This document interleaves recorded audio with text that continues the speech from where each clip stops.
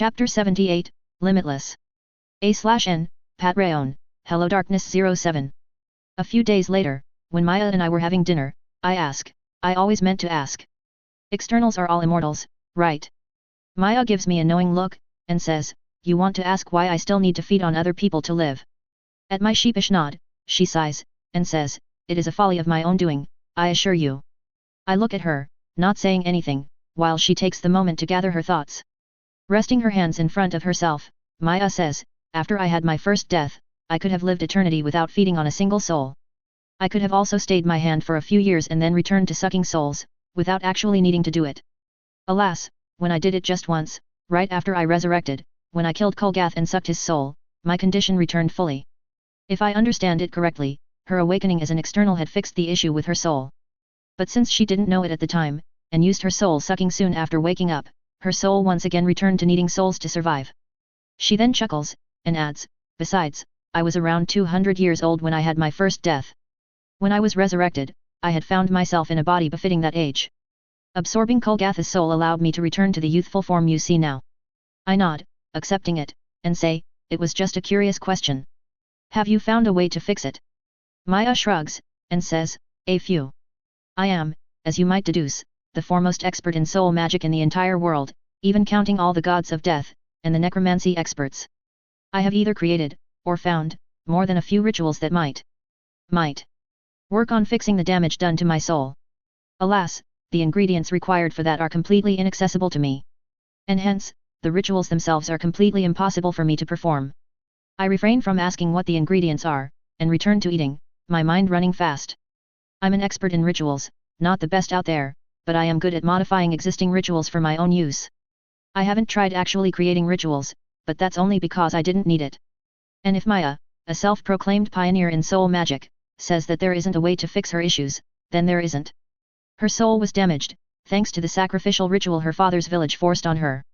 And then, when her ascension to an external fixed those issues, her own need for revenge, and her need to look young brought those issues back.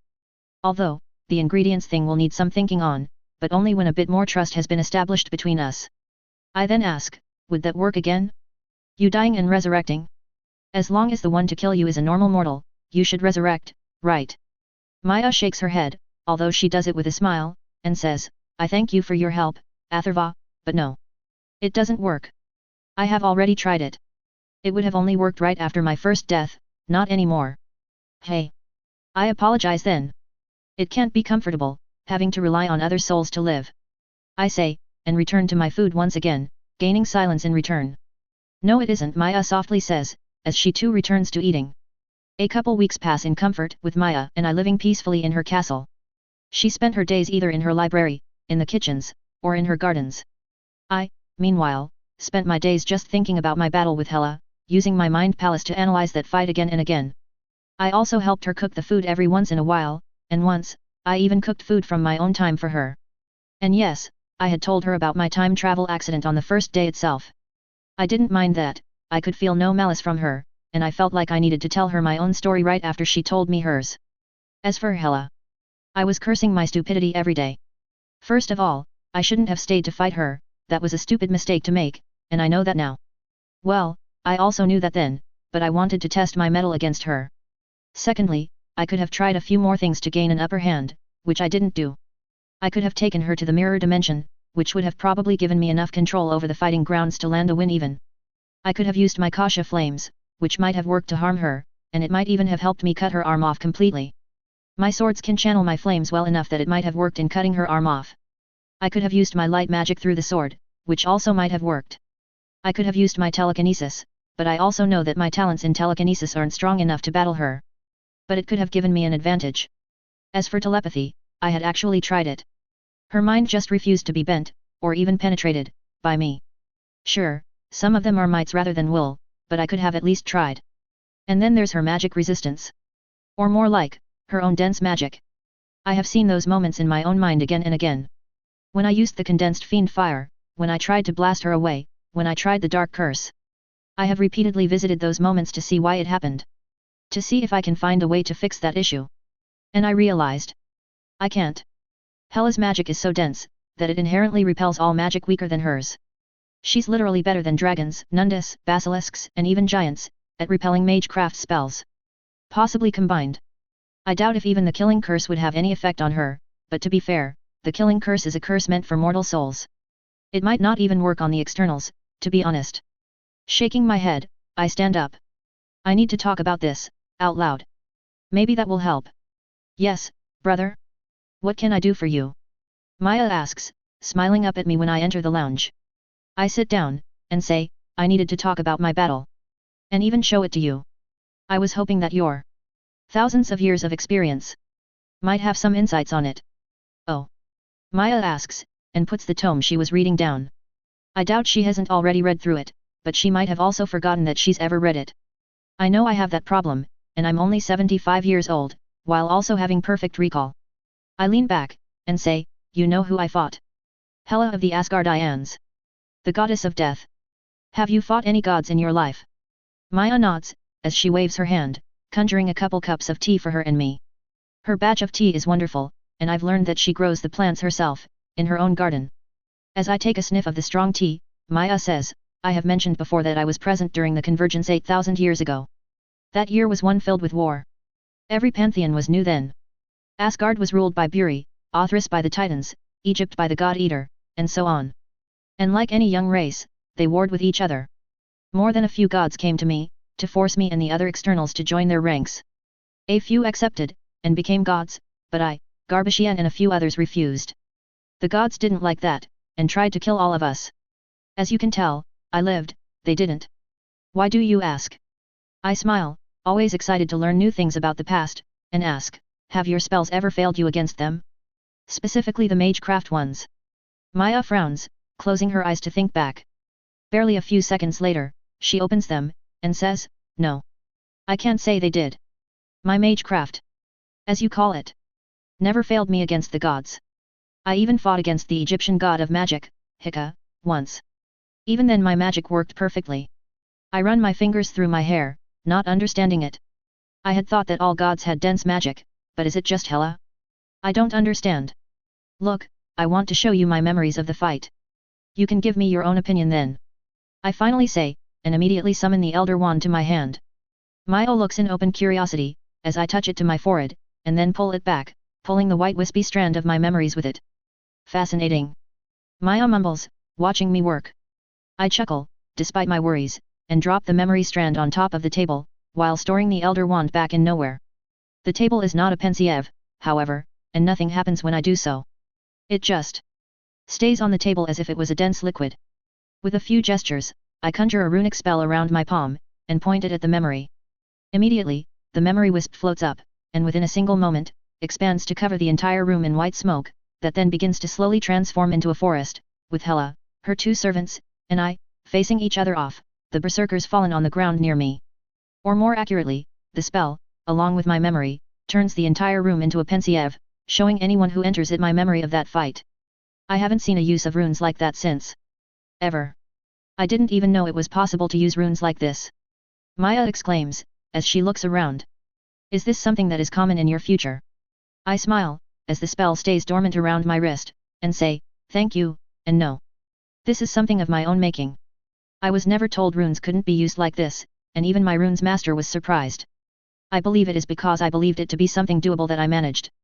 Fascinating. And this? Is this your memory? You're using illusions to show me your memory? But this doesn't feel like an illusion. Maya asks, ever curious. You'd think that after 15,000 years of living she would have seen everything in regards to magic. But apparently not. Shaking my head, I say, no. I am capable of many things, dear Maya, but illusions is the one thing that I am not. Even the simplest of the illusions are something I'm absolutely incapable of conjuring. And it is true. Not just for me, but for most of us mages. Most.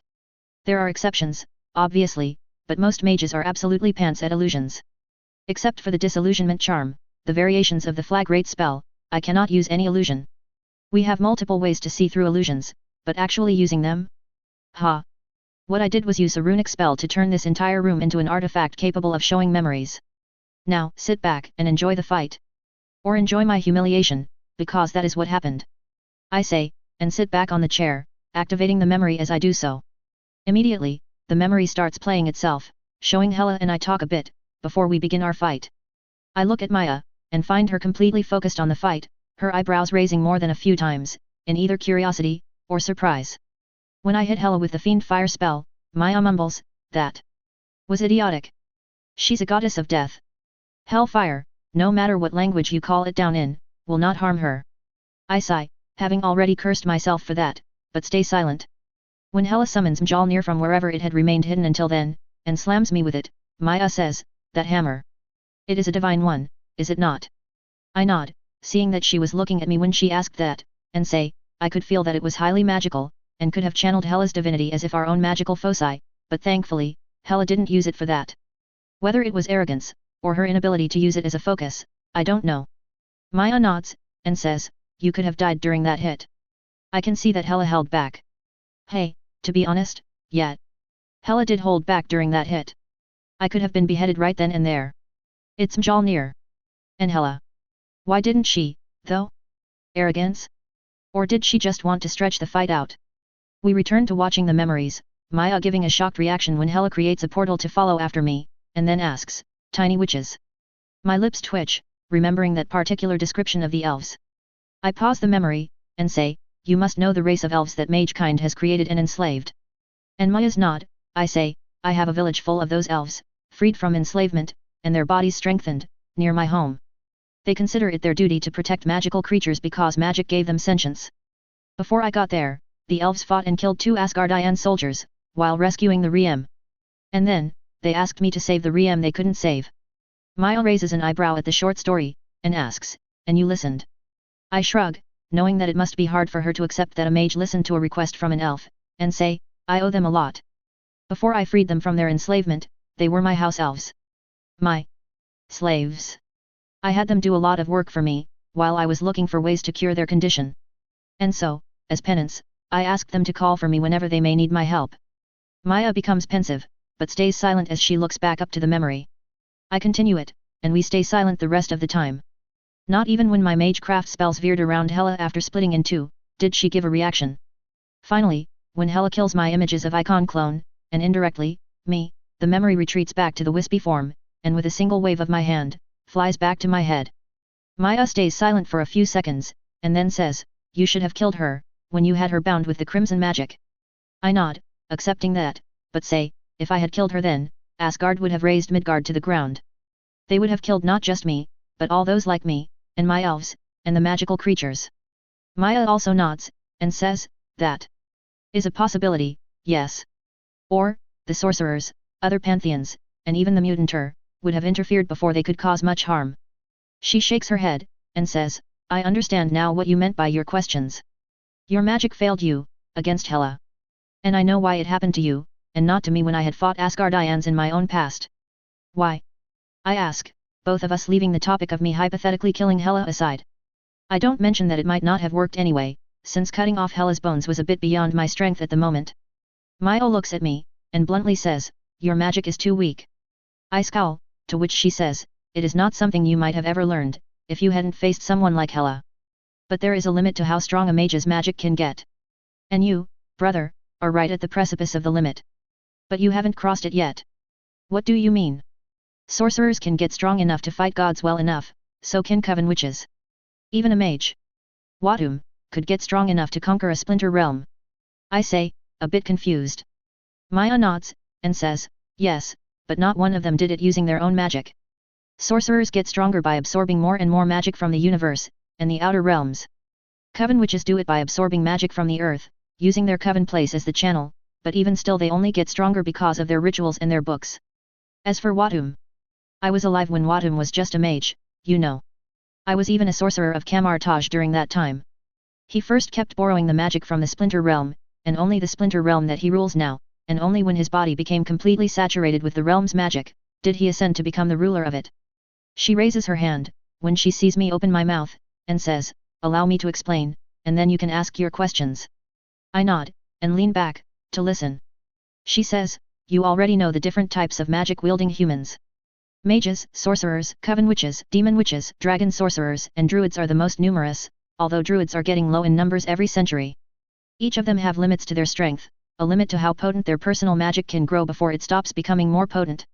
Sorcerers, demon witches, and coven witches get around this limit by using stronger magic spells using magic from elsewhere. Sorcerers use dimensional magic, demon witches invoke demons for their spells, coven witches. I admit I don't know much about them. I know they need covens, knowledge, and a place to call their own to use magic. And I know that their magic stays a single color no matter what spell they use. And I know that most of the time, the color is common between every witch within the coven. Druids, mages, and dragon sorcerers, meanwhile, they are stuck inside the limit. Usually.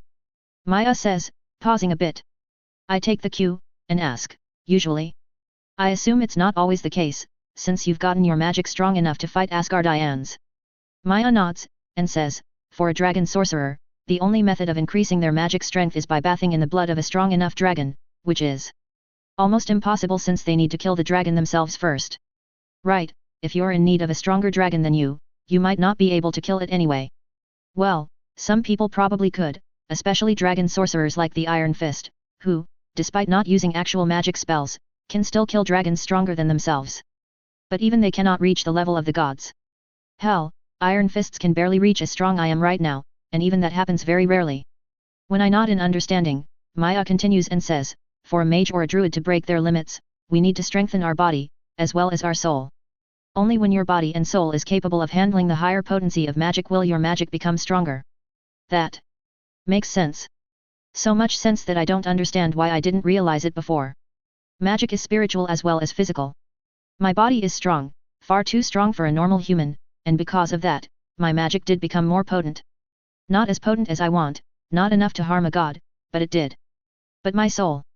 I have never been through any soul magic ritual, which means that my soul is still the same as that of a normal mortal mutant mage sorcerer. Maya's voice brings me out of my thoughts, as she says, strengthening your body is fairly easy. Train your body through physical exercise, or go through body enhancement rituals, and there are thousands to choose from, depending on your own choice. And as long as you don't change your body too often, and too soon, you can carry such rituals as many times as you like. Well, yeah, but no. She says that because she's 15,000 years old. A normal mage lives for about 200 years at most, which means that their bodies can go through only a finite amount of physical rituals before they snap, or change the way you don't want it to. A perfect example. Voldemort. The canon one. His face became snake-like, and his nose became flat. That's not just because he went through multiple rituals, but because he went through multiple rituals without leaving a sufficient amount of time in between. You need to give your body rest from rituals, the time depending on each ritual. Sometimes, that's not always necessary, but if the change you want to happen is great enough, the cooldown is high. Grindelwald. The bastard. Had the one ritual that I know of that does great changes to your body, but also doesn't need a cooldown period. But, the ritual's effects are obvious to those who have studied the art of rituals. Looking back, I can now tell the difference between the Grindelwald I met during the last attack on Hydra, and the one I met when I actually fought him. But soul. There are very few soul-enhancing rituals in the first place, but even amongst them, rituals to take your soul from mortal onto the next step, are very rare to come by, and even harder to perform. The conditions are almost impossible to meet, and that's not counting the ingredients you might need. Maya says, and then finishes her explanation. I take a moment to think, and ask, what about you? How did you take your soul to the next stage of evolution? Evolution. Did her mutation or her ascension to an external help in that regard? Will it help me? Or would I have to wait 15,000 years too before my soul becomes strong enough? Maya shakes her head, and says, no, it wasn't just because I became an external, although I have no doubt that it was a factor. And it's also not the fact that I've been alive for so long either. Garbashian is also a mage, although his mutanter gift is what gave him magecraft, but he isn't as magically powerful as I am. The reason my magic is more potent, enough to harm a god even, is that my soul has evolved over time, because of my curse. My curse. That forces me to absorb souls within myself, absorb life force, forced by body through evolution after evolution. I was already thousands of years old when I first met the gods, and due to the 1,000 or some souls that I had already absorbed within myself, my soul was already far stronger than even some gods. Maya says, and I understand. She did not just absorb life energy again and again, she absorbed entire souls, memories, and magic within them included. The only reason she isn't a goddess right now, is probably the fact that her own father cursed her soul through a ritual. So while her soul is more potent, it is still weak, still forced to eat more souls. Damn, I'd be pissed too if something like this impedes my chances of becoming stronger. I sigh, realizing that if I want to become stronger, I will have to go through a soul magic ritual. And that means I'll need at least a few years of research first, if I want to avoid destroying my soul. Well, at least I got a new subject to study. Don't be so glum. Maya says, in a chiding tone. When I look up at her, she says, did you forget? I am the foremost expert in the aspect of soul magic. I smile, as I shake my head, and say, I haven't forgotten it. I prefer to study the subject of rituals myself. Lesser chance of me messing things up if I know for sure what I'm doing. If you do all the actual work, then I might mess things up. Maya smiles wide, and claps her hands a few times, making me blush a bit. To be fair, I haven't been congratulated by anyone on making right decisions before. Mostly because I rarely make the right decisions, but that's besides the point. She then says, at least I know you won't be rushing into things. Although, take one suggestion from me. You've already gone through one soul magic ritual. Why not start there? I look at her, a frown forming on my face, and say, I haven't been through soul magic rituals. Although it comes out as a question. Maya frowns, and looks me up and down, her pupil glowing with a soft blue light, and then looks at me in confusion. She says, I assure you, Atharva, you have been through a soul magic ritual.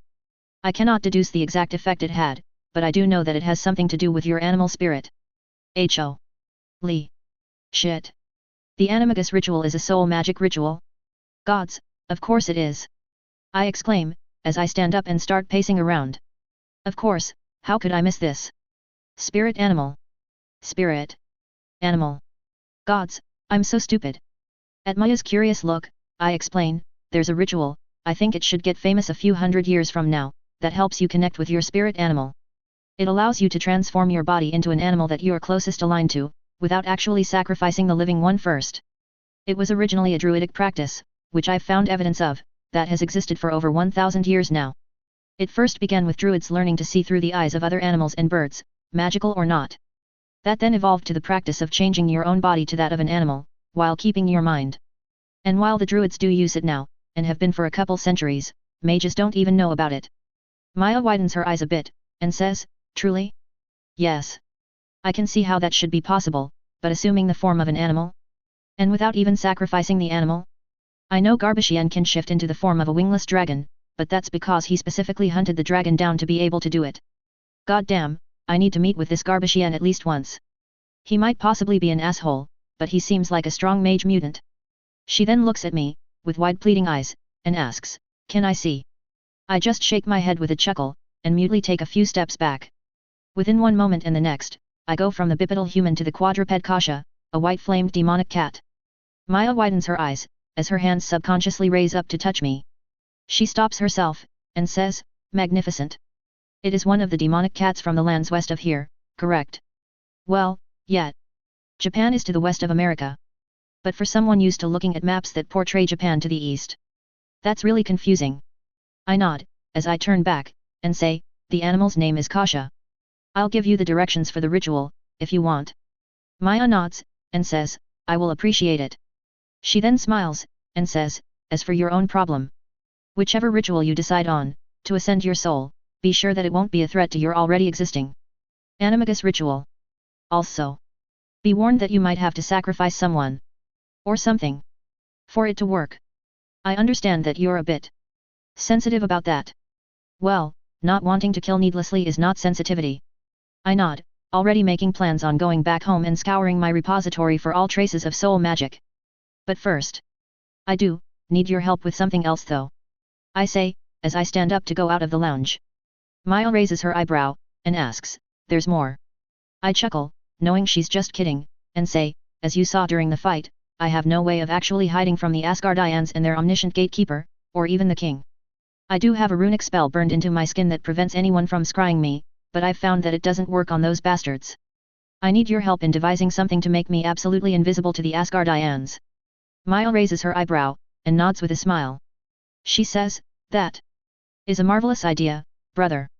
I will love to help you with this project of yours. This way, I can at least go home safely without worrying about an ambush. Don't worry, elves. I'll be home soon, to properly check up on you.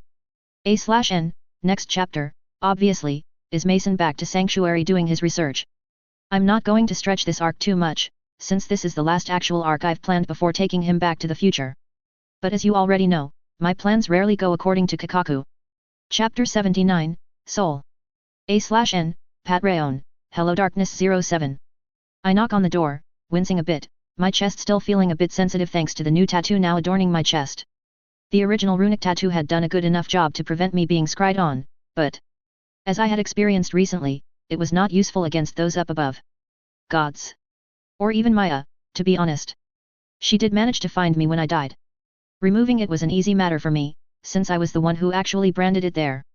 Designing a new one however, one that should, work against the all-seeing omniscient gods. That was a different matter altogether. Maya helped, personally, as well as by offering some of the knowledge stored within her vaults. She didn't exactly have a library, since most of what Maya had learned came from either her own trial and error kind of training. But she did have a few books that she said came from the times of Atlantis. Treasure.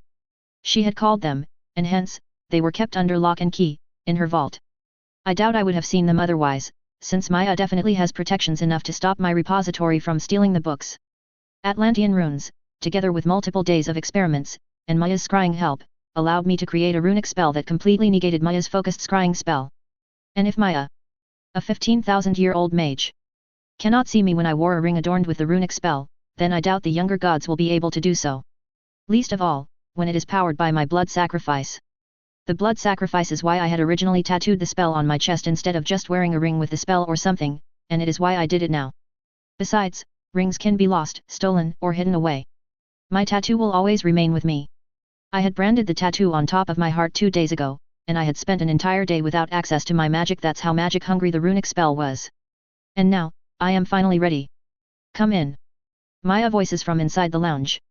Despite her castle being big, I've found that she lives completely alone.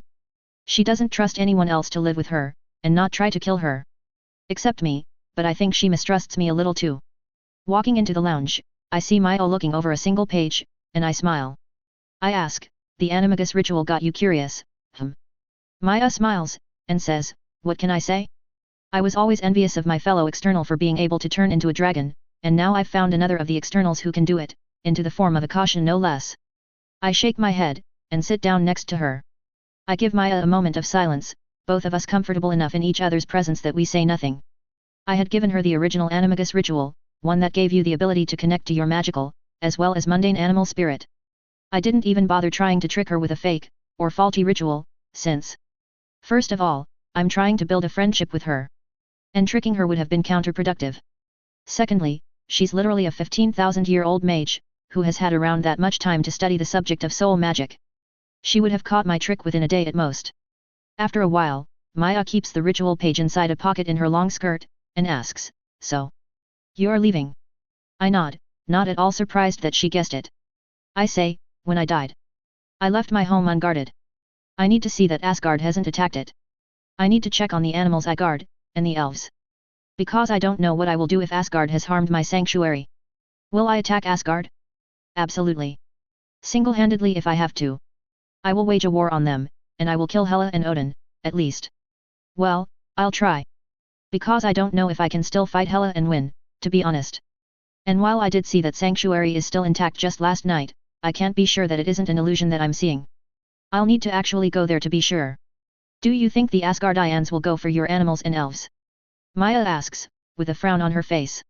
Shaking my head, I say, I hope not. While Asgard believes me dead, the elves and the Riem together killed 3 Asgardians.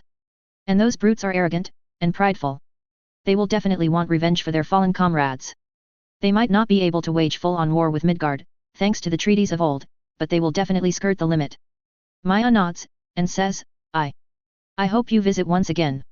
The others don't have any interest in keeping contact. But I smile, and as I pat Maya on her hand, I say, I will visit, don't worry. I'll even bring an invitation to come to my home soon, but not right now. I need to make sure everyone is all right, and increase the security of my home. And I also have a new subject to look through. Soul magic. Standing up, I debate hugging Maya, but refrain from doing so. Just holding each other's hands in comfort was the limit of our physical contact, and I don't want to make her think that I'm looking for something other than friendship. With our goodbyes said and done, I create a portal to Australia, walk through, and sit down. I had no bags to pack, no belongings to gather. Even the trousers and tunic I was wearing right now was something Maya had provided for me. The rest was all in nowhere. As for the matter of coming to Australia, it was twofold. First, I didn't want to open a portal, or even apparate, to Sanctuary directly. As much as I like Maya, and trust her, I don't trust her enough to bring her to Sanctuary just right now. And just the opening of the portal would have allowed her to see Sanctuary, even if I'd opened the portal to my Fideliu's protected castle. The Fideliu's charm would have assumed that I wanted Maya to see the castle, and she would have been let in on the secret. The second reason was to check if Asgard manages to track me.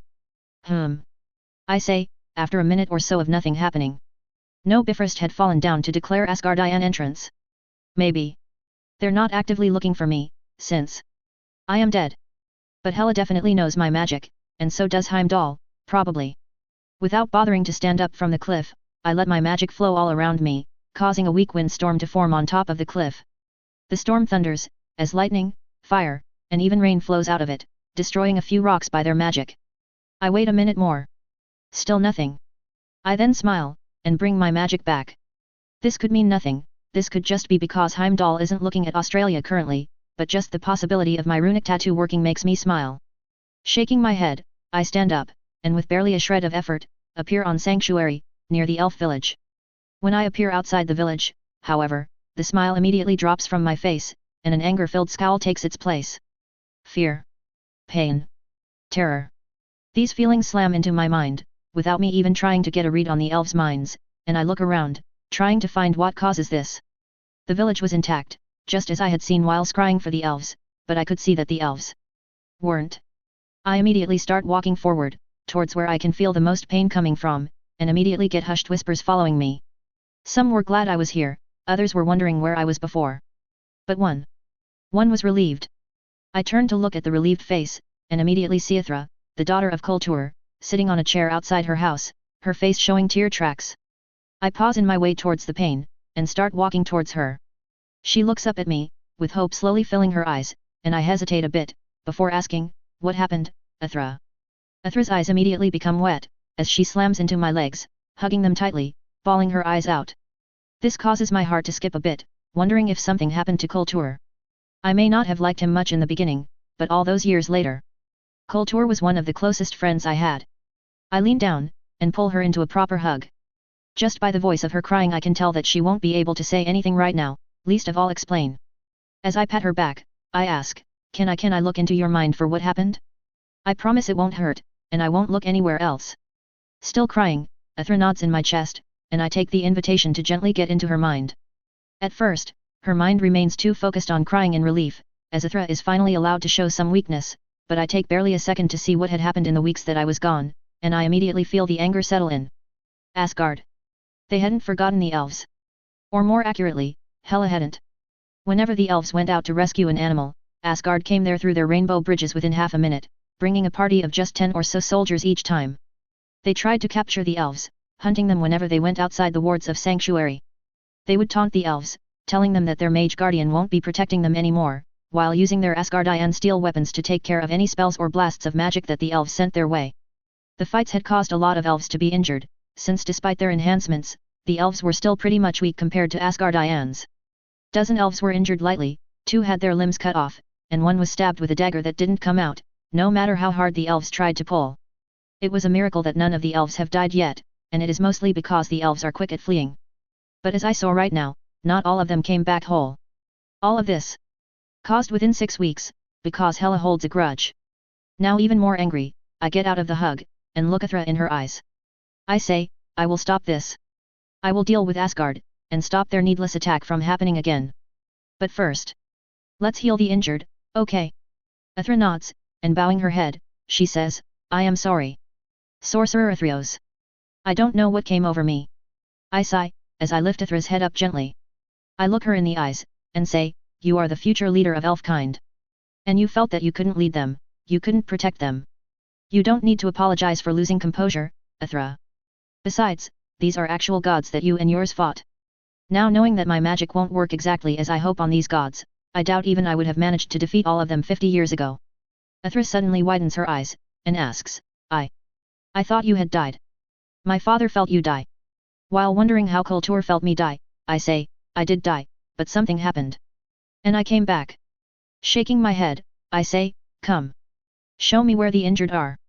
We will discuss our next moves then. That night, I sat on a small conjured stool before the elves, most of the adults sitting on chairs in front of me. Some were still asleep, resting to heal their bodies, but most of the adult elves were here right now, in front of me. I look at them all, feeling some guilt settle in at their hopeful faces, and say, I apologize for not coming sooner. I should have returned here immediately, and that is on me. It is not your fault, Sorcerer Athreos. Kultur whispers, but I hear it just the same. The goddess killed you, I felt it happen. But how? I sigh, and say, the goddess was far stronger than me, Kultur. She killed me, yes. I tried to fight her off, I tried to convince her to let this matter go, but alas. I failed. As for how I returned. Let's just consider it a miracle and leave it at that. It won't work again, if I die against the goddess once again. But I am just thankful that I got a second chance. Shaking my head, I look at the elves once again, and say, I know I don't have any right to say this, but I still will. The outside world is dangerous right now, for you. I have a method to keep the gods blind to your actions even outside Sanctuary, and I will give it to you. But I still suggest staying here for a few years. At least until Asgard stops their madness, or until I find a way to resolve the issue. I had realized something after looking through Athra's memories. Sanctuary was as secure as I had hoped it would be. Or at least, undetectable. Asgard, Heimdall, Odin, they can't see the island, and hence, this place is a safe one for the elves. The elves slowly nod, and one of them asks, Will you fight them again? I turn towards the elf with a sigh, and say, not so soon. I will fight them if the need comes, but before that, I need to become stronger first. Go through a ritual or two to make sure I don't feel useless against the gods anymore. I stay there and talk with them for a while more. After which, I hand Athra a paper with the runic shielding spell drawn on it, and say, I have this spell branded on my chest, with a mixture of ink and my own blood. I have also tried the spell on an artifact, so if you don't want to brand your fellow elves, start crafting rings, or medallions or something with these spells on them. Of course, you'll still need to power them with that person's blood, but I think a drop of blood will suffice. Turning towards Kultur, I say, the next time you feel the calling from Mother Magic, you come to me. I'll go wherever we need to go, and bring them here. Okay. Kultur nods with a sigh, and says, very well, Sorcerer Athreos. How long will we have to stay here? I shrug, and say, it could be a month, it could be a decade. I have an entirely new subject to master, Kultur, before I even take a step out of Sanctuary. And I know that despite the time slower in my hands, I won't be able to master it as fast as I'm hoping. A few days later, I found myself in the repository, the only person there. It wasn't odd that I am the only one here, since Master Aisha rarely allowed anyone to come here. Above my head, I could feel texts getting conjured every once in a while, as new books kept getting written in the outside world.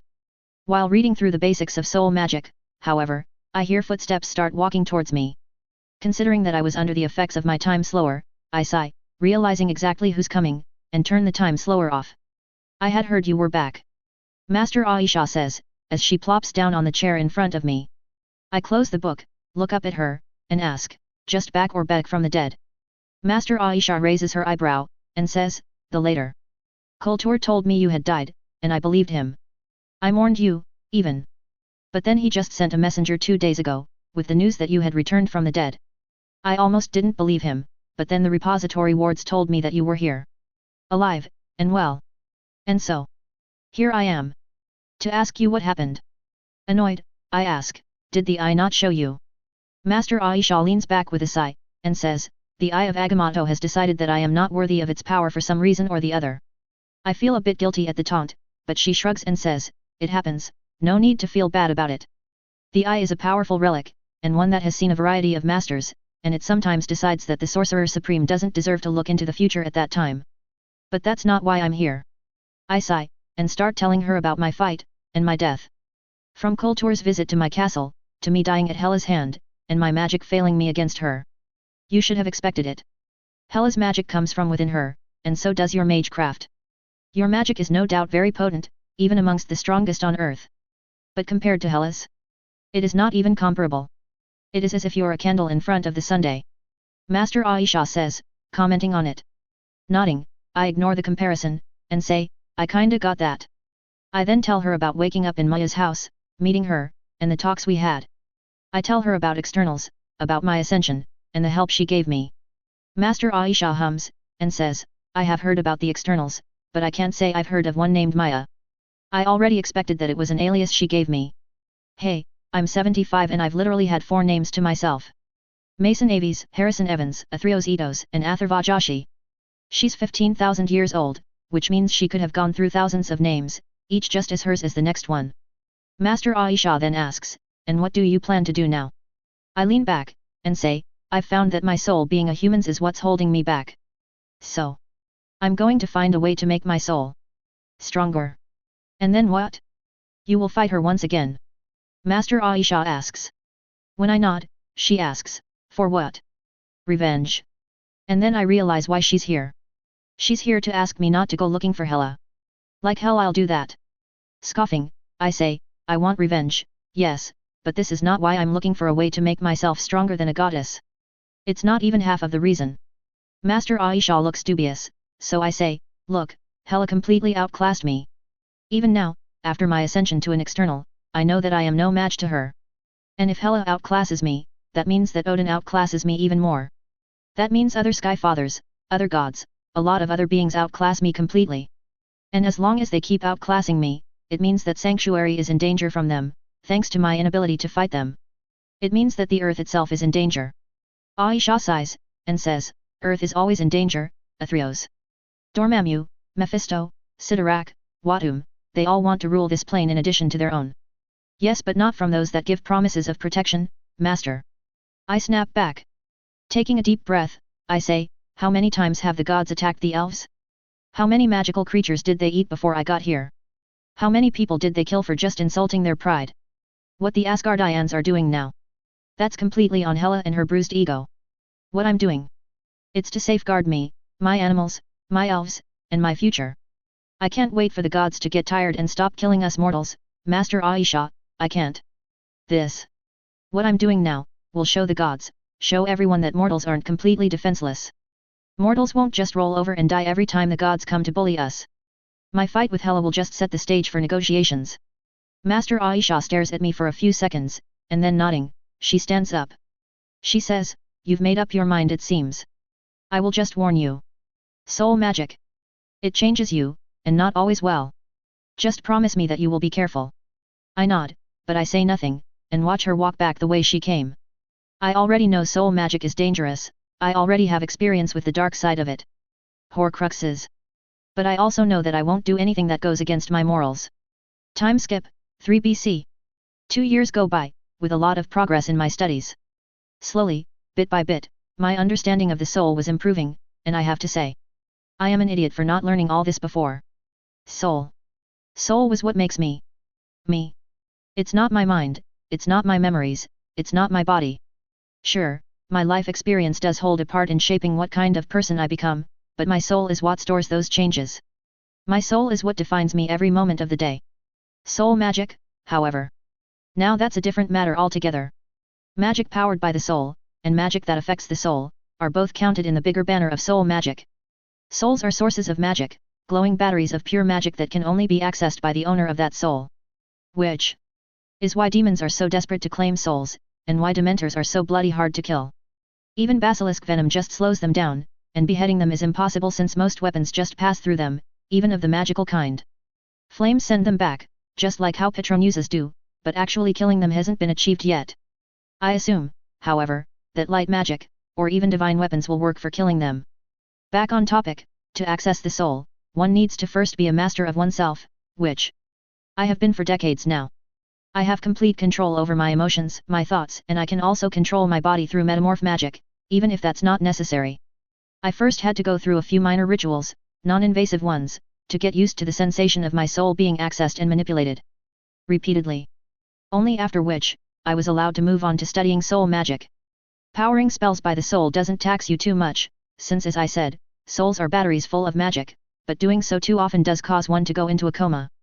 Any spell that uses magic can be powered by your soul, which causes it to receive a minor boost to its strength, but even that is not enough for me to take on someone like Hela. Other uses of soul magic include absorbing someone else's soul into yourself, possessing others, healing someone else's soul by connecting it with yours, summoning souls of the dead, and a lot more. But while I went through these subjects too, in these 2 years, my main focus was something else. Ascension.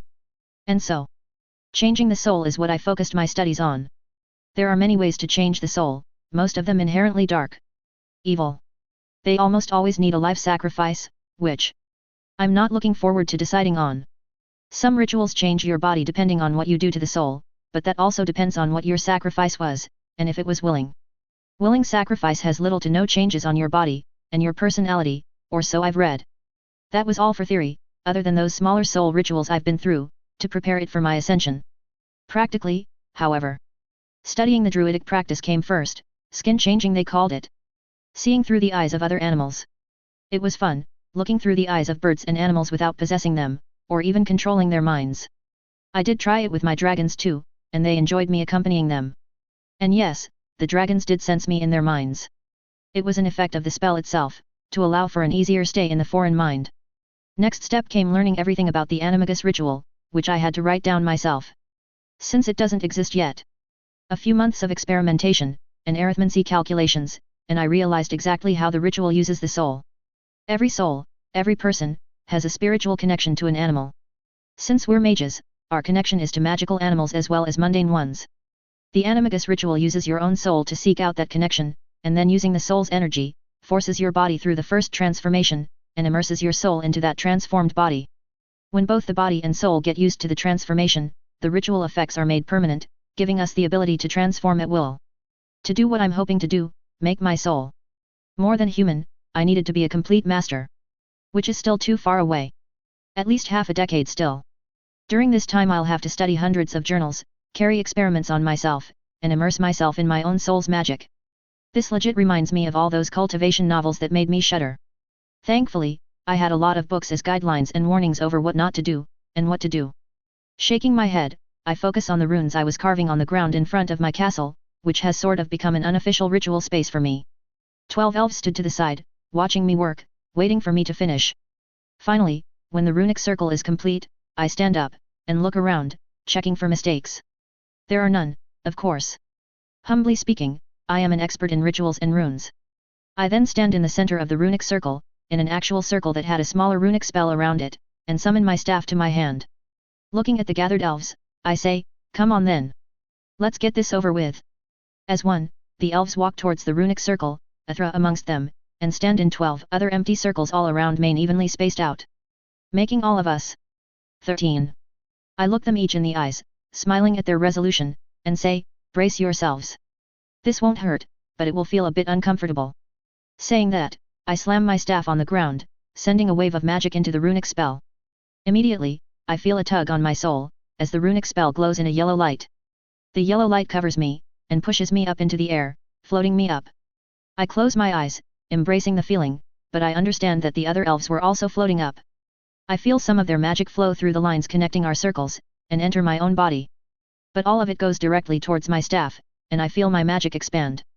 I open my eyes, now glowing with a yellow light, and point the eye of my staff towards the air. I whisper, "Fidelius. Abscondera." Immediately, a white beam of magic exits out of the staff and goes towards the skies. It slams into the wards already long established on the island, and starts covering the surface of the outer ward in a layer of white magic. All the while, I feel magic get sucked out of me, out of the planet, and out of the 12 elves who had joined me, to power the spell. It wasn't much, for them. Where 40% of the magic was provided by me, 30% was provided by the elves, and the remaining 30% by the earth. Slowly, over a period of 2 hours, the entire 4,700 kilometers area of the island is covered under the new white-colored ward stacked on top of all the other wards already there. And then, I drop down on the ground, completely exhausted. I see the elves struggling to stay upright, and just smile at them, breathing hard. Giving them a thumbs up, I drop on my back, feeling my spell has succeeded. Something settles down in my soul, and my smile widens. My island sanctuary was under the Fidelius charm. With me as the secret keeper. This way, at least, I give my animals a second level of protection, since any attacker will first have to find this place. Which is absolutely impossible now, unless I allow it. Is it? Is it done, Sorcerer Athreos? Athra's voice brings me back, making me open my eyes. My healing factor had kicked in a bit, although I won't be using my magic anytime soon, and so, I say, "Yet. The Fidelius has been cast." The only ones who know about this place are already inside the wards of the sanctuary. The elves. All of them. Already know about this place, since this is their home. You can't hide a person's home from themselves. The Fidelius will only work on places that either they call home, or if the ones who do call it home grant them permission to do so. Or if the place has no one other than you, which means you still claim it as a home. As for the repository, I'll deal with it later. But first, I need to rest. A/N, Mason didn't feel the secret settle into his soul any other times because he wasn't familiar with soul magic then. Soul magic won't be expanded upon more, because it is a dangerous subject which I know nothing about lol. The elves were needed to help Mason power the spell, because he couldn't hide the entire island alone, since it was so big. He would have died trying, and it would have failed. His magic was enough to hide a smaller island, around 1000 kilometers or something, but not an island this big. This was sort of another filler, to set the stage for the battle to come. Goals established in this chapter: begin learning soul magic, cast the Fidelius on the island, stopped the elves from leaving the island for a few years, and also gave them a way to stay hidden from Asgard's eyes if they do. Did the chapter bore anyone? If so, sorry. It was filler, a bit of an info dump too, so it wasn't as exciting as some others. But don't worry, excitement is soon coming. Chapter 80, Kasha. A/N, guys, I don't need more Patreon followers for this month. Seriously, I have enough money on my Patreon to allow me to live 2 to 3 months comfortably. $600 might not be much when you consider it in your currency, but it is a lot in mine. So please, stop following me there. But if you do, stay on the cheapest tiers. Seriously, I'm requesting those who have not followed me to not do so. Next month, maybe. But not this month. Thank you. Now read on. Time skip, 1 AD. The Ritual of Ascension, so named by me, its creator. The ritual uses the sacrifice of a soul of another being, or beings, to take your soul to the next level. The sacrificed souls are converted into purely soul magic, which is then sent towards the one that goes through the ritual. In this case, if I go through with it, the soul energy of the sacrifice will be sucked out of the sacrificed being's body and sent to my body. To my soul. My body will then be completely immersed in the soul magic, allowing my own soul to completely absorb it into myself, using it as a power-up, so to speak. The ritual will make it so that I'm not a human anymore, or even the sacrificed being. I will be a combination of both, with only my mind at the forefront. It would have been a useless ritual if the sacrificed being's mind was at the front, wouldn't it? If the sacrifice is unwilling, then its soul will fight against the ritual, fight against ascending me. It won't succeed, but the simple act of fighting against the ritual will make it so that my ascension is not that much higher than a normal human, while at the same time making my soul darker. Doesn't matter if I use a phoenix or a unicorn as a sacrifice, even the purest of souls sacrificed, if they fight against the process, will make my soul darker. Plus, if I use a being that I am absolutely not aligned to, then our soul energies can clash, leading to deformation of my body. Which is why, the only viable choice for the sacrifice is something I'm already close to. Something my soul has already had contact with. A friendly contact. So either one of my indigo dragons, or one of my animagus forms. And there's no way in hell I'm ever sacrificing one of my babies, or even their babies. As for my animagus forms, my white tiger form won't have any effect on my magic even after the ascension, because it is a mundane animal. Which in turn means that the only viable sacrifice is Akasha. A demonic cat that lives in the lands to the east. Japan is the country they're most populous in, but they are found in the Americas, and even some forests of Central Africa. The demonic part is not something I'm wary of, because the ritual will purify the demonic soul into pure soul energy before it even touches me. But the question is, can I do it? Can I sit back and watch a magical animal die, while I absorb its soul and gain benefits from its death? What kind of person would I be if I do that just because I want to become stronger? What? What does that say about me? And it is a slippery slope, I know that. I've never killed a magical creature purely because I wanted to use it in a ritual.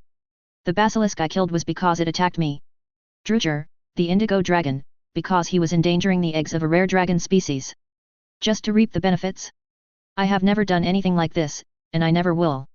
I do have another idea though, although it will make my journey to the future that much longer. I do as Maya did, and live 15,000 years. I know that 2,000 years won't ascend my soul that much. But 15,000? Yeah, I'm definitely matching up to Hela, even without absorbing a single soul. I have the sands of time with me, I could use it to send myself back to Maya's era. I'll just have to find a place to isolate myself in, visit different places frequently, and just keep getting my magic stronger and stronger. Maybe I might even find a ritual to slowly strengthen my soul over a few thousand years, and I might even return to this time early. But, as much as I know it's possible, it is not something I want to do. I'm already bored out of my mind in 1 AD, what will I do in 15,000 BC? Sighing in disappointment, I keep the parchment detailing my ritual inside nowhere, and look around the repository. There were 3 more people here, all of them studying varying subjects. The benefit of the Fidelius charm was that despite knowing that the repository existed, none of them knew where exactly they were right now. Sure, I already had wards to that effect, but Fidelius had just made it absolutely impossible for anyone to trick my wards. They believed that the repository was in another dimension. Ha! Master Aisha knew, obviously, since I was sure to tell her. She's a friend, and I wasn't going to just make her look like an idiot. Plus, if not even the Sorcerer Supreme knows where the repository is, it would have looked highly suspicious. I did make some changes to the repository in these years, mainly that the most dangerous books are hidden. The knowledge that could bring demons to this world, destroy towns, nations, or even the planet, allow someone to dominate the will of any beings, anything related to immortality, were all kept hidden away in another room, only accessible to the Sorcerer Supreme, and I. Other topics included were time manipulation, rituals, soul magic, and a lot more. But, the basics of all these topics had to be kept in the public repository, no matter that the public repository is only available to be read by the sorcerers who manage to pass through the wards of the repository. Nodding at Master Ito, a new sorcerer of Kamartaj, I start my walk to the outside, my latest success, albeit a useless one, on my mind. Soul magic. 6 years I've studied it, and 4 years I've been practicing with it. The first 2 years were the only ones where I actually read the knowledge. The next 4 years were spent practicing using the magic I had learned, and using some smaller soul magic rituals. Using normal spells with my soul, using some soul-specific spells, and just plain interacting with my soul. Most of the time was just interacting with my soul, and going with my instincts. There are spells, sure, that deal directly, and only with soul. But they will need me to practice for a few more years before I even begin learning them.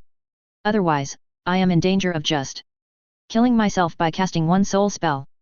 Soul magic is dangerous, and one of the main reasons is that it is easy to mess something up in it, and destroy your soul. As for the rituals, they weren't remotely as advantageous as my ritual of ascension. A ritual to imbue a part of your soul into something, a ritual to cleanse your soul, a ritual to heal damages done to your soul, a ritual to use your soul to heal an animal, that's all I've done. And while the first one does sound similar to a Horcrux, it is not. You pour your soul out into a place you want to protect, granting it a better capability to work with your magic. The recently invented ritual still on my mind, I open the door to the repository and walk out. As soon as I first step foot outside, however, I feel something happening. I could feel magic gathering underneath me, and it was not a kind of magic I could recognize. I look down, and see a simple white circle form on the ground around me. I immediately start jumping up, despite the fact that I don't feel danger from it. But before I can do that, the circle flashes blue as the same colored flames erupt all around me. I wince and close my eyes subconsciously, waiting for the fire to start hurting me, but it doesn't come. And it was not because I cast a spell to stop the flames from harming me. The flames weren't hot, at all. In fact, the flames were just warm. Soothing. Before I knew it, the blue flames that had surrounded me, and blinded me, retreat back into the ground. Only, I wasn't on Sanctuary anymore. Fuck. A summoning. Welcome. Mage. I have been waiting for you. A loud, but distinctly feminine voice booms from behind me. I summon my staff to my hand, and spin around, getting ready to apparate back home. Unfortunately, I find that the space here was not normal. It was warped, beyond what is normal, and even beyond the expanded space I am used to. It was as if space had no fixed measurements here. One step could take me 1 meter away, and it could also take me a kilometer away. That's how warped the space here is. And because of that, teleportation of any kind is absolutely impossible for me. You won't be allowed to leave until our meeting is over, mage. Worry not, however. We won't be attacking you unless you attack us first. The being now in front of me says, while standing up on all fours. I look up at the one who spoke, way up, since the being is literally 30 feet tall.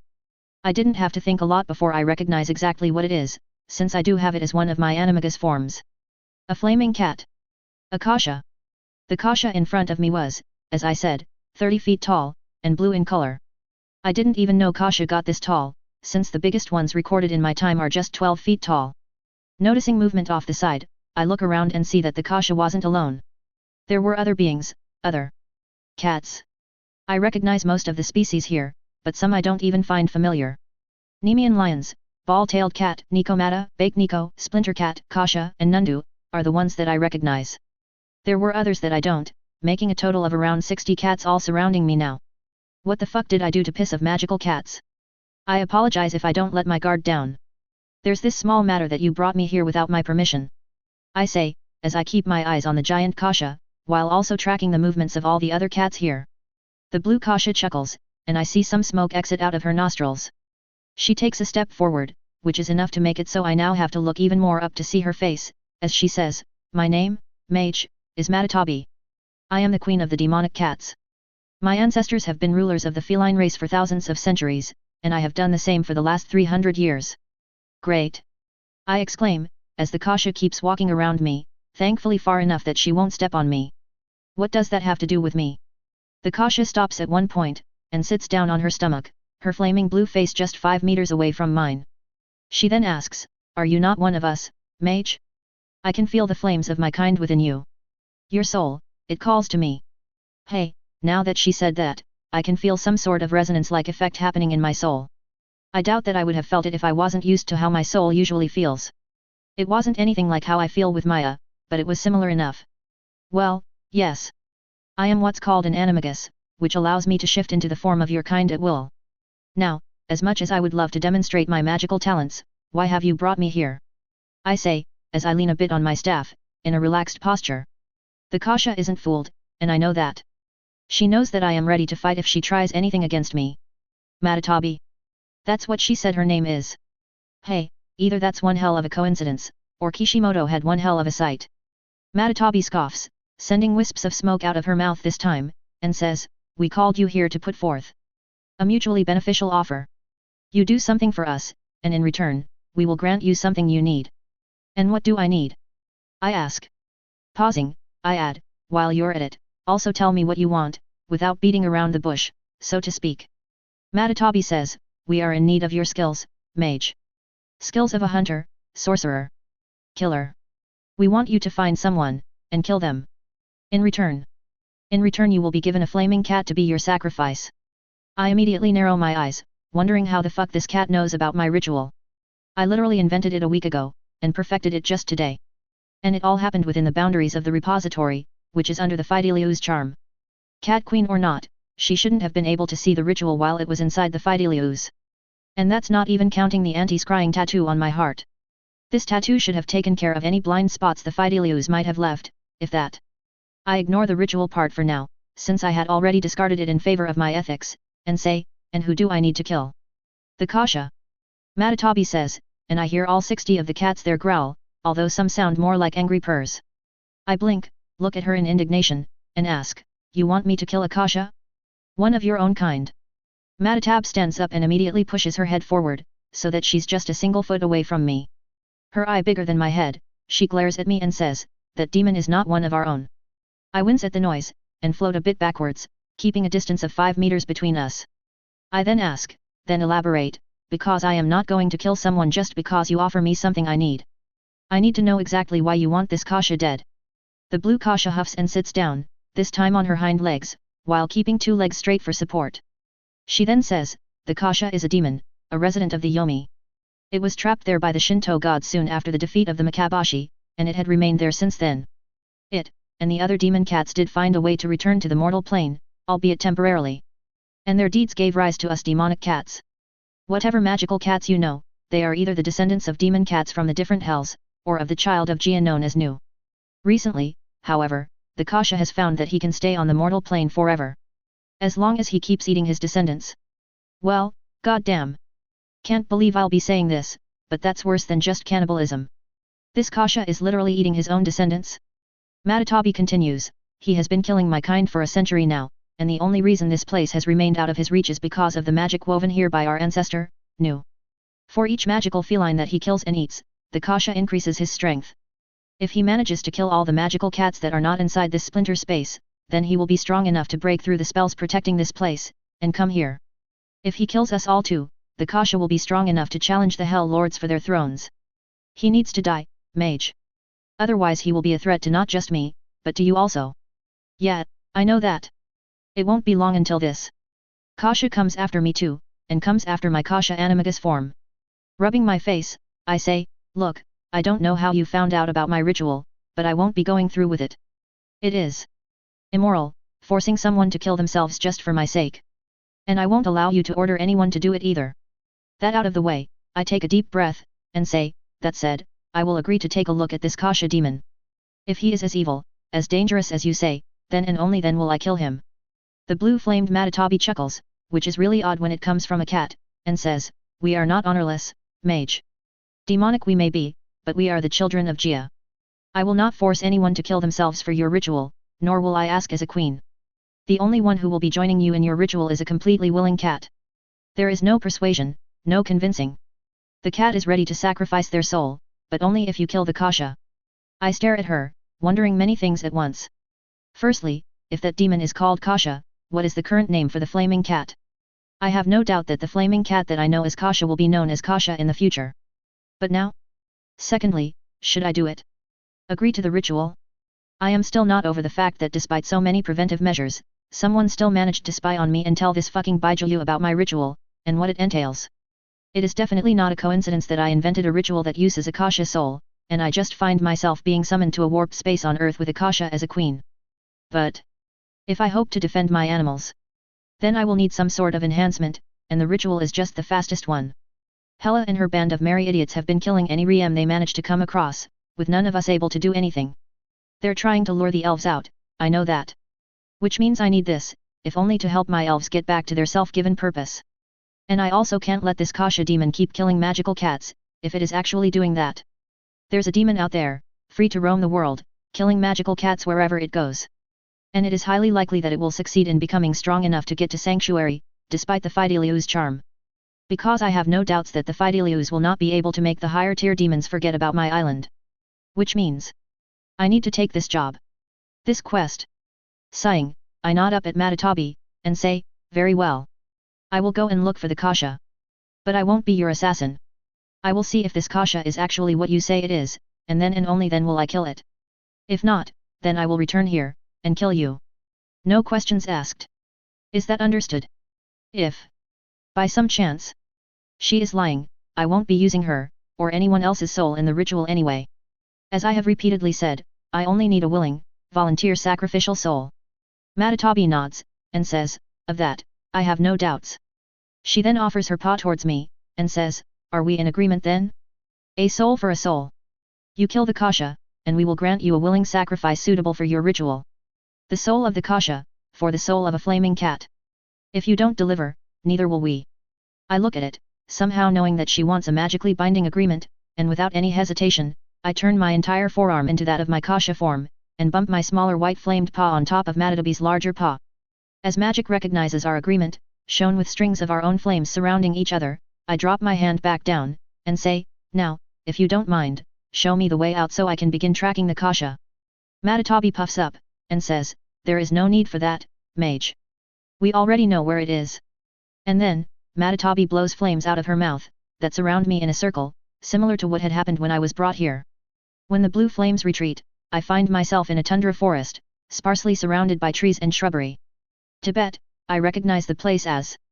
I immediately float a couple feet into the air, and let all my senses open to their strongest, for the first time since I got the enhancements in them thanks to my ascension as an external. My ears become even more sensitive, allowing me to listen to even the tiniest sounds, for hundreds of meters all around me. My nose becomes sensitive enough to smell around the same area, while my eyes manage to see the minutest detail a couple dozen meters around me. I could see hundreds of meters farther too, but it won't be as clear as looking for tracks close to myself. Feeling my nails and my canine teeth grow, I grin to myself, embracing my animal side after a very long time.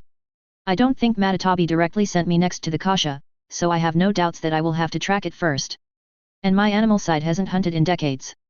I will definitely enjoy this, whether this Kasha is evil or not. It takes 3 days of careful tracking to gain even a whiff of the demon's scent. And by gods, was it disgusting. It smelled as if a flaming Kasha had been covered in rotten eggs and bathed in the sludge formed by melted corpses. It was definitely a demon, that much I am now sure of. A couple more days of following the scent, and I find the demon itself, in the Himalayas, and I have to say, it does not look how I expected it to look. The Kasha was bipedal, and even if it was sitting right now, I could tell that it was at least 8 feet tall. Its face was cat-like, with red eyes, and orange leathery skin covering its body. Surprisingly, there were no flames on it, but I already expected to be at least somewhat competent in using some form of hellfire. The demon was sitting on a tree stump, 2 corpses of snow leopards, no doubt of the magical kind, sitting in front of it. A third corpse was in its hand, already halfway eaten. Blood leaked down its mouth, but other than its mouth and hands, it was completely spotless. Magical snow leopards, they look absolutely the same as normal snow leopards, but this one's name is literal. They live in the snow, and they have an ability that allows them to decrease the temperature in their vicinity low enough to conjure snow. Absolutely magnificent animals, and I failed them. I growl in disgust and rage, as I float in front of the Kasha, looking down at it. You needn't have come here, mage. Kasha would have come for your soul soon enough. The demon says in Old Japanese, which I already know well enough, without even looking at me. And in third person, this is a different kind of narcissist, it seems. Instead of answering, I conjure a ball of white Kasha flames on top of my palm, and throw it at the Kasha. The ball of flames explodes, and expands, covering the demon, and the snow leopards. The flames burn the corpses of the snow leopards within a second, but as expected, the demon remains unharmed. As the Kasha glares up at me, angry at the loss of his food, I say, I wasn't going to kill you immediately. I was going to see if you were actually as bad as they said. But now, I have enough proof. The Kasha stands up, as dark red flames cover his fists, and says, so be it. Killing and eating you won't be as satisfactory as an actual cat, but your mage soul will serve to be a change in taste. Taunting done, I fly towards him, glamdring in my hand, and try to cut into his neck. The demon leans back, and slaps his hand towards me, the hit causing me to stop in my flight. The red flames covering his hand burn me a little, but my glamdring cleanses me of the dark magic immediately, while my healing factor heals me back up. The flames. I could tell that if I didn't have the benefit of my light magic, then it would have burned me very badly. So badly, that I have no doubts that any normal man would be dead within seconds. Thankfully, while the Kasha is strong, it has nothing on Hela's strength. It is just a little bit stronger than me. That doesn't mean that I would be able to use my mage craft against him. It is still useless, since this is an actual demon I'm fighting. Even still, I am not afraid. The strength difference is not high enough to make me afraid. He is not strong enough to challenge me, but strong enough that I won't be able to win easily if I fight fair. And it is a demon I'm fighting. I won't be fighting fair. The Kasha runs towards me on all fours, his flames causing the snow underneath his steps to melt and steam, and I take a step back, leaning away from his swipes. His hits are slow enough that I can easily dodge them. I keep dodging, while taking steps back. Meanwhile, my mind is busy navigating through the maze that is a demon's mind, my skill allowing me to remain unnoticed. Fight back, you filthy mortal! The Kasha yells, as flames shoot out of his feet, sending him propelling towards me. With a wave of my hand, I conjure a gateway to the mirror dimension between us. The Kasha hits the gateway with a crash, and lands inside the mirror dimension. I follow him before he can try and escape through the open gateway, and immediately return to dodging. You know, I say, while repeatedly dodging his swipes. You're pretty weak for a demon. The last 2 demons I fought made me actually fight. You're just boring me. The Kasha jumps back, and conjures a pair of dark black daggers in his hands. He says, you will rue the day you underestimated me. That's it. Kasha. I say, and suddenly, swipe my sword to my left. As the Kasha looks on in confusion, the sword connects, and his head separates from his body, thanks to the portal I had opened up right behind him. As his body falls down, not able to stay upright anymore, I say, I had actually overestimated you. A quick death. Far better than what the Kasha deserves for what he's done. He has caused massacres against humans, mages, and animals alike. And most mages don't have much in the way of physical skills, and so, when their magic had no effect on his skin, they lost. Same for most magical animals. A flesh eater, the Kasha had fed on millions of humans up till now, and his memories told me that he reveled in it. He had embraced his identity as a demon. Which is why he had to die. Even if Matatabi hadn't offered me the sacrificial soul, I would have still killed this demon whenever I encountered it. Suddenly, however, I feel something rising up from the Kasha's body, making me smile. Trying to escape, are we? I mumble, looking at a spot just a bit above Kasha's corpse, seeing nothing visible. But something was there, something that was trying to find a way out. His soul. It was trying to escape back to Yomi. Where? Given enough time, he would have managed to return to physical form, and return here once again. Closing my eyes, since I couldn't see his soul, I sense it, and immediately appear before it. The soul startles, and I feel it turn back, but before it can start going the other way, I stab my hand into it. Soul magic. A branch of magic that allows me to interact with the soul. And this one, as dark and evil it is a demonic soul. Just stabbing my hand into it has shown me how much power I can gain if I let it into my body. Hela? Odin? Thanos? Null? Even other demon lords won't be a challenge to me if I allow the soul entry into my body. The temptation is pretty weak, the demon's magic not able to influence my mind too much. By the might of the phoenix. Burn. I chant, as my hand turns orange. A phoenix erupts out of my hand, and immediately starts devouring the soul, sending its energy back into the universe. The flaming bird hovers there for a few seconds, and trills a beautiful song, removing whatever minor magic the soul had tried to corrupt me with. I smile in gratefulness, and say, "Thank you, Phoenix." The phoenix trills once more, and then disappears in a flash of orange light. Turning towards the body of the Kasha, I point my sword at it, and shoot an intense beam of light magic. The beam slams into the corpse of the Kasha, and the light magic within it immediately makes the demon disintegrate. My deed done, with just the head of the Kasha remaining, I pick it up in my hand, and create a portal. This time, nothing stops me from coming to the land of the demonic cats, and I am greeted by the majestic sight of the cat queen Matatabi. She looks at the Kasha head in my hand, and in a disappointed voice, she asks, "So it escaped back to Yomi?" I snort, and say, "He tried to. But I killed his soul with the help of the phoenix. His essence has returned to the universe. He won't return, ever.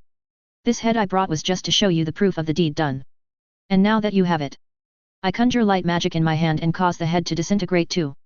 There's no need to let a demon's genetic sample remain. Even I am not stupid enough to experiment on this one branch of sentient beings. That will always lead to my destruction, I don't need to be a genius to know that." Matatabi nods, and says, "Very well. Your words speak the truth." She then looks around at the other cats, and yells, "We are free. The Kasha won't rule us by fear anymore. Go out there. Spread the news." As the cats start jumping around, and running towards the inner forest, I ask, "He was weak. Why did you not fight him yourself? I doubt he would have been in much trouble, excluding the fact that your flames wouldn't have worked on him." Matatabi laughs heartily, and says, "I am a descendant of demons, and elder gods, mage. I am not a true demon, nor am I a goddess. I am just a demonic being, a being of demonic descent. And there are laws that prevent demonic beings like myself from attacking the demon kind. So even if I could have killed him myself, even without my flames, I was not allowed to. The laws prevented me from attacking him without him attacking me first. Well, you could have bloody stood in front of him, waiting to be attacked, and then acted in self-defense." Sighing, I shake my head, and say, "I understand. I don't. Now, about our bargain. You don't need to find a volunteer. I will find some other way to increase my strength." Matatabi chuckles, and says, "Our agreement is a binding one, mage. There is no turning back on it now. Besides, I am not going to seek other volunteers. I will be doing it myself." "What?" I exclaim, not having seen this coming at all. "She's a queen. What is she doing sacrificing her life for a mage? For a human?" Matatabi turns around, and climbs on top of a giant rock that was hidden behind her. As she sits down on it, she says, "I have been the queen for 300 years. It is time for my children to take the reins. But still, sacrificing your own soul? That's stupid," I say, running out of excuses. I thought she was going to ask some poor old Kasha to do the job for me, a weak one so my strength increase is not too high. I expected it even, which is why I refused. But the Kasha queen herself? The effects after the ritual would be phenomenal. Matatabi says, "What sort of queen would I be to ask one of my subjects to sacrifice their life for a mage? Do not forget that your people have already killed thousands of my brethren in this millennium itself." "Yeah, I know. That's why I fucking created sanctuary, you cunt." She sniffs, and says, "The only reason I am agreeing to this ritual sacrifice is that I know what will happen if I don't. The gods will drop down one day or another, after one of their more embarrassing losses, and to take their anger out they will hunt magical animals. Mages, and even sorcerers, won't be able to defend all of us then. My soul will ensure that there is at least one defender for the magical creatures, and I have no doubt that you will try." In a very twisted sort of way, this makes sense to me. I know that Asgard will be looking for reasons to drop down here and cause a massacre. And while I know that Earth will survive, that magical creatures will survive, I cannot say for sure that this massacre won't happen first. I bow to Matatabi, having gained a bit of respect for her, and say, "I thank you, Queen Matatabi. This sacrifice will be highly appreciated." And I promise you that it won't go to waste. Matatabi bows back, and says, I just request you to give me a few days to celebrate our newfound freedom, and to say my goodbyes. Nodding, I ask, will you be able to make your way to the sanctuary? Matatabi shakes her head, and says, I will summon you here once again, mage. When it is time for me to die. Thank you, once again. A/N, sorry for being late, I had to change a few things. This chapter may have felt fast, but that's because I didn't feel like lengthening this arc more than it already has. Hope you understand. The Kasha is an actual demon in Marvel. He is relatively weak, at least compared to other, higher-tier demons. It will be revealed later how Matatabi found out about Mason's ritual, but I guess some might already know. And no, it's not Mason's Kasha animagus form that told her. Matatabi, obviously, is the name I've stolen shamelessly from Naruto. She looks the same, but isn't as tall as the two-tailed demon cat. Chapter 81, Ascend Once Again. A/N, first of all, sorry for the subpar CH80. It was my fault it came that bad, and it happened because I wanted to get his power up over with, which caused me to speed the chapter up, so to speak. Too many coincidences, the reasons for which will be explained in this chapter, and not a good side quest, overall. But, I won't be changing it. Not any reason, just that I don't think that without making the chapter bigger than I'm comfortable with, or by stretching the arc into more chapters, I cannot make it better. I took an extra day to think, and yes, that was the best I could write that particular chapter. Sorry about that, and I hope this chapter balances it out. Thank you. Secondly, also sorry for being late on the update during these two chapters. I've moved to another city, and it's taking a while to settle down. I'm looking for a job, while repeatedly calling my college to see if they have my degree certificate ready yet, and I've suffered from a bout of insomnia, which made me sleep for just 5 hours per day, these last 4 days. So, yeah. Hope you understand. Read on.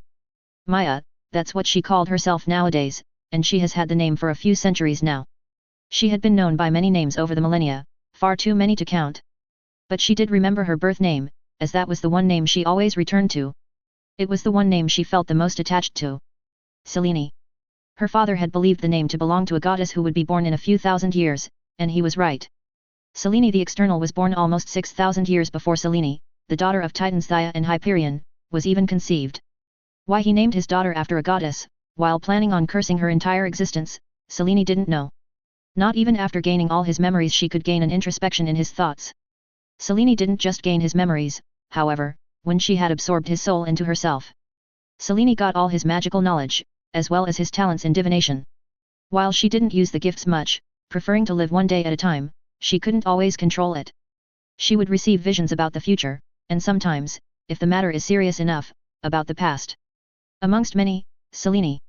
Maya, she reminded herself, had gotten the visions of the first deaths of many of her external brethren. She assumed that it was so she could help them come to terms with their newfound immortality. Their ascension. But almost always, the externals refused her help, most of the time violently.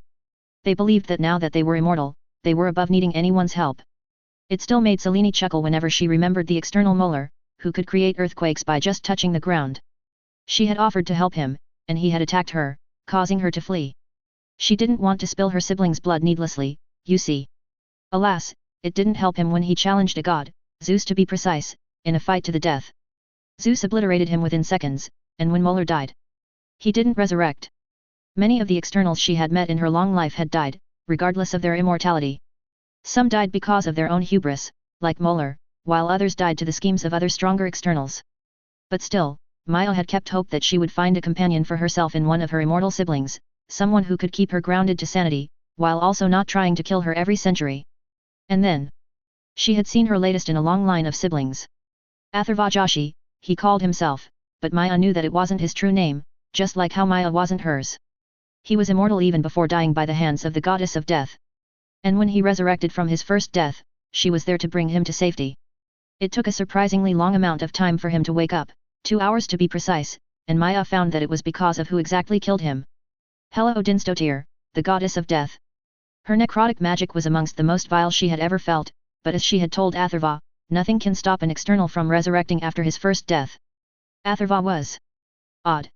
He was curious about the world, and he didn't have the arrogance that most of her siblings have. Even Garbashien, a man who claims to be peace-loving, has a lot of arrogance in his magic. And while Atharva was a bit extra confident, he had enough self-awareness to know his own limits. He didn't reject her help outright, not violently anyway, but said that he prefers to figure things out by himself. And now, after a series of events and tales, Maya stood on his home. An entire island, hidden through a soul magic spell, ensuring that only Atharva and those he personally welcomes, even know about the place. She had understood the bare basics of the spell, but Atharva had said that the spell was yet to be actually invented, so even he couldn't tell anything more to her. And wasn't that an interesting revelation? Atharva Joshi was not from this time period, he came from a time 2,000 years into the future, through an accident of his own making. But, that wasn't something she found too odd. She had already met with a few time travelers. She had to, having been the sorceress supreme at one point in her life, which meant that she was entrusted with safeguarding the time stone along with this reality. Alas, wherever the being named Sis-Neg had escaped to, she didn't know. She did know that if he returned to the true world once again, her curse would start changing his soul, granting him introspection. It will make it so he will realize the faults in his goals of conquering time. A handy soul curse, that. Best used on enemies you actually want to see redeemed, but it could also be used on those you believe you cannot defeat. Shaking her head, Maya looks at her brother working on painting the ritual, while the giant cat that she had learned was named Matatabi, looked on. Atharva had brought her here not for her help, but for her guidance. He wanted to be sure that his ritual would work as intended, and that it wouldn't kill him, or destroy his soul. And she had to say, Atharva either was an absolute genius when it came to rituals, or he had some very good luck. Probably both. He had taken 2 separate rituals, each with a cooldown period during which he wouldn't be able to go through any ritual at all 5 years for one, and 100 for the other, and he had merged the 2 rituals together. He had merged rituals together in just half a decade. And most of the time was spent by him just getting familiar with soul magic. That was not something even she could do in such a short amount of time. She probably could have figured out something to fit the same purpose in a couple years, but it wouldn't have as high effect as the merged ritual. The 2 rituals he had used were pretty much already known to her, or at least the effects were. The first was the soul enhancement ritual, one that he had worked out himself, perfectly created for him and only him. It would take the soul of a sacrificed being, and after purifying it into pure soul magic, merge it with the mage's soul. This would have many effects. Making the mage's soul denser, more potent, and allowing his magic to finally take a foray into the next stages of magical evolution. This one by itself would have a cooldown period of 100 years, meaning that after this one ritual, the mage wouldn't be able to use any single ritual without deformation of his body, loss of sanity, and even death. The second ritual was one she knew of in passing. A strength enhancement ritual, to grant the mage the strength of any being. Mostly, mages would use either giants, dragons, Nundus, or Riem for this ritual. The effects are obvious, it takes the strength of the animal, and grants it to the mage. This one, she knew, had a cooldown of half a decade. Where the first ritual works purely on his soul, the second one will work purely on his body, balancing things out. And together, they will take his magic to the next stage almost immediately. Peeking at the ingredients in use, Maya could tell that Atharva was going to use a Riem, one that he had tried saving from the Asgardians, and died in return. Asgardians. Now that thought brought a frown to her face. Hela, one of the Asgardians, had killed Atharva, and Maya knew that she scared him. I'm not strong enough, Atharva kept repeating. My magic is too weak, he had said. He wasn't weak, Maya knew that. Just by getting a feel for his magic, Maya knew that Atharva was almost stepping into the realm of the strongest mages, most of whom had some sort of hybrid parentage. Half demons, half angels, half fae, half gods, anything. And Atharva was in there, even if he was right at the bottom. Maya didn't have the same problem as him, her soul being far, far different than a normal one. And her body was a non-issue, since her life force absorption allowed her to make her body stronger with every soul she absorbed.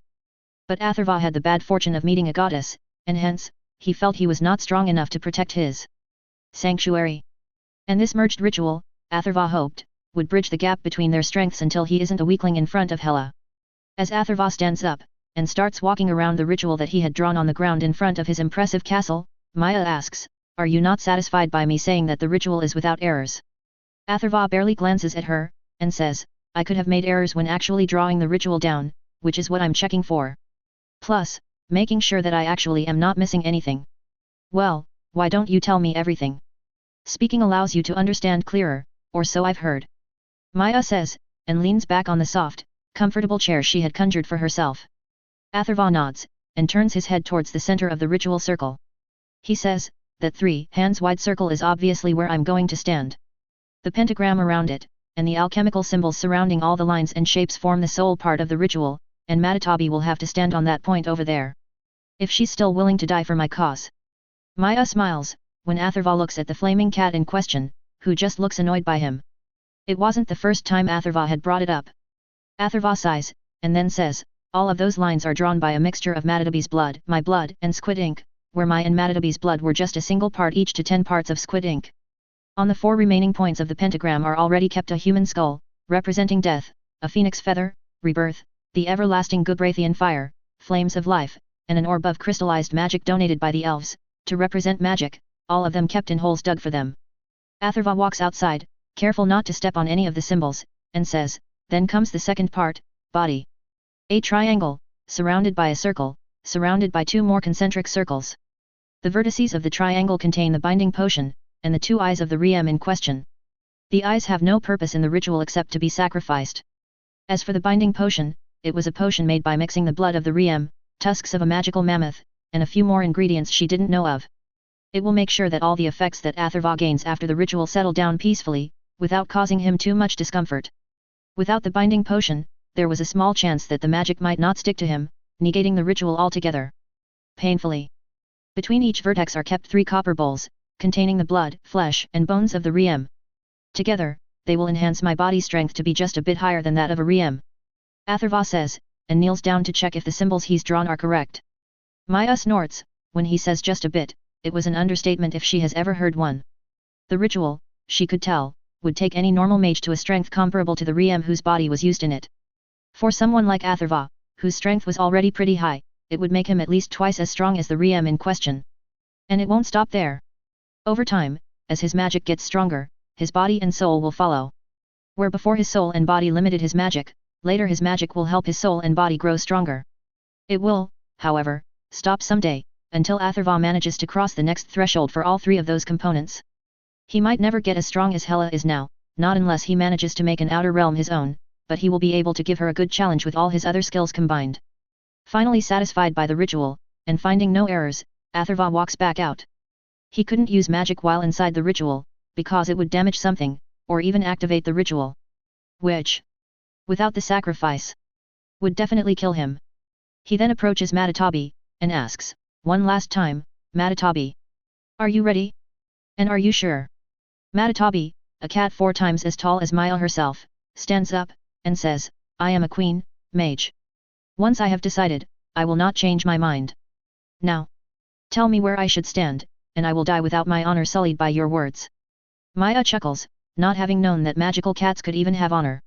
Atharva sighs, and says, first, there's something else.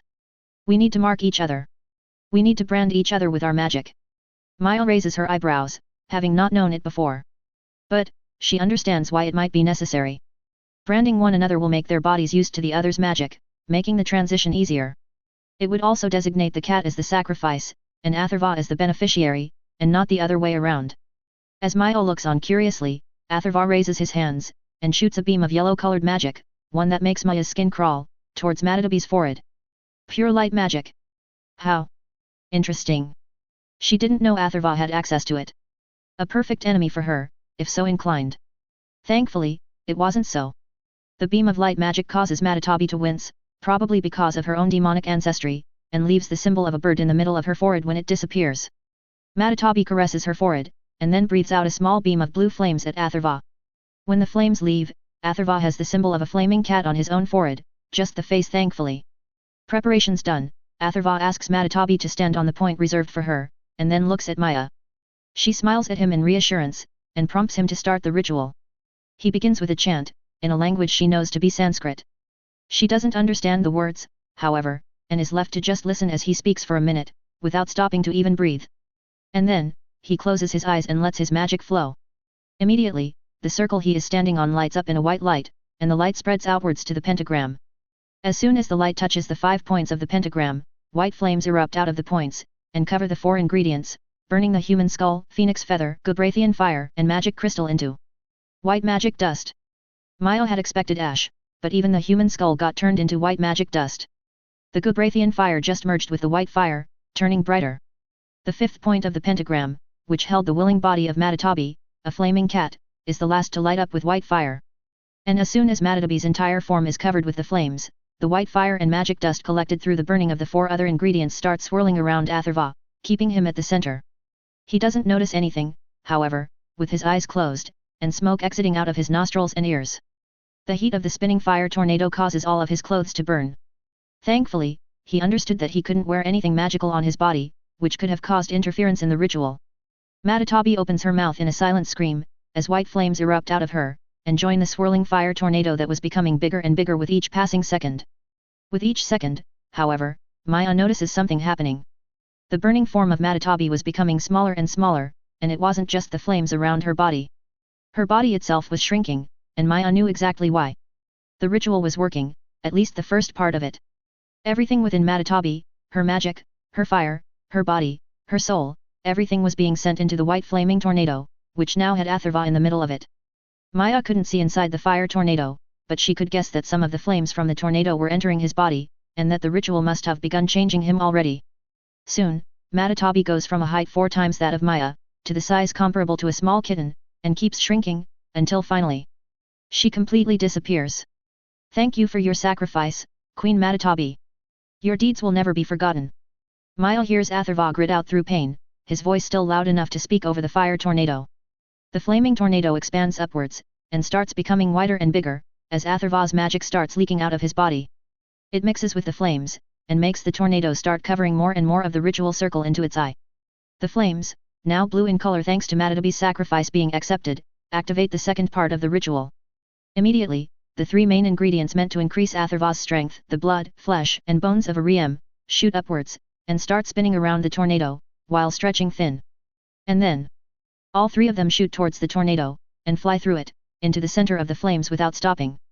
The cauldron full of the binding potion disappears too, and she hears a splash of the liquid falling from somewhere inside the tornado. If Atharva's prediction was to be believed, the potion just drenched him in its contents, while the Riem ingredients were just beginning to do their work on him. The fire tornado keeps spinning for a few seconds, and then, the fire suddenly gets sucked towards the center, towards Atharva, and Maya has only a moment's warning before she's forced to conjure a magical shield to protect herself. Boom! The flames explode, sending a blast of heat wave outwards. The wave slams into her magical shield spell and sends her skidding a bit backwards. Maya widens her eyes, wondering if Atharva even survived. The force of the explosion would have killed her if she hadn't put up a shield. And Atharva was right in the center of it. She looks towards the ritual circle, and finds the entire ritual turned to ash, with not even a single symbol remaining. And in the center of it all, sat just a small pile of ash, not big enough to cover Atharva's body at all. Maya's heart skips a bit, realizing through her connection that Atharva had died just now, burned completely to ashes through the flames his ritual had created. Maya knows that this was a death brought about by Atharva's own hands.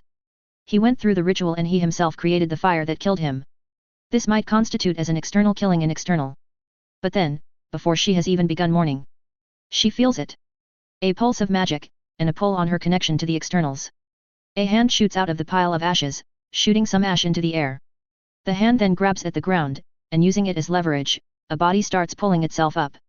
Maya smiles widely, wiping at the tear that had managed to get loose, but refrains from helping him.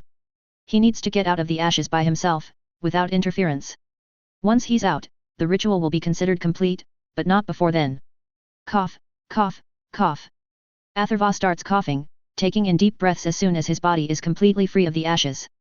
His skin was still covered in the ash, and so were his eyes, and his mouth was now shooting ash out of it. But Maya could tell that he was okay. A bit disoriented and weak, but okay. She was glad. Maya immediately walks towards him with a glass of water conjured in her hands. She ignores his nudity, having already seen everything before, and gently helps him drink the water. Maya could tell that a lot had changed, in his magic, his blood, his skin, his soul. He had achieved what he wanted, and more. His body was stronger than hers now, she could feel it. His magic flowed through his entire body, without any issues, as if he was not a mortal mage but a god. There was no divine taste to his magic, however, which is what stopped her from outright calling him a god. And his soul. It was not a human soul any longer. It wasn't even a Kasha soul. It was something else in between. It was something more. What he had wanted to achieve, he did. And Maya was all the more happy for him, since that meant that one of her siblings was now more likely to survive the ravages of time. Atharva Joshi POV. Taking in deep breaths, as I get over dying once more, I shakily take the glass I could see right in front of me and gulp the water down, I open my mouth to ask for more, but the glass refills immediately. Thank you. I roughly whisper out, as I keep drinking the water from the refilling glass. The person in front of me, Maya, gently places her hand on my forehead, and I feel her magic enter my body to analyze the changes. I appreciate it, since I wouldn't be able to use my magic without getting over the changes done to my body and soul first. But then, I feel something. I feel my own magic responding to Maya's intrusive magic. I feel my magic immediately attack it, and before Maya could retreat completely, my magic does something. What did you do? Maya whispers, with a bit of horror creeping into her voice. I hold my hand up, since I could feel something happening there, and there I see it. A wisp of smoke colored my palm, like the smoke that comes out of volcanoes, only darker. I move my palm, and the smoke moves with me. I ask it to float above my hand, and it follows my command without fighting. It feels dark and cold, as if it sucked all light and warmth from the surroundings. Just by this one moment of manipulating this new magic, I could tell that if I use this for too long, then I will be addicted to it. I look at Maya, and see her looking at my hand in fascination.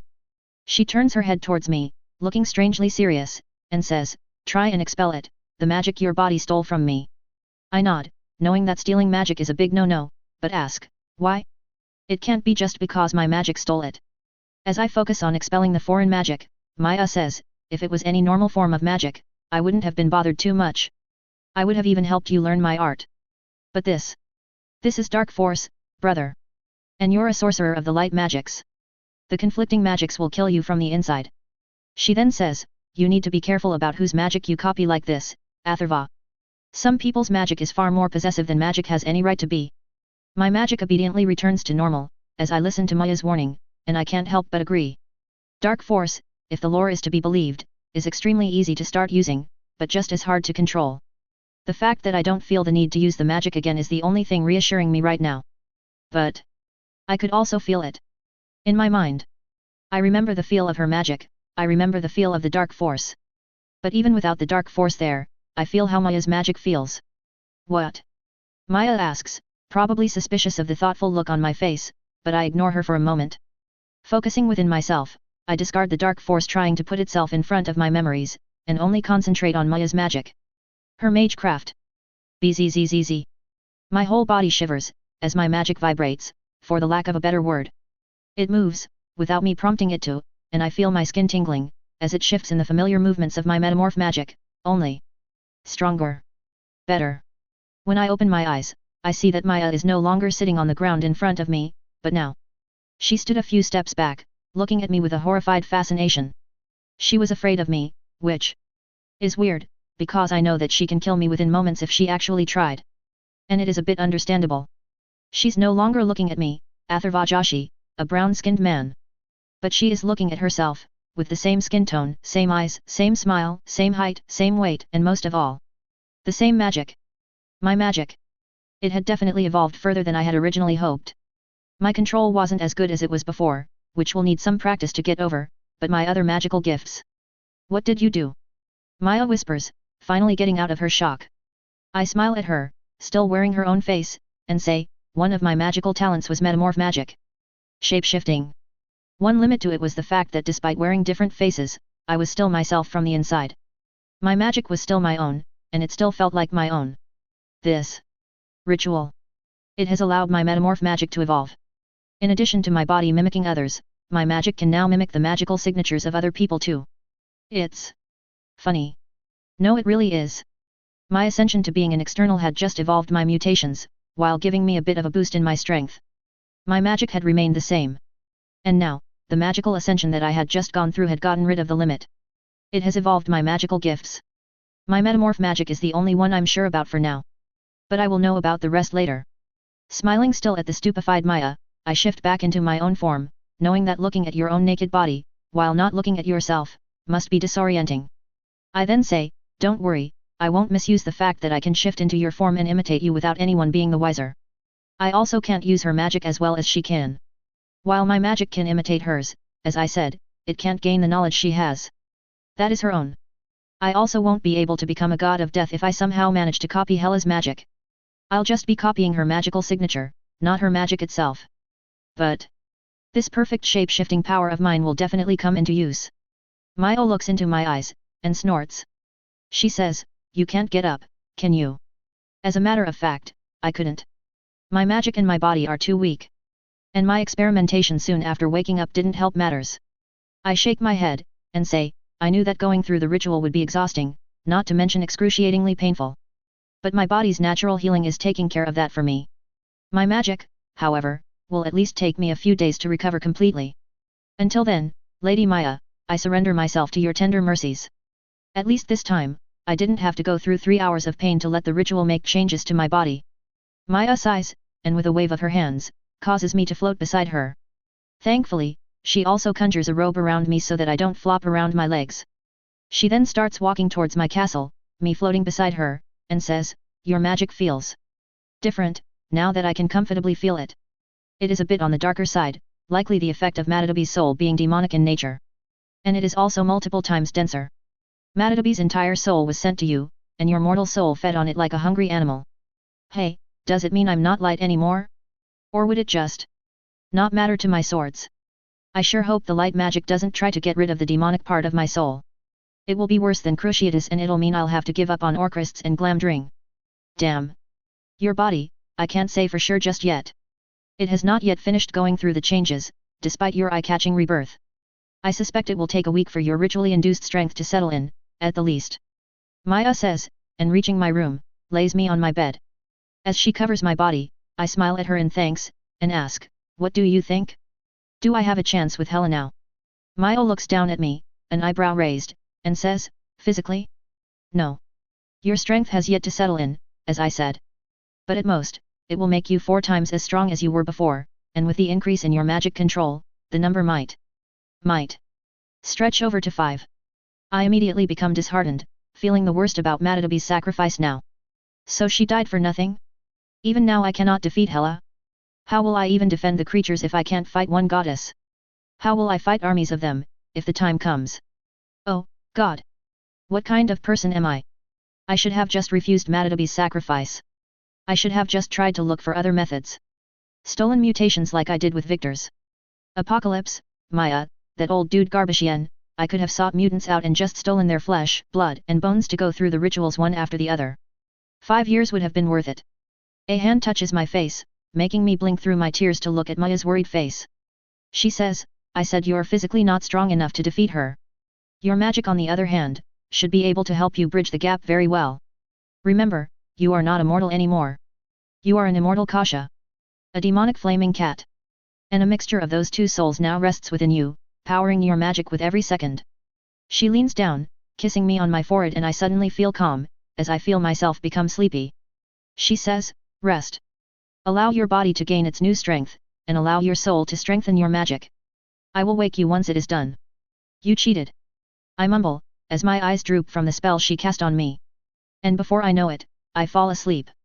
2 months later, I appear in the lands of Britannia with a pop, a compass in my hand. The eye of the true north. A compass that takes you where your need can be the easiest, and earliest to achieve. A relic that uses liquid luck to transcend the barriers of space and time. I had asked it to take me to where Asgardians will attack magical creatures next. Because I wasn't evil enough to attack them without any prompting. I don't want to come off as a villain when I attack a troop of Asgardians while they're just sleeping, for example. 2 months. That's how long I had spent on Sanctuary, getting used to my new powers, my new strengths. I was around 4 times physically stronger than before, making me around at the level of Loki, I believe. Probably just a bit higher than him, but definitely weaker than Thor still. But, to be fair, he is a god of strength too. I had taken this time to practice everything. From my magecraft, to my sorcery. From my healing, to my fighting. Hell, I had even spent a few days with Maya, mastering as many dead languages as I could. Kasha. I had realized a few things after my soul stabilized, so to speak. One of which was that Matatabi wasn't the one keeping an eye on me. It was her ancestor. Elder Goddess Gia. For some reason, Gia allowed some of Matatabi's memories to bleed through, showing me her meeting with Matatabi. They spoke about Kasha, his crimes against magic, and what Gia wants to do to stop it. And Gia told Matatabi about me, about Sanctuary. She told her about my death against Hela, and what I'm doing to fix it. Gia manipulated Matatabi into accepting her fate as a ritual sacrifice. She gave Matatabi the spell that would summon me to her, and she gave Matatabi the knowledge of where exactly Kasha was hiding on Earth. Gia might be a good goddess, but I can't help but feel hate for her. That is before I realize that I'm not much of a challenge to her authority. Despite my ascension, I am still weak against her. Speaking of, my ascension to an external had made my mutations stronger, giving me an almost instantaneous healing factor, denser bones, stronger telepathy, and a better control for telekinesis. I have no doubts that other than other externals, I was the strongest telepath on the planet. My newest ascension, what I'm calling my evolution, from a normal human mage, to a demonic hybrid mage, has taken my magic leagues ahead of where it was. A 15 times increase in the potency of my magic that came about because of a perfect merger of a human soul, and a Kasha soul, along with the strength enhancement of the body. And I wasn't a demon sorcerer, no. Despite my fears, I was still a pure mage mutant sorcerer. I just had a slight demonic tint to my magic that was slowly going away. Of these 2 months, almost an entire month was spent just casting spells repeatedly, to get me used to deliberately underpowering my spells. I could control the power behind the spells, thankfully, meaning I could fight with a human as well as whoever is my equal right now. The elves certainly weren't. None of the spells fired by the elves affected me as they intended. A spell meant to make me laugh uncontrollably barely made me smile. A spell meant to banish me away from them just sailed around me harmlessly. A blast of fire just felt warm, while a spell that would have blown my head off cleanly just pushed it back a little. The last one needed a lot of reassurances, and convincing before the elf managed to actually cast the spell. It wasn't that they were weak, but I was too strong. One thing I've learned is that my metamorph magic went beyond simple shape-shifting and copying magical signature. I can mimic other people's magical signatures, sure, while perfectly mimicking their bodies too. But I couldn't make my magic denser than it already is. I can make it less dense, make it less potent, but not more. Meaning copying Hela's magic, if successful, won't allow me to become a goddess of death and wreak havoc and blame her for it. My magic won't be potent enough for that. But, I could completely control, under my limit, how potent my own magic is, meaning if I wanted to, I could let the spells of the elves and other normal mages affect me. If I wanted to, I could return to becoming exactly how I was before the ritual. Hell, I could become my 10-year-old self, magical signature included. My almost perfect memory came in handy during those experiments. But, the days of training are done now. It was time to get this Asgard matter over with. And to do that, I need to find myself some Asgardians. Making myself invisible, I cloak my presence with a spell, and float up into the air. My control, as I said, has improved a lot. It took a few days of waiting around the forest I had been brought by the Eye of True North to, but I was enjoying it. I was watching over the centaur herd there, who were curiously enough guarding unicorns. The centaurs did look up at me a few times, despite my invisibility. But since I didn't trouble them, they didn't trouble me. I purposefully didn't show myself down there. A few experiments with the unicorns on Sanctuary had shown me that they're a bit reluctant to come towards me now. Which means I also probably won't be getting any more unicorn horns from them. Not unless I ask the elves to get it for me. 4 days of waiting, however, is all I need to wait before what I was waiting for happens. Magic gathers all above the forest, and the Bifrost slams into the ground right outside the forest. A couple unicorns, guarded by a single centaur, find themselves to be the first ones to be greeted by the sight of a dozen Asgardian warriors dropping in from the skies. Most were men wielding swords and berserker staffs, already in their hands. But 3 of them are women, but not ordinary ones. These ones rode on top of Pegasi, and wore white Asgardian leather armor. And they had swords already out, which told me they're ready for a fight. So Einherjar, berserkers. And Valkyrie. This makes me smile, since I get to test my strength on these people, and I know Valkyrie are not weak. One of the Valkyrie, the leader of this party apparently, stalks towards the forest, towards the taller centaur looking at her with a calm smile on his face. She scowls angrily, and says, "You there? Half-breed. Tell me, where we may find tiny witches. They look like ugly elves, and are about this tall. Tell us, and your herd will be spared." The centaur keeps smiling serenely, looks up at me, and says, "Mars is bright today. And it has high chances of getting dimmer in a few days." The Asgardians look up, but scowl, finding nothing. The Valkyrie points her sword at the unicorn, and says, "Stop talking in riddles, half-breed. We have not come here to listen to your confusing words." The centaur still says nothing, and instead gives a loud neigh, while kicking up at the Valkyrie right in front of him. She's more than agile enough to dodge it, and prepares to strike her sword at the centaur's hip, aiming to separate his human and horse halves. Clang! The sword, instead of hitting the centaur and splitting him in two, hit something else instead. Something golden, with the shape of a hand. When the Valkyrie widens her eyes at the sword stopped without any give, I turn visible completely, and say, "You should go now. You You dare raise arms against Asgard? And we aren't going anywhere. Not until the centaurs tell us where the tiny witches are. The Valkyrie hisses, as she tries to pull her sword away to no avail. Smirking, I clench my new Prodi Kavake covered left hand, breaking the Asgardian steel in two, and with another gauntlet forming on my right hand, punch the Valkyrie on her face. As she goes flying backwards, towards the Bifrost site, I look at the other Asgardians, ready to fight, and say, I wasn't talking to you. Mars is bright today. The centaur repeats, when I glance at him. Nodding, I say, yes, but I am trying to prevent it. Now take the unicorns and go inside. The centaur nods with a bow, and says, magic likes you, Guardian. Come find us when you are done. We would like to talk about bringing our herd to join your sanctuary. I just nod, and turn back towards the fastly approaching soldiers, all three Valkyries now riding their Pegasi. Time to test my strength, at least until Hela shows up again. With a yell, I use the broken piece of the Valkyrie's sword still in my hand to parry the attack by a berserker, and stab it in an Einherjar's thigh. I am going to enjoy this. A/N, okay, the next 2 chapters will probably finish this arc. At max 3. And then, a few filler chapters later, it's straight to the future. How was this one, as compared to the last one? I hope this redeemed my writing skills lol. Speaking of his new strength. Mason is now between Loki and Thor in strength, Avengers movie. Before he was around Spider-Man level, but now he's above Loki. Don't be fooled, however, Loki was perfectly capable of keeping Thor busy while fighting him. Granted, Thor was probably not going all out, but still. Magic-wise, he won't be too OP when he goes back, because I gave him a way to limit his magic potency. Why did I do that? To keep the story interesting. As you might have noticed, Mason fights his enemies in an area they're good at, not he himself. So, he fights wizards with magic, sorcerers with mystic arts, and brutes with his fists. This is purposefully done, and is a result of Mason's arrogance. He wants to defeat his enemies at their strongest field. But, if an enemy proves beyond him in that area, he uses other areas too. So despite being halfway above Loki, don't assume that Mason has no way to defeat the strongest enemies he might face. He always has a way. Oh, and his new Prodi Kavake gauntlets will be explained later. Don't worry. Now, before I spoil anything else. Thank you for your support. Thank you for understanding that some of my chapters come out worse than the others. And just. Thank you. Chapter 82, Hela once again.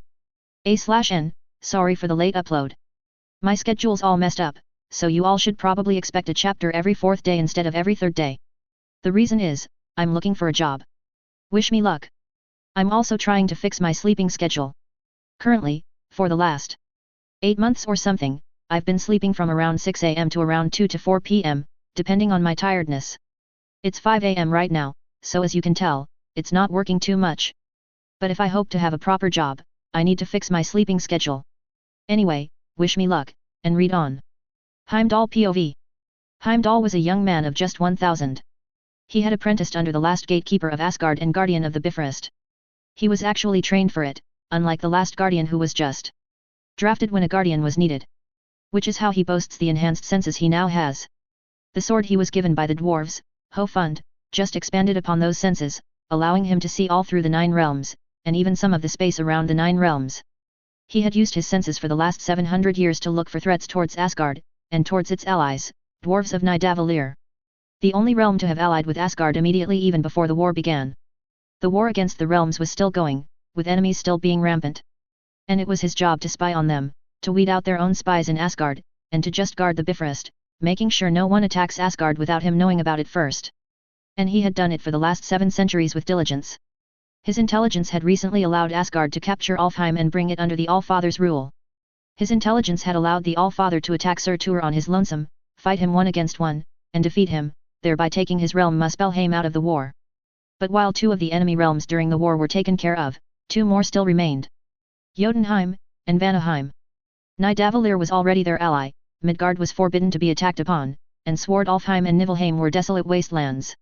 One a cold world, colder than Jotunheim even, and the other a dark world. But he was still new at it, still inexperienced. And so, there are enemies that know how to hide from his sight. Vanaheim chief amongst them. Their closest relatives were their deadliest enemies, and it showed when they fought the hardest. But this is not something he had ever expected to see. Or not see, to be exact. A few years ago, a mortal mage had attacked Asgardians, helped along by some sort of tiny witches with pointy ears.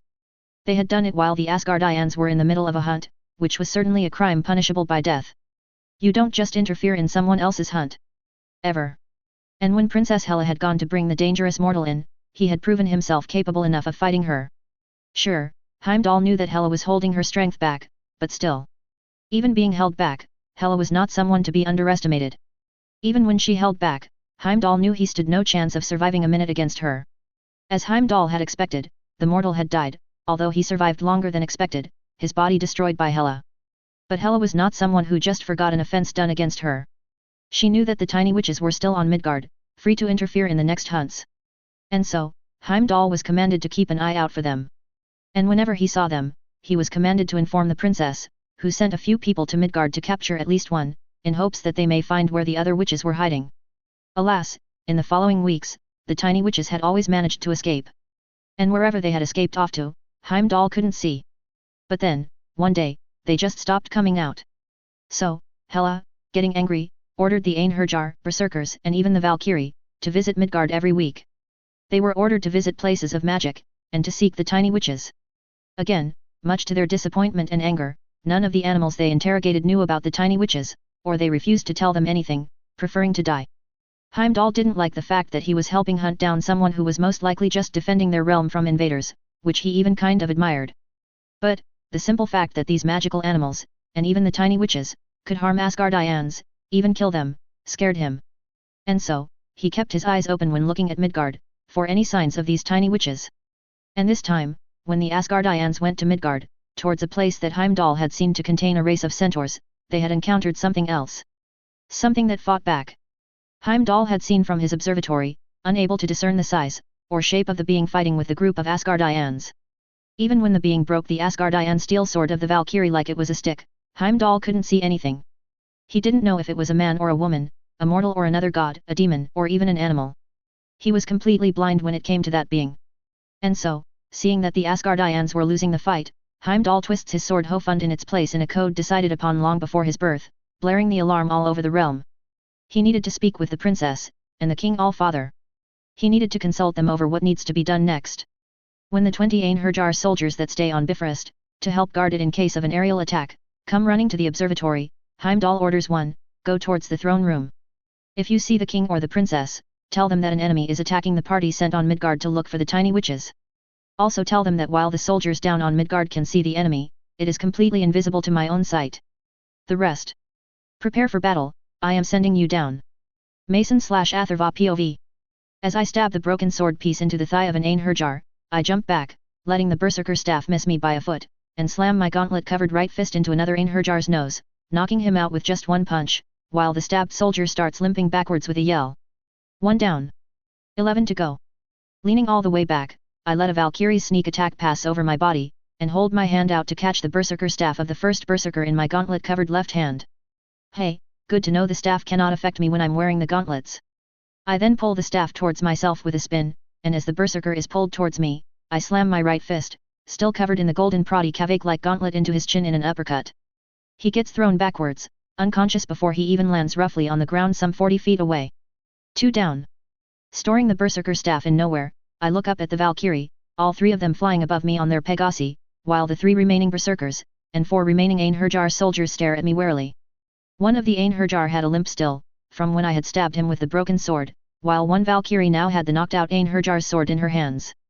This wasn't a fight to the death. This wasn't even an equal fight. This was just me, taking my frustrations out on these people who just had the bad luck of being sent here today. Asgard is a dangerous enemy, which I don't want to have. I don't want to spend the rest of my life just watching my back at every moment. And I didn't want my magical creatures to live the same way. I am the guardian of magic, and I will protect its people. And as long as Asgard considers the elves its enemies, it won't happen.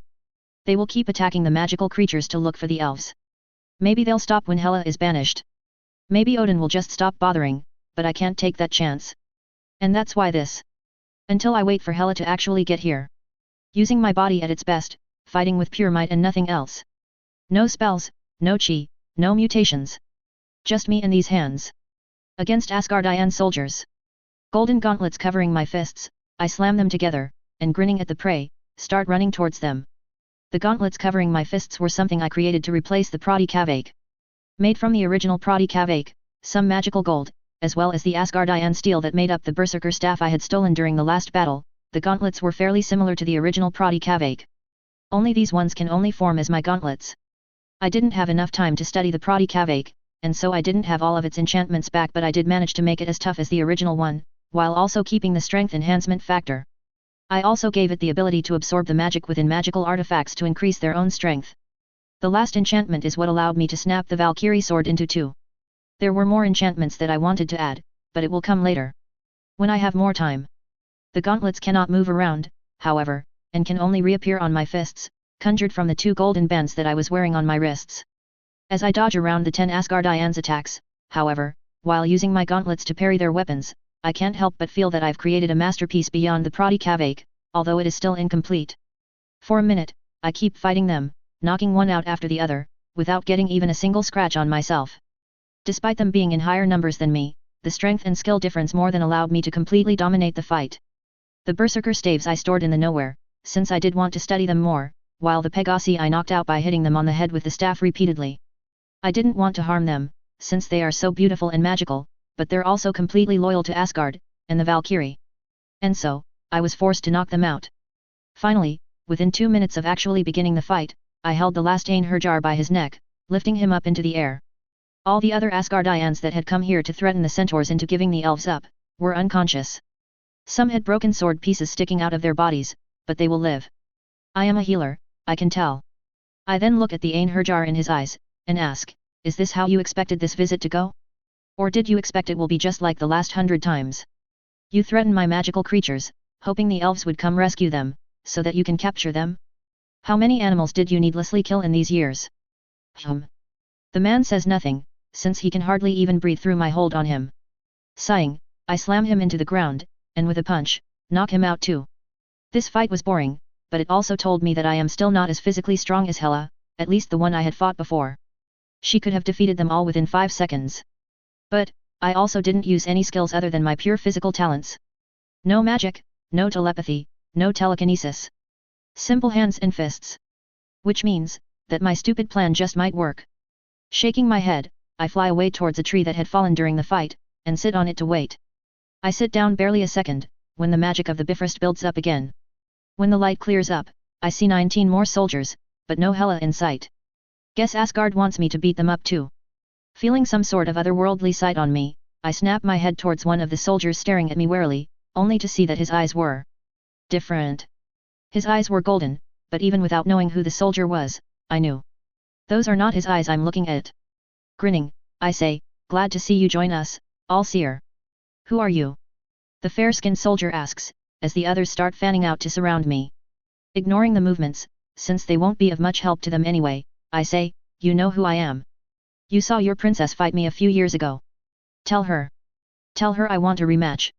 And if she doesn't show up here, well, I have entertainment, but I could get bored and accidentally kill someone. Impossible. The mage died. I saw it, the All-Father saw it. Heimdall says, using the body of the soldier as a puppet.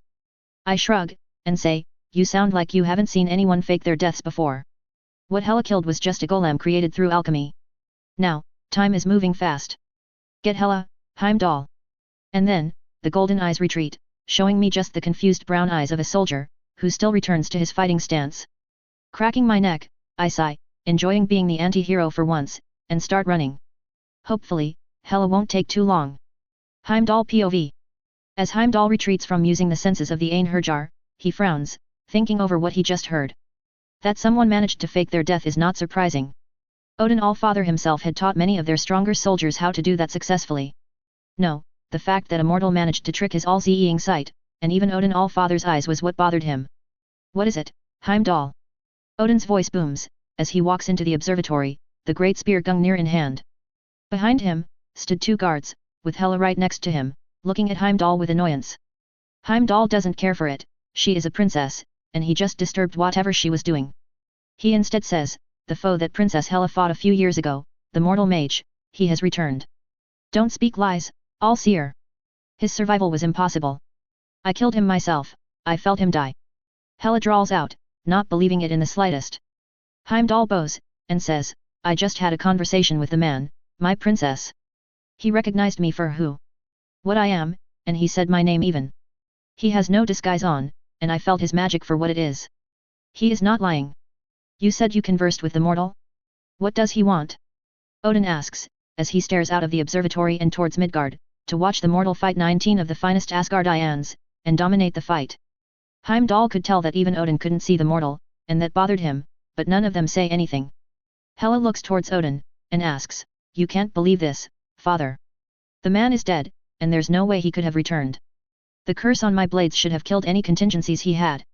Heimdall nods towards the frowning Hela, and says, "He said that the man you killed was just a golem, created through alchemy.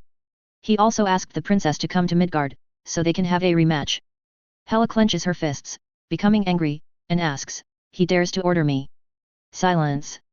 Odin simply says, but Hela immediately becomes silent, knowing that despite the fact that she's a goddess of death, Odin could still defeat her.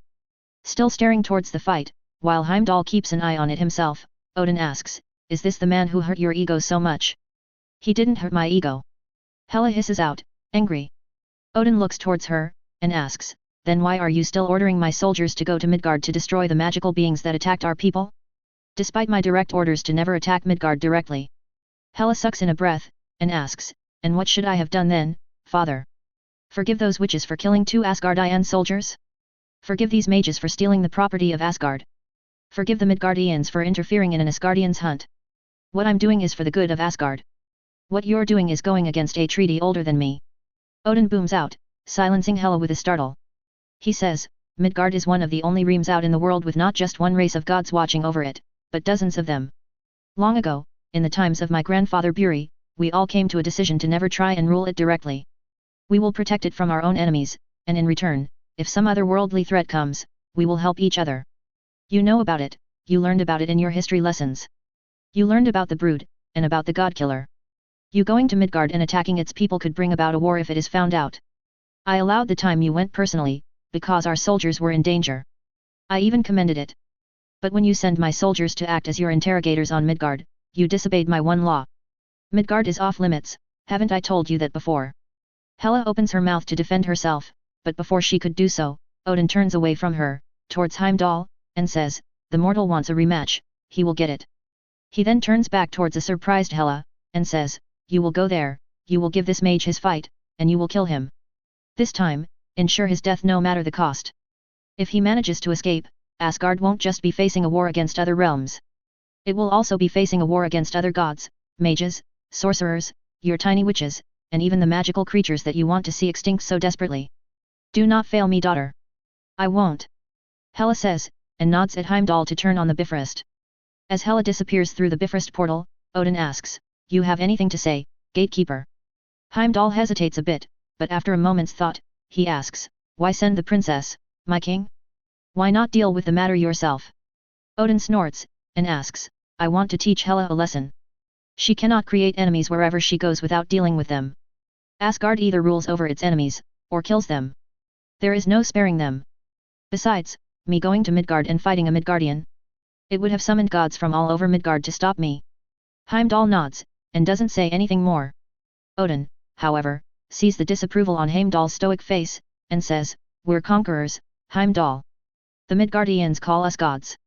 If one mortal can get over his fear of us, and dare to challenge us for a fight, what makes you think others won't? This way, the war ends with the death of one Midgardian before it even begins." Mason POV. Picking an Einherjar up while holding on to his ankle, I swing him towards the only other Einherjar still standing, sending them both flying towards the trees. Flying towards them, I land a punch each on their foreheads, knocking them unconscious before they even try to stand up.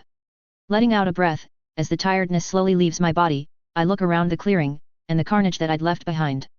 One Aesir was sticking out of the ground, half his upper body digging into the earth, while all others were spread around the forest, everyone unconscious. And in return, I only had gotten cut by their swords a dozen times, and stabbed 4 times. They had good teamwork, that's for sure. Speaking of swords stabbing into me, I pull out the 2 swords still in my stomach with a wind CE. As my wounds start healing, I take a few steps back just as magic starts gathering once again. This time, when the Bifrost drops down and retreats, I see what I was hoping to see. Hela Odinstotir, with a murderous look on her face. "How are you still alive?" Hela asks, curiosity barely showing past her angry voice. I shrug, and say, "I faked my death with a golem that replaced me." I then pause, as we both stare at each other, and say, "You caused us a lot of problems, you know? You and your army of dumb brutes killed a lot of magical creatures. They hurt a lot of elves too, and all of that just because of your bruised ego, and the hurt pride of the Asgardian army. And what will you do about it, mortal? Flee once again after faking your death? Do know that now that we know you can do that, we won't stop looking for you. And we always find those we are looking for." Hela says, and starts walking towards me. Smirking, I start my own walk towards Hela, and say, "Flee? Oh darling, I am not going to flee. I am going to kill you, and I don't even care if I die while doing it." Hela starts running, and says, "You are right about one thing, mortal. You will die trying." And then, we both meet each other in the middle, our fists hitting one another with a loud explosion of sound. Hela's punch sends me a bit backwards, but I move with her punch, and strike my palm into her stomach, making her stumble too. She looks up at me, wide-eyed, and gets a spinning kick to her face in return, sending her stumbling backwards. She gets out of her shock, and we keep on exchanging hits. Punches and kicks hit one another, as my bones break and repeatedly heal thanks to her hits. But unlike last time, I notice that I am not completely helpless here. While Hela was still stronger than me, my hits weren't exactly useless. They were also causing her harm, making her stumble. It was as if she wasn't too used to fighting strong enemies. Which is highly likely, since she is an army killer. Her enemies mostly consist of cannon fodder. Well, cannon fodder to her.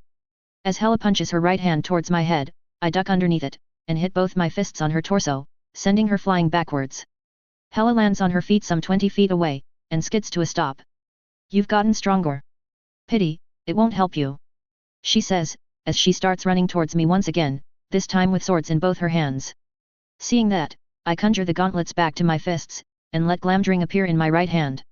Within half a second, both of us meet in the middle, my sword blocking one of her swords, while the gauntlet in my left hand blocking the other. Hela looks at the gauntlet with wide eyes, seeing it block her sword without getting any damage, but gets out of the shock immediately after. She leans back, making me lean towards her, and then kicks out with her knee. I had seen it coming, however, and I jump up, above her leg and her body, swinging my sword towards her chest. Hela diverts my sword with her own, and as I land on the ground behind her, she waves her hand, sending 4 conjured necroswords at me.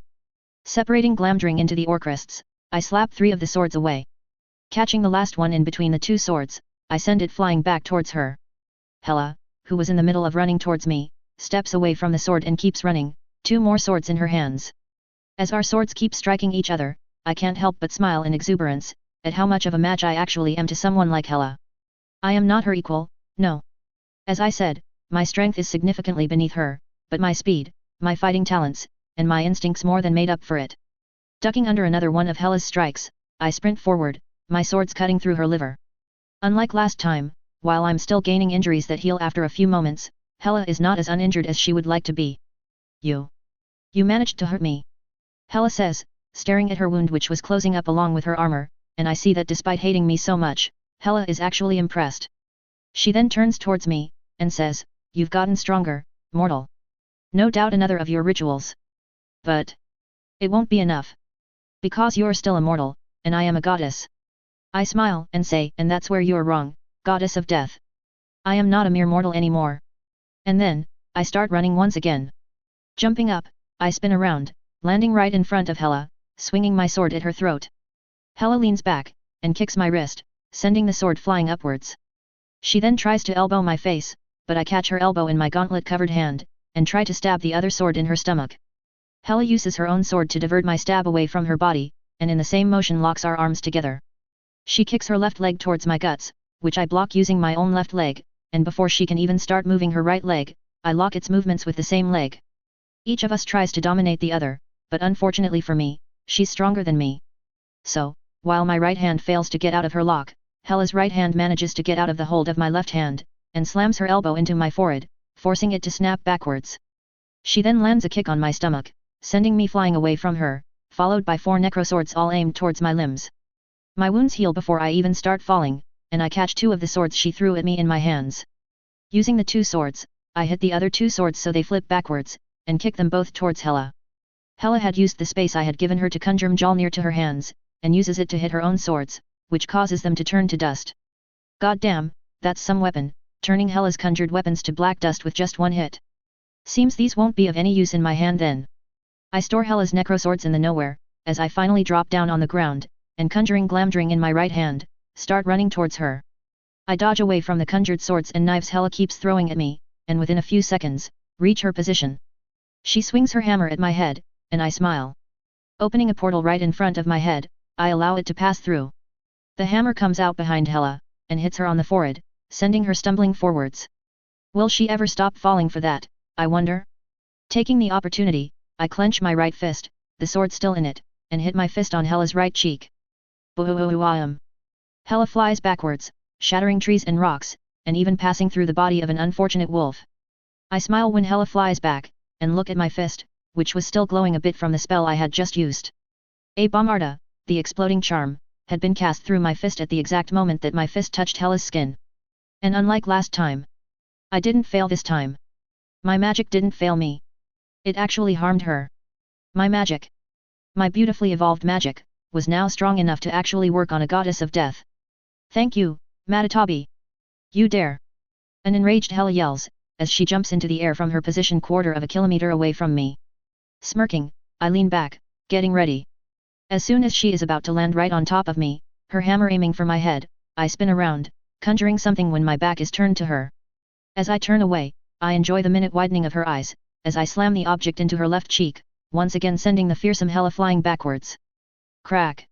The sound of her jaw breaking makes me smile, and I look at the object I had just used. It was a hammer, similar in looks to Mjolnir. Except where Mjolnir is made by the dwarves, out of URU, my giant warhammer is made out of magic silver, by me. Oh yeah, I was enjoying this. This was personal, since she broke my Prati Kavak using Mjolnir the last time. My sword is no match to Mjolnir, even without the thunder it would be known for in the future. So, I created something to match it. Another warhammer. Hela crashes into the ground after a lengthy flight, Mjolnir flying out of her hands, and I am already there, waiting for her. Right as she's beginning to stand up, I slam the hammer I'm calling Tremor into Hela's crossed arms, sending her flying once more. As I apparate to the other side, Hela spins around midair, while I ready Tremor for another hit, and right as I swing my hammer, she catches my forearm, and swings her legs upwards, using the momentum to both land on her feet, and to lift me up into the air by my hand. Without a moment's hesitation, Hela then slams me into the ground. Boom! I crash down on my back, sending tremors feeling all the way over the centaur herd that was miles away right now. Hey, I was supposed to be the one causing tremors. That's why I named my hammer that. Hela then raises her arms, conjuring a large sword in one hand, and summoning Mjolnir to the other. Already knowing what she'll do, I create a portal right as the sword is above my heart, and the hammer strikes it. The sword flies out through the portal behind Hela, but she's ready for it, and catches it by the blade in her empty hand. She keeps her foot on my stomach, putting pressure on it making me a bit uncomfortable, and snarls, "You think the same tricks will work again and again, mage?" Choking out a cough, I say, "No, but I made you look." And then, my preparations complete, I send out a pulse of destructive magic from everywhere on my body. The destruction magic flies away from me in a sphere, destroying everything within 20 feet of me in all directions. Even Hela's armor gets completely disintegrated, showing me a glance at her beautifully built body, and so do her necroswords, but her skin and the hammer itself remain unharmed. She does however, gets thrown backwards once again, giving me space to breathe. I feel almost a quarter of my magic deplete in that one attack, and I jump back a few steps, to recuperate. I was still physically weaker than her, there's no doubt there. My portals will only work as long as I only make it random and don't take every chance that I get. My magic works, but the damage doesn't stick. Hela heals from literally everything within moments, just like me. But where I have mortal, although somewhat demonic, magic, Hela has divine magic to back her up. Which means that to defeat her, I need to use everything in my sleeves. And first, I need to deal with her nuisance of a healing factor somehow. But whatever happens, I am not fleeing out of this fight, or dying. Every magical being on the planet is depending on me winning right now. Because if I don't win, they will all die. As I stand back up, tremor still in my hand, I see Hela do the same, her horned helmet now covering her head instead of just hair. She glares at me, as her armor reforms on her body, and a cloak forms behind her back, and says, "You wanted to face death? You've seen her. Now you will die." With that, Hela slaps both her palms on the ground, sending her magic through it. With her hand as an epicenter, a wave of dark black magic erupts out of the ground, turning everything into a pure black material reminiscent of her necroswords. Within seconds, the spell, or whatever it was, covers miles and miles away, turning the ground, and even the trees, into the necrotic material that her swords were made of. This just keeps getting better and better. I think to myself sarcastically, as I feel danger coming from all directions. Well, whatever it is, I'll find a way. A/N, I wanted to finish the fight in this chapter, but felt that it would be too short. So, the next chapter will finish the fight. It also probably won't have POV changes until the very end, when we see Odin's reaction. Chapter 83, it's over. I immediately jump up as soon as I feel the tiniest ripple in the magic underneath my feet, and do a corkscrew mid-flight, letting 3 swords barely miss me. Keeping myself in the air, I keep flying around, dodging the swords Hela was throwing at me, conjuring them directly from the necroland she had created. I glance at Hela, and see her standing there in her fully divine glory, wearing her iconic helm that was imbued with her own powers. She was just smirking up at me, enjoying the show of me dodging her weapons as I kept fleeing away from her. Yes. Run, mortal. Run from death. Her grating voice yells from below. All the while, sword after sword flies up from the ground to attack me. Thankfully, Hela didn't seem to have a telekinetic hold on those swords, so she could only just send them flying at me and couldn't change their path. I change directions to try and attack Hela head-on, because I know that if I distract her, the sword barrage will stop, or at least give me a reprieve. But before I even start flying towards her, dozens of swords rise up all around me at once, all speeding towards my flying form in order to stab me. The swords were aiming at me, behind me, in front of me, and to my sides, leaving no place to actually dodge. I could go up, but that would just mean I give Hela that much space. Guess I don't have a choice then. With a ripple through the air, a spherical telekinetic barrier forms around me, with a diameter just a little bit greater than my own height. The 70-something necroswords that had flown at me from the necroland slam into the telekinetic force field, and stop right as they touch it. I look at Hela, who looks annoyed at me catching the swords on my telekinetic hold, and smirking, I spin around myself. Oh, I'm sorry. Did you need your weapons back? Well, take them. I yell, as I turn the swords around in their place. The barrier flexes, sending the swords flying one after the other straight at Hela. Hela flips backwards, dodging the swords, and I keep flying towards her while throwing a few swords at a time. While mid-flip, I see her glare at me, as she sends a large spear flying out of her hands. The spear was big enough that it could have completely stabbed through my body, vertically, and still have more than half its body remain outside. I brace myself, and strengthen my barrier. The spear slams into my barrier, which trembles due to the force of the attack, but holds strong. I clench my teeth, feeling my bones rattling with the force of the attack, but keep flying towards Hela while still attacking her with her own necroswords. Suddenly, right as I am about to reach her, Hela stops mid-jump, and spins around, her hammer Mjolnir once again in her hand.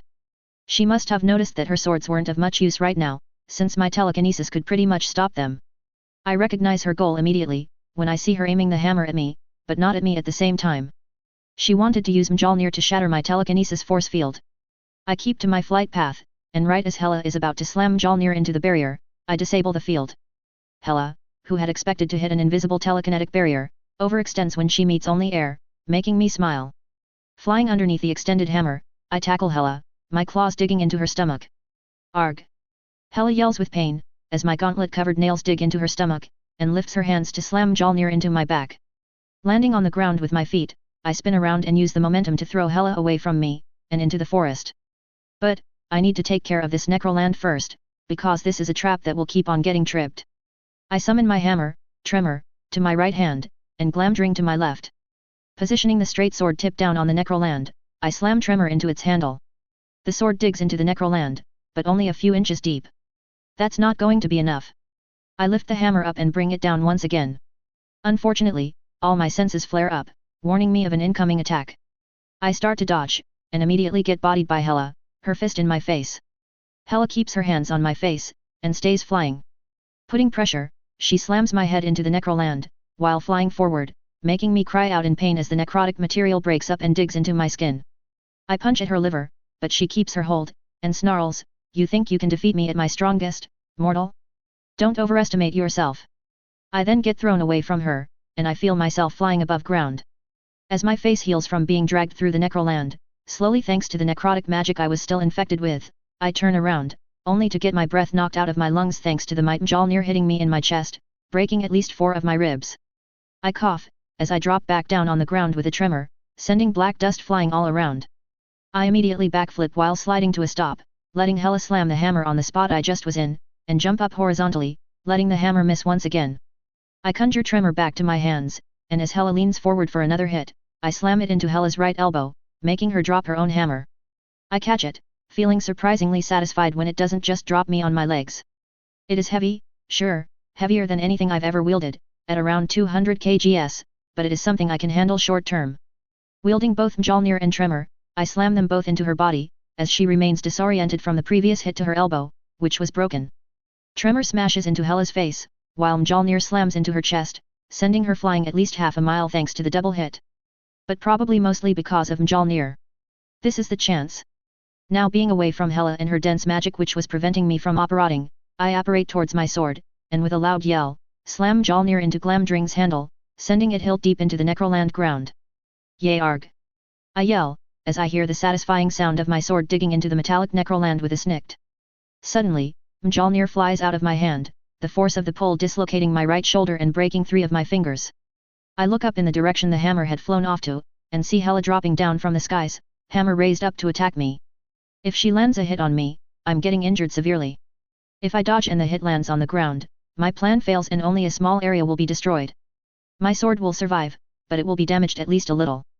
With a wave of my hands, I create a portal right at the last moment, and dropping Hela into an active volcano in Antarctica, I immediately close the portal on her. Good, that gives me some time. My shoulder back into position, and my fingers healed, I point my palm at the hilt of the sword digging out of the necroland, and shoot yellow-colored magic on the area around it. 7 runes brand themselves in a circle, with my Glamdring right in the center. The runes flash once, connecting in a heptagon, and then, a wave of bright yellow magic flows out of the swords, and into the necroland. I had opened up a channel between the sword and the light dimension and kept it open, flowing the magic into the necroland. When the wave of light magic passes me, I feel it seep into my skin as the necrotic magic within my wounds is cleansed within a second and all my Hela-given wounds heal within the next. I smile, seeing the spell work as the ground starts returning to normal earth, as the necrotic magic is cleansed out of it. Feeling a wave of dark magic, I turn around to see a pissed off Hela running through a green and black portal that had formed behind me. As she starts swinging her hammer and sword combo at me, which I defend against using just my gauntlets, she yells, "You dare wield my mighty Mjolnir!" I dodge one of her kicks, and as I land a punch on her face, I ask, "It's not mighty if even a puny mortal can wield it now, is it?" Hela growls, even more anger showing on her face, and as I'm busy ducking under her punch, arm already extended to punch her armpit, she spins around and lands a hard kick on my chin, her back still towards me. The kick sends me flying backwards, and I feel my jaw breaking. As it heals, I start falling down and dig my gauntlet claws into the ground to stop myself. I immediately start running, spells covering my fists, but before I even take a single step a barrage of necroswords speed towards me. This time, Hela didn't hold back at all, and I am faced with literally hundreds of swords, most of them normal-sized but some were as big as my Kasha form. I slam my palms together, conjuring a gateway to the mirror dimension, and let the gateway absorb the shower of different-sized swords. But then, when the swords disappear into the mirror dimension, I widen my eyes when I see it. There she was, Hela, mid-jump with her hammer already approaching the mirror dimension gateway. The hammer was covered in inky black magic, and just being near it without my sword was making me feel like puking. I conjure a telekinetic force field around me just as the dark Mjolnir strikes the gateway, and shatters it into a million little pieces. Most of them ignore my telekinetic force field as if it isn't even there, and cut into me, which I manage to ignore. Hela swings her hammer, still glowing with her black magic, once again, and hits my force field, the sheer power behind the hit sending me flying, the force field cracked. I dissipate the force field as Hela once again starts running towards me, a sword and hammer in her hands. Okay, time to finish this. I've proven to myself that I'm not weak. I've proven to Hela that mortals are not weak. Which means that the time for fighting fair is gone. Time to actually win this shit. Gritting my teeth, I stand back up and conjure 2 magic silver daggers from my hand, out of nowhere. As Hela extends her sword at me, I move faster than I ever did before, dodge the attack, and cut my dagger into her wrist, letting her blood coat my hand. Hela moves her hammer to hit me, and I do the same to that wrist. She tries to kick me, but I step to the side and a bit to the front, and smash my forehead into her nose full speed. As she's disoriented, I banish the 2 daggers towards her body, and grin when I hear them dig hilt deep into her skin, both of them in her chest. Arg! You fucking bastard! Hela yells, as she moves her empty hand towards the daggers. I conjure 2 more daggers, not giving Hela the time to take the first 2 daggers out, and first punch her on her face with an exploding curse, sending her flying backwards while her helmet/crown explodes. A portal forms in her way, making her appear right in front of me, and I stab the 2 new daggers into her back, right below her shoulders. Hela swings Mjolnir, first breaking the portal and then trying to take my head off in the same motion, and I duck low. Hela tries to kick her foot into my face, and I lean to the side, summoning 2 more daggers and stabbing them into her thigh. Her leg still swings backwards to hit me on the face. Right as her foot catches me on the cheek, I hit Hela with a point-blank banishing spell that sends her flying away from me. I open a portal as I myself get sent flying away from Hela, and appear above her. Landing on her shoulders with a kick, right as she's about to take the daggers in her chest out, I send Hela crashing into the ground. As she tries to get up, I stay on her shoulders, clench both fists together and slam them repeatedly on her head. Hela reaches upwards, and catching me by my clothes, pulls me off of her and slams me down on the ground. Her hand still holding on to me, I twist my legs, locking her arm in them, and exhale with a lot of force. A dark blue ball of condensed flames exits out of my mouth, and catches her right in the face, making her stumble backwards. I then twist my feet, tripping Hela into falling down on her back. Arg! Hela cries out, when the daggers in her back dig deeper. Spinning around in my spot, I send a kick at Hela's chin. She leans back, and conjures another necrosword underneath her to send her upwards. She tries to stab me with the sword, but I create a portal right behind her making her stab herself in her heart.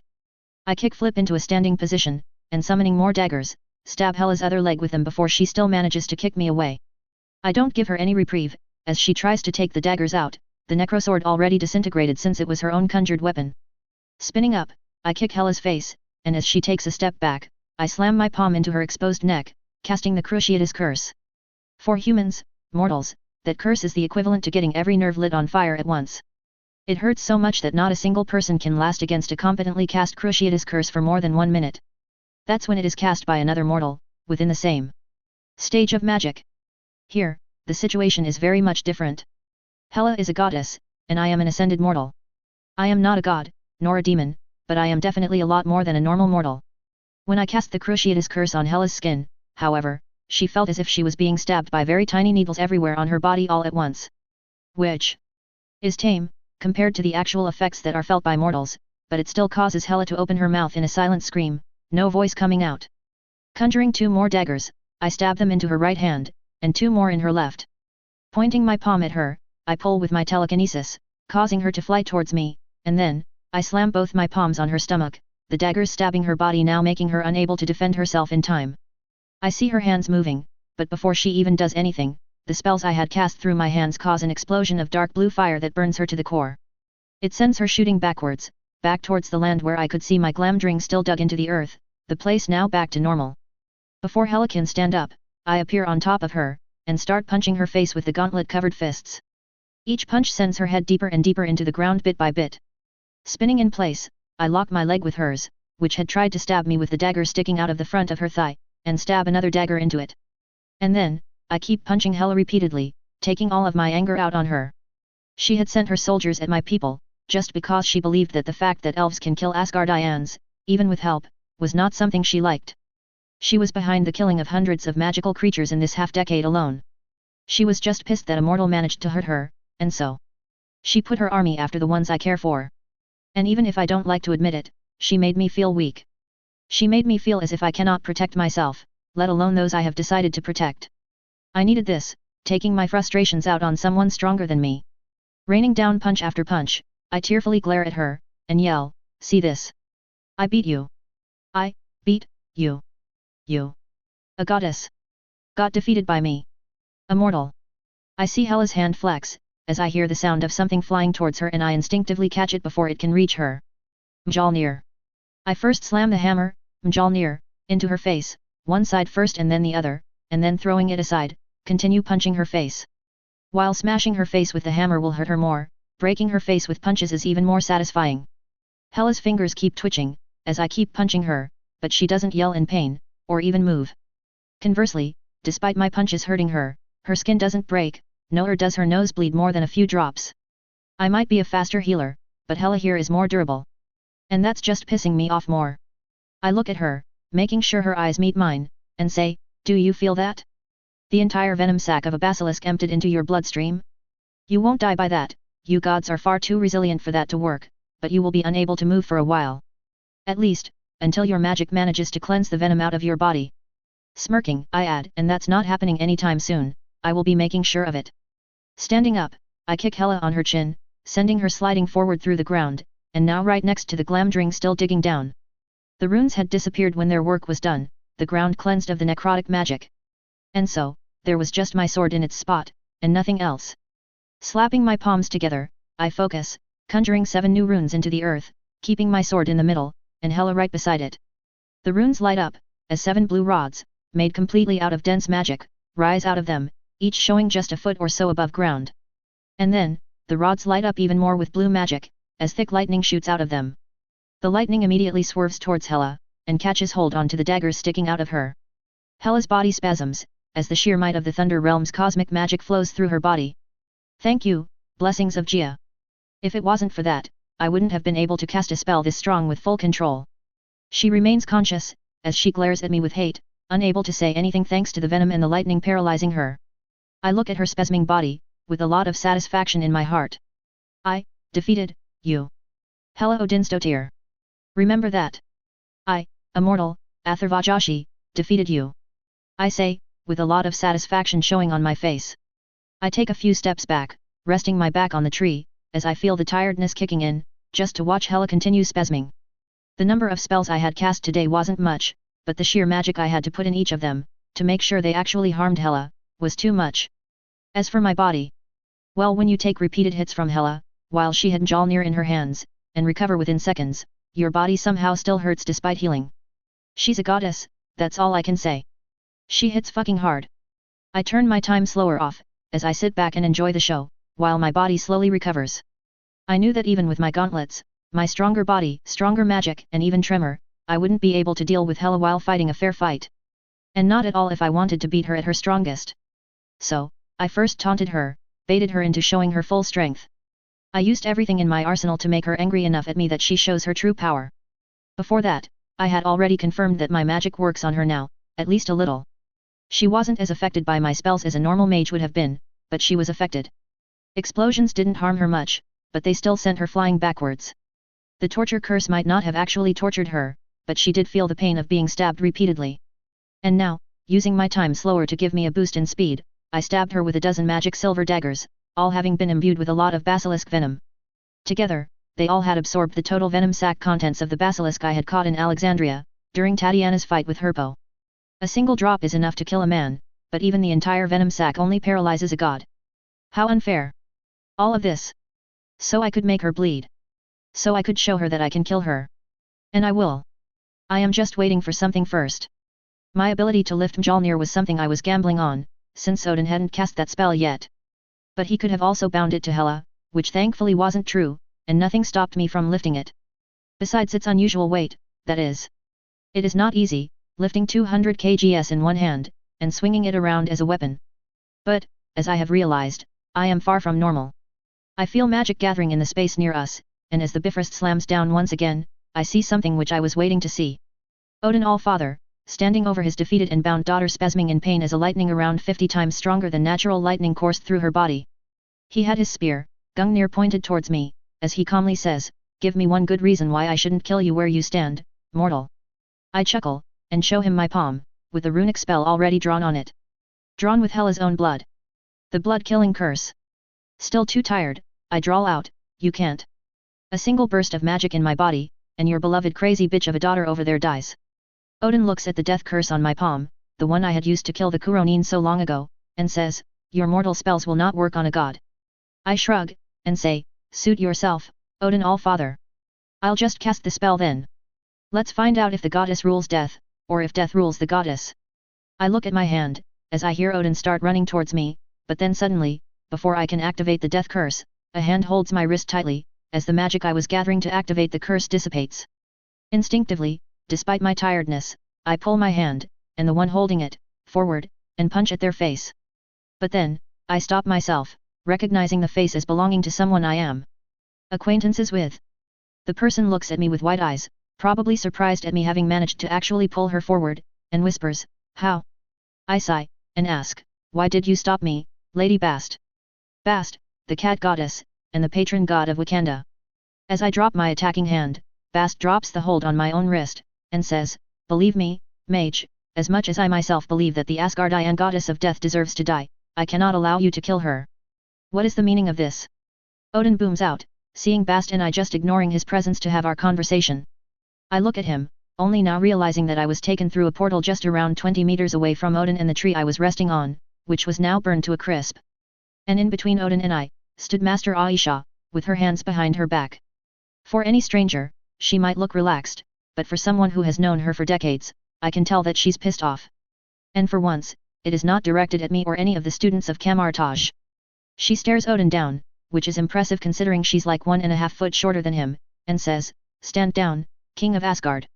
He stares at Master Aisha with rage, points Gungnir at her, and says, "Move aside, sorceress.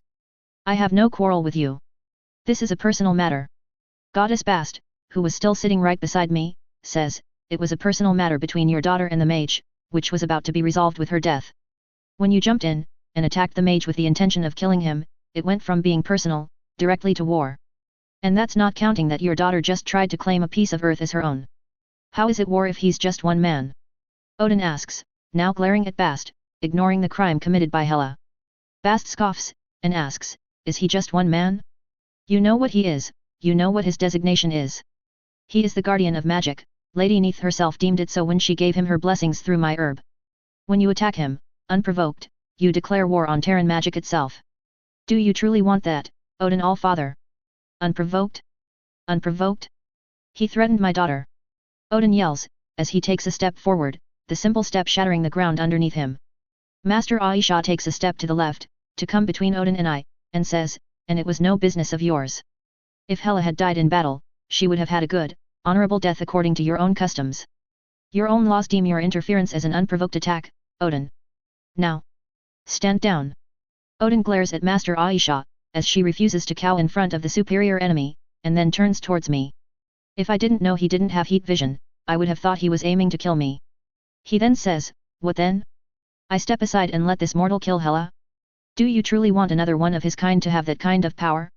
Another God's layer external? Ah, Maya. So he knows about her then. If I had wanted that, I wouldn't have stopped the mage from casting his spell." Bast says, glancing at me. She then says, "Besides, my father has been keeping an eye on the fight. He knows you're here, so I suggest you refrain from attacking any one of us.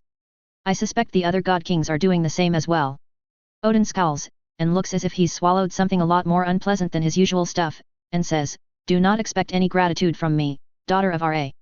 He then turns his head towards me, and orders, "Take the spell off your hands, boy, and I will let this matter be forgotten." I snort, and ask, "Don't want to piss off a bigger god than you, Odin? And I think you're misjudging the situation for what it is." "And what is it?" Odin asks, as he once again glares at me, his hand clenching the spear tighter. I smile, show him my blood-covered palm, and say, "This is now a simple hostage situation. I have the life of your daughter, your heiress, in the palm of my hands. Literally. You know how it goes, I name my conditions, you accept them, and then we go our separate ways to live happily ever after. If you don't, I will kill Hela without a moment's hesitation. Do you understand? You don't have the power to kill Hela with that spell, boy. Don't forget who taught you mortals runes." Odin says, dismissing my threat. I grin, and say, "Usually, that would be the case. Your mastery over runes far exceeds mine. But you see, a willingly sacrificed soul will empower the curse enough that it will definitely kill Hela. After that, Hela's own blood has power enough that it will just speed things along. Tell me I am wrong, go on." Odin grits his teeth, not admitting I am right, and says, "Say it then. Speak your terms, boy. Really now, insulting my age again and again. You're just insulting your own daughter, you understand, because she lost to me. A daughter of Odin, lost to a mortal boy, as you like to put it." I say, and then muse, I wonder what happens when I spread the story around. Odin takes a step forward, but Master Aisha once more gets between us, stopping his charge before it even begins. He takes a deep breath, and keeps staring at me, expecting me to name my conditions. Enough taunting, I suppose. This is the king of gods I'm speaking to over here. He probably could kill me within seconds, if he actually attacks me. Bast is no match for him, I saw that now. And Master Aisha, she might be able to delay him, but Odin's control over his magic is legendary. He can just speak enchantments into existence. The other gods, when they eventually come, will be too late to save me. But, if that actually happens, Odin will definitely face a war with the other pantheons. Not just for attacking Aisha and Bast, but for breaking whatever laws the gods have to govern them. So, yeah, there will be a war. Like, 100% surely. And he won't win. That's probably the only reason he's actually restraining himself. Lady Bast nods at me, so I say, I would like nothing more than to demand complete withdrawal of Asgard from Midgardian affairs, but I know that it won't go well with the other gods. A mortal demanding an entire divine realm to step back. So, I want only Hela from entering Midgard, or get anywhere near it, magically enforced by you yourself. Odin scoffs, but says, I will ensure that my daughter never steps foot here. I snort, and say, try again. Don't think I'm blind to you leaving loopholes for her to take advantage of later, Odin. Odin glares at me, and says, very well, Hela won't be allowed anywhere near Midgard. I will enforce it through the Odin force. Satisfied, I say, secondly, whenever Asgardians come here, be it to celebrate your wins, to defend the normal mortals from your enemies, to seek someone, or to just relax, I want them to respect the culture of the place that they're present in. If the culture allows for hunting, then sure, have at it, but do remember that magical creatures are out of bounds. Odin says, unless provoked, all Asgardians will refrain from attacking your magical creatures. I could have included mages too, but there are already laws amongst gods regarding that. Gods cannot attack mortals without being attacked first. And even then they have to try and limit themselves to just maiming. At most cutting a limb off. I nod, and say, thirdly. You will actually punish your daughter and the Asgardians that terrorized my magical creatures and the mages while I was presumed dead. Odin accepts the last condition without any show of disapproval, making me feel that he was going to punish Hela anyway. But probably not for reasons I believe are true. And lastly. I begin but get interrupted by a snort from Odin. He says, don't forget your place, boy. 3 conditions are enough. I smile, and ask, are they? I feel like these are too lenient. This is the last one, and if you accept all of them, only then will I agree on not killing your daughter where she stands.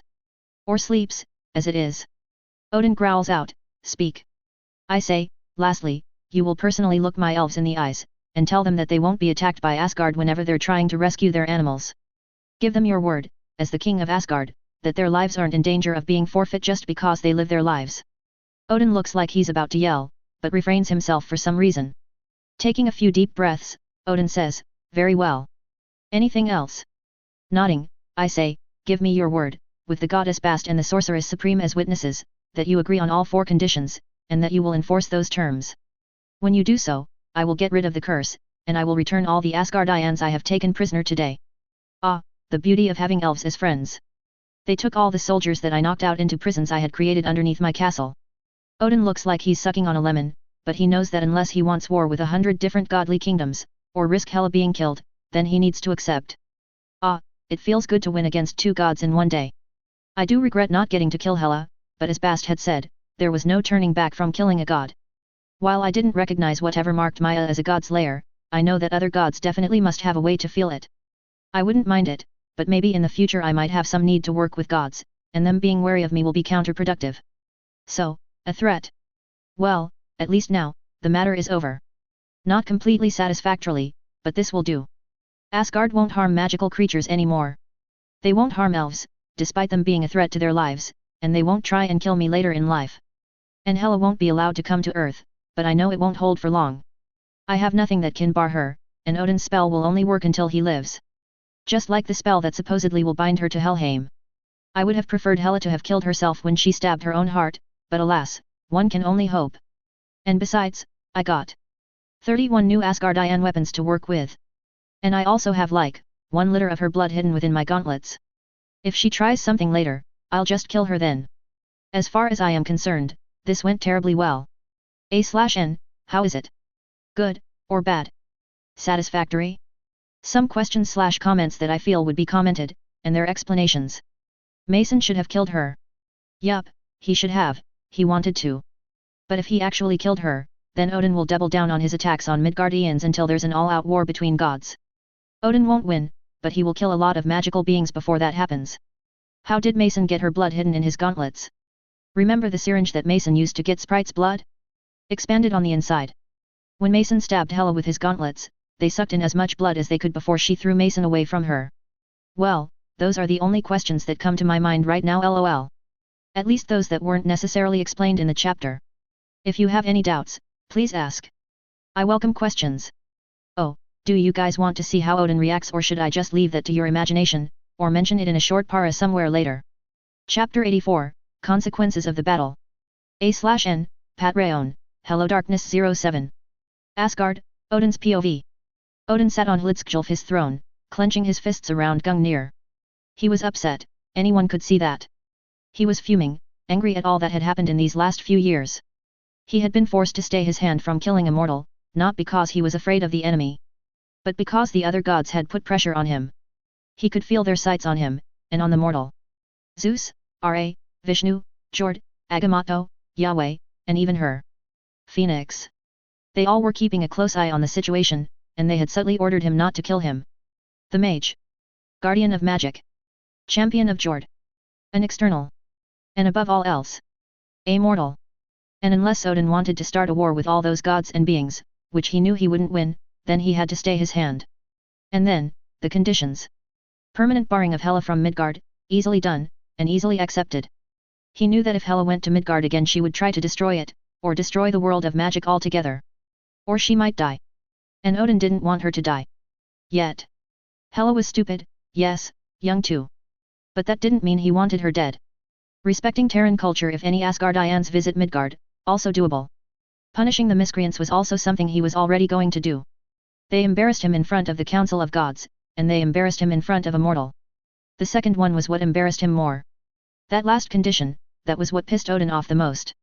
He was asked to look those tiny creatures in the eyes, and give them his word that they will not be attacked on their own home for just living their lives. He had to apologize to tiny, insignificant creatures that looked like hybrids of light and dark elves. And that was what had him so angry. Not the fact that another external accumulated this much power before coming to their attention, nor the fact that said external has the favor of the last elder god still on the planet. It was that he had to lower his head to those insignificant creatures that call themselves elves. The doors to the throne room opens, and with heavy, angry footsteps, Hela walks in and immediately takes a knee in front of him. Father, you summoned me? Have we decided on a plan to kill the mortal once and for all? Hela asks, as she looks up at Odin. Odin glares at Hela, and states, we are not going to attack the mortal. What? Why? Hela yells, as she stands up. Still glaring, affronted by the nerve of this girl, Odin says, the mortal that you almost died at the hands of has been named a champion of mortal magecraft. Whatever actions he took against us happened when he was defending his realm from invaders. And unless we want to declare war on the 100 different godly kingdoms that protect Midgard, Asgard will refrain from attacking the mortal, or any of his kind. Not without reason, at least. So that's it. You roll over and show him your stomach like a dog? You fulfill all his demands without even fighting for them? Hela asks, as she starts stalking forward, her aggressive behavior showing its head. Slamming Gungnir down on the ground, Odin sends Hela back to her knees with a simple flex on his magic, and yells, silence. Immediately, Hela snaps her mouth shut, not out of her own will, and fearfully widens her eyes. When she looks up at him, wide-eyed, Odin says, your actions after you supposedly killed the mortal are what brought this on, daughter. Neither had he ever used the word daughter with such scorn, nor had Hela ever heard it like that from Odin. You could have left the tiny witches, those elves, alone. But no, you had to have your vengeance against weak, tiny creatures who only managed to defeat Asgardians by pure luck. If you had left them alone, we would have never even heard from them. So many of our weapons would not have been stolen from us in the middle of this war. And worst of all, when the time came to prove your worth by killing the mortal, this time for sure, you failed. You. My daughter. The goddess of death. Failed to kill a simple mortal. Hela glares up at him, defiant, and Odin sees that his words are having no effect on her. She still doesn't see her faults in what she has managed to bring forth. You, my daughter.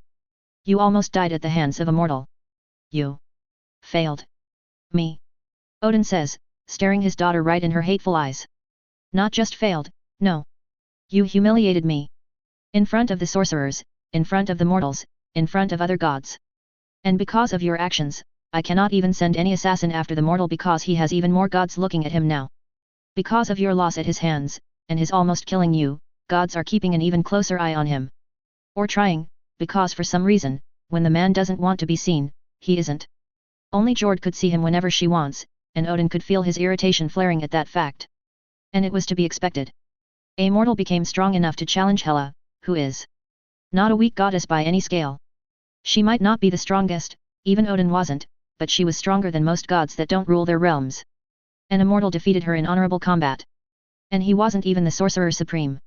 If Odin was glad about one thing, it was that the gods would never join hands with the man. They hate him just as much as he does. They know he is dangerous, and that he is a threat to them. It was only Hela's presumptuous behavior that made them take the mortal's side. Hela scoffs, and asks, "What now? We forget the mortal, and go on living our lives." Her biting voice did nothing to hide her disagreement. Odin stares at her, wondering where he went wrong with raising the girl, and says, "It seems you still don't understand the gravity of the situation. Asgard has come closer to breaking the laws of old than any kingdom has ever come. One step out of line, and we could face a war against all the gods of Midgard. While we won against Alfheim and Muspelheim, the battle against Vanaheim and Jotunheim is still going strong. And you almost brought Midgard to the fray, along with all its gods. But I see that even this is not enough to make you understand." He then points his hand towards Hela, and as a hammer magically forms in front of her chest, which she had kept hidden through a spell, he summons it towards himself. As Hela stumbles forward from the force of his spell, Odin says, "You do not deserve this hammer. Your actions led to it being sullied by mortal hands." "Father!" Hela cries out, alarmed, as she looks on, horrified. Ignoring her cries, Odin points his palms at her, and says, "You do not deserve this power, your domain over death, if you can't even kill one mortal who managed to become as strong as us." A bolt of thunder shoots out of Odin's hand, and strikes Hela in her chest. As she gets thrown backwards, her armor starts peeling off, all the while Hela stays down, screaming in discomfort. Odin then says, "For 100 years, Hela, you will serve me not as my executioner, or my daughter, or my princess, but as a simple soldier.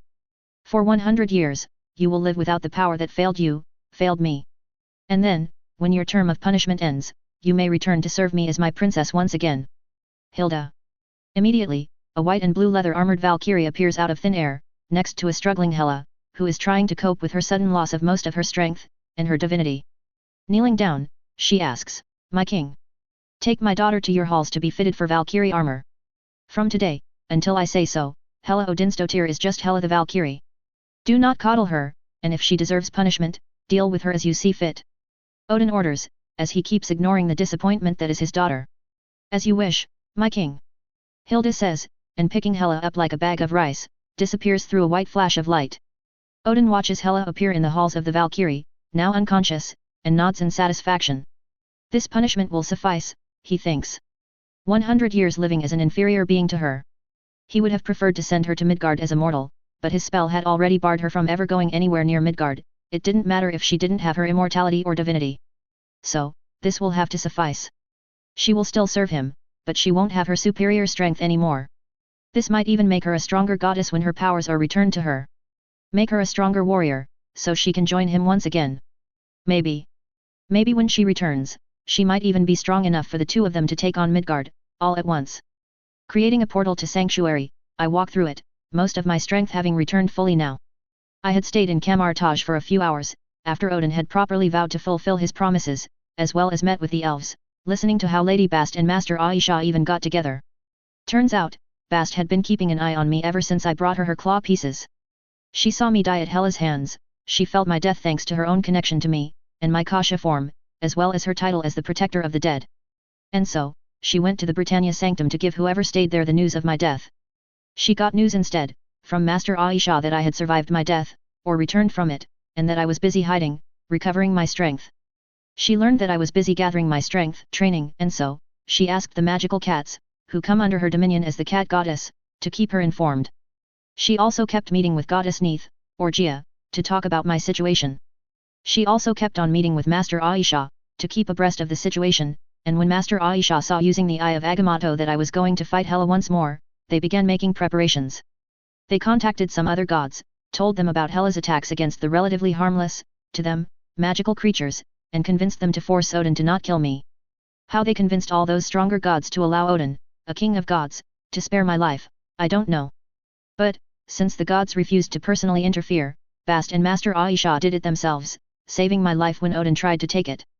Shaking my head, I ignore that and focus on the sounds around Sanctuary. I could hear the celebrations of the elves, coming from their village. They were now free of the danger that is Asgardians. Or gods, even. Thanks to Bast and Aisha's actions, almost every god now knows that I am not a weak mortal. That I will fight to defend my loved ones, my magical creatures. And even if I die, they now know I will find a way to come back. So, it is not only elves that are free from gods. Every magical creature is now free from divine dangers. And thanks to my killing of Kasha, even some demonic dangers. I could feel how happy every animal on Sanctuary was, my telepathy just catching those feelings without me even trying. Somehow, I suspect the elves, they all knew that they're safe from divine and demonic threats for now. Dragons, Kasha, Nemean lions, Nundus, Diracrals, Graphorns, unicorns, everyone knew that we were safe. That magic is safe from outside attacks. But I also know that it won't last forever. When magic doesn't have a guardian anymore, it will once again be in danger. And someday or the other, either I will die, or someone far, far stronger than me will threaten our lives. But that's not happening anytime soon. And that's not counting the mages that will still keep on hunting magical creatures for at least the next 1,500 years, when the first sanctuary was set up for dragons, in Romania. But the elves will ensure that no animal goes extinct. Magical, or mundane. Despite my misgivings about the urges that Gia is sending to them, using them to save the animals, I can't help but appreciate the fact that they're getting to save animals from extinction. You won. Maya's voice welcomes me, as soon as I step into my castle's library. She then looks up from the book she was reading, and says, "Not that I expected anything else, but I am glad you're back." Chuckling, I say, "I almost lost the fight a couple times, but in the end, I won." "Did you kill her?" Maya asks, keeping the book down. I sit down on the chair next to her with a sigh, and say, as much as I wanted to, it wouldn't have ended matters. Odin would have kept trying something against me. So, no. I didn't kill her. I humiliated her, humiliated Odin indirectly, and I showed them that I can kill her if I want to. But I didn't. Maya smiles, and nodding, says, that was the best that we had hoped for the matters to end. So, mortal mages, magical animals, half-breeds, elves. They're all free from the danger that is God's. I am proud of you, Atharva. And then, still sitting, she pulls me into a hug on the side. Smiling, I close my eyes, enjoying the hug she had initiated, and say, yeah, I am proud of myself too. Pausing, I say, thank you, Maya. For all your help. I probably couldn't have done it without your guidance. The soul magic that I needed to utilize for my ritual wouldn't have been possible without an actual expert present. It would have taken me decades to figure the ritual out by myself, if Maya wasn't there. So, yeah. I am glad she was here. Maya chuckles, and says, you are welcome, Atharva. You are welcome. Maya then separates from the hug, and asks, what are you going to do now? You've secured the protection of magical creatures from divine and demonic threats. You've built this sanctuary. And you've created a repository of almost all knowledge on this ball of rocks. What next? Smiling, I say, first, I'm going to make sure that the most dangerous knowledge is completely removed from the repository, and keep it in my own library. As I've just proved, soul magic can help a mortal defeat a god.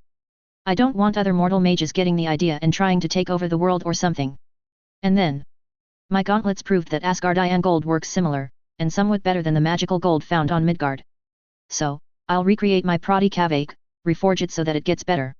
Pausing, I say, and then, I have an entire world to travel, sights to see, legendary battles to witness, treasures to rescue. So, I'll do that. Maya smiles, and asks, would you mind terribly if I join you when you begin your travels? I do have a lonesome castle to go to, you know. I chuckle, and say, sure, I would like that. Now, if you don't mind, I am going to go and sleep for a couple days. Hela hits hard, and the hammer hits harder. Even with my body's fast healing, I'm feeling sore all over my body. And that was not an overstatement. The Hela chapter was over, hopefully. Also hopefully, Odin won't try anything against me or my magical creatures, to circumvent the oaths he gave me. Well, whatever happens, I'll deal with it. As I've just shown everyone with their eyes on earth. I am not just a weak mortal mage. I am the guardian of magic, and I will protect it with everything I have. And if I fail, I will come back with even more to avenge what I've lost. Guess being an external won't be too bad after all. 2 AD. You've changed the repository. Master Aisha's accusatory voice reaches me as I sit inside the repository, with my feet propped up on the table, and a journal in my hands. It was an interesting read. A journal written in ancient Sumerian in the year 2000 BC. It detailed the life of a man named La'um, who was a sorcerer apprenticed to a master sorceress named Amshed. Amshed was forced by Varni, the first vampire, a sorcerer who turned himself into the blood-sucking monster through rituals, to help him create a ritual of ascendancy that would turn him into a god. Sort of like what I did with Matatabi, except more. It would have used a divine sacrifice, as well as 100 mortal souls, that had to be sacrificed on the place where he was born. Unfortunately for Varni, his homeland was Atlantis, which went underwater 15,000 years before he even met Umshed. And so, the ritual failed before it even began. Laum's journal basically gave details about his training under Umshed, and his life after Umshed disappeared after defeating Varni. He details his travels mostly, as well as the interesting items he had collected over the years. But, he didn't write where he hid them, which is a shame, because I wouldn't have felt like stealing them if I knew where they were kept. It was an interesting read, as I said. Looking up at Master Aisha, I say, what did you expect? You saw how dangerous the knowledge here is. It allowed me to defeat a god. I don't want anyone else to do that, least of all someone who is not right in the head. Master Aisha asks, do you have so little faith in our protection spells? Shaking my head, I say, not in the spells, no. I have little faith in the mentality of people. Power corrupts, I know that. Even when I gained all this power slowly, bit by bit, I still know that my morals aren't the same as they used to be. What happens when someone goes directly from a normal man to someone of my own strength? Either the man within prevails, or the power corrupts him. We can't take the risk, Master Aisha. And so what? You hide all the dangerous knowledge away from everyone? You know that isn't what we agreed upon, Atharva. Master Aisha scolds. Nodding, I say, it isn't. But that's why we're here, aren't we? To renegotiate the terms of my repository's use. Master Aisha sighs, and asks, yes. What do you propose?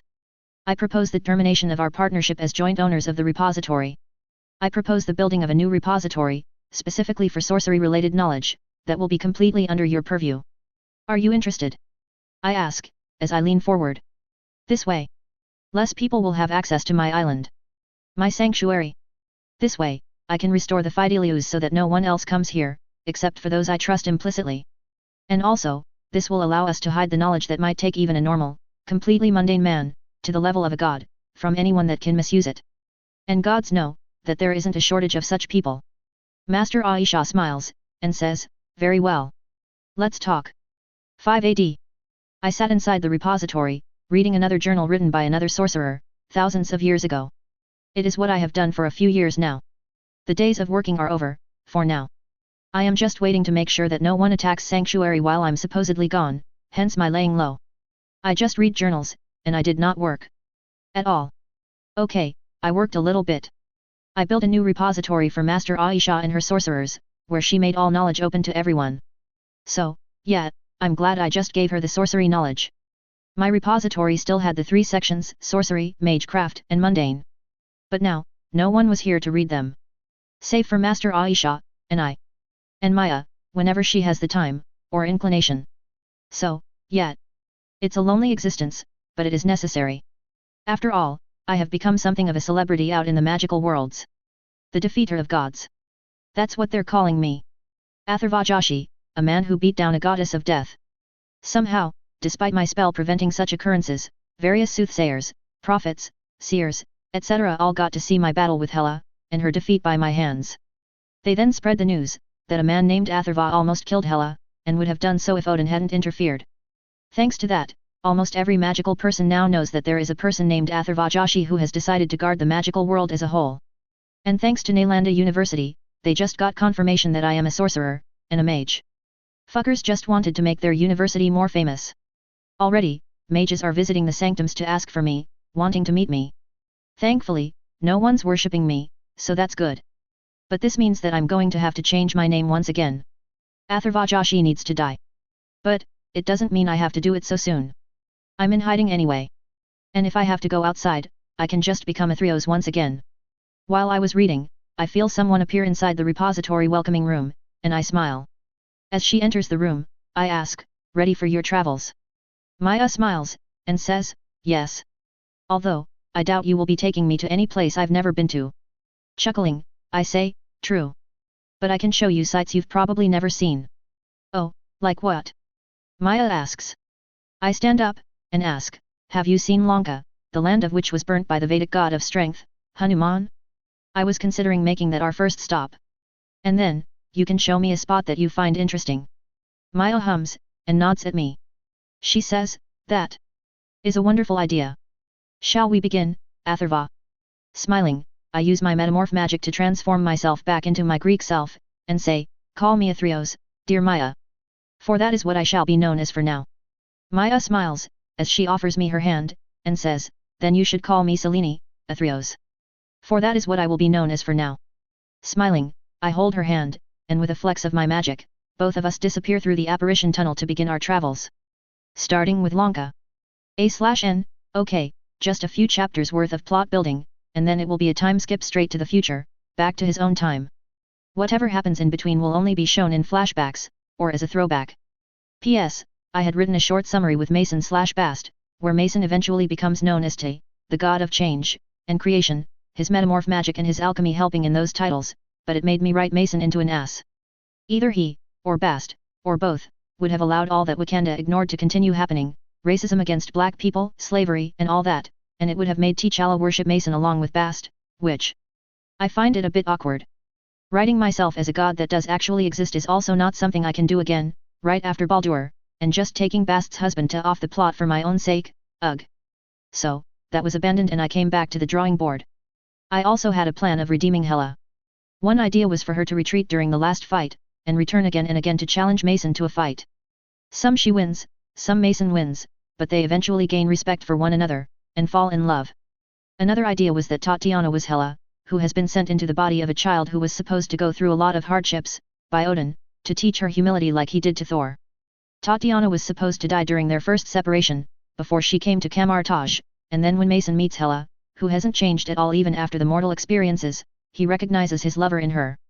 The fight, Mason dies, becomes external, and then Mason goes on a campaign to earn her love. This idea was abandoned because Hela is a bitch who would definitely harm the elves in revenge for Mason fighting her. And Mason will definitely say fuck off to any girl that harms his elves who he worked so hard on curing. Chapter 85, Selene. A/N, Patreon, HelloDarkness07.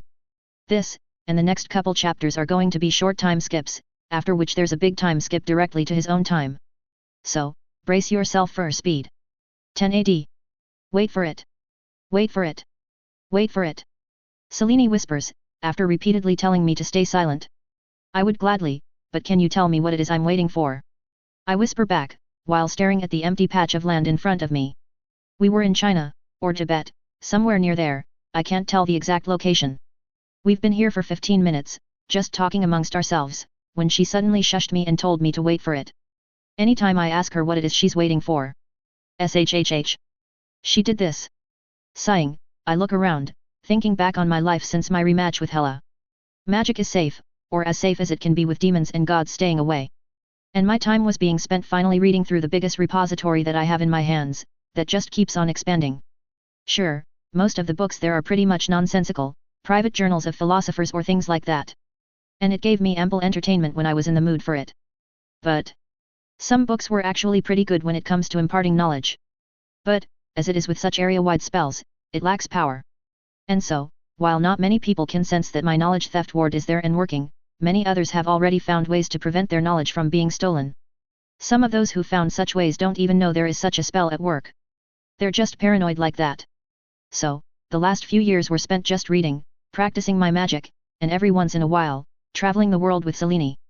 I did it without her too, but I cherished the moments I was spending with her. There was just something about her that made me treasure every moment I spend with her. There it is. Selene excitedly whispers, making me smile as I come out of the memories. Looking in the direction she was pointing at, I stop and stare. Where there was once nothing, just a small clearing within a forest, there was now an ornate gate, a Pai-Fang, standing right in the middle of the clearing. It was open, and showed the sight of a village through it, where people were busy living their own lives. Some would look in the direction of the gate, but left it alone mostly. What is that? I whisper, looking at the magical gate with fascination. It definitely came from nowhere, since I didn't even feel it coming. And I feel even the Bifrost opening up above me whenever it does. Selene chuckles, and says, that gate is one of 7. Today, for 1 hour, 7 such gates open all around this continent, leading to either an outer plane, or a hidden island somewhere on this planet. This gate leads to Tiger Island, which is protected by female Chi warriors led by the immortal tiger's beautiful daughter. So, it's a place like K'un-Lun? I ask, looking through the gate with amazement. That's a place where Chi is practiced extensively, which not many places on Earth do. Sure, we have sorcery, but not even many sorcerers use Chi like the Chi warriors.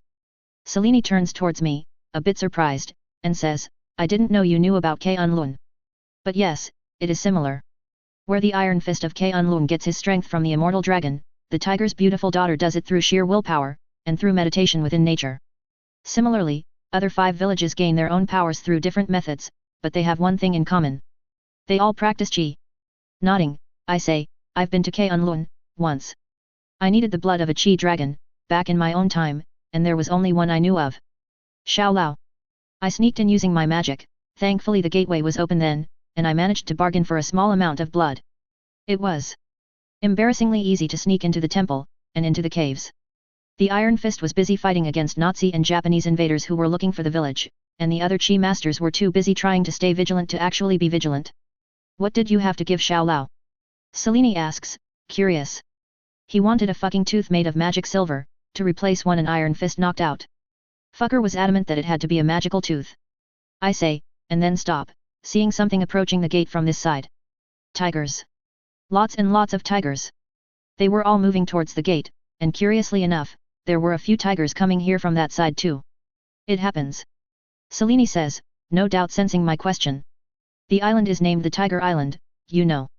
Chuckling, I just see the tigers travel through the gateway, and say, what's so special anyway? About this gateway. She did bring me here, and almost all of our travels have been to important places. Lanka, Babylon, Athens, Alexandria, Norway, India, Japan. Almost all these places had something important happen at some point. Something magical. Smiling widely, Selene says, the speciality about this specific gate, is that I created it when I lived amongst them. What? I snap my head towards Selene, who continues, it happened thousands of years ago, I think it was right around the time of the convergence. I discovered a crack in space that led me to Tiger Island. I lived amongst them, learned their art, and when I faked my death and left, I left this gateway as my gift to them. Hey! I say, not having seen this coming at all. I knew she was a good fighter, her body screamed that. And the fact that she managed to kill and absorb multiple godly souls within herself also proved that. But her being taught in one of the 7 immortal heavens? That I didn't expect. Do you want to go there? Selene smiles at me, offers me her hand, and says, maybe some other time. I have no reason to interfere in the lives of my descendants as of now. Okay, so she definitely has descendants in there. Taking the offered hand, I allow Selene to pull me up. Now standing up, I ask, shall we take leave of this place, then? Selene looks at the gate one last time, and then nods. She says, yes, I am curious what place you have in mind today, dear Athreos. Smiling, I simply hold her hand, and then apparate us to the Holoshan Mountains in eastern China. This is how our travels have been, for these years. We didn't always travel, no. We mostly traveled once every year or something, spending the rest of the days doing our own tasks, or just visiting one another. But when we did travel, each of us would choose one place to show the other. Selene showed me the Tiger Island gateway today. And I, in return, am showing her something just as magical. We were right at the base of the Holoshan Mountains, in a small forest. As I look around, I see nothing special about this place except for the calm nature, and the peace this place gives out. But just one glance above told me that I was in the right place. Offering my hand to Selene, I say, come on, we need to fly just at the top of that mountain. Selene raises her eyebrows at that, but holds my hand as both of us rise up into the air. Both of us, using our telekinesis, we fly towards the mountain I had pointed at, and within a minute, we reach the place. Dropping down gently on the flat land, I look towards the lake I could make out a small distance away, with green and red trees bordering it. Meanwhile, Selene was busy gaping at the different birds flying over our heads. From the bottom of the mountain, they looked similar to eagles, or some other birds. But now that we were both high up on top of the mountain, we could tell what kinds of birds they were. Are those phoenixes? Selene whispers, sounding nervous. Nodding, I say, they're Feng Huang, an offshoot of the phoenixes. I then point towards another bird, and say, and that's a thunderbird. A long way from home, that one. I then gently pull Selene by her hand, as I start taking her towards the lake. Selene looks around as we walk, and I see her eyes glancing nervously towards the lake where she could see I was leading her. She says, I don't think this is a good idea. I'm not light, Athreos. Phoenixes don't like me. I smile at her in reassurance, and say, phoenixes don't care about light and dark magic, Selene. They're creatures of magic, of balance. They only care about what your intentions towards them are. If I wanted to kill them, or harm them, or steal for them, then they will not hesitate to harm me, guardian of magic or not. And they will feel your intentions. If there's one bird you can never lie to, it's a phoenix. Doesn't matter what you try, phoenixes cannot be tricked or manipulated. At least, the birds. God knows the phoenix force hosts have been tricked multiple times. It's why they're said to be judges of good character. Because nothing is hidden from them. But Selene begins. Stopping in our walk, I look Selene in her eyes, and say, hey. You trust me, don't you? Selene nods, so I smile and say, you will not be harmed by them as long as you don't try anything against them.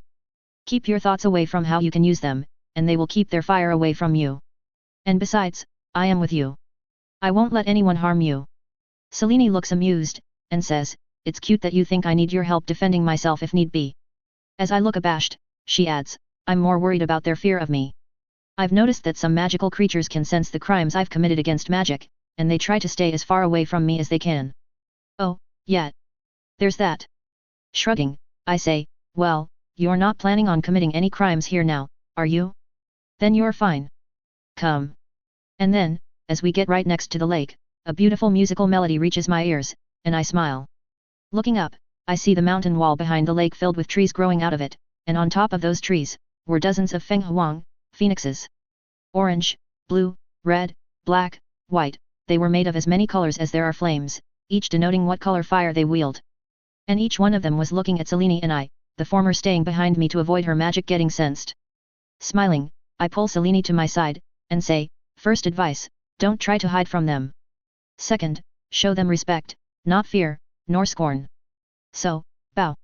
And with that, I bow low, facing towards the phoenixes that were looking upon us, judging. I feel Selene doing the same beside me, as I feel her hand clench mine tighter. She wasn't feeling threatened by them, but she was afraid of rejection. I could feel it. Which is why, even when a phoenix lands right in front of us, and keeps staring at Selene, I don't let go of her hand. After a while of just silently staring, the phoenix in front of us trills softly, and suddenly, there's a cacophony of trills sounding from all around us. I smile, the phoenix song making my heart light up. As I turn towards Selene, I see her staring wide-eyed at the birds, her hand on her chest. As a tear leaks out of her eyes, she whispers, It's so beautiful. I can't believe I was missing this. This feeling of completion. Nodding, I pull Selene into a sideways hug, and say, yeah, they do that. And these many phoenixes in a single place? They have a magnifying effect. There were many phoenixes here, around 50 or something. Some were flying in the skies above us, while some were resting on trees. This place, the Holoshan Mountains, was where the Fenghuang are all based. This is where their magic is strongest, and so. This is probably the most peaceful place in China. There are other such places, where phoenixes have made their home, but those places are very few. I know of just around 10 such places on the entire planet, that's how rare such places are. And each one of them is the most magical place around. Looking at Selene smiling at me, despite her inclination towards dark magic, I can't help but smile myself, thankful that I brought her here. The honest, wide smile on her face makes me feel as if I should have brought her here ages ago. And I know, looking at the peace on her face. Everyone should visit this place at least once, just to understand what true peace is. 19 AD, Sanctuary. Rubbing coriander seeds in between my palms, I gently drop them into the potion bubbling in front of me, and stir just once. A rabbit's foot, another stir, and then the skin of a live acromantula. I wait a moment, and when nothing happens, sigh in relief. I take the potion off the burner, and take it outside. As I walk out of my castle, I see the shadows underneath the trees gather together, convulsing, and smile on instinct. The shadows return to their place, leaving a smiling Selene standing where they had just gathered. What are you doing? She asks, looking at me holding a medium-sized cauldron and walking out of the castle. Lifting it up, I say, just an experiment I'm really hoping succeeds. Isn't that true for all experiments? Selene asks, as she joins me in my walk away from the castle. Chuckling, I say, true. But this experiment might be something that would really help me. Within half a minute, we reach the spot I was leading her towards, an Alfonso mango tree, one I had shamelessly imported, stolen, from Maharashtra. The tree, however, wasn't suitable to be planted in this location, in this weather, on this type of ground. Sure, I could have figured out spells that would do it, make the plant adapt to this new land and conditions, but it would have resulted in a change in taste. Which also would have happened had the plant adapted naturally. Which it didn't. The mango tree had died.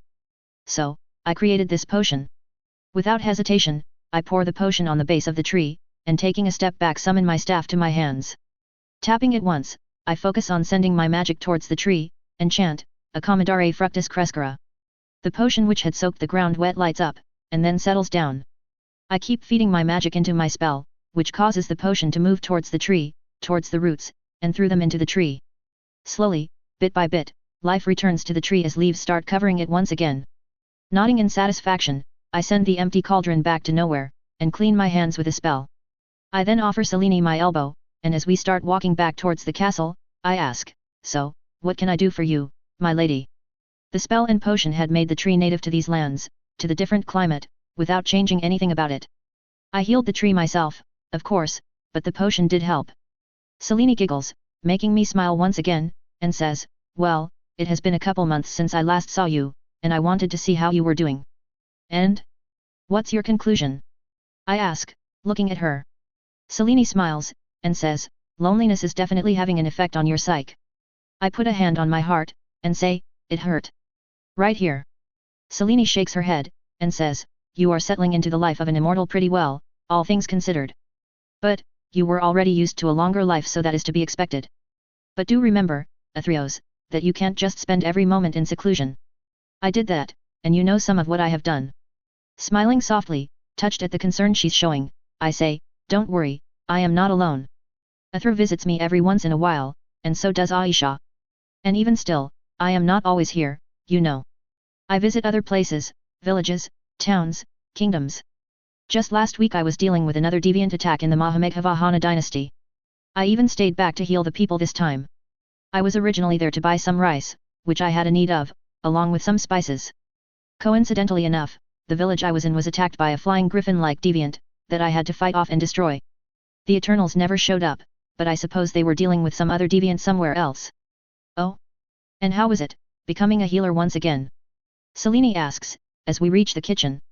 As I start laying out some tea and cookies, I smile, and say, like I was an idiot for not doing it before. My respect for Master Potter, for Aunt Mia had kept me from destroying the bond she put on me, preventing me from healing anyone without their permission each time.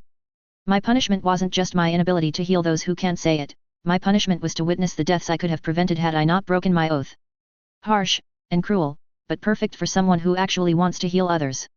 But when I actually removed it, when I went back to healing people like a healer does, joining in the efforts after the deviant attack, I felt as if I had found some part of myself that I had lost a long time ago. Selene chuckles, and says, "I am glad. Honestly, when I first found that bond on your soul I thought whoever did it to you had cursed you. That it was an enemy." Shaking her head, she says, "Well, come on. We have places to visit, people to see. Hopefully you get to practice your healing arts some more." Cairo, Egypt. Walking through the market of Egypt, I look around, curious at where Selene was taking me. For a while, we just walk, with me buying some dates to snack on along the way. The people here. They're poor. I can see that in the way they dress. But they're also defeated, not having enough drive to even fight for anything they might want.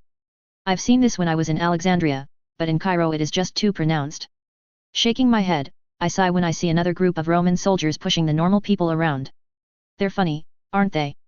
Selene says, looking at the retreating backs of the soldiers. "Mortals, believe themselves to be the greatest gift to the world while simultaneously breaking almost all of the laws of nature." I chuckle, a bit sadly at how accurately she put it, and say, "Yeah, I used to wonder if the world even needed humanity. If the world would have been better if it was just animals ruling it, just the laws of nature taking hold. And you don't now?" Smiling, I say, "Not anymore. I know that every being has its place in the world. Even the demons, even gods, even those in between like you or I.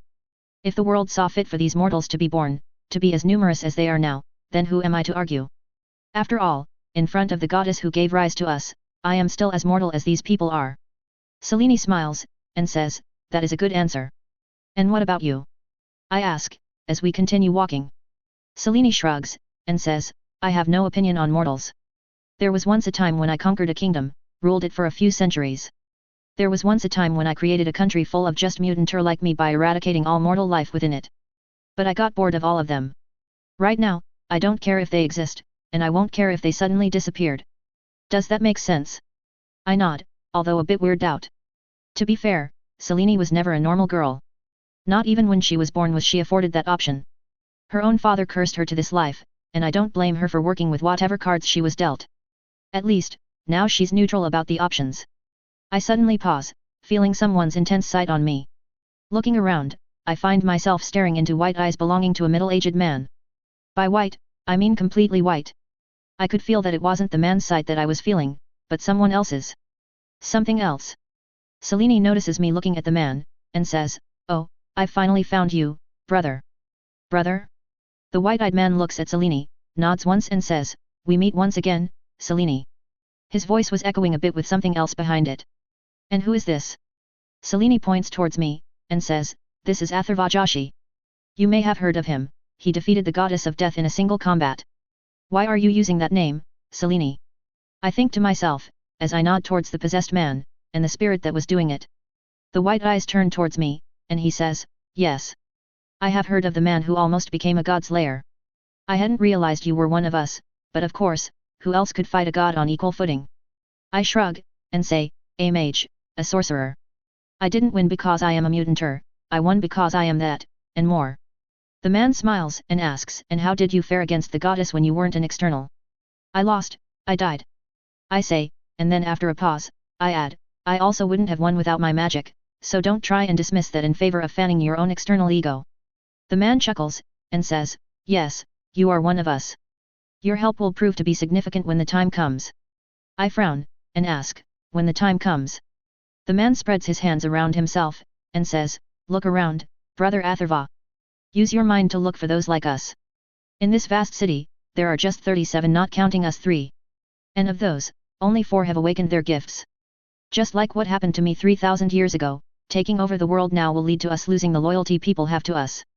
No, I am waiting for an opportune time, until at least quarter of the people around the world have gifts like us. And then, I will rise again. Apocalypse will reign once again." "Is that why you are possessing this man?" "To check if the number of mutanter is high enough." I ask, things making sense now. So that's how Essex had met with Apocalypse before he was officially out of his tomb. Or he will.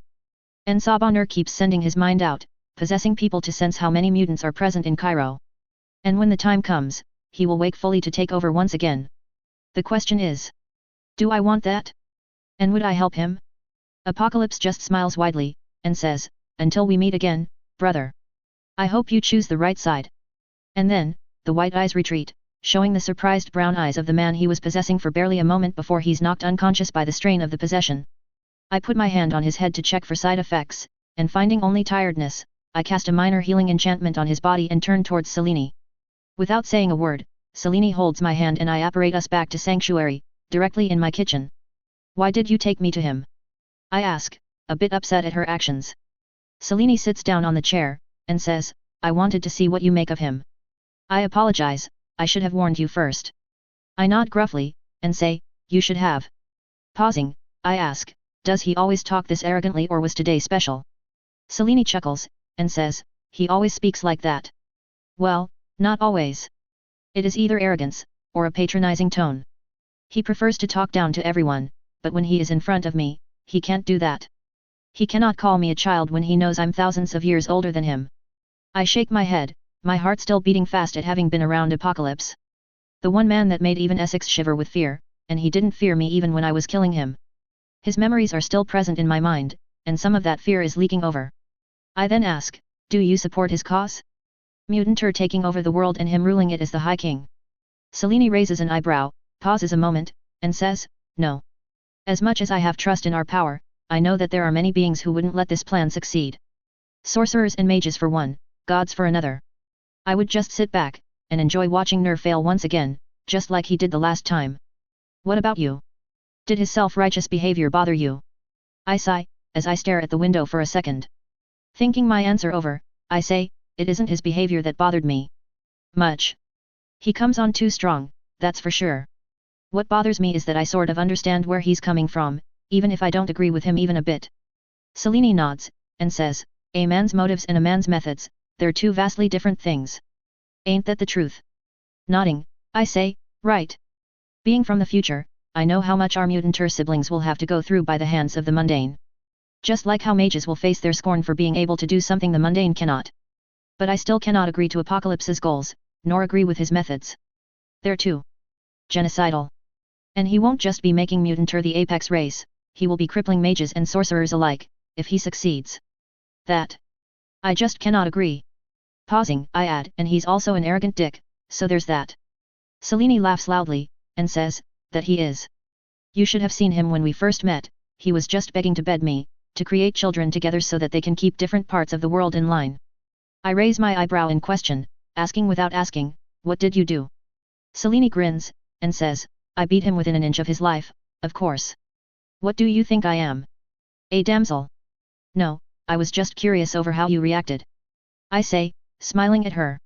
Glad to know Selene won't be expecting me to join Apocalypse and his plans of world domination. It would have put a damper on our relationship. Whatever our relationship is. Discarding the many ethical opinions I have about a total takeover by mutants, Apocalypse is definitely not the right man to rule the world. He's arrogant, powerful, and will kill anyone if it helps in his goal. Innocents, and other mutants too. No. To answer my previous question, I won't be joining him. But, I don't have to worry about him yet.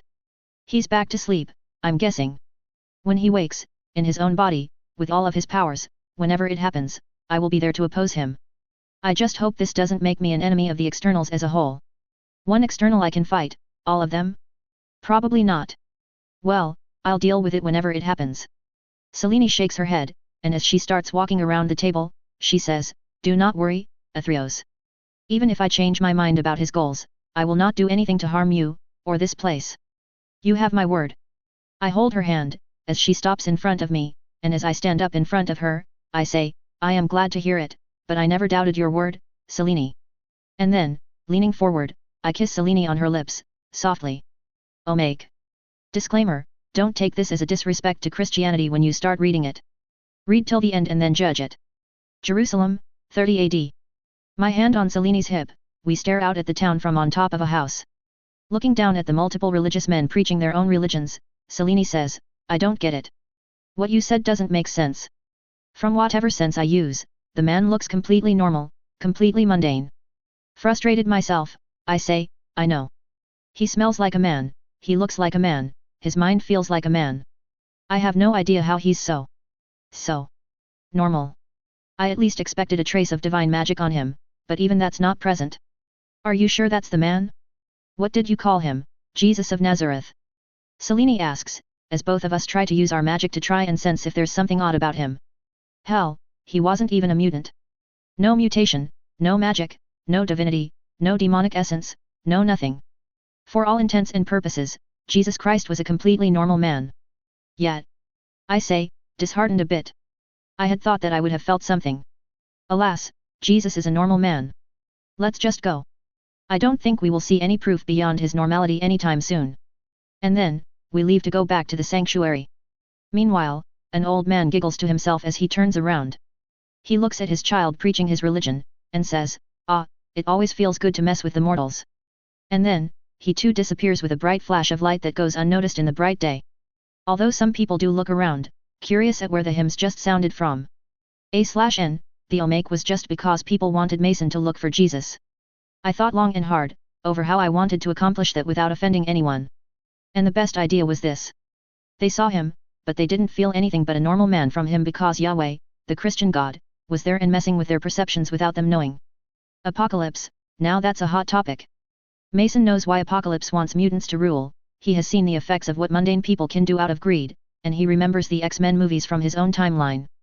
But, he also doesn't want Apocalypse to become the king of Earth because he knows that Apocalypse will be a terrible king, a dictator more like, who kills anyone that disagrees with him.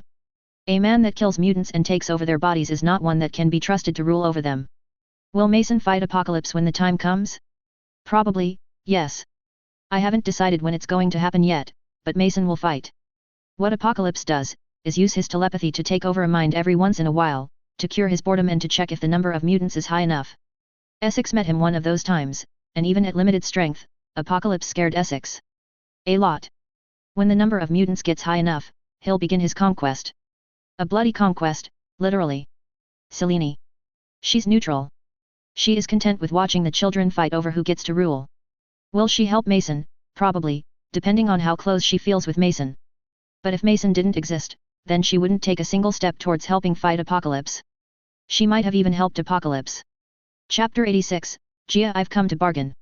A/N, Patreon, HelloDarkness07. 35 AD. Summoning rituals have three main parts. capturing the being's attention, convincing it to appear to you through a sacrifice, not always alive, and granting them a place to appear in. Summoning circles, specific to each being you need to summon, do the first and third step. They denote the place the being you need to summon needs to appear in, and through the magic of the circles, they sort of poke at the being's magic, telling them that someone is summoning them.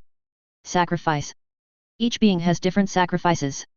Sometimes it is as mundane as a picture of a loved one, dirt from a gravesite, and a bone from a black cat, all kept in a metallic box that is buried in the crossroads.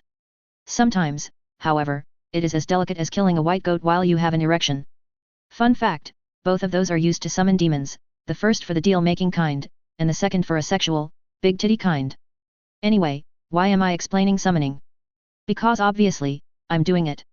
I am hoping to summon a goddess that is also known as Mother Magic by the elves, and most other magical creatures. The elder goddess, Gia.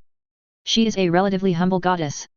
Her summoning circle is filled with Greek symbols, mostly because that name of hers is the most famous one, while her sacrifice is very tame, if complicated.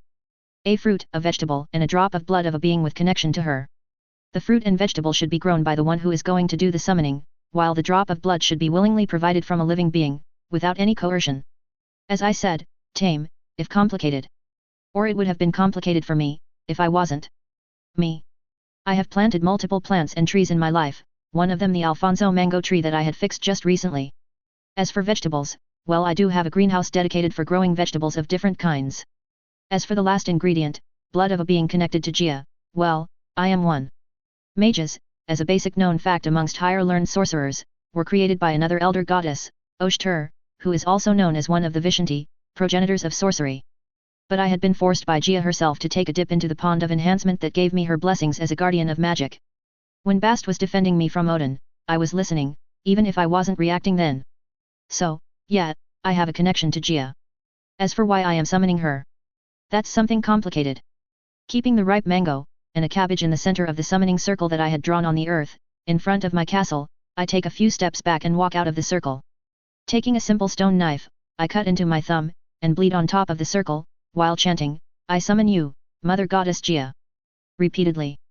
With a bright flash of white light, that blinds me temporarily, the mango and cabbage disappear from their place. My nose tells me that much. For a while, nothing happens save for my eyesight returning. But then, the ground shudders, and between one blink and the next, someone is standing within the summoning circle.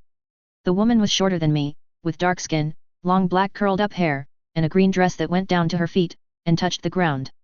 There was an ethereal glow to her, and even while having wrongly proven preconceived notions of how she might look, I knew this was Gia. I could feel it, a connection to her the same way I could feel it with Selene. Except this one was deeper, more magical than Chinook. There was also the fact that I could feel my life strengthening by just being in front of her. She just gave off strength. The woman smiles at me, a kind smile that reminds me of my mother from my past life, and Sister Agnes, as she says, "What can I do for you, my guardian?" I frown at her, not knowing if the motherly look is something she naturally has or if she's trying to just portray it. I ignore my doubts about her genuineness, as well as the warm feeling she was emitting, and looking right at her eyes, I say, I have a request of you, that I hope you see completed. Smiling still, Gia tilts her head, and asks, "What, may I ask, is the request?" Well, here's hoping she doesn't kill me on the spot. I take a deep breath, and say, "Lady Gia, I need you to stop sending the elves on their rescue missions." Lady Gia raises an eyebrow, and asks, "Why will I do that? And why would you want that? Don't you want my children to be saved from other mages like you?" "Not like this," I argue, while keeping composure. "I did not free the elves from their enslavement at the hands of my race, just for you to enslave them in return. I gave them their freedom, and you asking them to keep going out there, risking their lives in those quests, is not helping them get used to their freedom. I do not like her, that much was simple. She forced me to go through the pond without first asking me, she named me her guardian, and while it did help me, I don't like how I was basically forced into the position. And this too. Her sending elves on rescue missions all around the world, where their life kept getting endangered. Do I not have any right to order them, mage? I did create them, gave them life. Am I not owed that much?" Gia asks, still calmly smiling. I shake my head, and argue, no one has a right to ask the elves to do anything for free. The elves don't owe you anything, or me.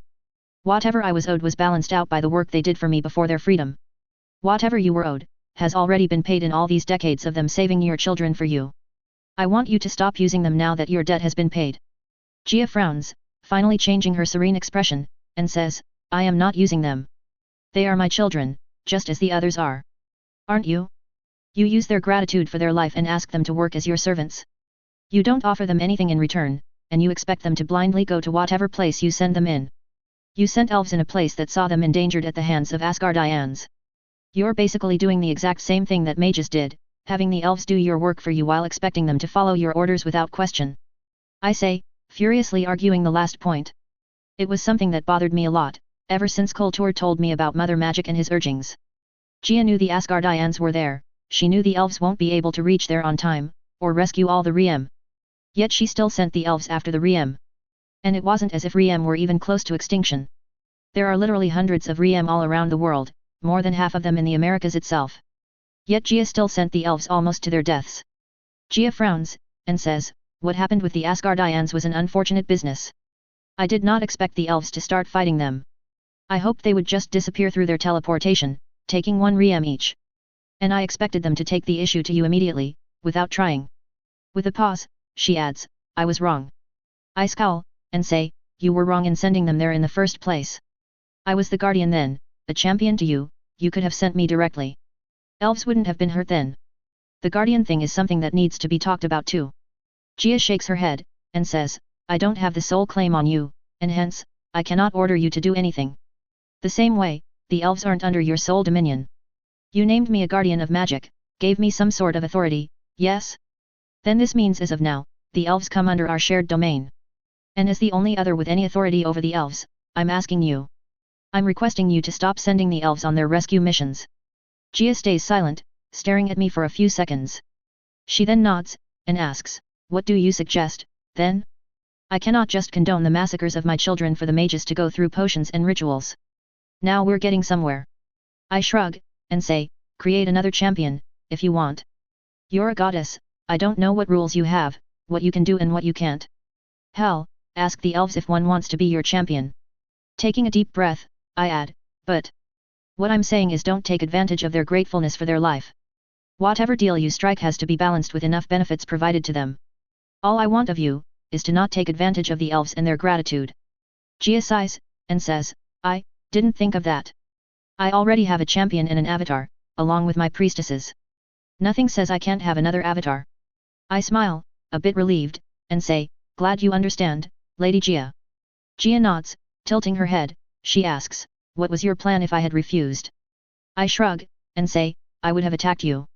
I would have died, probably, but then the elves would have seen that the one they're believing in as the highest goddess isn't as nice as they'd believed.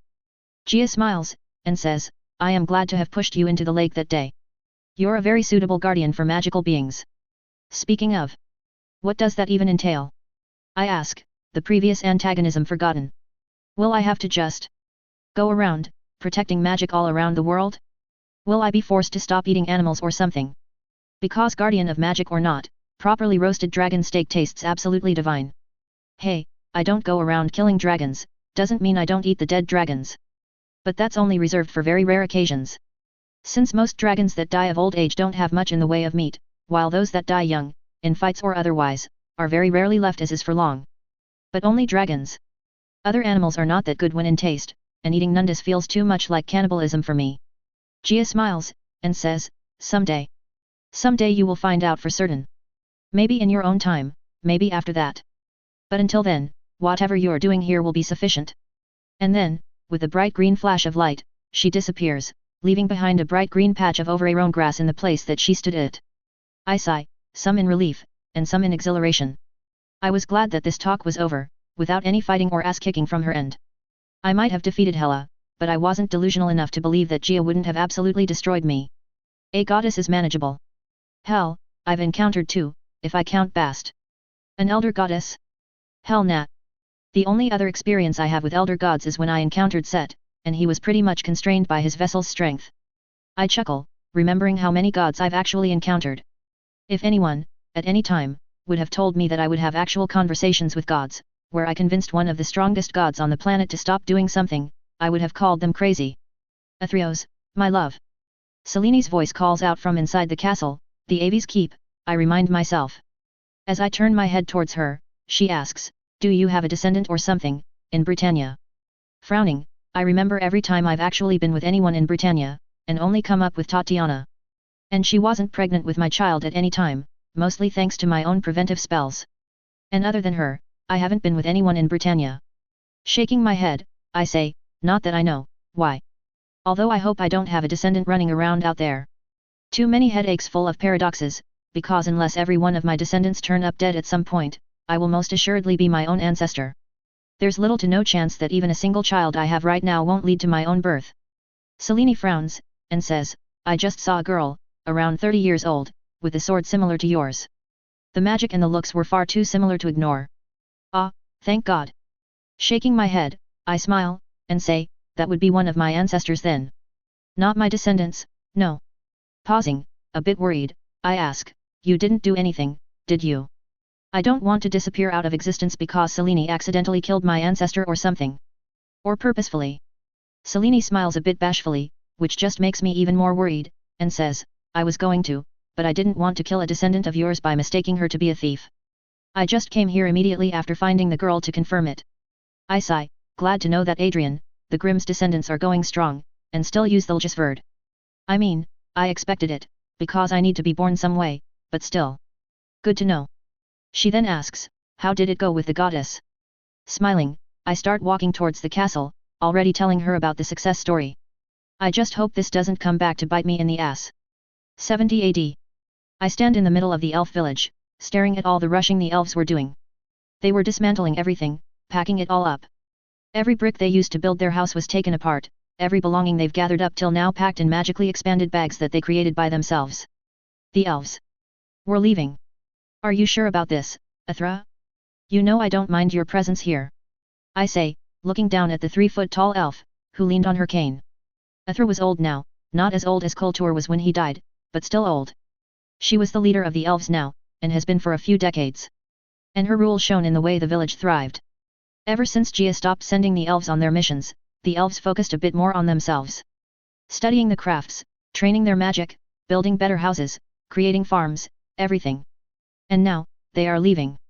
Athra nods, smiling up at me, and says, we are sure, Sorcerer Athreos. For 35 years, we have stayed here, without Mother Magic sending us out there. It is only when we stopped going out that we realized something. She pauses, to gather her words, and I let her, curious myself. Athra then says, you gave us our freedom, Sorcerer Athreos. You gave us our life back. But as long as we keep living here, we won't be completely free. We still depended on you for our homes, our protection. And while we appreciate it, the elves need to start actually being free. I smile, a bit sadly, and understand the unspoken words. They feel as if I'm still their master, as if I'm still asking them to work on what is basically my island, taking care of it. While Athra knows that I don't expect anything from them, not everyone must feel that way. My existence so close to them here reminded them of the life their ancestors lived under magical masters. And I understand. Nodding, I say, well, I understand the need for independence. Can't say I am not sad about seeing you all go, but I understand your reluctance in staying here. Pausing, I ask, have you found a place for yourselves? Athra nods, and says, yes. But I'm afraid I won't be telling you where we will be living. Apologies, Sorcerer Athreos, but the elves are a bit paranoid about being returned to the fate of our ancestors. I chuckle, and shake my head. Looking at all the elves teleporting with the stuff, no doubt directly to their new home, I ask, you will be okay? Athra looks around, tearfully, and says, I sure hope so. We will protect our home with everything we have, but I just hope that we don't regret this decision later. I look at the library being shrunk, as a whole, and making a split-second decision, I conjure a magic gold ring from nowhere. With a few spells, I enchant it while holding it clenched within my fist, and then offer it to Athra. I say, whenever the elves feel as if they need my help, send your magic into the ring. It will summon me straight to the location of the ring. Athra gratefully takes the ring in her tiny hands, and stores it in the pocket of her cotton top. She nods, smiling up at me, and says, thank you, Sorcerer Athreos. For everything. I sigh, and say, you're welcome, Athra. Be safe, and don't hesitate to ask for help. And tell your descendants the same. Whenever they need me, I will be there. Consider it payment for all they and the house elves face at the hands of other mages. Athra smiles, and says, we will. Have a very good, long life, Sorcerer. Have a very happy life, Athra. I say in return. Farewell. And then, I disappear with a pop, returning to my castle. What's on your mind? Selene asks, as we're lying on the bed that night. I must have been more distracted than I had originally thought. Sighing, I say, the sanctuary is running safe, self-sufficient even. There are enough mundane and magical animals here that I don't need to do a single thing to make sure everyone survives. The elves have found a new home for themselves, from where they will no doubt still keep rescuing magical creatures and other elves. The gods and demons have stopped attacking magical creatures, and there's at least some sort of peace. All in all, I find myself very much content. I wonder if I should start making actual efforts in going back to my own time, or if I should keep living this life, with you by my side, until my time catches up to me. Selene props her head on my chest, her hand on my cheek, and asks, what do you want? Do you think you can wait 1,800 years till your native time starts? I don't know. I answer, honestly. To both questions. Can I wait that long, living through this pretty long time? Yes. But do I want to? 1,800 years is a long, long time. I could become stronger during this time, sure, but will it be worth it? Would I even be the same person I am now? Hell, I'm barely the same person I was 120 years ago, when I first came to this time. And doing this, staying just with Selene for company, now that the elves are gone, for 1,800 years? I don't think I can do it. Selene kisses my lips, which I gladly return, and says, then sleep. You do not have to decide now itself. The spell that will take you back home will take some time, won't it? You can start working on it, and then decide if you want to go through with it. Sighing, I pull Selene closer to myself, and say, what about you? If I decide to move myself forward in time, will you come with me? Selene looks up at me, and asks, do you want me to? I frown, confused, and ask, why wouldn't I want you with me? I love you, Selene. I will always want you with me, not that I'm going to force you to make a decision. Not that I can force her. She's still a stronger mage than I. Selene smiles, and says, I love you, Athreos. Pausing to kiss me once again, she says, now sleep, we can decide what you want later. For now, I want to sleep. Chuckling, I turn around to put my arm over her stomach, and close my eyes.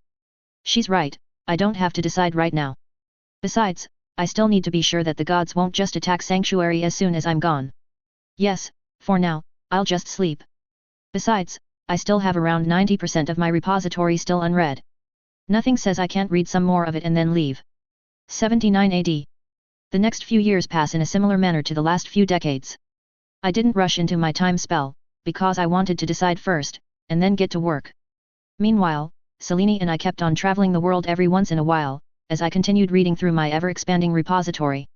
I have come very close to being called an actual master of alchemy, while also being a master in various other magical arts. Enchanting, forging, artificing, magecraft, sorcery, and soon, alchemy, which collectively includes transfiguration, potions, and rituals. Selene has also taken to reading through my repository, and despite being 15,000 years old, there are things that she learned only in the repository. Some things she just didn't discover and some only evolved into existence recently. Something I've noticed however, is that while sorcerers have been at their strongest for thousands of years, mages, as a species, haven't yet attained their prime. Mostly, it's because of a lack of teaching. Most of the mages that become as strong as I was, when I fought Grindelwald, become that through self-study, and only when they're at least 100 years old. The pure mages, I mean. The hybrids naturally get that strong, sometimes without even trying. I have no doubts, however, that when the solely magical schools start open for every mage and not just the scholars, that the mages will start achieving their prime too. Anyway, our travels took us to many places. Selene and I went to Atlantis, the underwater city that's mostly filled with mages, but also has mundane people too. We went to each of the 7 continents, and even swam through all the oceans using spells to help us out. Funnily enough, Selene took me to the Savage Lands, where she has a hideout hidden away inside a volcano. She uses it whenever she wants to just get away from people. Get even more away than what protections her home provided. And now, we were here, in the town of Pompeii, sitting on top of a house's terrace, covered in spells that made us invisible, just staring at the volcano in the distance. The volcano, Mt. Vesuvius, was going to erupt soon. I had been keeping an eye on it as the year 79 AD approached. Mostly because it was the one volcano eruption, save for Krakatoa, that I remembered very well from my history lessons in either of my lives. And because I saw something 17 years ago, when Pompeii first shook with an earthquake that I had first thought would lead to the volcano erupting. But when I came here, expecting the destruction of the town, I only saw the town, and the ninjas running away from the volcano. Admittedly, I got curious, and traced their steps backwards to the then dormant volcano, which led to me discovering remnants of dragon bones. Chi dragon bones. I could have stopped them then, knowing that these Kunlun ninjas will go on to form the hand any day now, but I didn't want to risk my own existence. If the hand doesn't exist, I won't fight the Kuronin, and I won't get the Ljusverd, which helped me survive my drop here in the past. Messing with the time is all well and good, as long as I don't risk erasing myself out of the time stream. Sighing, I stare at the people living their life, not knowing that any minute now the volcano is going to claim them. People fated to die. I hate myself for not even trying to save them. Do you feel like saving them? Selene asks, looking curiously at me. I've noticed this about her. She likes to see what I think about different situations, she likes to just ask me questions like this. A lot. Maybe it's a quirk of her old age. I'm not going to say this to her face though. Sighing once again, I say, just wondering if I have any right to leave them to their fate. Leaving this whole town to die? I know, however, that saving even one life will send ripples through time that might kill me. And despite the guardian in me wanting to, I cannot save these people. People I save here will have children, who will have children, who will have children. Thousands of people procreating again and again, multiplying. Some of those people could become dictators, dark lords, murderers, anything, and any one of them might kill one of my ancestors. And since it will be my actions that make the person survive, it will be I that time will punish. I will most certainly be erased. Even one person that wasn't supposed to survive means I will die. So yes, I am not going to interfere. You shouldn't have come here, you know. If it bothers you so much. Selene says from beside me. Chuckling sardonically, I say, I know. But I wanted to witness this sight. It will be loud, no doubt, and hot. But it will also be a beautiful sight. Suddenly, however, I feel a shiver go through my entire being, as if something stretched the space like a rubber band, and snapped it into my lower back. I stand up, vigilant, and look around, while wondering what it is. What happened? Selene asks, as she stands beside me and joins me in looking around. Frowning, I say, I don't know. Something happened, something big, but I don't know what. I just know that it was not magical in nature, yet affected magic the same. You didn't feel anything. Selene shakes her head, so I summon my staff to my hand. I stop, in the middle of casting a spell to scan for inconsistencies, when my sensitive ears hear something happening a few houses away. Goo. He he he he. A man loudly yells, and starts chanting. I turn my head to look at it, and just stop and stare. There was a man, standing on top of a cart, waving at the goats inside the cart to start running. That wasn't weird. What was weird was the fact that he wore a shirt, trousers, a tie, and a jacket that most definitely is not native to this time period. And the second weirdest part, is that I recognize that man. Best of all, he isn't supposed to be here, considering the fact that he isn't born yet. What is he doing? Never mind, what is he wearing? And is that a god? Selene asks, staring at the man. Uh-huh. I know of him. I say, still staring at the man. That's Loki, a son of Odin. I say, explaining my statement. Selene turns back to Loki, and says, Hey. I didn't know Odin had a son. That's because he doesn't. Not yet. Loki will only be born after 900 years, my dear. I say, as I keep spying on him, apparently warning the citizens of Pompeii that the volcano was about to erupt. I would know, because I am from the future. Loki finishes in Latin, and then looks at someone hidden from my sight, and asks, We are from the future, right? In English. The proper King's English, that I spoke in 1945. As he keeps talking to that unknown companion, who is no doubt Loki's co-conspirator in whatever time travel shenanigans he is up to right now, I clench my hands once again, feeling another shiver go through my body. This time, I somehow feel that whatever happened was closer to me than whatever happened before. Ignoring the time-traveling Loki, I look at Selene, and say, Come on, it happened again. This time, closer. Selene holds my hand, already prepared to join me, and without any delay, I apparate myself towards where I felt the shiver in me originate from. I appear between two houses, just in time to see an orange, rectangular portal, blink out of existence, and a small girl standing in front of it. Whatever happened, I know for sure that it happened right here, and the orange portal is related to it. And the girl, whoever she is, knows about it. Boom! The volcano erupts behind me, making the girl turn towards us at the sound. She widens her eyes, and starts running in the opposite direction when she sees Selene and me, while I hold the staff in my hand. I look at the volcano erupting, noting that while absolutely scary, it is kinda beautiful, and say, we need to save this girl, we need to take her somewhere safe because she has answers for whatever happened right now. Selene nods, agreeing immediately, and with a single wave of her hand, controls the shadows to cover both of us. The shadows retreat, bringing us into existence right in front of the girl who was running away from us. She had her attention on some sort of gamepad in her hands. So it is that she slams into my body while not looking where she was going. She looks up, widening her eyes in fear, and I see her hands going towards whatever device she was fiddling with. Holding on to her, I create a portal that takes all three of us away from Pompeii, and to Sanctuary. The girl kicks my knee, and takes a few steps back when I leave her. She looks at her hands, only to find them empty. Looking at the PSP-like device that I had swiped out of her hands, I ask, now, what's a daughter of Odin doing on Earth, and why the hell does she look like a prisoner? A/N, don't worry, MC is not going to start with the Loki plot. He is just curious about what happened that caused him to gain shivers in his entire body and magic, and he wants to ask her questions to find answers. The elves are gone from Sanctuary, because as long as Mason calls it home, the elves still feel like they're enslaved to him. Gia has stopped asking the elves to rescue magical creatures, but whatever champion she will raise will do it in her stead. The next chapter will deal with the TVA part, hopefully completely, and then, Mason will take whatever step he decides on. After which, is a long, very long, time skip. Hopefully. Chapter 87, Out of Time. A/N, part4, HelloDarkness07. Now, what's a daughter of Odin doing on Earth, and why the hell does she look like a prisoner? I ask, while staring at the girl who is undoubtedly a daughter of Odin. I didn't even know Odin had another daughter. Was she hidden? Or is this something more? I felt the shivers, and saw a Loki from the future appear. A second set of shivers saw me witness this girl standing in front of an orange portal. Could it be that she's not from this time? Yes, highly possible, since if a Loki from the future can come here, then why can't a Hela from the past do so as well? She might not smell like Hela, or anything familiar, but she does have the look. And there's her magic, which just screams out her identity as Odin's spawn. Give it back. The girl, who does look somewhat similar to Hela, yells, as she jumps at me with the intention of physically attacking me. Ah, children. So stubborn, and so demanding.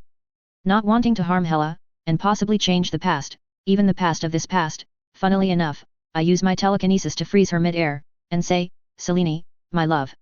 Take us to the kitchens, please. I might hate the current Hela, and even Odin, but that doesn't mean I'm going to do anything to the child version of her who hasn't done anything to me. As far as I know. Selene looks at me with a raised eyebrow, and calmly controls the shadows to cover us completely. When the shadows retreat along with the cold, we find ourselves in the kitchen of my castle, Aves Keep. Waving my hand, I settle the frozen child Hela on a chair, and stick her to it with a spell. I then wave my hands, which conjures 3 cups of tea in front of the 3 of us, and then unfreeze the girl. She tries to jump at me once again, but finds herself unable to even get out of the chair. Raising an eyebrow at her continuous struggles, I say, I have some questions, daughter of Odin. And I hope you answer honestly because I don't want to use mind magics on a child.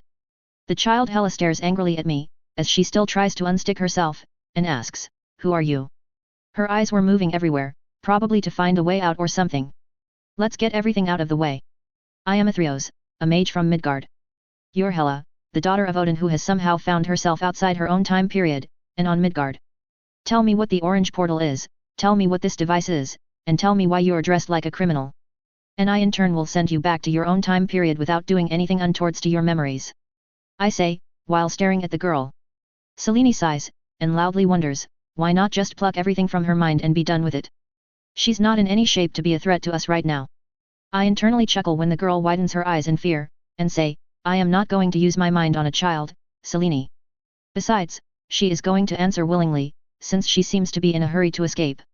From her prisoners, perhaps.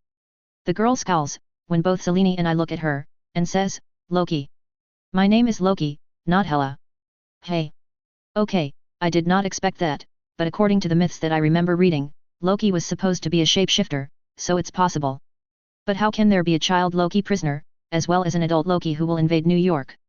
Does she get back to her own time even without my help? Or is this something that I made happen because of some butterfly effect in the past? Sure, I'm not supposed to be able to change things like this, but this could have always meant to happen. In this universe, I mean. Okay, Loki. Now, tell me. I say, and pick the tea to drink. Hesitation clear on her face, along with a hint of restlessness, she says, listen well, mage. I need to get to Asgard, now.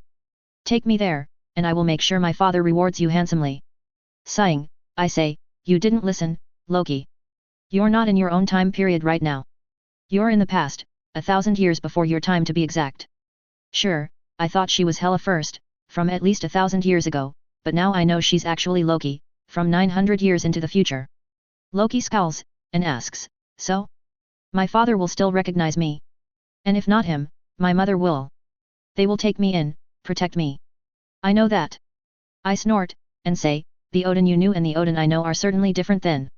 This Odin will see you as a thief who somehow managed to steal his magic and kill you as soon as you appear in front of him. As for your mother, Odin hasn't even married her yet. She opens her mouth to argue against it, but I interrupt and say, look, the faster you explain your situation to me the faster you can go home. Understood? You're clearly out of your time, I will even personally deposit you back to your own timeline. But only if you explain exactly what happened. I need to know if whoever imprisoned her will come looking for her. Is the adult Loki I saw in Pompeii related to this? Was he looking for his younger self? I need answers, damn it. She looks at the PSP-like device that I had kept on the table, and says, I want the tempad. Then I will answer whatever questions you have.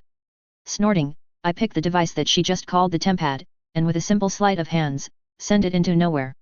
She looks horrified when the device disappears from my hands, as I say, thank you for answering one question.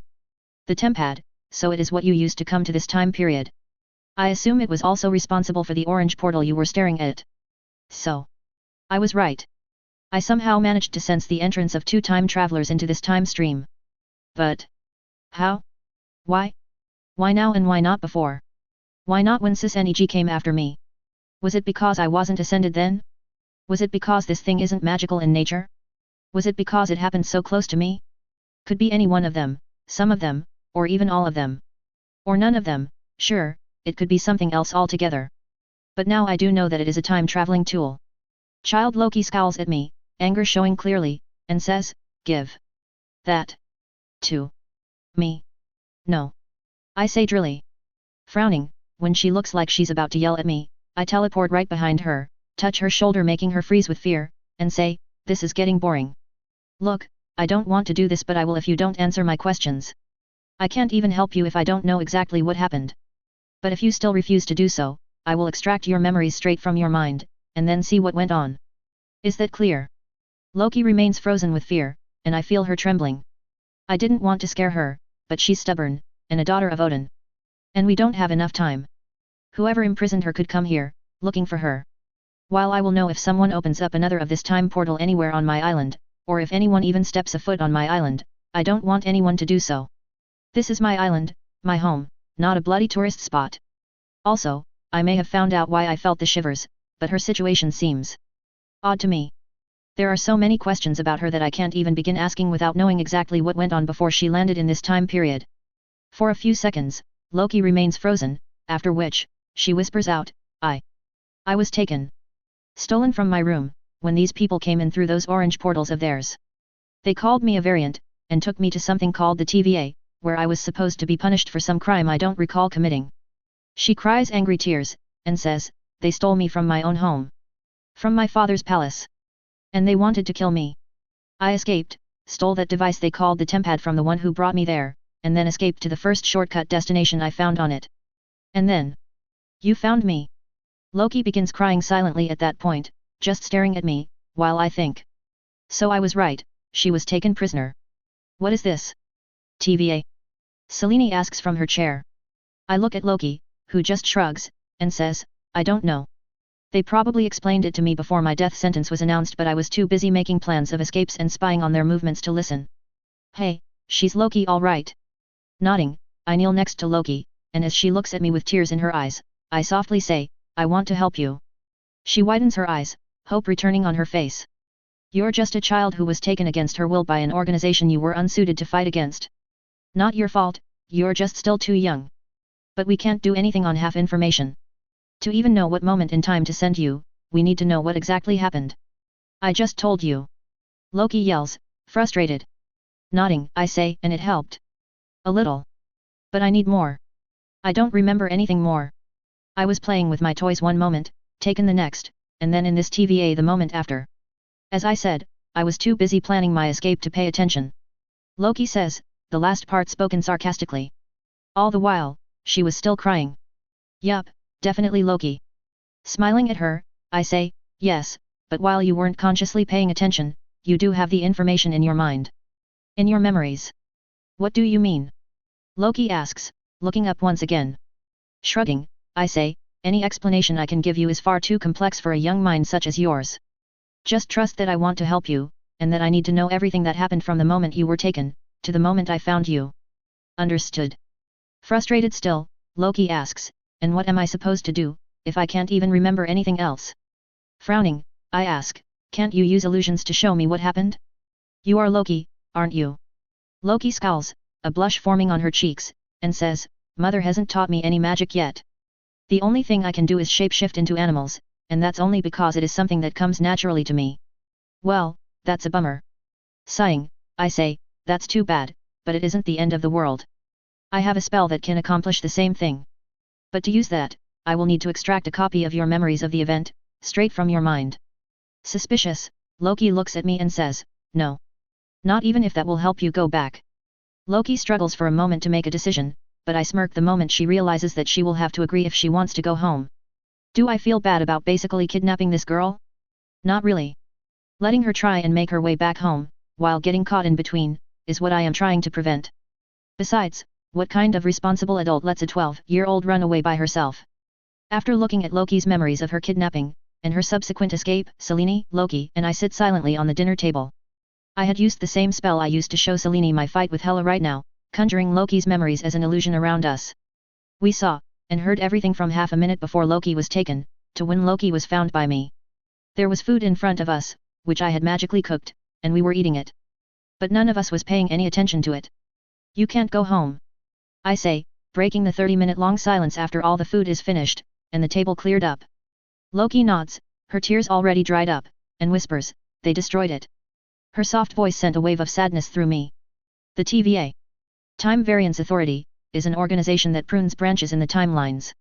Whenever an event branches away from the so-called sacred timeline, branches away from a path that it should have never veered off of, this TVA comes in, arrests whoever caused this Nexus event to happen, and restores the timeline back to whatever it was supposed to do.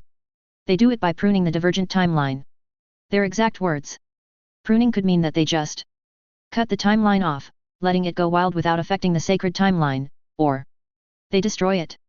But whichever one of these two they did, or do, they made it impossible for Loki to go back to her own home.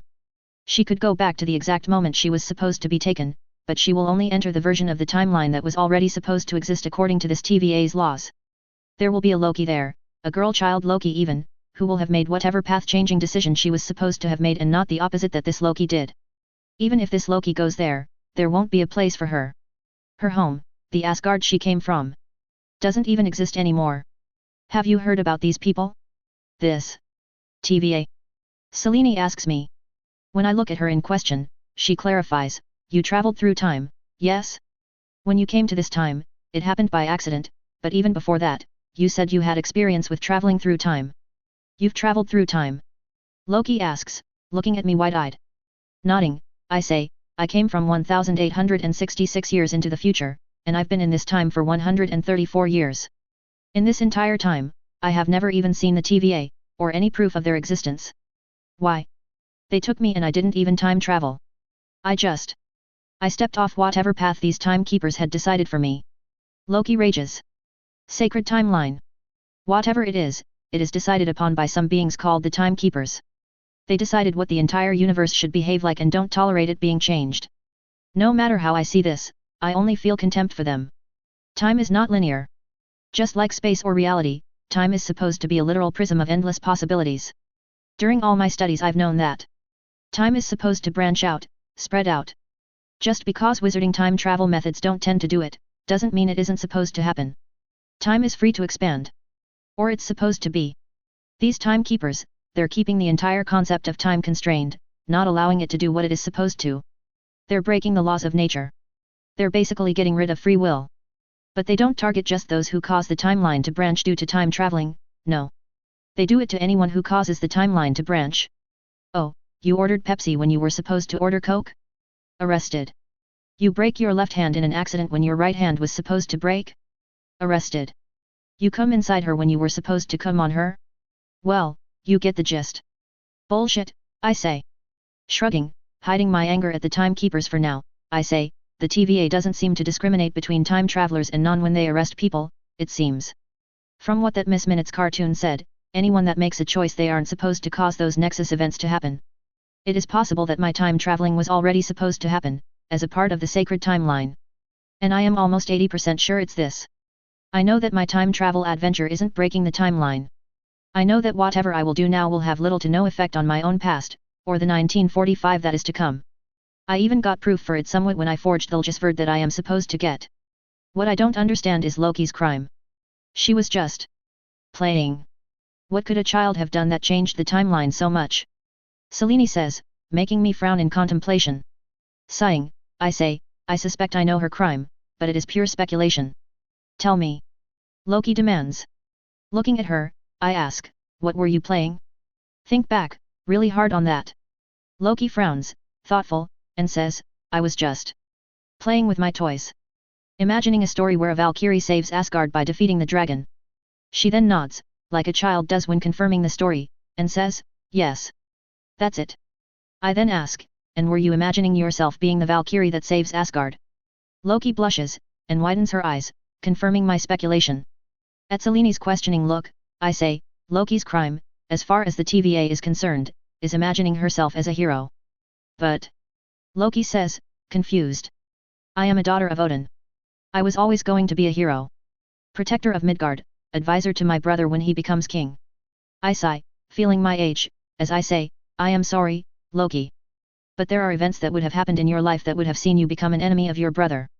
Not enemy, enemy is a strong word. But you would have been bitter about his accomplishments. Pausing at her devastated look, I say, or, it was what will happen now to the Loki that took your place after the TVA pruned your timeline. I assume that whatever made you decide to imagine yourself as a Valkyrie would have seen you actually become a hero, protector of Midgard and whatnot, which the TVA didn't see as a part of their sacred timeline. So, her crime was being a hero, when she was supposed to be a villain. Selene asks, to clarify. I nod, and say, it is just a speculation, but it is the most likely conclusion we can come to from what little we know. Loki is supposed to use the Bifrost to try destroying Jotunheim.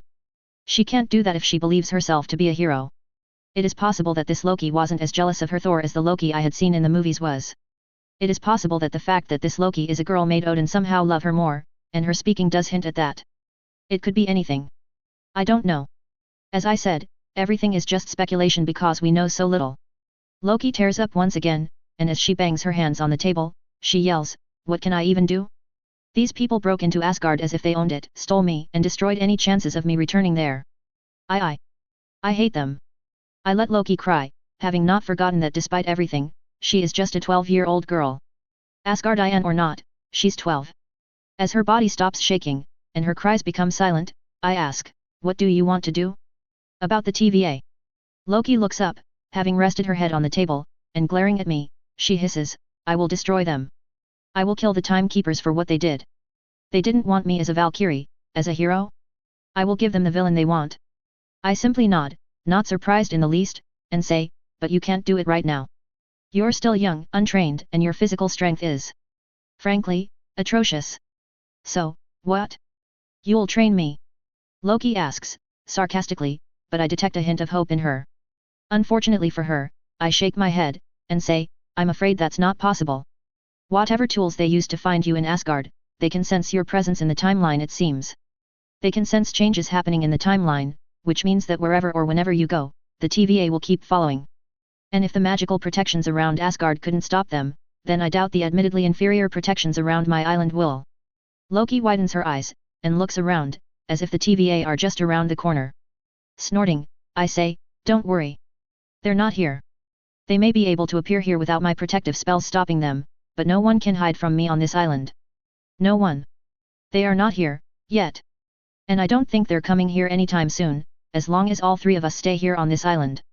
But I have no doubts that as soon as any one of us steps outside, or maybe interacts with another person, the TVA will find us. Whatever changes Loki's presence is doing to the timeline will not take effect as long as we remain isolated.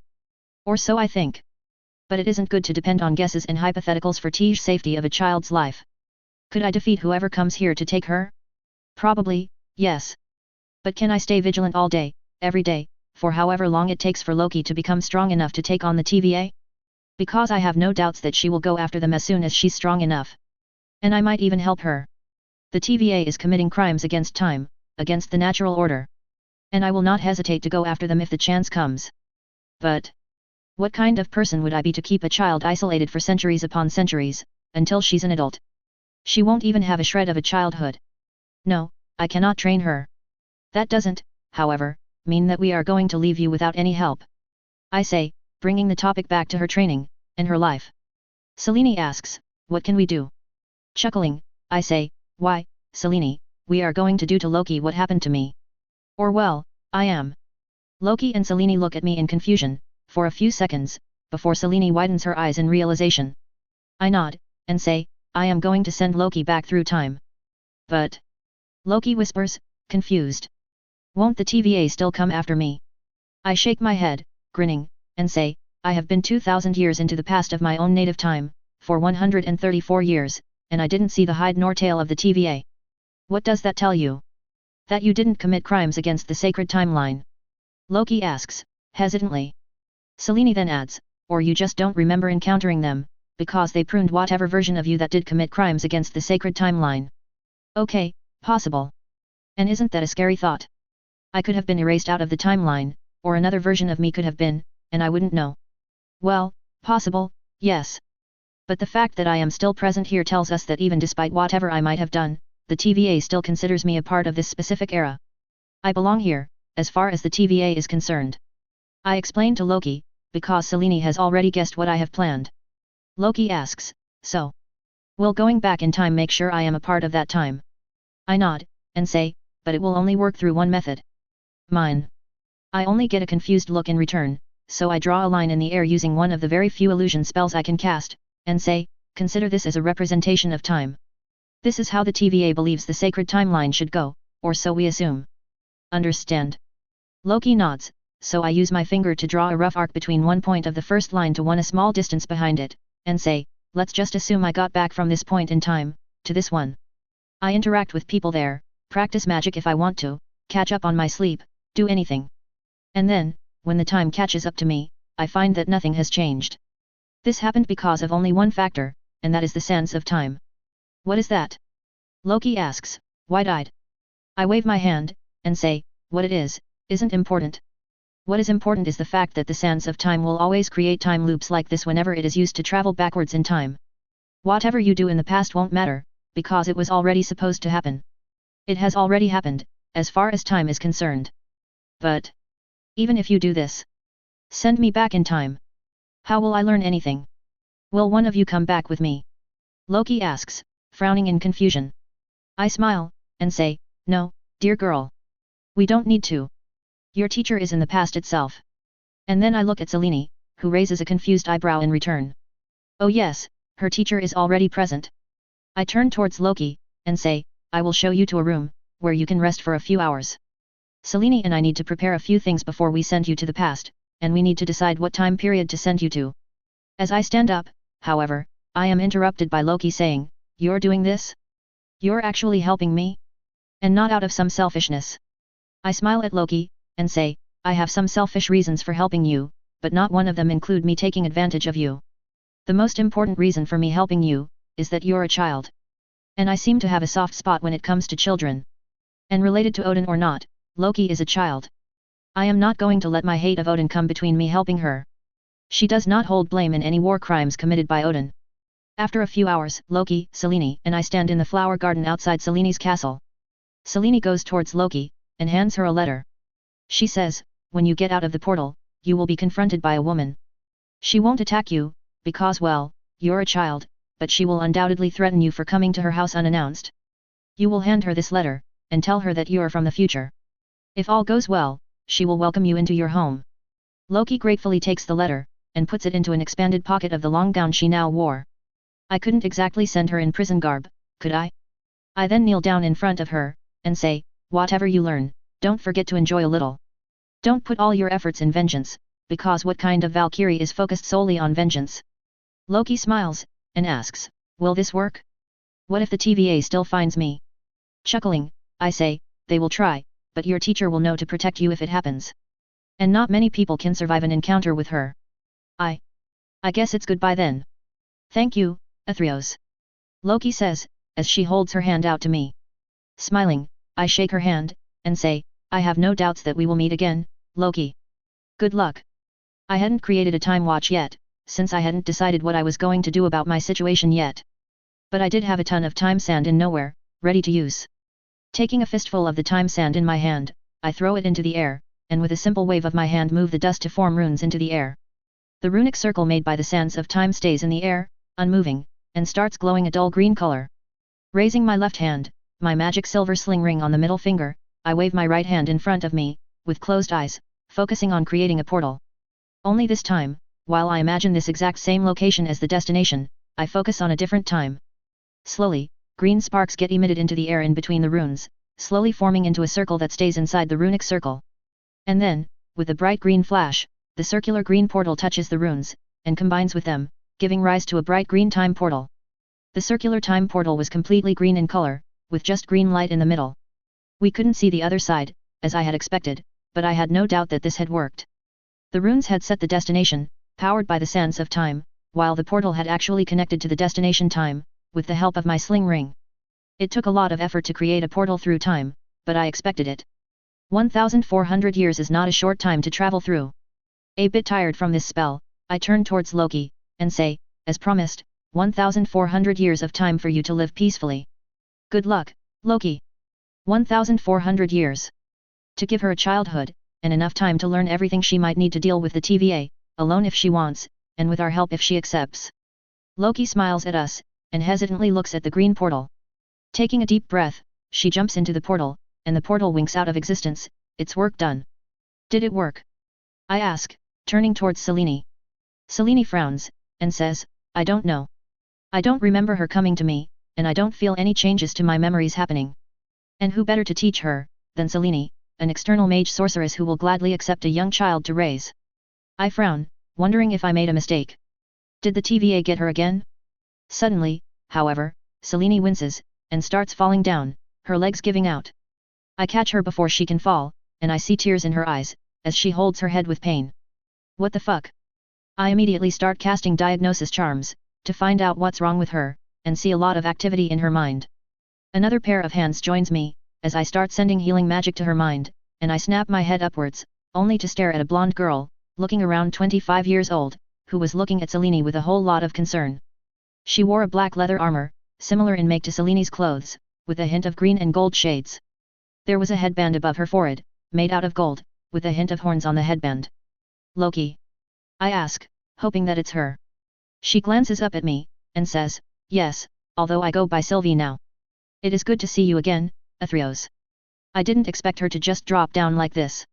1,200 years of memories being locked away must have had a toll on her mind. Loki? Or Sylvie? She's here. She's here. It worked. Relieved, I say, you have no idea how relieved I am to see you, Sylvie. Let's take her inside, you can then tell me what you did these 1,400 years. Sylvie nods, smiling a bit morosely, and says, yes. Let's take Mother inside first. She then waves her hand, controlling the shadows around us to cover us, and uses them to teleport us to Selene's room. Seems things aren't the same as before. Whatever happened in these 1,400 years, it seems my plan worked. Sylvie got to live for 1,400 years, and she got to train her magic. I just hope she isn't as consumed by her vengeance as she was before. A/N, hope I explained TVA pruning rules correctly, and did it well. Hope I also explained the difference between Mason's time travel, and TVA's time travel well enough. Mason believes that time should remain free, unbound. Even despite whatever multiversal war that happened, he believes that time should not be bound like this. And killing people, erasing them out of existence for following their free will instincts is something Mason doesn't agree with. I will explain what Loki/Sylvie did in the past in short in the next chapter, along with her relationship with Selene, and then move on. As I said, I don't want to focus on the past for too long. No, I won't go into the TVA in this FIC. Maybe some other time, some other FIC. Chapter 88, Daughter of Selene. A/N, part4, HelloDarkness07. I just want to reiterate, people, that I don't write smut, or harems. Please don't request multiple pairings, or even flings for Mason with girls you fantasize yourself with. Please. Yes, Jean Grey is hot, yes Phoenix is hot, yes Death is hot and so is Hela. But Mason will remain with Selene, and they won't add anyone else in their bed, on screen at least. Oh, and a reminder. My MC is not Harry Potter. His name is Mason/Athreos/Atherva or even Harrison Evans. But no, he isn't Harry Potter. Thank you, now read on. When I first got out of the portal, I was immediately accosted by her. Sylvie, previously known as Loki, says, tilting her head towards the sleeping Selene. I was keeping an eye on her vitals, while listening to Sylvie's tale of her past 1,400 years, while also nursing a cup of tea. Selene was okay, but she was still unconscious, her mind fixing the gaps it had previously left behind, which, in a fascinating fashion, Selene herself didn't know about. Sylvie smiles a nostalgic smile, remembering the memories, and says, she immediately bound me within my own shadows, and asked me who I was. I gave her the letter she gave me, and told her everything that had happened. My child brain just saw that I was bound, helpless, and I began crying, while rambling everything I thought could be important. She chuckles, and even I crack a smile, imagining the previous, 12-year-old kid rambling, hoping Selene doesn't see her as a threat. Sylvie then says, she allowed me into her house, of course, the letter had some things to prove I was who I said I was, as well as some things to prove that Mother was the one who sent me back in time. She didn't mention you, curiously enough. And that was planned. I told Selene not to mention me in the letter at all, since, well, time travel reasons. She then fed me, gave me a room for myself, and stayed away for a few days, leaving me by my lonesome, reading the tomes in her library. I suspect she also used this time to go through my mind, to confirm that I wasn't being enchanted. And then, she began teaching me. She began with getting my body stronger before she even bothered to bring up the subject of magic. Sylvie says, and I glance at Selene. Seeing open eyes, I smile, as she whispers in a rough voice, that's because your body was weak. Sylvie sighs, fondness clear in her voice, as she says, it was not my fault that the TVA inhibited my strength somehow, Mother. They inhibited your strength? How? I didn't feel any spell on you. I butt into that conversation. As Selene starts sitting up on her bed, rubbing her forehead which was no doubt still hurting, Sylvie turns towards me and says, it wasn't magic, no. I suspect it was their science that did it. Ever since the TVA agents first came into my presence in my room, back at Asgard, my strength was bound, taken down to a mortal child's level. I didn't notice it at first, since I was still young then, and my strength was just a bit above that of any normal mortal. Only when Mother and I managed to reverse whatever it is they did I realize how much of my strength was bound. That's worrying. If this TVA can bind the strength of an Asgardian/Jotnar by just coming near them, then I have no doubts that they could take away my strength too. What's the reason though? Is it so their human agents can arrest these variants without any issues? Possible, since Asgardians are most definitely not the only race with super strength.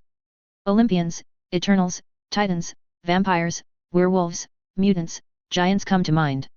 Sylvie's voice brings me out of my thoughts, and I see her sitting next to Selene on her bed, holding hands. She says, Mother also took me out, to mingle within the mortals. She said it was to test out the theory that the TVA won't detect me, which was what we were hoping for. But then, I realized that it had a secondary objective of allowing me to meet with children of my own age. She told me to pretend to be a mortal, and play along with whatever the mortal children were playing with. I chuckle, and turning towards Selene, I ask, the letter. Selene nods, a tired smile forming on her face, and says, along with all the proofs, of the one who wrote the letter being. Well, me, I also put in a few requests. One of them was to allow Sylvie a semblance of a normal childhood. I shake my head, smiling. I had mentioned it to Selene, that this might allow Sylvie to live a normal life, without being pursued by the TVA every time she met someone, and Selene of course put it in her letter. I didn't know its contents, obviously, since some of the things within would have upset me, or so Selene had said. Considering they were evidence as to her identity, I could believe that. Sylvie then takes over, and says, I don't even know when she went from being my master to my mother, but I was so happy when she offered to teach me her dark force magic. I look at Selene, a fake pout on my face, while my heart feels actually put out. You didn't offer to teach me your dark force magic. I say, in an accusatory tone. Selene snorts, and says, you are not being adopted by me. That would be a bit Greek, don't you think? I make a face, at the thought, as she adds, besides, I know that you secretly practice with my dark force magic anyway, even after I told you not to. I shrug, and say, it's a branch of magic that's the antithesis of the realm I am connected to, of course I'll train using it. My new metamorph magic, which allowed me to copy magic signatures, had allowed me to take Seleni's form. Now that I know how her magic feels, I can do it whenever I want, and I used it to practice using dark force. Sylvie scowls, she says, it feels weird to look at you as my mother's lover, being that you're actually younger than me by 1,200 years.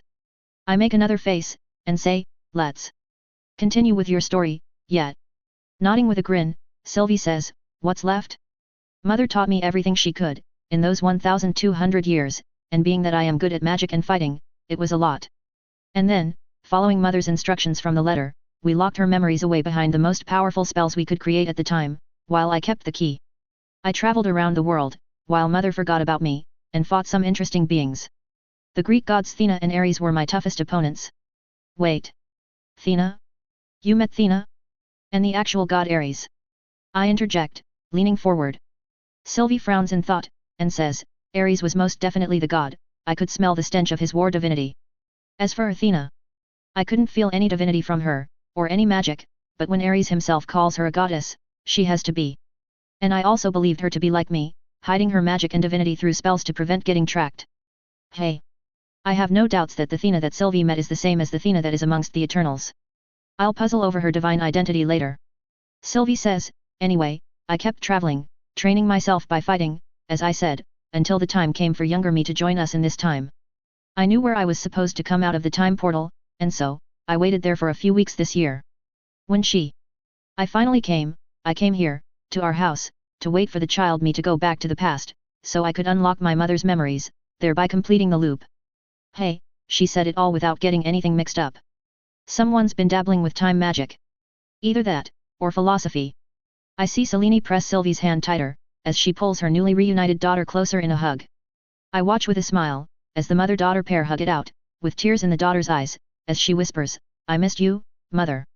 Selene sighs, her own eyes glistening, as she says, I missed you as well, daughter dear.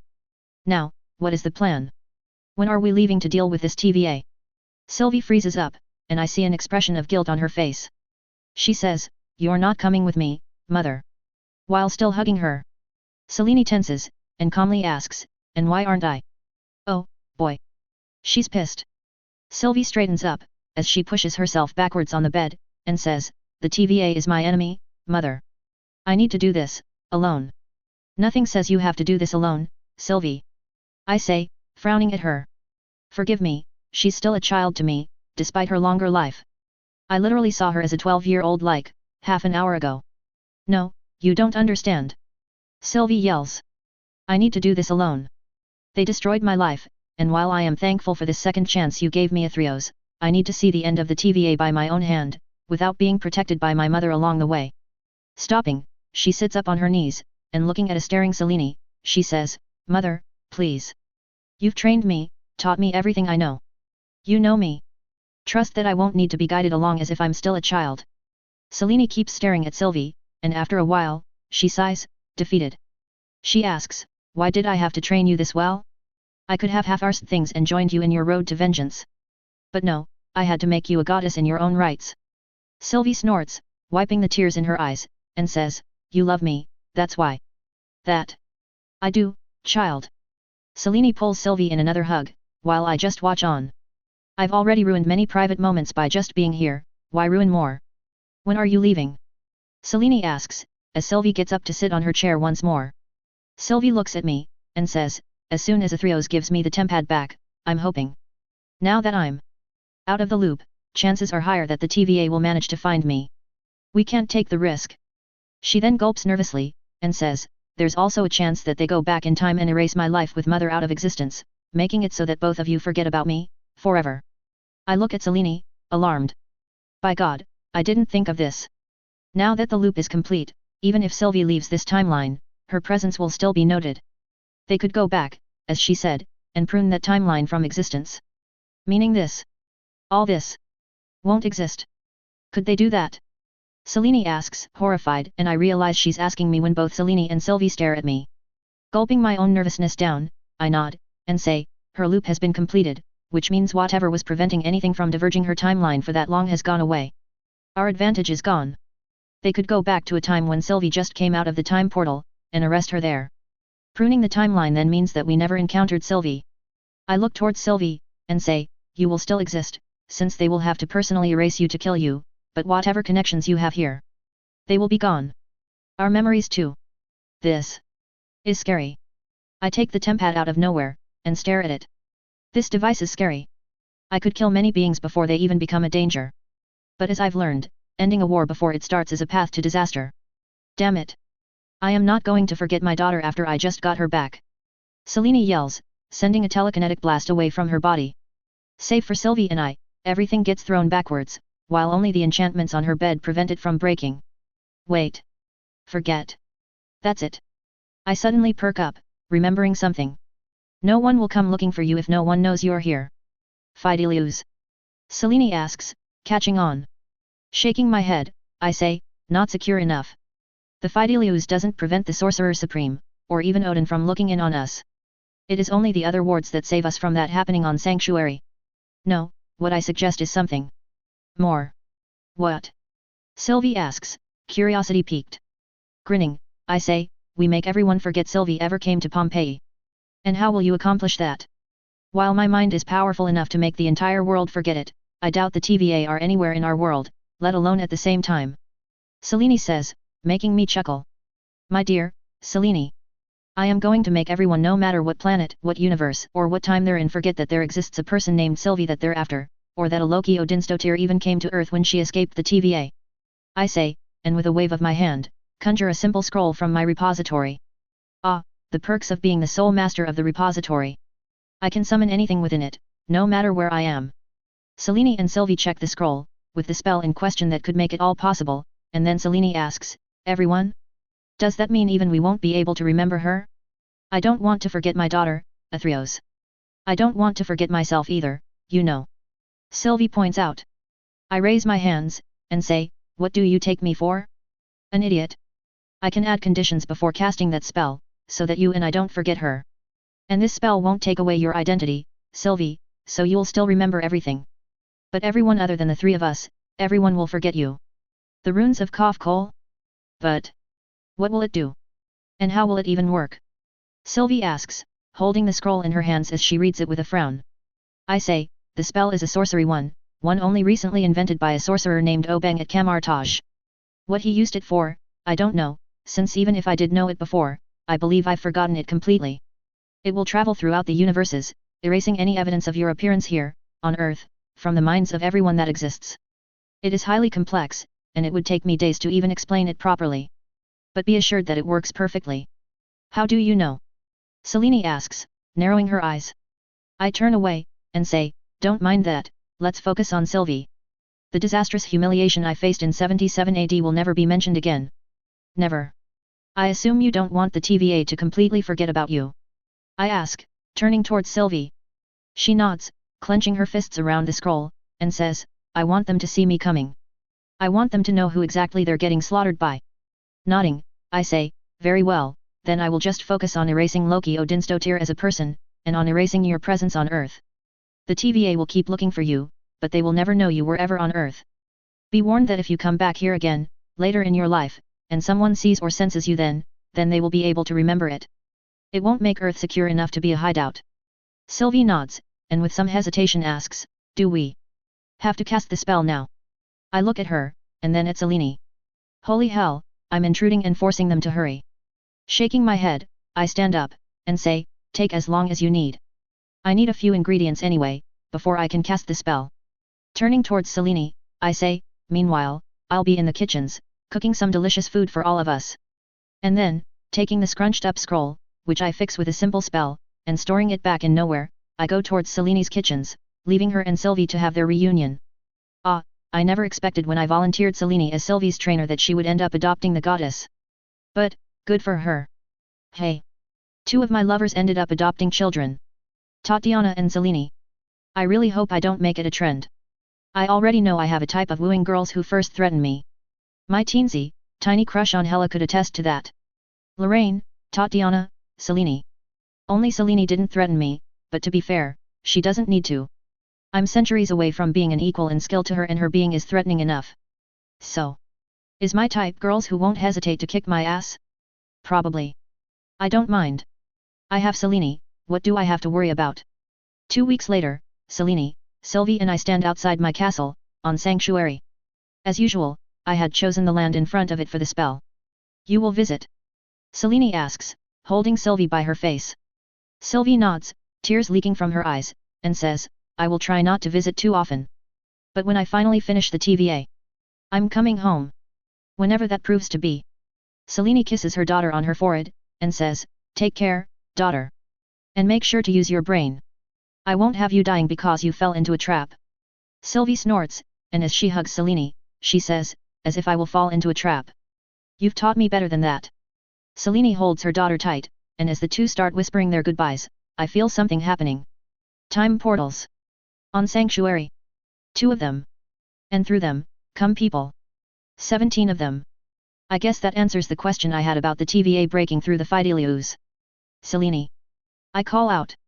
When she looks at me, I say, we have company. It seems the TVA has found your daughter. Selene's eyes darken, as she gets out of the hug with Sylvie. She says, let's go, daughter dear. We have pests to deal with. Sylvie nods, and turning towards me, she says, you can cast your spell, Athreos. I am glad you met and fell in love with my mother. I guess that's her way of saying she'll miss me. Smiling, I say, don't forget to take prisoners. You might need more of those tempads too, just in case there's a power limit on them. Sylvie nods, and as the two disappear towards the approaching TVA agents, I float up into the air to begin with my own task. Sanctuary, a place full of magic, with multiple ley lines passing underneath it. Counting Camartage, Sanctuary was one of the very few places where this spell could successfully be cast. It will travel the borders between known and unknown realms, and possibly even further, to fulfill its purpose. Just as long as I'm not uninterrupted, everything will be alright. Hearing the sounds of fighting happening a mile away from here, I smirk, and wave my hand. A circular band of dimensional magic forms in front of me, in the shape of a armband, around 1 foot in diameter. Clapping my hands together, I gather a mixture of dimensional and universal magic, creating a spinning disc between my palms. As the disc starts spinning, emitting more and more of its magic into the space around me, I pull it together in a thread, holding it in a pinch, and weave the magic into tiny runes. Similar runes are conjured into the air a further distance away from me, larger in size. Using the thread, I keep conjuring the runes necessary for the spell, and complete the circular band around me. All the while, Sylvie and Selene fight with the agents that dared to invade my home. First step done, which will ensure everyone, including Selene and I, will forget that Sylvie ever came here. I gently let the band go, allowing it to slowly spin around me. Repeating the next steps, I conjure another band, this time creating the condition of allowing Selene and I to keep our memories, while completely erasing Loki Odinstotir from existence. When, if, the spell succeeds, I doubt there will be another Loki Odinstotir in existence. Ever. Sylvie will remain unique, even amongst the other universes. With the added condition, the first band and the second cross over one another, and start trembling. I focus on keeping it stable, while I connect my mind to Selene's with telepathy. Are you done yet? I ask, while straining on keeping the spell stable. Selene answers, yes, just one left. They really do suck our strength right out of our bodies, which is why it took so long. I grit my teeth, and say, well, say your goodbyes quickly, and tell Sylvie to get away from this era, preferably by at least 1,000 years and 2 galaxies. I won't be able to hold the spell long before it becomes too unstable to handle. Selene doesn't say anything, and after a while, I hear, okay, she's gone. She took all but one tempad with her, saying she knows you'll appreciate it. Good. I hiss out, and immediately let the spell go free. With a whoosh, the golden-orange sparks that had formed into runic bands around me first compress to surround me, and then with a louder whoosh sound, they get blown away from me. The bands fly towards the skies in all directions, and within a second, they disappear from my sight. Did it work? Selene asks, kneeling in front of me, seeming tired. Oh, yeah. The TVA sucked her physical strength out. Nodding, I say, the spell has successfully been cast. Its effects should be beginning. Now. There's a sudden orange flash in the light, and I feel a wave of magic cover the entire island. It is done. Loki Odinstotir is no more, and Sylvie Odinstotir never ever came to Earth, at least not in this era. The TVA. I say, and then ask, looking at Selene with worried eyes. She nods, and says, dead. Sylvie took 2 prisoners with her when she left. Oh, here's your tempad. She throws a tempad at me, which I catch and immediately store in nowhere. I'll study it later, when I have some knowledge about technology. Currently, most of my knowledge is about magic. Or I'll visit Fastos and study it with him. But not yet. You'll be okay? I ask, hearing Selene pant. She nods, breathing hard, and says, I never appreciated breathing, you know. And don't worry, I know of a ritual that will bring my previous strength back. Sylvie had to have gotten her strength back in some way, shouldn't she? Frowning, I ask, so Sylvie's lost her strength again too? Selene nods, but smirking at me, she says, don't underestimate her. Mortal strength or not, she is still my daughter, and has all her magic with her. I chuckle, and say, I never doubted her, or your training. But I can't help but be worried, you know? I still see the helpless child in her, desperate to go home. Selene sighs, and says, as much as I know she loves me, I know she still misses Asgard. Let's just hope she finishes her mission and comes to find us, whenever that is. Yet, despite the tempads she now has multiple of, I don't think she is coming anytime soon. Something tells me it will be a long time before we meet her again. But whenever it happens, we will be there to congratulate her, to welcome her home. 2 days later, Selene and I float above the ash-filled lands of Pompeii, the red of the lava still visible in some spots. All this destruction, all this death, and for what? So the hand could steal the bones of the Chi dragon buried here? How many more deaths will they cause? Thousands? Millions? Billions? And what about me? Will I just sit back and let it all happen? You know you couldn't do anything. Not with you already knowing what's going to happen. This TVA would have interfered anyway. Selene says, as usual, a helpful voice of reason. Sighing, I say, I know. Doesn't make me feel any less bad. You know the worst part? This volcano explosion wasn't even the worst thing I remember from my time's history. Droughts, floods, plagues, wars, genocide, religious genocide. Billions of people will die in these coming years through those only.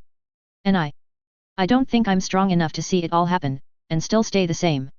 It will change me, if I sit back and do nothing when everything that's supposed to happen, happens. My morals will take a hit, so much that I won't even be the same person I am anymore. I've already seen the effects of slavery on Egypt, and while I didn't focus too much on it, it still makes me feel like a well, right cunt, when I remember how I did nothing. And if I change anything? Well, I'll have to spend my life either running away from the TVA, helping Sylvie with her vengeance, I'll erase myself out of existence itself, or I'll just find myself being the cause of those disasters, like that one wizard who tried to save his burnt-down manor. And I can't even go back to my own time, not like this. I'll be leaving Sanctuary defenseless, I'll be leaving the Elfland without a guardian while having promised them that I'll be there if they need me. I find myself caught between a rock and a hard place. What are you saying? Selene asks, in a worried voice, holding my hand. Sighing, I look at the ash-filled Pompeii once again, and say, I am going to stay here, in this time. But I won't be spending the next 1866 years awake. I will be doing what our dear brother Apocalypse does. And send myself to sleep. I won't sleep for all these years, of course. I'll wake up if the elves need my help, or if someone attacks Sanctuary. I'll also wake up once every few centuries, and stay awake however long I feel comfortable with. This way, I can make sure that nothing has actually changed. Just as a confirmation. Turning towards Selene, I ask, would you like to join me in sleeping for a few centuries, my lady? Selene snorts, and says, that's the oddest thing anyone has ever asked of me, that's for sure. She thinks it over for a second, and then shrugging, she says, sure. I've already lived 15,000 years, I can spare a couple thousand doing nothing. Besides, living 2,000 years without your presence would be a chore to get used to. And I might just fall out of love if I get used to you not being there. Hearing the teasing tone in her voice, I pull her towards me, my lips near her ears, and whisper, is that so? I'll just have to make sure you remain in love with me, don't I? Selene presses her lips to my ears, nibbles for a second, and says, I love you, Athreos. You don't have to worry about losing me this way. I smile, grateful for the reassurance. Spinning her around, I drop us down, teleporting us back to the sanctuary, and as she lands on my bed, I hold her hands over her head, and say, I love you too, Selene. I am glad you approached my corpse that day. Selene snorts, and says, seriously? I'm hot and bothered over here and you say that. I admit it sounded better in my head. I say, and with an abashed smile, go on to kiss her. I do love her, and I am glad she's with me. She's my Selene. Mine. A/N, so, how was this? As I said, Mason wasn't going to be taking part in Sylvie's revenge plan on TVA. The TVA sucks any enhanced strength out of anyone they meet, turning anyone into a normal human-level being. Everyone. This is just a theory of mine, and not canon. Another, similar theory is that the armors the TVA agents wear grant them the ability to always be of equal strength to their enemies, so the battle is always of skill. I used the first one in this story, but Cellini has a way to fix that issue. Chapter 89, 1940. A/N, Pat4, HelloDarkness07. Hey guys, just a small notice. I've begun up a Twitch channel. I play Valorant, chess, and might begin Clash Royale soon, but I focus more of my Twitch time for Valorant. So, if you want to see me fail at being an adequate player, come join me.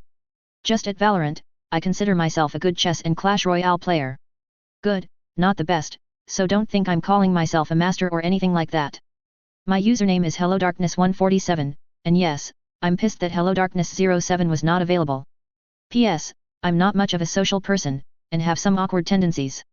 I'm also not a pro at either gaming or streaming. With all this considered, assume that I won't be talking much. Now, read on. Scottish Highlands, 1940 AD. A cloaked figure stood in front of an oak tree, which he knew was over 700 years old. The cloak he wore made it impossible to see anything on his body, with shadows hiding his face, while his limbs were hidden inside the long cloak. He stayed still, observing the tree branches waving around with the wind, as the leaves rustled in their place, enjoying the peace. The man slowly lifts his left hand up, showing fair skin for anyone observing him, which then glows with a green light. A beam of that green light diverges away from his hand, and slams into the trunk of the great oak tree. It expands to cover the entire tree, and the tree freezes, unmoving. Slowly, the tree starts shrinking, as the leaves retreat into the branches they had grown from. The branches then start merging back into the bigger branches they had diverged from, which then slowly begins merging into the trunk of the oak tree, which itself then starts shrinking down in size. It was as if the green light was causing the tree to reverse the life it had led, shrinking back into a younger age. Slowly, bit by bit, the Scottish oak tree goes from a respectable size of over 100 feet high, to a comparatively tiny 2 feet high plant, within a minute. The cloaked man then twists his hand just once, and the process is reversed, as the oak plant starts growing back up once again. In another minute, a full-grown oak tree, exactly the same as what existed before the man ever came here, stood there once again. He twists his hand once again in the opposite direction, and the tree starts shrinking back down, becoming younger, as if time was reversed. And then another twist causes the oak tree to grow back up. Again and again, the man does the same, repeatedly, for some reason enjoying toying with the growth cycle of the tree. Unnoticed by anyone, he then suddenly smirks, and not a second later, multiple pops herald the sudden appearance of 15 people, who have him surrounded, sticks in each of their hands pointed at his back. The 15 men wore long white robes, and had their heads covered by hoods. Similar to the man, their own hoods cast a shadow on their faces, making it impossible to see their faces. The man, however, doesn't react to their presence. He doesn't turn towards them, even when the 15 people do something with their sticks, creating a bubble of transparent something around the clearing. He doesn't turn towards them even when the 15 men, as one, shoot bright red beams of light out of their sticks, some aimed right at him, some around him, and some above. The red spells slam into the man's simple cloak, and just dissipate into nothing. Seeing their first attack negated without any troubles, the 15 men keep their sticks pointed at the man, and yell out a variety of words. Bombarda, stupefy, reducto, avada kedavra, incarcerus, vinculum. The man chuckles, and with a single snap of his fingers frees everyone in their places, right when they shoot these new 15 spells at him. All over the clearing, it was as if time itself was frozen. The spells were frozen in the air, the 15 men in their place, and even the oak tree, the bushes, shrubbery, and even the grass, were unmoving. Hell, even a butterfly which could be seen next to a plant was frozen in space. Frozen in time. It was so easy to bring you all here. Use a bit of forbidden magic, and you all come running to me, to capture me, or take me away, or kill me. The man says, finally turning around, showing a soft green glow coming from under his cloak, near his chest.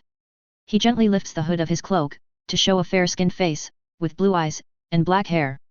He starts walking, and stops in front of the person closest to him. Of course, you can't even hear me right now, so it doesn't matter. But well, I do deserve to boast a bit, even if it is to myself. I am going to do something about the pests you've become to me, and to magic. But first, I'll need you to bear yourselves to me, show me your lives. He touches a finger on the first man's forehead, and pushes a tendril of his magic into it, into his brain.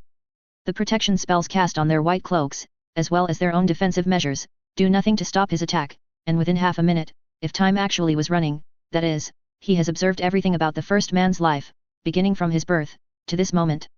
Whatever protections they had to protect their memories were non-existent in front of this man's mental probe, the stopped time not even allowing a single memory to remain hidden. Their minds, their magic, their vows, and their contracts couldn't protect their memories when time itself was stopped. One by one, the man goes through each of their minds, none of their minds managing to stop him for even a second, and then, pointing his hand at the one in the middle, he says, You'll do. He closes his eyes, and his body bubbles, transforming into someone else. The new man is exactly the same height as the cloaked man he had pointed at, with fair skin, brown hair, and grey eyes. Waving his hand, the man causes the clothes to fly off the cloaked man's body, and hover in front of him, leaving him in just his unmentionables.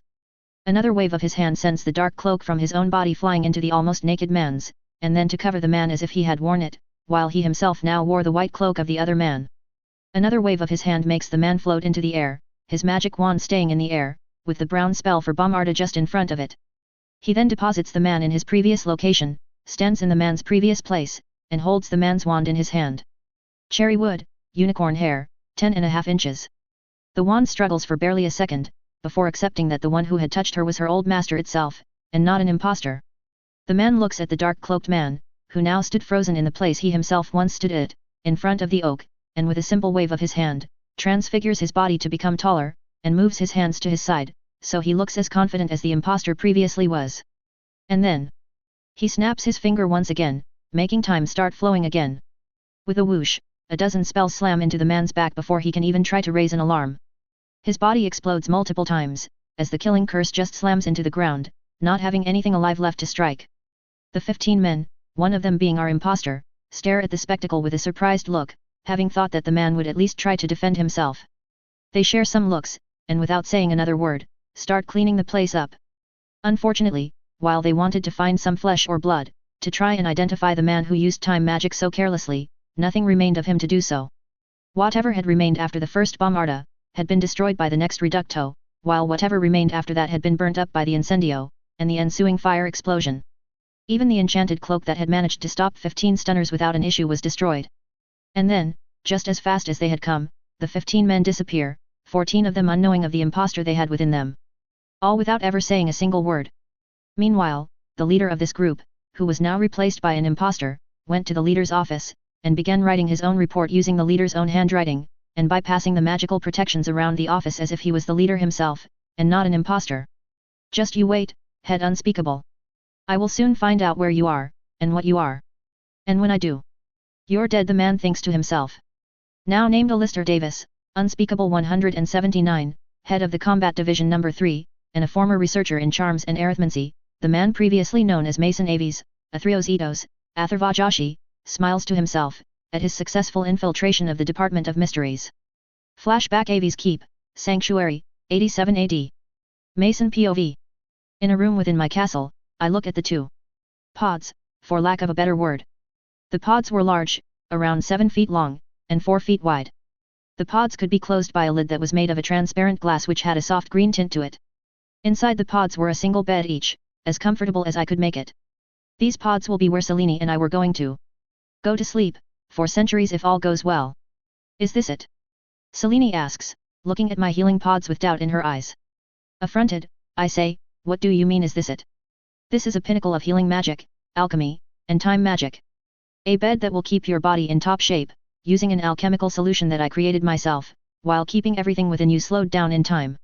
You could sleep for centuries or even for a few seconds and it will feel as if you've just slept for 8 hours. Is this it? She asks. Selene chuckles, and says, forgive me, Athreos, it's just. I expected something extravagant. Not something so mundane. Did you expect me to make it using gold or something? I ask, sarcastically.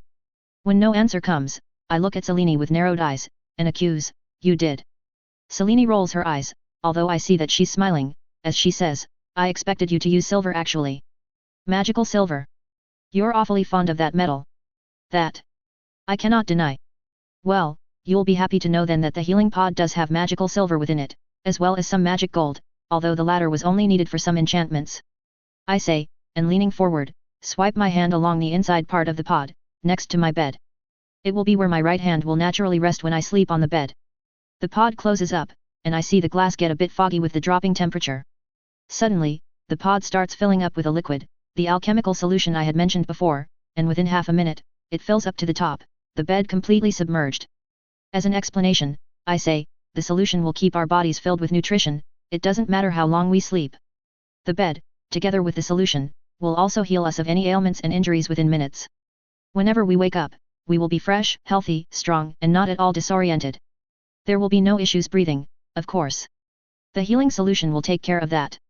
Selene nods at the explanation, and asks, and why are there separate beds for the two of us? Couldn't you have built a single pod? I smile, and say, as much as I love sleeping with you, my love, separate pods were necessary for two reasons. First being that the healing solutions are unique to each of us. My pod won't heal you, and your pod won't heal me. Secondly, I doubt you'll like being awake every time that I wake back up, and same for me. So, we can wake separately if we want, live our own lives, without feeling obligated to wake the other up. Also, my pod is designed to wake me up as soon as it feels danger to sanctuary, or whenever the elves call for me. Similarly, Selene's pod will be enchanted to wake her up if any of her own homes are in trouble. The reason for all this is that the sanctuary isn't under Fidelius anymore. There are still multiple spells and wards protecting the island from almost all the dangers out there, of course. Not to forget the magical creatures that will no doubt want to defend their home. But no Fidelius. The reason for that being that whenever a secret keeper stays inside the Fidelius charmed place, the spell becomes temporary, only valid for 20 years, after which it just dissipates. And neither Selene, nor I, trusted anyone else to become the secret keeper. So, I just warded the island as well as I could, warded my castle on top of it, and that's that. If anyone not friendly appears on the island, I'll be woken up. That's if they manage to get here, of course, but still, can't dismiss it completely. Besides, the runic ward to make it so that magic, from anyone other than Selene and I, wouldn't work inside a specific boundary is still there. So, yeah, I wasn't worried. Selene nods, and says, you've exceeded my expectations, Athreos. Pausing, she adds, don't take it wrongly, I know you're a brilliant mage, but creating an amalgamation of time, alchemy, and healing magics like this is not something that even I would have managed in such a short amount of time. I nod, not bothered in the least. While in terms of strength we're very close, although she's still stronger than me, her skills far exceed mine.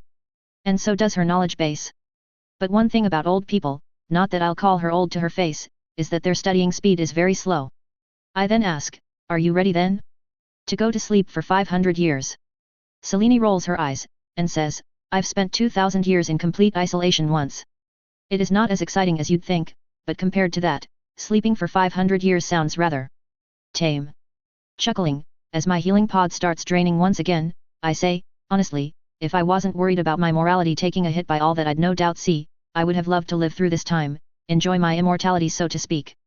Selene smiles, understanding. And by gods I love her even more now. Never knew I'd spend over 50 years with one woman, settling down, but here I was. With Selene, my lover, my fellow external. She then tilts her head, and says, let's get to it then, shall we? And then, after sharing a short, but intense, love-filled kiss, we open our respective healing pods, and lay down in it. Closing it with a swipe of our hands, I say, I love you, Selene. And I you, Athreos. Selene's voice sounds from her pod. Soon, the spells on the pod activate, sending both of us into a sleep, as the healing solution starts pouring into the pod, submerging both of us completely. 6th century, here we come. Flashback end. Kamar-Taj. With nary a sound, I appear outside the doors of Kamar-Taj, and after knocking, I wait. Within a few seconds, the door opens, and nodding at the Asian man, I walk into the monastery. Once within the office of the current Sorcerer Supreme, the woman who called herself the Ancient One, I drop the form of Alistair Davis and turn back into my more comfortable form of Athreos Eidos. Master Eidos. The Sorceress Supreme greets, with a smile on her face. Tilda. I greet back, as I walk forward to sit on the chair. The woman sighs, and says, what would it take for you to stop calling me that, Master Eidos? Amusedly smiling, I say, I'm not going to stop calling you by your name, Tilda. At best, I could call you Master Tilda, since you do deserve your position of the Sorcerer Supreme. But since I've seen you when you could barely conjure a single spark into the air, I'll keep calling you Tilda. Tilda, the current Sorceress Supreme, shakes her head with a smile, and asks, did you achieve your goal? I smile at her change in topic and conjuring something from nowhere, I hand it to her, and say, yes. Everything went exactly how I had expected it to. The Department of Mysteries came after me, and I have managed to replace one of their members, without anyone being aware. Thank you for the eye, by the way. Tilda takes the object in her hands, and whispers, the eye of Agamotto. If my master knew I just handed it to you for you to fulfill your own vengeance, he would kill me, and then you. The time stone. It had allowed me to freeze time for a short. Well, time. Once time was frozen, I'd used my telepathy to see through all their memories, allowing me to select a prime target within the party sent after me to replace. I was planning to infiltrate the DOM, which I have succeeded in, to find out about this head unspeakable. Annoyingly, when this head unspeakable took over the original Department of Mysteries, both Selene and I were asleep. I snort, and say, Yao would most definitely be displeased, but he won't kill either of us. I've met Yao just 3 times over the 600 years that he was the Sorcerer Supreme. After Master Aisha died around 100 AD, a few Sorcerers Supreme reigned for a few decades each, none of them deciding to make themselves immortal.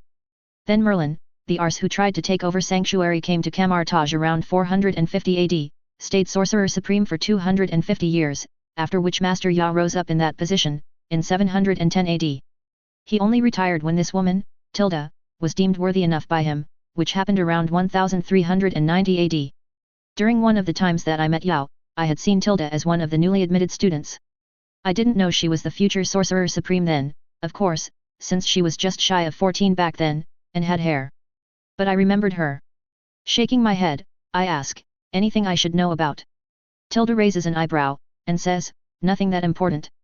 The mage Grindelwald is making a nuisance of himself all around the world, breaking the natural law wherever he goes. Meanwhile, your younger self has been making a name for himself around the fighting rings. Ah, good old days. Smiling in melancholy, I ignore her dry tone at telling me what my younger self was doing, nod, and say, those were 4 years that really shaped how I grew as a fighter. Shaking my head, I stand up, and say, our deal has been completed, yes? I'll be leaving now. I need to go home and talk to my wife too. Wife. That was something I still can't believe I've done. Tilda nods, and says, yes. Our deal is complete. Thank you for safely returning the eye to me, Master Eidos, and for the flower that I requested. And good luck in your infiltration. Smiling, I wave my hand once to create a portal to Sanctuary, but stopping right before the portal, I look at Tilda with an amused smile and ask, you already know who this head unspeakable is, don't you?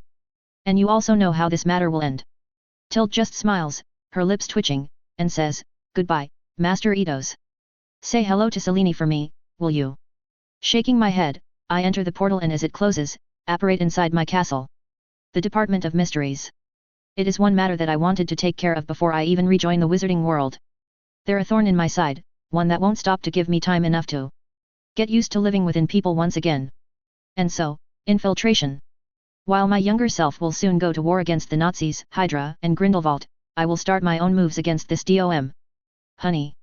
I call out, opening the door to my library. I'm home. Selene leans back from the shelf she was behind, and smiling widely, she says, welcome back, Athreos. Everything went well, I assume. I grin, and as I pull her into a kiss, I say, now that I'm with you, everything will definitely go well. Selene shakes her head at my flirting, and says, I still don't understand why we can't just go back in time to observe the forming of this Department of Mysteries. Why the need for infiltration? Pouting, I exclaim, Selene. How can you say that? Where's your sense for adventure, sense for fun? You're the one doing all the infiltration, not me. Selene points out. But didn't I offer to take you too? Not my fault you refused to go through with this infiltration. I stubbornly point out. She had called this an idiotic attempt at trying to have an adventure, which I ignored due to knowing she was right. Kissing her once again, as she opens her mouth to argue, I say, never mind that. Tilda said hello, and while she didn't say it, she wants you to go visit her soon. Selene nods, and says, I will visit her later, but don't change the subject. When will you begin dismantling this DOM? I smile sheepishly, and say, not yet, I'm afraid. I will first learn about them as much as I can, try and find who this head unspeakable is, and then begin taking care of them. But I suspect it won't take me more than 3 years to achieve my goal. As I am now, the DOM as an organization is not much of a threat to me. My infiltration proved that. But if I hope to capture or kill this head unspeakable, I'll need to do as I had planned. This means dumbing myself down, and weakening my own magic and body to a normal mage's. Thank God my metamorph magic evolved, or this wouldn't have been possible. Selene nods once again, and as she pushes me away from herself, she says, very well. Now, go and take a bath. You still have the stench of that mortal on you. I will prepare the food in the meanwhile. Smiling, I kiss her once again, and apparate to the bathroom. Ah, it is good to be back here, in this familiar time. I might have spent most of my life in the past, but this time, this is something I feel attached to. Mostly because my childhood was spent in this era, and not in the past. So much has happened in all this time, so much has gone wrong, so much has gone right. But one thing I can say is that I am happy to be here. A/N, small chapter, but I felt a small writer's block come to me. This might be seen in the way my chapter sort of kept spiraling. Anyway, I'll probably tell a few tales of what happened in Mason's past as flashbacks, or as Mason recalling what happened. I won't waste too many chapters on the past. I also won't focus too much on the DOM. Sorry if you expected a Slytherin-like takeover that goes across multiple chapters, but not sorry. Chapter 90, Unspeakable. A/N, part4, HelloDarkness07. Alistair Davis. My new name, although this one's not much mine. Not like Athreos Etos, Atharva Joshi, Harrison Evans, and Mason Aves are. It is just a name of convenience.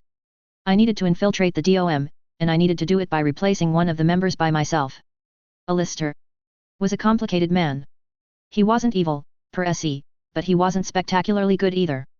Born in the relatively new pureblood family, the Davis family, Alistair was a very smart man.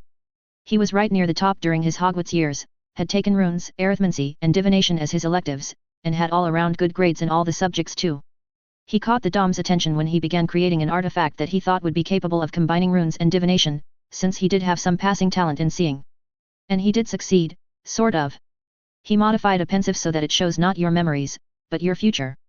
Instead of white wisps of memories, you drop some of your blood, or hair, skin, nails, anything with your genetic data, really, and the artifact that he named the Prophet, will show you some glimpses of your own future. Annoyingly enough, it is this artifact that they later modified to be able to sense changes in time, to catch frequent time travelers, or those that play with time on a large enough scale. And thanks to the weird relationship that mage-kind wizards and witches have with time, the future is almost always guaranteed. Almost. For example, Alistair had seen himself become the head of the time room 7 years ago, but instead, he was transferred over to the combat division, while being allowed to work in the time room when his combat prowess wasn't needed. So, yet. It can be wrong, as Alistair had noticed firsthand. He also sometimes spent his time researching with spell crafting, which he had some talent in, although it wasn't his best subject. And thanks to his invention, he was also delegated to the prophecy room every once in a while. But that wasn't the point. Alistair was a pure blood, and even that wasn't enough to protect him from the Dom's clutches. They arrested him right when he successfully created his prophet, the pensive that shows your future, from his own house, going through the wards and arresting him before he even knew what happened. They interrogated him about his invention, to find who else knew about it, and when Alistair became scared enough, they put forth a job offer. He would be allowed to continue to research in his subjects, but only as long as he joins the Department of Mysteries and becomes one of the Unspeakables. He was coerced into oaths and vows and contracts that would kill him very much painfully if he ever tries to betray the DOM. And so, Alistair Davis had spent the last 20 years working for the DOM, as one of their own. He found a home here, amongst kindred spirits like him, researchers to the bone, and slowly, he became what he is now. Unspeakable 179, head of the Combat Division No. 3, a group made up of 15 men and women. The numbers were random, of course, since there are only around 60 Unspeakables overall. But with his success within the DOM, came estrangement from his family. His parents were dead, but his uncle was still alive, and so were his cousins, nieces, and nephews. He never married though, since he prioritizes his job over everything else. And now, I was him. Amongst the 15 people there that day, I chose Alistair simply because he was the highest ranking one there that day. That was supposed to give me the highest chances of finding the head unspeakable. Unfortunately, within the 2 years that I've worked within the DOM, while I've met a head unspeakable, whose name I've learned is Daryl Brown, I have yet to find a single hint of the presence of the head unspeakable. That person just does not exist, or so I would have thought if I didn't have evidence in the form of the journals of the first unspeakables thanks to my repository. Hemelig Forsker, rough translation from the Nordic tongue, secret researchers or students of the secret arts, were first formed in 1372, by 3 mages that each came from Hogwarts, Bosbatons, and Durmstrang schools of magic. That much I knew from the Room of Knowledge, since the then Hogwarts headmaster knew about this Hemelig Forsker. My own repository of knowledge, however, managed to net me a greater bounty than even the Room of Knowledge, at least when it comes to the creation of the Hemelig and their subsequent transformation into the Department of Mysteries. See, the Hemelig first formed because the three mages wanted to study magic together, help one another understand what magic is, how it works, why only mages and druids are naturally born with it, and muggles, sorcerers and witches aren't. Demon-dealing witches, not female mages. From 1372, to around 1390, they kept to their goals of studying magic, peacefully. But then, something happened. All three mages mentioned in their respective journals that they saw something spectacular, a person falling from the skies from extraordinary heights, and only suffering some scratches, and a couple broken bones even when the ground itself broke after the fall. They didn't write who that person was, they didn't describe the person in any way, shape, or form, and they didn't even write if the person was a man, or a woman.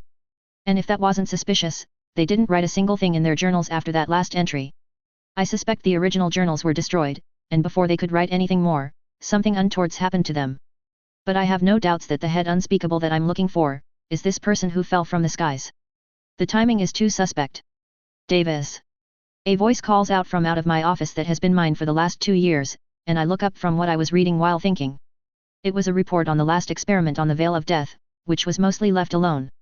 The Veil of Death was considered by the mages to be a portal that kills anyone that passes through it, without exception.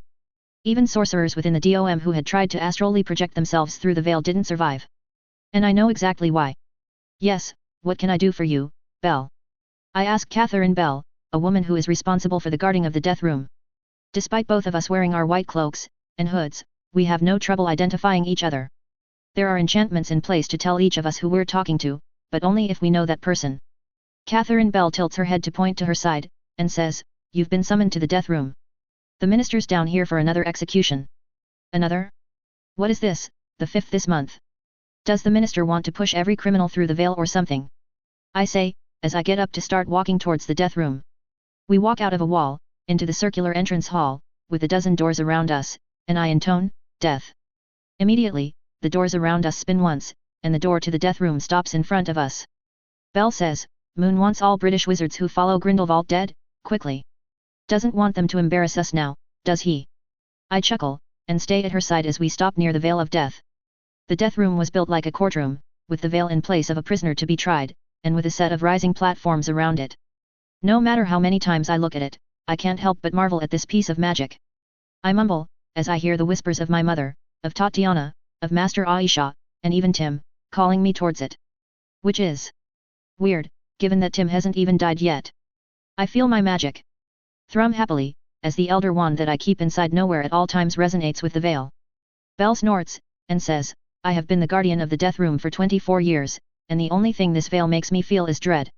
"Ah, my dear Bell, that's only because you have no idea what this veil is. I know because someone else, who was there when this veil was formed, told me what it exactly is. An absolute marvel, that's what. 5,000 years ago during the last convergence, the energies of a single realm began to invade into our own. Nibelheim. That realm brought death and cold to whatever it touched, it destroyed villages, killed people within seconds, and even the Britannia Sanctum was in danger of being lost. And so, to prevent it from happening again, the mages and sorcerers worked together to create this. They bound the rift between Nibelheim and Midgard to this stone arch, they made it impossible for any other rift to form between Midgard and Nibelheim.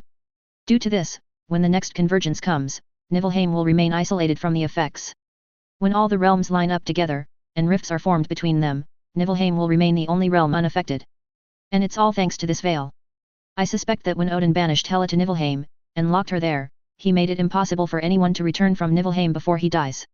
And the cold there is impossible for humans, mortals, to survive. So they die within seconds, a minute at most. As for using magic, a mage's magic comes from the earth, and the realm of the Vishanti. So the magic, while available for use, is very much weaker than what anyone would be used to. And if anyone does survive, I doubt Hela would like to share her prison realm with anyone. And that is why no one ever returns. Because they're already dead. The sound of footsteps makes both of us turn around, and we see a group of 10 Aurors, 2 Dementors, and the Minister for Magic, Leonard Spencer Moon, leading someone through the doors. Well, by leading I mean floating in front of them. Unspeakable 179. The Minister greets, having been told about my identity. Nodding, I say, "Minister. Let's get this over with, gentlemen. We have work to do." The bound wizard starts struggling in the air, but it is all futile when Belle raises her wand and takes control of the charm keeping him afloat. Shaking and struggling, Belle floats him over to the Veil of Death, and with a simple push, sends him in. Between one moment and next, the prisoner goes through the veil, with no indication on our side of anything happening. It is done. Belle says, her voice unrecognizable to anyone but other unspeakables. And so, the unnamed wizard landed in Niflheim, where he would die within a minute if he's lucky, thanks to the high cold and the necrotic magic there. If he's not lucky, Hela will find him. And well, less said about that bitch, the better. As we return to our respective offices, however, I can't help but feel disappointed with myself in this quest. I've been to almost every room within the department, and still, I haven't found a hint about the existence of the head unspeakable. I had thought that I would have found the person before this year was up, but apparently not. Sigh, if the situation persists, I'll have to take some drastic steps. Namely foregoing with the subtlety, and just declaring war on the DOM. 1944. Okay, that's it. I'm bored, this is not as fun as I had expected it to be. No matter what the DOM has me, Alistair, study, it is always something I've already learned. Death Room? I know more about the Veil's creation than they can even guess. I also know spells and rituals that can pull magic from Niflheim, through the Veil, which I'd only devised after seeing the Veil just twice. Not that I used it, but still. Twice. Time Room? These pioneers in time magic know less about time than I do. Hell, they believe that traveling to the future is not possible at all. Only to the past, and to your own time from the past. They also know that time can actually be changed by a mage, but that it will always either correct itself, or change everything. Which I know is the fault of the TVA. Fucking bastards. I wonder how Sylvie is doing, we haven't seen her in ages. Not since she left that day, no. Hope she's okay. Thought, magic, space, fate, prophecy room, I've studied everything already, through either my own repository, or through the room of knowledge. I might not have much talent in divination, beyond scrying for people and things, but I was not going to let a subject get one over me. The only room I haven't spent much time in is the love room, where the phenomenon of love is studied. And it was purposeful on my part. Alistair Davis wasn't a loving man, he didn't love anything other than magic. The only time he had tried going into the love room, he was assaulted by the magic within the room, and was almost sent into a coma. I have already deduced that the room is filled with magical energies from other realms, that are aligned with love. And being in the presence of such magic without having an affinity to it was what harmed Alistair. And so, I stayed away. Him going there would be suspicious, him surviving an encounter even more so because of what happened the last time that he did. Shaking my head, I get up from my desk, from Alistair Davis's desk, and walk towards the door. Stopping right in front of it, I lift my left hand up, and press my right index finger on the back of it. Immediately, a wave of magic erupts everywhere in the Department of Mysteries, casting a runic ward that will knock out anyone not strong enough to resist it. I hadn't just spent these days learning things I already knew, I have been setting up traps for such an occasion. Opening the door, I leisurely walk out, my mind expanding as I go. I could feel 67 minds within the confines of the Department of Mysteries, 30 of whom were part of the Combat Division, 5 from the Warding Division, and the rest part of the Research Division. Yet, for an organization this old, the DOM wasn't that big. Feeling one mind still awake, I smile. Closing my eyes, I send my magic into the shadows around me, which rise up from the ground in the form of bands. These shadow bands cover my body completely, and drag me underneath them, sending shivers down my back, thanks to the cold. No matter how much I practice this one branch of magic, I do not get better at it. Maybe I should leave dark force manipulation to Selene and Sylvie? Nah, it might be uncomfortable, but it is fun to scare people this way. When the shadows retreat, I find myself to be at wand point, in the office of the head unspeakable. Or at least, the fake one, that should have direct contact with the true head unspeakable. But it seems there is a ward that protected him from my runic ward. Davis? What the hell was that? What are you doing here? The head unspeakable asks, as his wand tip glows a bit from his magic, ready to attack. An intimidation tactic, really. Smiling, I speed forward, grab the man by his neck, and lift him up by it. His wand clatters to the ground, as the man claws at my own right hand, suffocating. I feel a few spells being cast at my hand, but unfortunately for the man, my magic is far, far superior to his. Spells by a being as weak as this one will just splash on my skin. I would have asked you questions, Brown, but I'm afraid I don't actually need to. I say, and before he can choke out a question, I enter his mind. His occlumency is as good as paper in stopping me, and I find myself in the middle of his mind, being bombarded by Daryl Brown's memories. A good secondary defensive measure, bombard the attacker with all your memories to overwhelm them. If I was a newbie at this, I might even have been overwhelmed. Raising my metaphysical hand, I summon all of his memories, each and every strand of it, and copy it into my own mind. Darrell Brown, a 78-year-old Muggleborn from London. Studied rituals to increase his strength, went through a few during the summers before his 7th year, and subsequently got caught by the DOM. They faked his death, and convinced him that joining them is good for him. And he believed them. He worked through the ranks quickly, his freedom to go through any rituals as long as it helps the DOM helping him, and then, 20 years ago, he became the head unspeakable, and he continued with what the DOM was originally doing. I take a second to go through all of his memories, finding some new things, and confirming some old ones. He wasn't the true leader of the DOM, as I expected. I just know from his memories that he's expected to write reports to someone other than the minister, and take a part4 whenever it is activated, which would take him somewhere, to meet with someone. There are gaps still, I suspect because of some spell keeping the knowledge hidden from me. Could be the Fidelius, could be another ward. But one thing I realize, when I see his memories of finding himself in a large hall, surrounded by people cloaked in different clothes, all of which hide their faces and disguise their voices. He was not the only head unspeakable in the world. This was not the only department of mysteries in the world. And if this DOM was a part of the British magical government, I have no doubts that the other branches have also become a part of their respective governments. Opening my eyes, I see the blue-faced Brown still suffocating, as he starts losing his life. I just glare at him, and my magic starts vibrating inside me, slowly taking my body through a change from that of Alistair Davis to Darrell Brown. And then, Darrell Brown, the head unspeakable of the British Department of Mysteries, dies. Ack! I cry out, feeling pain erupt all over my body. I drop down on one knee, as I feel the force of a ward send tremors through my entire body, a curse highly similar to the Cruciatus. Damn! Must have been a dead man's switch. How the fuck did he hide it from me? Raising my hand, which shakes because of the pain I'm continuously going through, I grab hold of the ward, and pull it inwards. It causes even more pain to me, but I grit my teeth and keep at it. Slowly, as the pain keeps increasing, the ward that I had pulled towards me shatters, and the pain stops coming.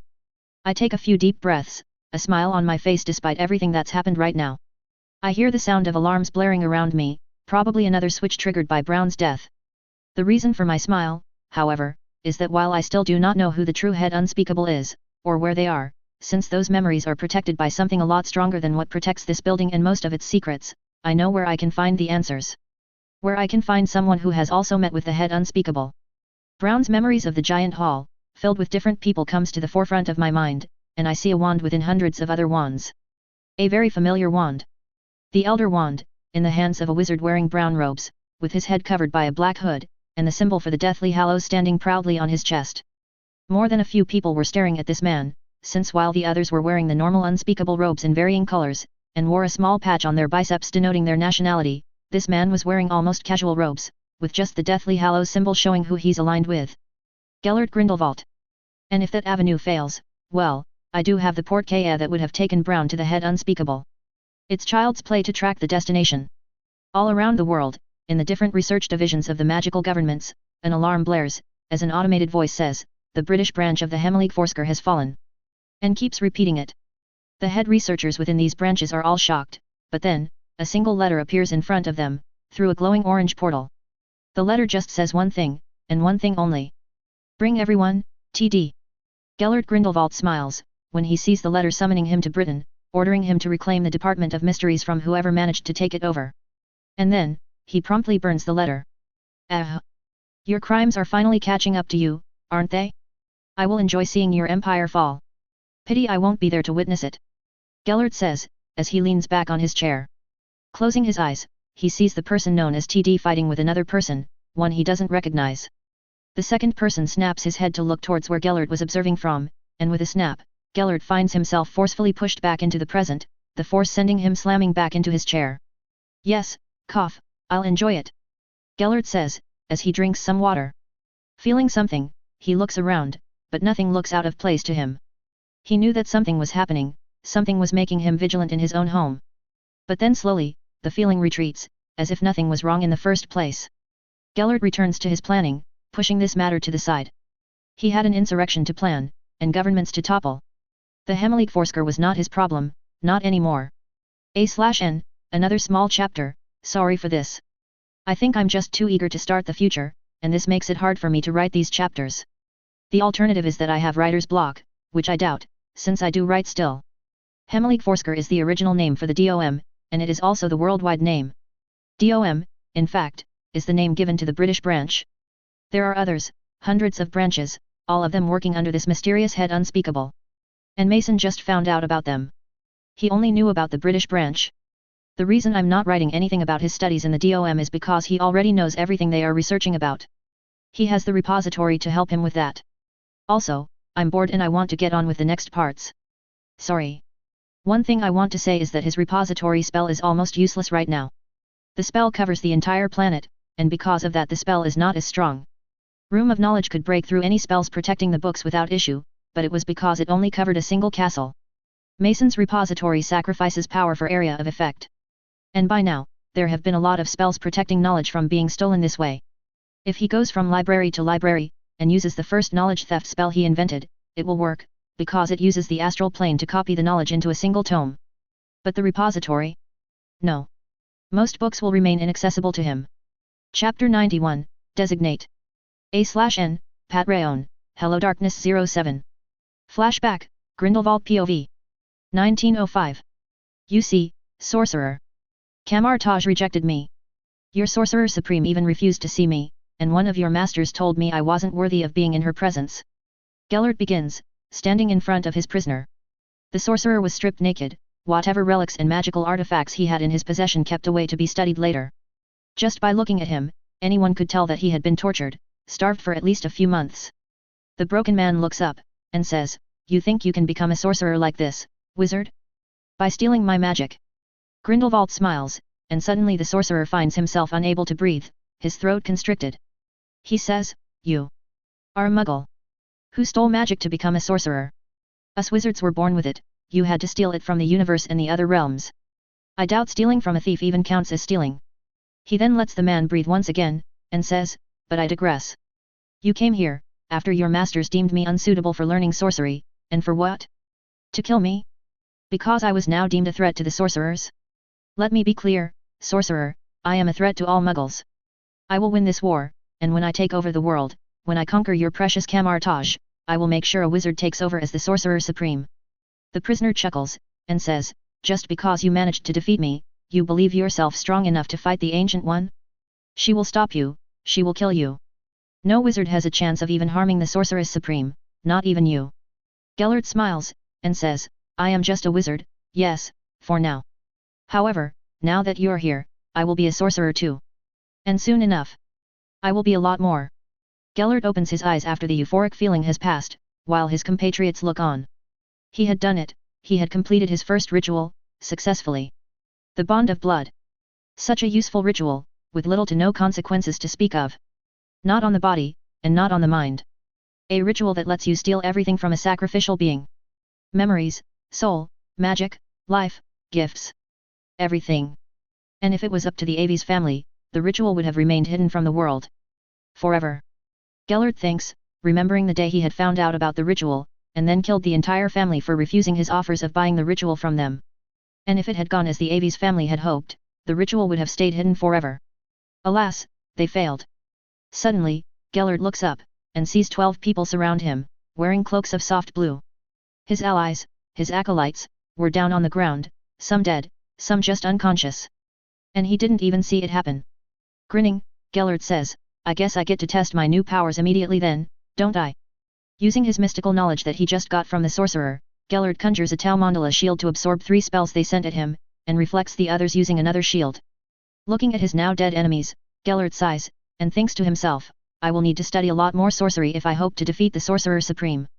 This man's memories prove that he was right, no wizard can deal with her. "You defeated them." He suddenly hears, as he was in the middle of testing his Tau Mandala shield, changing a few things about them with simple will. Turning around, Gellert raises an eyebrow at the woman nonchalantly staring at him. She wore some type of body armor that stuck to her skin, white in color, and had a blue cloak flowing off her back. The woman herself was blonde, blue-eyed, and all around beautiful. Gellert, however, immediately realizes that this woman was one of them, one of the robed people. Or more accurately, she was someone like them, but beyond them at the same time. He stays relaxed, at least outwardly, and asks, "Any particular reason you sent your servants to attack me?" The woman tilts her head, and says, "You're a danger to magic. You defiled its most sacred laws by stealing magic from another being, and the punishment for that is death. But if you agree to join me, agree to help me save magic, I will spare you. Gellert raises an eyebrow, and says, and I suppose sparing me includes me being one of your servants. The woman smiles, and says, of course. Only by serving me will you be able to live. Gellert sneers, and says, no, thank you. I serve no one. And then, he attacks her with his spells. Within seconds, Gellert finds himself disarmed, his face bruised from the single spell she had shot at him. He didn't even know what happened to the spells he had shot at her, they just disappeared.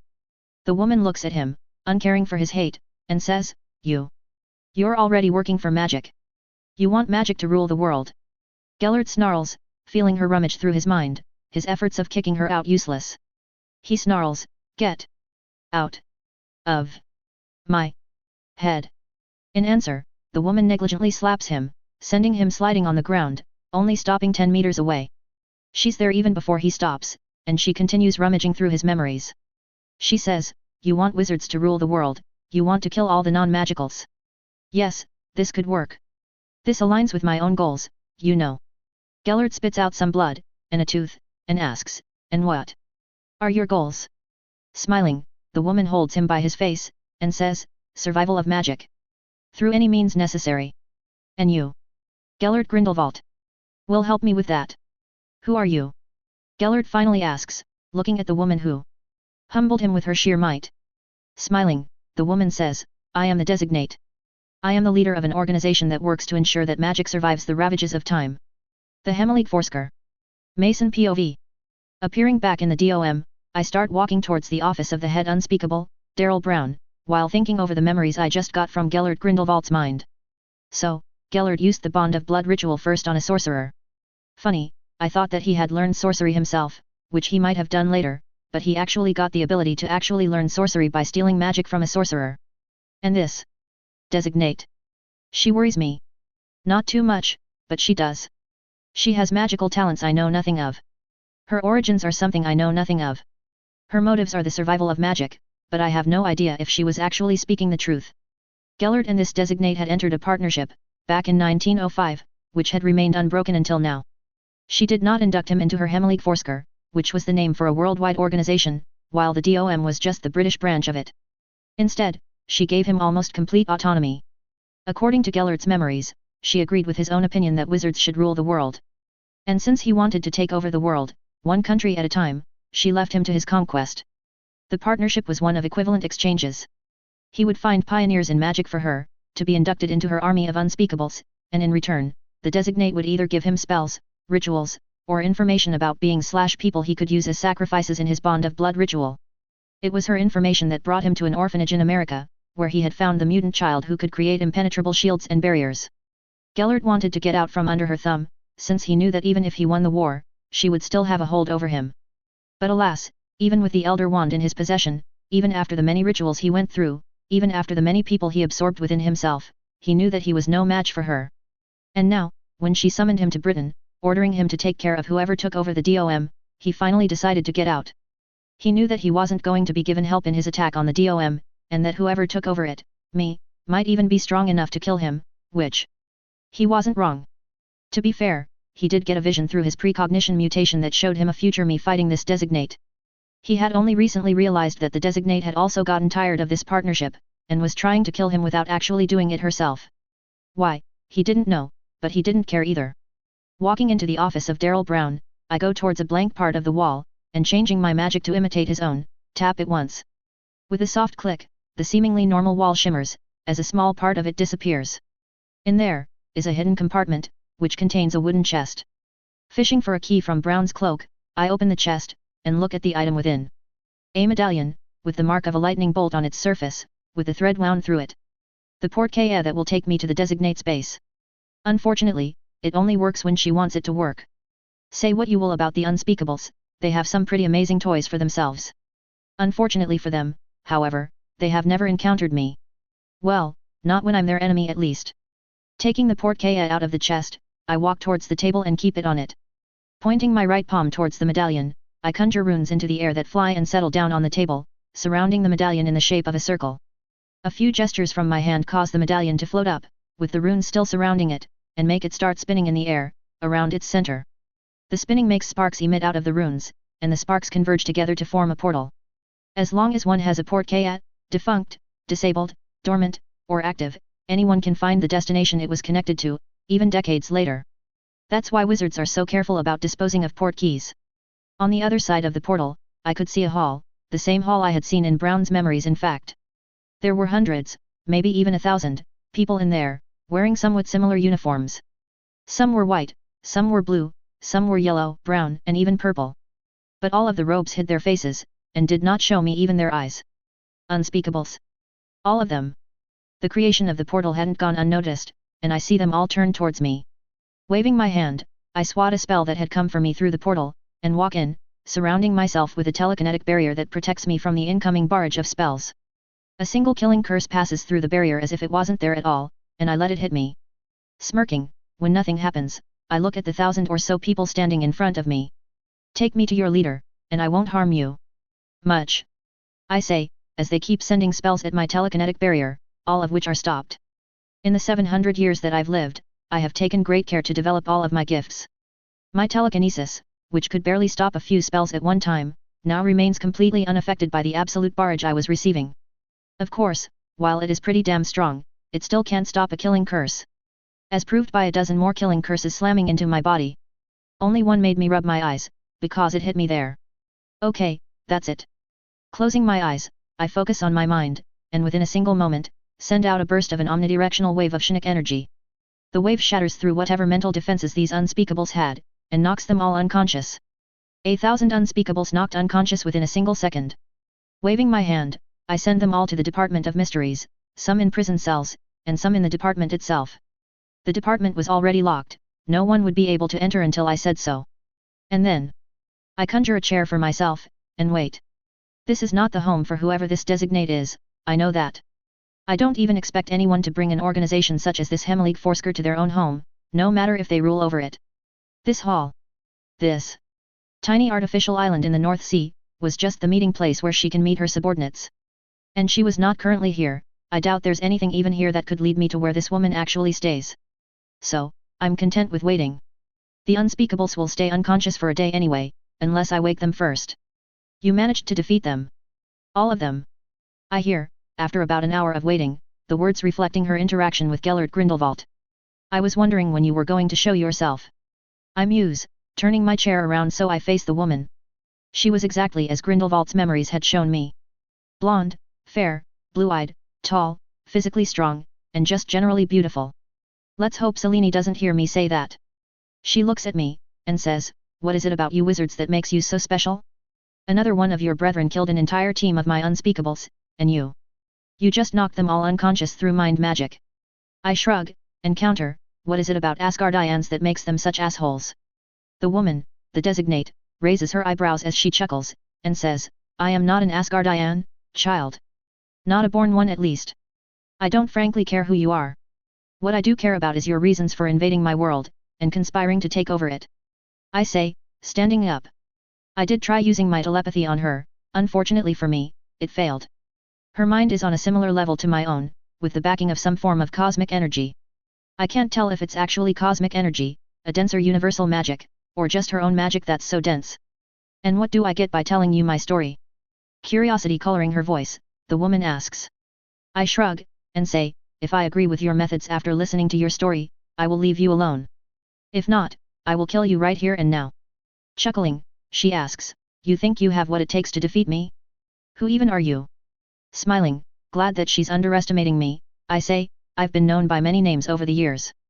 Athreos Edos, Athervajoshi, Idardine Wheel. The last name, Idardine Wheel, Edward Avian Gaelic, was something I went by when I taught at Hogwarts during the first decade of its formation. I was also the resident healer, while Selene stayed as the librarian. Ah, good times." The woman widens her eyes, and unconsciously takes a step back, as she whispers, "Athervajoshi?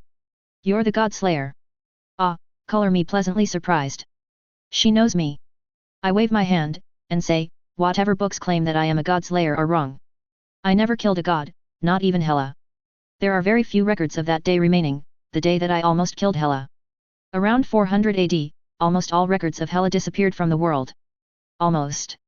My repository was safe, my personal library was safe, and so were the libraries of Kamartaj. I assume that like me, some others had managed to protect their books from whatever Odin did to erase all knowledge of Hela. And yes, I have no doubts that he's the reason not many people remember Hela, even in the wizarding world. And some records that remain spoke about a mortal defeating a goddess. They call me by name, Atharva, but they call Hela just the goddess. And those texts claim that I killed her, when I didn't. Funnily enough, and much to Seleni's annoyance, there were some texts hypothesizing that I was the god Te, husband to Bast, who had taken mortal form and ascended to godhood once again when fighting the goddess. They took Bast coming there to defend me from Odin as her defending her husband. Bast and I find it amusing, Selene, not so much. And I don't think someone named Te even exists, since I've yet to get a straight answer about it from Bast. Why are you here, God's lair? The woman asks, bringing me back to the world. I look at her, and say, I am here to put an end to this organization, your Hemelig Forsker. Your actions have led to the deaths of thousands of people, and enslavement of thousands more. The woman scowls, and says, you don't know what you're talking about. Everything I did to ensure the survival of humanity, and the survival of magic.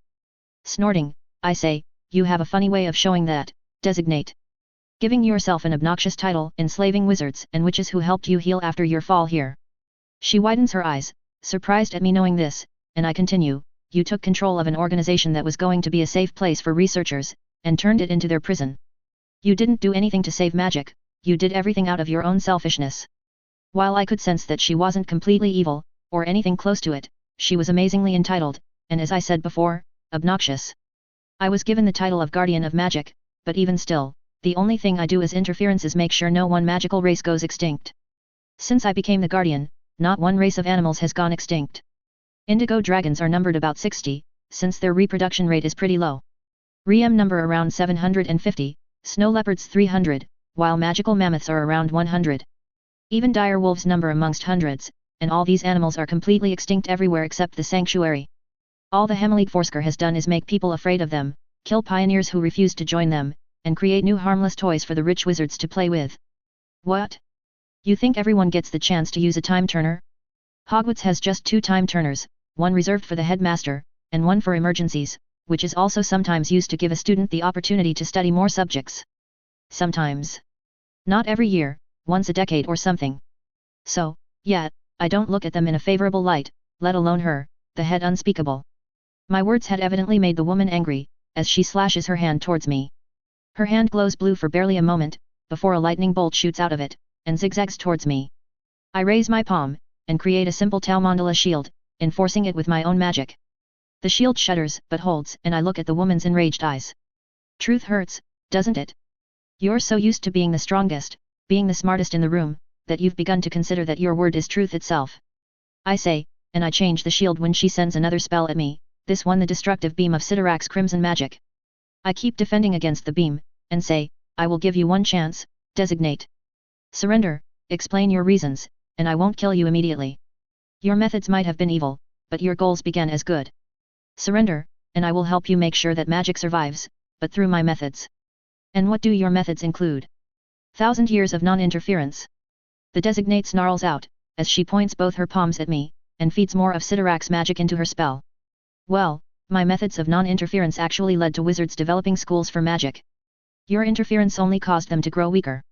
I say, as the shield starts shuddering harder, on the verge of breaking. Keeping my right-handed shield steady, I cast a few gestures with my left hand, conjure a disc of Enithalen's ice blue magic, and send it cutting through my now unstable shield. The ice-cold spell cuts through Sidorak's crimson magic, dissipating it before it can reach me, and slams into a shield the designate conjures to protect herself. Boom! The explosion sends a wave of cold magic out, and sends the woman sliding backwards. When the fog clears, however, she's still all right, if a bit angry. Feeling something, I snap my head to the right, and feel someone peeking at this fight. Grindelwald. Can't have witnesses for whatever secrets I might reveal, let alone someone like him. Within a single blink of an eye, I banish his sight away from this time, and an anti-sight spell etches itself into the ground, preventing time watchers from witnessing this fight. As Designate stands up, and starts running towards me, she snarls, my unspeakables are the strongest wizards there are, and the smartest.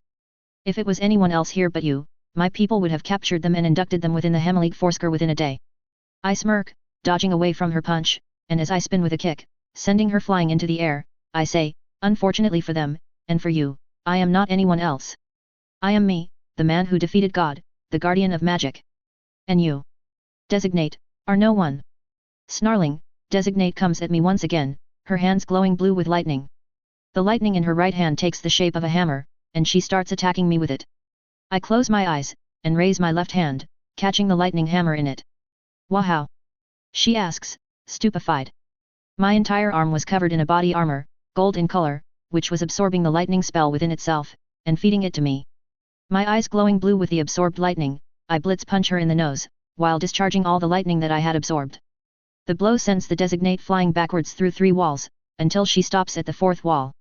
I look at the armor covering my hand with a smile, and then manipulate the magic to cover my entire body. My skin bleeds gold all over, as a second golden skin covers my body, over my clothes. In the end, I wear complete body armor, with only my head remaining open for now. The armor had 1 layer of Druig's armor, and a second layer underneath it made out of Druger, the berserk indigo dragon's hide. It was covered in tiny symbols etched by liquidized magical silver and crushed dragon bones, once again, which came from Druger. And then, once the enchantments had settled down, I had it dipped in a mixture of magical gold, Asgardian steel, vibranium, my blood, and 4 vials of phoenix tears, along with a single crushed unicorn horn, for 5 entire centuries. In the end, my Kavake, because this is no longer just the proddy Kavake, it's something a lot more than that, could absorb magic and feed it to me, while also absorbing most of the kinetic energy exerted on me. It could also sustain me for around 500 years, without any need for air, water, food, or anything really, while also granting me the capabilities of spaceflight if I happen to need it someday. It also had nail claws made of vibranium B, that grow along with my own nails, which should allow me to cut through any metals that my own nails couldn't. I had also managed to retain all the enchantments of the original proddy Kavake, which gave me a strength boost of 20% through a micro-connection to the Crimson Cosmos, a shield against demonic magics through a mixture of the connections to the Haven Realm, and the Light Dimension, and the connection to the Plane of Change gave it the ability to change shapes, colors, and state, within limits. All in all, I was one badass looking motherfucker in a golden armor that would make everyone think of Asgardians. Floating up in the air, I slowly fly towards the fallen Designate, who was leaking blood from her nose, and her mouth, and say, "You're a strong mage, Designate.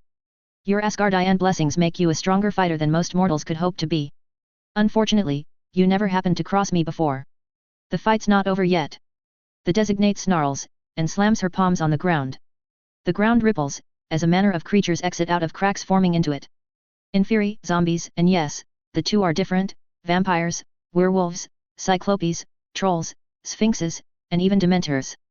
Sighing at her increasing list of crimes, I backslap empty air, sending a blast of light magic all around me. The blast sends all the creatures flying, causing them all to disintegrate. I have no idea how long they'd been enslaved by her, but I doubt the time was short. Taking a step back, startled, the Designate slaps her palms together, and blows out dark black flames from her mouth. I simply raise my left hand and let my Kavake absorb the magic within the flames. My right hand condenses those flames within a single ball, and I banish the ball at the Designate.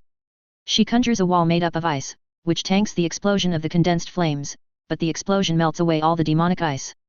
I feel the space warping in this hall, as the distance between us starts rapidly increasing without any of us moving a single foot.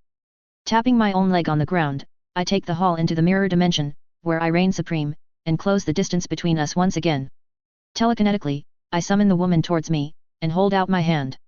She conjures a flaming sword, and tries to stab my chest. The sword slams into my Kavake, and screeches to a stop, while the Designate herself lands in my left hand. No matter what spell you use, Designate, no matter what weapon you use, I have counters ready. I say, taunting her. Kicking both her legs out, Designate sends me sliding backwards, and I see her reach into her shirt. And then, she disappears. Reaching my right hand out, I sense for the temporal signature that always stays behind when time traveling, at least for a short while, and twist my hand. With a pop, the Designate pops back into the hall, back into the present. As I move forward to catch my wide-eyed opponent, she puts her hand in her pocket, and throws something at me. The object lands on my face, and I feel it stick to my face, its tentacles spinning around my head to grab it. I feel thoughts not my own try and invade my mind, as some toxins invade my body. A brain from the thought room. Chuckling, I send out another wave of Shinik energy that fries the brain from the inside, and just as the Designate tries to stab my head with a long, obviously magical sword, I summon Glamdring to my hand, and swipe it aside. Designate takes a few steps back, and I see her face has now healed back up. While she wasn't tired in the least, I could tell that she knew that there was no hope for her to win. Just like I could tell during my first fight with Hela, that I have no hopes of winning. I then look at the sword, and ask, oh, so it was you who stole Excalibur from Nimue's lake? That fucker Merlin came back to the living, and tried to hound me for the sword which I had apparently stolen. All the while it was this woman. Excalibur, the strongest sword of Midgard, comparable to Mjolnir even. The designate begins speaking as her body starts steaming, getting healed of all its ailments. All the while both of us stare at one another, ready to attack or defend at a moment's notice. While it cannot control the weather like Mjolnir, or even my old hammer could, Excalibur has other gifts that make it Mjolnir's equal whenever compared. Yup, true. Excalibur makes it so there's no physical advantage to your enemy. Whatever strength level they're at, your strength is boosted to be the same, and somewhat superior. It can also permanently kill anyone, gods, demons, eternals, externals, immortals. Anyone. And lastly, it is almost unbreakable, since it was created in the magical realm of Avalon, by the Fae. Designate steps forward with a swipe, and I lean forward leisurely, dodging the hit and swinging my sword upwards. I cut both her hands off at her wrist. Arg! The designate cries out in pain, as tears leak out of her eyes, and the sword itself drops down on the ground, along with her hands still clutching it. Unfortunately, one thing the Excalibur can't do, is make you immune to injuries from magical weapons. Another thing it can't do, is grant you the skill necessary to fight a superior opponent. I look at the woman with pity in my eyes, as she cries from the pain of losing her hands, while she bleeds out.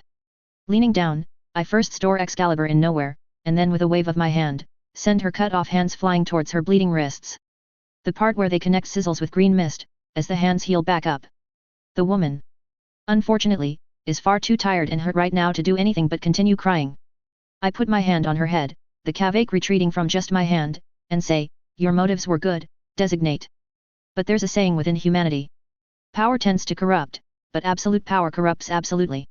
You found power within the Hemelig Forsker, found power in making your army of unspeakables work for you without a chance of them betraying you, and that corrupted your morals. I only wanted to save the universe, save magic. Designate whispers, as I feel her give up. And that excuses you committing countless crimes against magic? Wasn't crime against magic why you tried to kill Grindelwald? And when you found out that he wants wizards to rule the world, you just spared him. How many lives has he taken since that day? Magical lives, wizards, witches, sorcerers, ancestors to potential wizards? Admit it, designate, while trying to save magic, your actions were leading to the destruction of magic. I say, softly. She just sniffles, but doesn't say anything. Sighing, I ask, why are you so determined that magic needs saving, that the universe needs saving? What happened to the place you came from? Finally, the woman looks up, and whispers just one word, Dormammu. That one word makes me freeze, and letting go of all decorum, I force my way into her mind, shattering her cosmic energy-enabled mental shields with Phoenix's help, to see into her memories. Terene. That was her name. When she lived on her own Earth, in her own universe, in her own time. Once, during the beginning of time within her universe, a sorcerer existed on the first planet to create life. The sorcerer gave a prophecy that one day, a woman will come, who will rise to the cosmic position of the designate, that will guide mortal beings to the next stage of evolution. And then, billions of years later, she was born to a race of magic-wielding people. Their magic allowed them to live for centuries at a time, and some even managed to live for thousands of years. But then, they were attacked. A being had heard about the prophecy that predicted the existence of the designate, and through some magic, he had found the planet she belonged to. He destroyed the planet, and killed everyone on it. Save one. Terene. She was found by the Asgardians, taken in by the Thor of her universe, and was mentored by him. She was given a hammer of her own, with all the properties of Mjolnir, but none of the divinity, and when she had proved her character, she was given a blessing that turned her into a pseudo-Asgardian. Centuries passed, without any issue. She lived, became a hero on Midgard called Thor Girl. She ascended to become the cosmic being she was supposed to be, the omniscient designate, and she guided humanity to the next stage of existence. She turned every human into an eternal. And then, she lost the cosmic powers she had gained after a war against Surtur. She continued helping Thor protect Midgard from threats, even when Midgard ventured out into space. But then, something happened. Something even the omniscient designate had not seen coming. Midgard. Earth had forgotten magic. In favor of their new cosmic powers, humanity had discarded all other powers. One by one, all magical races became extinct. Sorcerers, witches, warlocks, everyone died out, or merged into regular humanity. Magic was forgotten. This caused an increase in attacks from the demonic realms, which led to man developing more into the field of science, to protect them. Unwittingly, since the barriers protecting the universe were centered around Midgard, they started getting weak. Even the gods, Doreen included, started getting weaker, since humanity didn't worship them anymore. And then, one day, he came. The Dread Lord, Dormammu. He brought with him his entire dimension, a collection of multiple universes all swallowed into his own dark dimension. Whatever beings were able, fought Dormammu and his army of the mindless ones. They fought for days, or maybe centuries, Doreen didn't know. Dormammu's presence made it so time didn't work right anymore. They kept fighting, Thor and Thor-girl, back against back, and soon, they were the only two living beings remaining in their entire universe. Everyone else had either been turned into mindless ones, or converted into pure energy that Dormammu ate. When they finally lost all hope of winning, Thor did something that shocked her. He sent all of his divine magic to her, through Mjolnir, and sacrificed Mjolnir's entire existence to break space. He shattered the barriers between universes, and right as Doreen was recovering from regaining her previous strength, thanks to Thor's energy coursing through her, Thor threw her through the hole. As she slammed through what felt like glass to her, she heard him say, "I am honored to have died fighting beside you, Thor-girl. I don't regret helping you fight off Thanos the day we found you. Wherever you land, make sure something like this doesn't happen to that world, Doreen. Make sure that at least one world doesn't get lost to the Dread Lord." And then, he died, swallowed by the Dread Lord himself. As Doreen began falling from the skies, the breach between this universe and that closed up, with not even a single scar visible to her anymore. And then, she fell down. She was found by wizards, who took her to their home to allow her to heal. And she thought, though a lot. After mourning for her lost home, another lost home after Thanos destroyed the old one, and for the lost friend and mentor in Thor, Doreen realized something. If humanity had never evolved, they would have never forgotten magic. If magic was never forgotten, Dormammu would never have managed to invade the universe. So, Thor's last words rang through her mind, again and again. She needed to ensure magic survived. She needed to make sure humanity never became Eternals as an entirety. And she had convenient helpers in the form of the three wizards that found her. The Hemelig Forsker. She used her divinity and the minute amount of mind magic she knew to take over their minds. She wasn't a sorcerer, but she had experience in being an omniscient cosmic being. So she was able to force them into servitude. She reclaimed her old title of the Designate, only without her cosmic powers accompanying it. Within a century, however, her goals changed from just ensuring the survival of magic to becoming the goddess of magic herself. The personification of magic. She believed that if she became magic, by learning everything there is to know about magic, and mastering it all, that she would be able to reverse the damage done to her own universe. She became delusional, self-entitled. And so, the unspeakables went from researching magic to collecting every pioneer in every schools of magic that existed. All of them enslaved by her, to ensure that only she remains the being with the highest knowledge about magic. Until she was finally defeated, by someone far, far stronger than her. Coming out of her mind, I sigh, in disappointment and with pity, as I look at the drooling mess that is the woman known as Doreen. She was unconscious, of course, after I shattered whatever mental barriers she had put up. Her magical knowledge was impressive. Unfortunately for her, she wasn't a sorcerer at heart. She knew how to fight with her fists, but she couldn't fight with her magic as well as that. If it wasn't for my time slower speeding me by 50%, I would have had a far longer fight in my hands. I would have won, obviously, but still, it's better that I shortened the fight. Touching her mind once again, along with her soul, I manipulate her magic to break any oaths that she has bound others to, including unbreakable vows and written magical contracts. Getting up, I wave my hand, creating a portal that sends Doreen to Sanctuary, in the dungeons. I am not going to kill her. She was good, a hero even, she was traumatized by the death of her universe, and the sudden increase in power just corrupted her mind. No, I won't kill her. I'm not stupid enough to let her go, but I won't kill a delusional person. Her crimes, however, aren't something I can let go unpunished. She will remain imprisoned, for as long as I can manage. Snapping my fingers, I cast a reparo charm on the hall, repairing all the damage done to it during our fight. And then, with another wave of my hand, a large portal opens up a bit above the floor, that deposit down the 1,000 or something unspeakables, including the ones I had knocked out in Britain. Conjuring a throne for myself, I snap my fingers, waking them all up. Time to deal with these guys now. A/N, whoosh, finally done. Doreen will not go unpunished, she will be suitably dealt with in the next chapter. I have a plan, I just hope I manage to write something believable about it. Now, for those who don't know, Doreen is a canon character from Marvel Comics. Her story is pretty good, but I found her to be a bit of a bitch. That's why I made her out to be the head unspeakable. I originally had Amora in mind, but realized that I've already used Amora and Lorelei in my Baldur story, and I also used Amora as a villain in my Celestial God story. For those who don't know, both of these stories are available on my web novel profile. Do remember that I was younger then, so the stories might be a bit shitty. So, Doreen. Grindelwald will not enter the story again. When he dies while fighting Mason Aves, the younger, he will remain dead. As for the unspeakables, I have a plan, which you might see within the next few chapters. Sorry for the late chapter, I've been trying to fix my sleeping schedule. It's 3:15 AM right now, and I am not even a little bit sleepy. This made my mind blurry. Yup, that's how I describe it. Blurry. Chapter 92, Loop Closed. A/N, Pat4, HelloDarkness07. Slowly, with repeated groans sounding around the hall, the unspeakables start waking up. As they start standing, already vigilant when their minds catch up, I keep watching them, going through all their minds at once, to weed out the worst of the criminals, from those who only reluctantly committed the crimes that they did. No one's innocent here, that much was true. Unfortunately, I can't just kill all of them and be done with it. 1,358 mages and sorcerers disappearing from the world won't be much of an issue, no. However, the ministries will know they're missing, and they might become afraid of an entire department within all their governments going missing. I could use the runes of Kofkol to erase the Hemelig Forsker and all its branches from the minds of everyone, however there's a problem.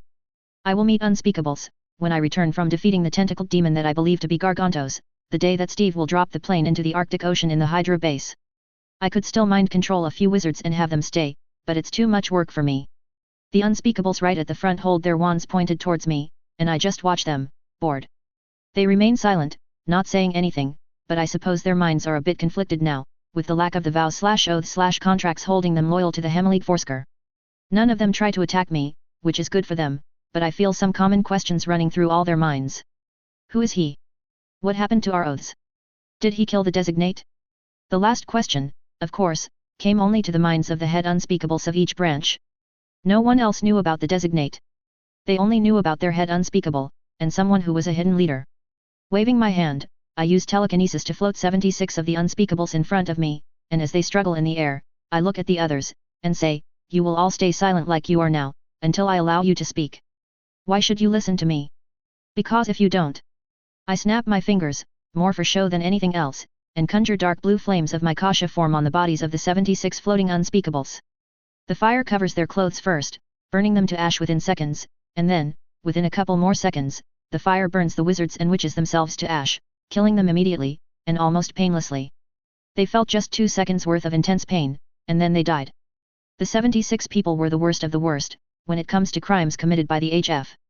Those were the psychopaths, murderers, torturers, people who love to experiment on other people. Those kinds.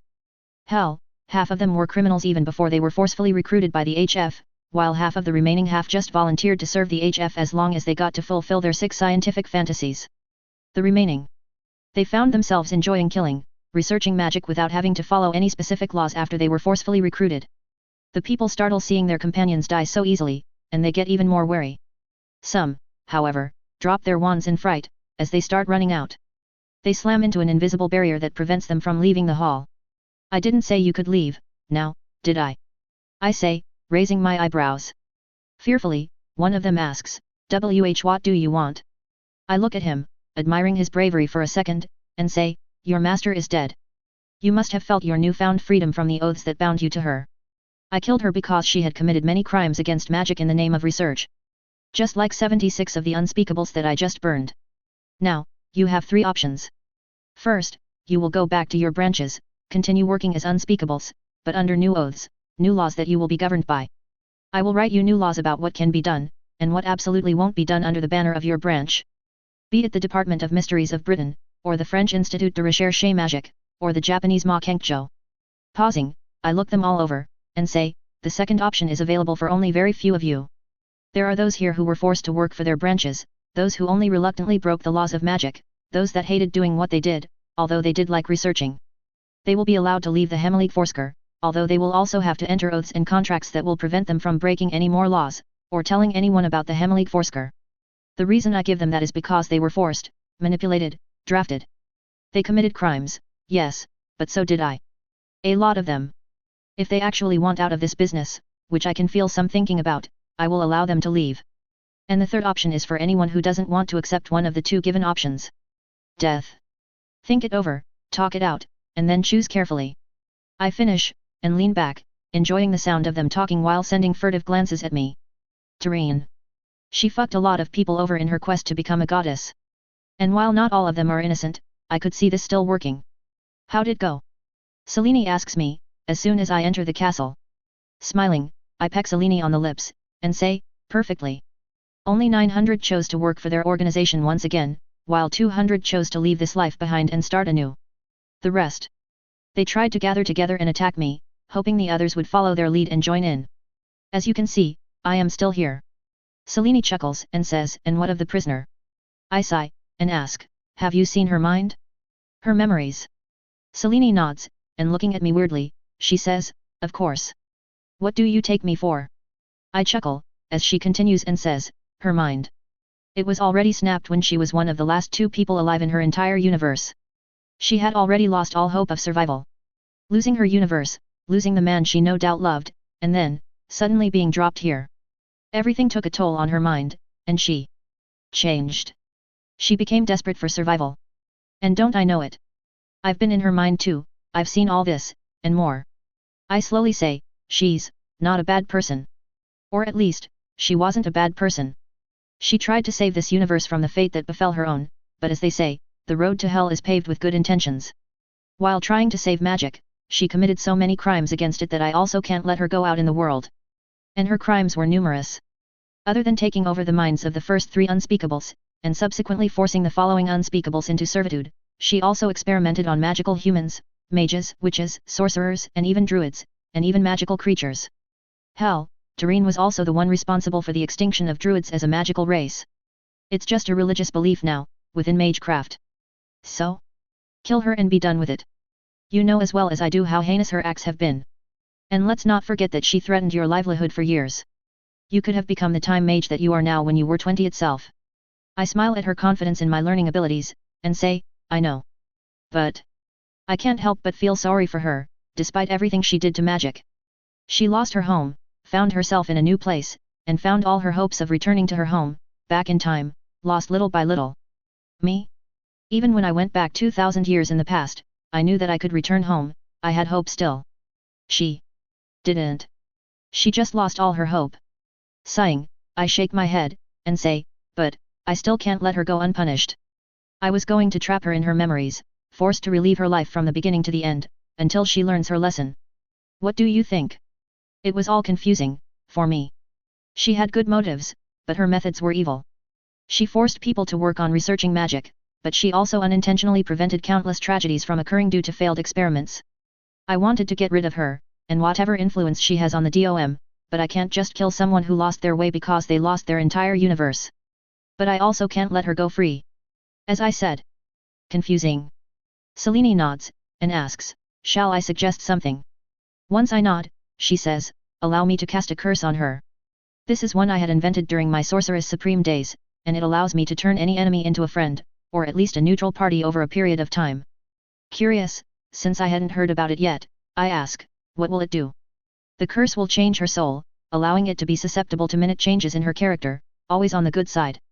It will also give her a changed introspection in life, ensuring she treasures her life more, and has an overall good view about it. That, along with your own memory trap, will ensure that whenever she wakes, our prisoner will be a changed woman. She will be either our friend, or a helper. If not these two, then she will at least go back to becoming the hero that she was within her own universe. This could work. Being forced to live through her entire life, thousands of years of it, and Selene's curse making her see what she did wrong will ensure that she becomes good. Widening my eyes, I say, did I mention I love you? Smiling, Selene says, just this morning, but I won't mind hearing it once again. Shaking my head, I kiss her, and teleport us to the dungeons, right in front of Doreen's cell. The dungeons were a maze, an inescapable prison. Each cell had a bed, and a partitioned bathroom, for the sake of privacy. There was enough room within the cell to give any prisoner the opportunity to roam around. It would have been useful for Doreen, if she was awake. I wonder how different her universe was to ours. What her memories of Earth told us is that there are some differences, the existence of mages for one, but what else? Selene asks, as we start casting our curses. Smiling, I say, well, I didn't exist in her universe, that much was sure. It could have been fun to visit. If only it wasn't eaten by the Dread Lord. Sigh, so much disappointment. An entire universe, destroyed by one being. And Mjolnir. I didn't even know Mjolnir could do that, shatter universal barriers. At least, I don't think the Mjolnir from this universe can do that. Sure, Hela shattered the mirror dimension gateway, but shattering a gateway is very different from actually creating a hole in the multiverse. Honestly, it scares me. What if there's another universe out there, very similar to Tyreen's own in its history, and another being comes here, through Mjolnir's barrier-shattering feats? What if in that universe, neither Thor nor Tyreen are good people? An evil Thor will be way harder to beat than Tyreen. Multiverse. How we know so frighteningly little about its capabilities, and yet, people still manage to pierce the barriers every once in a while. I'll have to stay vigilant, for any such occurrences. 1945. A year passed, with not much done on my part. Tyreen was still asleep, both of our curses still working, and I doubt she'll wake anytime soon. As for the Hemelig Forsker, they were back on track, back to researching magic for the sake of scientific curiosity. I had set up new rules and laws regarding the organization, and how it recruited people, and how it researched. Firstly, every person they feel like recruiting will be approached in a place they feel comfortable in, for example their own house, and the application for their recruitment should be sent to the minister and I first. Well, for now, it was sent only to me. Whenever the next minister is appointed, they will begin getting these letters and it will be as if every minister got them, but they just didn't tell anyone. The recruit will be asked to sign NDAs, magically binding of course, and then given the recruitment pitch. If they refuse, they will be left alone, but kept an eye on, just in case their research messed something up. If they accept, they will be given new contracts to sign, and then they will join the Hemelig Forsker. No one will be forced into joining the HF, and no one will be barred from leaving, whenever they want. And if they leave, then they will be asked, forced, to sign more NDAs, and forms, so that they don't use anything they learned in the HF for bad reasons. As for the research itself, the HF now follows strict rules regarding it. No experimenting on anything alive without their consent. Even animals. No trying to break or circumvent the laws of magic. No breaking time by trying to change stuff in the past, which they already followed, surprisingly enough. The secrecy was still in place, and so were the other duties of the HF. They still provided additional security to the ministry they were a part of, still helped with maintaining the flow network, and monitoring the anti-apparition wards around the nations. And they also guarded the time turners, prophecies, and the veil, until their need comes. All in all, the HF was going from a shady criminal organization steeped into the governments all around the world, to a secret place of research that is shrouded in mystery, which it was always supposed to be. Selene and I had kept up with traveling the world, since despite the centuries we have lived together, there are a lot of places we haven't seen. Plus, we enjoy roaming places together. As we lay in bed, after a night of fun, we suddenly see a pair of candles light up with green flames. I sigh, annoyed, and turn towards Selene, who also scowls, and ask, what could it be this time? Selene snorts, and says, most likely someone new will be introduced, or someone has his death announced. Ha, that's highly likely. The candles were special ones, made tens of thousands of years ago, from the wax of a breed of large magical bees that no longer exists. One belongs to Selene, while the other belongs to me. There are thousands of other such candles, around 100 of which are currently in the possession of people, while the rest are either lost, or kept in reserve, in case the need for it comes. And the lighting of our candles indicated to us that the candle holders were called to a meeting. A meeting of the strongest, and oldest in the world. A meeting of the immortals. The next day, exactly 12 hours after the candles lit up, Selene and I pop into existence in a large temple in Africa. I walk in, Selene holding my hand, and we feel a soft ripple in the air when we pass through a magical ward that's twice as old as I am. The Temple of the Long Living is a temple dedicated to the immortals, built by the immortals, for the immortals. It is the only place on the entire planet which is a completely neutral ground when it comes to all the superpowers around the world. The ward that we had just passed through made it impossible to attack anyone else inside through any means. No magic, no technology, no melee weapons, and not even poison will work here. Killing is completely impossible within the temple. The temple was built in 3000 BC, by a group of immortal wizards, who wanted to become gods. They originally began making people worship them. But then, barely a few decades later, the gods of Africa took offense to that and well, obviously, they're not here anymore. The temple was found by the externals, and used as their headquarters for a while, after which the sorcerer supreme at the time forced the externals to hand it over. Magical temples shouldn't be ruled over by non-magicals, he had said. And thus, it became something else. The gathering place of the Council of Immortals. Hearing a pop, I turned back to see a Chinese man, around 40 years old in looks, appear in thin air and do a 3-point landing as he dropped on the ground. You know, those aren't good for your knees, Wenwu. I say, grinning at the man. He looks up at me, scoffs, and says, not all of us can teleport without external help, Wizard Athreos. And I prefer landing on my legs rather than on my face. Su Wenwu, a Muggle conqueror that has remained almost undefeated for 1,000 years. Alas, he's only a Muggle, and so, he cannot teleport normally. Since he never learned sorcery, and no one is willing to teach it to him now, he's forced to rely on port keys to teleport here whenever a meeting is called. Surprisingly, he wasn't the only Muggle that had managed to become immortal on Earth. There are currently 9, of which 3 were Muggle vampires, 1 had managed to accidentally develop a connection to a timeless realm, and the others had used one method or another to attain immortality. Ignoring me after the first exchange of words, Su Wenwu walks past us, and into the Hall of Immortals, where the meeting would take place. But that's to be expected, us immortals were not friends with everyone. Su Wenwu was someone I had fought with in the past, when he came to Hogwarts with his army to conquer it. And while the founders and other professors at that time were a lot of things, martial artists they were not. Even Godric, one who was competent in swordsmanship, would have easily been defeated by Wenwu. And so, it was up to me to fight him. He retreated, but as it is with Chinese culture, I earned his respect that day, and also his ire. He doesn't like me, but he respects me. His rings were a work of art, that's for sure. A mixture of magic and technology, made from a metal I couldn't even identify without actually studying them, which he won't allow me to do. Stop fantasizing about the rings and come on.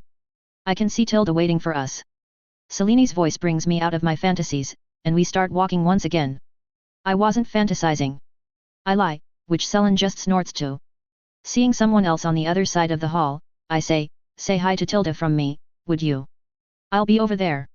Selini nods, and goes towards Tilda with a hug for hello.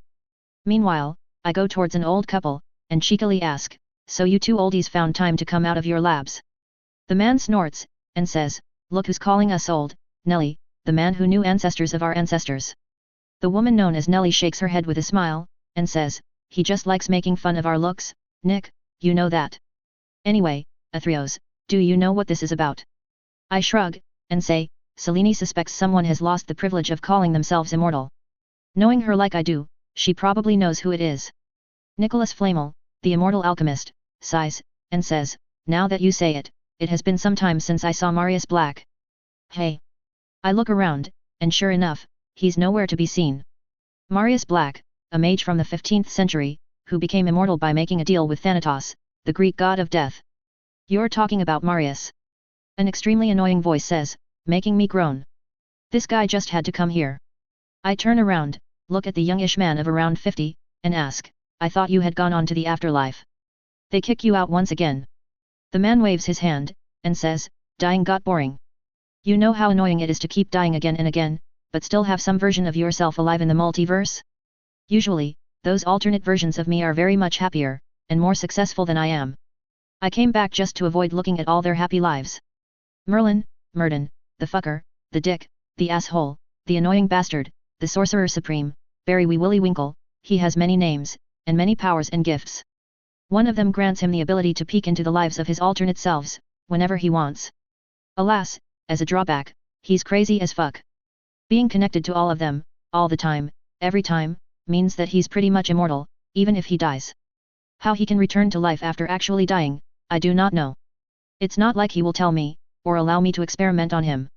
I snort, and say, one Merlin is enough for us. Maybe witnessing multiple Merlins live out their lives, again and again, is how you are forced to pay for all your crimes.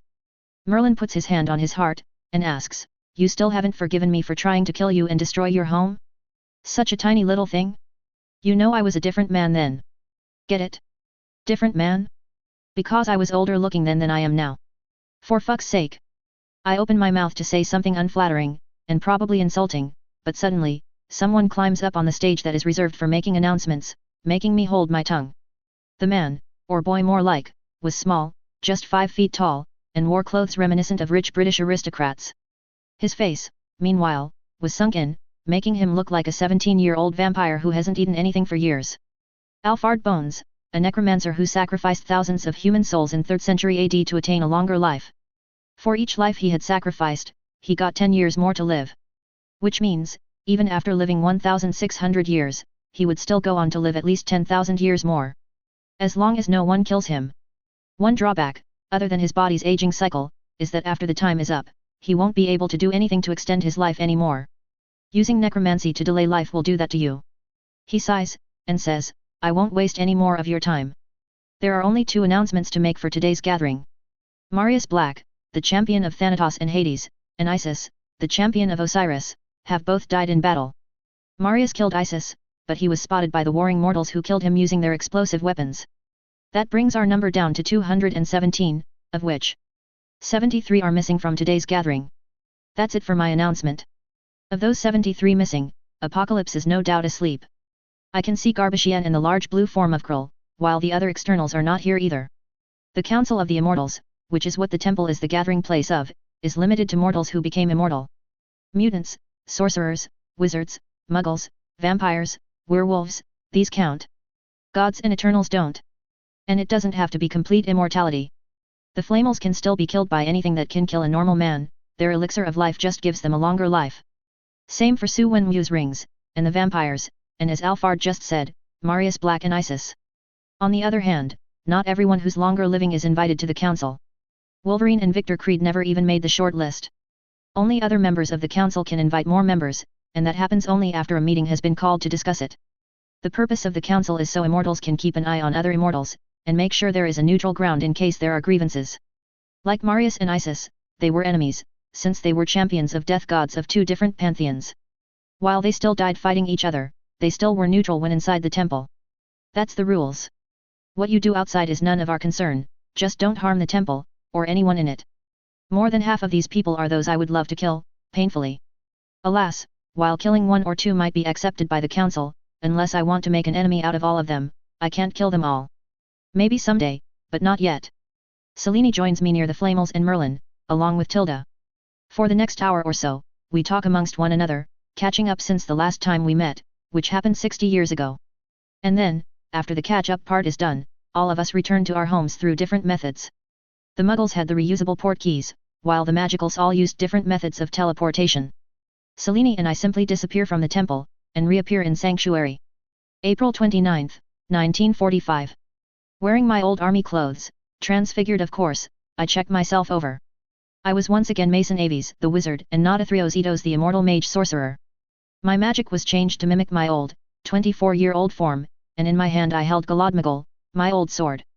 I had forged another sword, replicating my Galadmagol and all its enchantments, just for this day.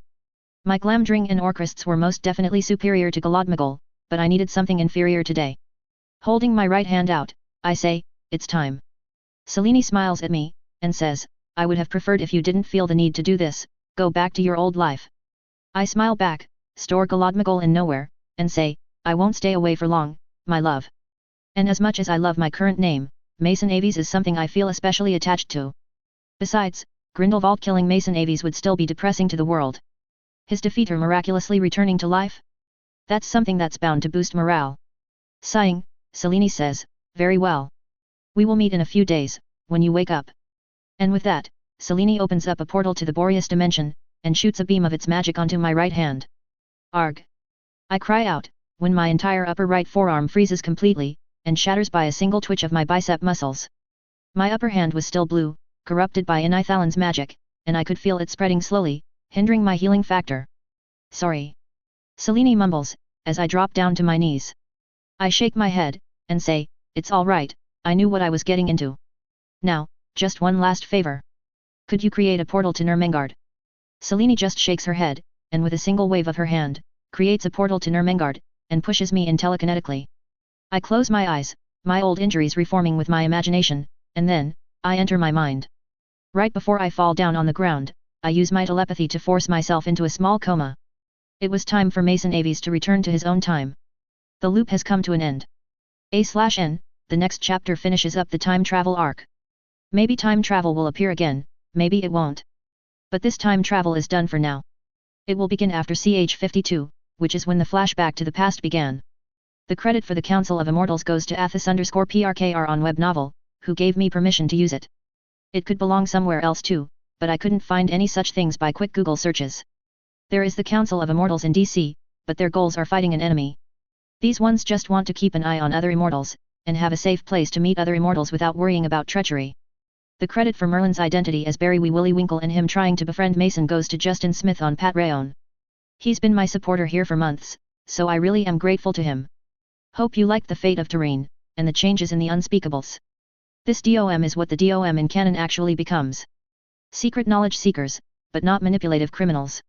Chapter 93, Blinky. A/N, Patreon, HelloDarkness07. Soon, Aunt Nellie hands me a vial of Skull-Gro, while I bring the org grow out from nowhere. I always keep my potions handy, inside nowhere, brewing them almost monthly. Drinking the 2 potions, 50 ml each, I lay back down on the bed, as Darla leaves for England, back to work, and the Flamels leave me to sleep. As soon as they leave, I smile, happy to finally be back here. Back to my own time, and back to my own identity. Ch 53, Mason Aves the Wizard. The next morning, I sat at the dining table in the Flamel house joined by Nicholas and Darla, while Pernell cooked breakfast, looking around. Sure, I've known the couple for literally centuries, since before they even became immortal in fact, but I've never been to this house of theirs. I've been to a house that they lived in before they went into hiding from the public, 400 years ago, but not this one. As I explained to a fascinated Nicholas Flamel about what mutants are, and what mutations are, I can't help but feel grateful for him. He obviously knew what mutants are, although probably not by the same name. Gifted, mutanter, changelings, people have known mutants by many names, and Flamel, who is a member of the Council of Immortals, has known about them for at least 600 years. And yet, just to make me feel good about myself, he's playing ignorant. So they all have different gifts? And they're definitely not magic? Nicholas asks, as I swallow the pancakes Nellie. Aunt Nellie was cooking for me. It will take some time to go back to calling her Aunt Nellie, and not Nellie. We weren't friends, no, but there was a mutual respect between immortals that don't like causing trouble. There are very few of us like that, you know. I shrug, and say, some mutant gifts are common. Telepathy, mind arts, and telekinesis, moving stuff with your mind, is one of the most common gifts. Enhanced strength, speed, durability are the most common gifts, although to varying degrees. Fascinating. Nicholas whispers, and I smile at him. Before this, Nicholas had told me more about what had gone on after I had fallen into a short coma after my battle with Grindelwald. Wizards. They were afraid right now. Since they now know about Hydra's summoning ritual, and that Muggles worldwide know about it, security around the wizarding areas is the tightest it has ever been. Some of the dark wizards who had sided with the Ministry had even carried out preemptive strikes against Muggles, to discourage them from attacking any wizards for their blood. Which is stupid, and thank fuck the ministries around the world put a stop to it. Worst of all, was the fear for, and of, Muggleborn mages. Since Muggleborns are born and raised in the Muggle world, there have already been calls for the kidnapping of them at birth, to prevent Muggles from getting their hands on them. Nicholas had said. And I can't help but sigh in despondence. Since the only other alternative for the pureblood supremacists was to find a way to turn Muggleborn wizards and witches into Muggles. Even disallowing the Muggleborns from the wizarding world wasn't an option for them, since Muggles like Hydra might still find a way to use their blood in rituals like before. Grindelwald's actions had more consequences than he had probably seen coming, or maybe he did and he was aiming for this. I'll think about it later. Wait, your gift is mind arts, yes? Darla asks, making me turn to her. When I nod, she asks, and what of your freaky healing? I sigh, and ask, you remember when I was kidnapped by Hydra through Grindelwald's manipulations? If anyone asks, Hydra experimented on me and grafted these abilities in me, granting me a far better healing speed, a bit of a higher strength, speed, reactions, better senses, and my nail claws that can cut through bone just as easily as paper. And the truth is? Darla asks, leaning forward, and I see Aunt Nellie and Nicholas also paying attention to me. Smiling, I say, Hydra did experiment on me, but their experiments leaned more towards figuring out how to use my blood in rituals than towards how to make me, their enemy, stronger. I don't know how exactly it happened, but the trauma of being experimented on must have awakened these new abilities in me. Which I am thankful for, since being healed is what allowed me to escape capture and then return to free the other prisoners. Darla accepts the answer, and says, thank you. I am glad you're back, Mason, I just needed to be sure. She then stands up, and walks towards my chair. Hugging me, she says, stay safe, and heal quickly. I need to go to work. I smile, as Darla drops a kiss on top of my head, and I say, enjoy the promotion Captain White. Darla smiles sadly, and says, I would have preferred to stay Aurora White under Madame Crickerly's leadership for at least a few more years, rather than get promoted just because she lost her life. Hey! I stop her by holding her hand. As she looks at me, I say, you deserve the promotion. No, listen. Madame Crickerly was an amazing orator, no doubt there. But that doesn't mean you were any less of an orator. You worked hard for what you are now, you weren't handed anything on a silver platter. Don't worry about what others will think, and work on making sure to be the best orator you can be, better than Crickerly even. Nodding in thanks, Darla turns towards the Flamels, says her goodbyes to them, and leaves towards the apparition point. As I hear the pop of her disapparition, I look at Nicholas with a raised eyebrow. He says, I don't know why you lied to the poor girl, but I hope it's nothing harmful. I nod, and say, don't worry, it's nothing nefarious. I didn't sacrifice people or animals or anything like that for my gift. And I also didn't sacrifice anything about me either, so chill. The next day, after saying my goodbyes to Nicholas and Aunt Nellie, I returned to the house which I had missed a lot. Aves Manor. The 1,000-year-old family home that had been destroyed by Grindelwald while he was looking for the bond of blood ritual, which I had then rebuilt. And there was one thing about this house that I missed the most, in these 2,000 years. Blinky. I call out as soon as I enter the house. Or maybe not a thing, but a person. Immediately, with a pop, Blinky the elf appears in front of me, and hugs my legs tightly. I smile happily at her, and lean down to hug her properly. Gods, I missed you, Blinky. I say, once we separate. I missed this. Blinky was the one who inspired me to try and free the elves, and she was the one who helped me through a lot of shit. The ritual to make my blood useless to anyone not me, the ritual to graft Victor Creed's powers into my body, au naturel, Blinky was there to help me through it all. I thought you were dead, when you disappeared after the explosion. Blinky says, wiping her eyes. And one thing I love about her is her speech. No third person, no broken English. Blinky is a smart elf. I sigh, and say, man, Blinky, do I have a tale for you. But first, I want you to meet someone. I turn to a corner, and Blinky turns her head with me, seeing nothing. She opens her mouth to ask what I'm looking for when the shadows in that corner bulge up, and Selene walks out of them. Selene stops a small distance away with a smile on her face, and I am glad. She knows this is important for me. Blinky was there for me for years before I found Selene, and I want the two to be friends. Hello, Blinky. I have heard a lot of things about you from Mason. I look forward to getting to know you in person.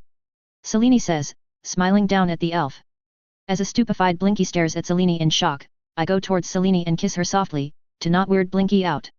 Turning towards the elf, I say, Blinky, I want you to meet Selene. My lover, my wife, and my companion for the last 2,000 years. Selene, meet one of my most faithful friends, and the only one I haven't lied to at all, Blinky. With a soft pop, Blinky and I appear on the island that was claimed by the elves, that they called Elfland. It stood exactly in the center of the Bermuda Triangle, which I can't help but chuckle about. The protections they had put up was what was making everything disappear around here. Planes, ships, choppers. For centuries, it has been happening, but it has yet to become famous for these disappearances. And I don't blame the elves, obviously, for all the death the wards caused. The wards put in a lot of effort in discouraging anyone from coming near the island. There was a ward that encouraged fear within anyone that tried to cross it. There was a ward that summoned shades of all the people that died in the area, to scare the visitors into turning back. And there was a ward that brought in storms from out of nowhere. And still, some people tried to go through, thinking that there simply has to be some treasure hidden here. Why else would we be so harshly discouraged? And then they died because their ships broke down, because a whirlpool caught them and dragged them down, or because a kraken took offense to them. Even wizards won't survive coming here, as proved by the dozens of magical carpets and enchanted ships that were dragged under the oceans. The elves just want to protect themselves, and I don't blame them for their harsh measures. The island itself had changed too, since the first time the elves came here. Magic was wild and free, and the way it tingles over my skin makes me glad I came here. Every time. There weren't many big magical creatures here, since most called my sanctuary home, but there were many of the tiny creatures.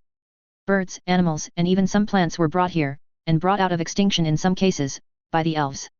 Their village itself was now more green than anything else on earth.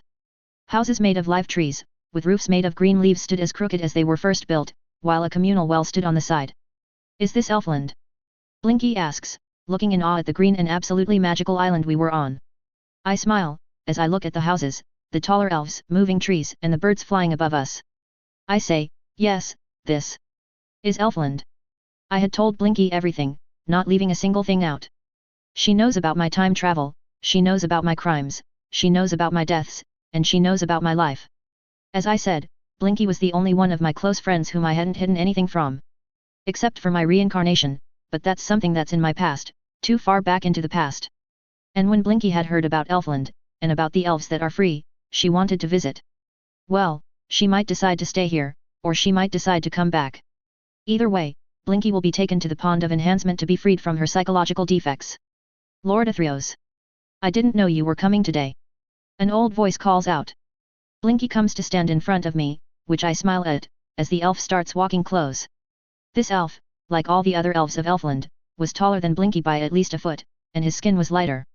He almost looked like a human, but there were easily apparent differences. First were the nose and ears, which were still pointed, and a bit large. Then the eyes, which while now normally sized, were still yellow, or green for some other elves. Shades of skin differed from elf to elf, just like humans, but they didn't look green anymore. All thanks to the pond of enhancement, and Gia's blessings.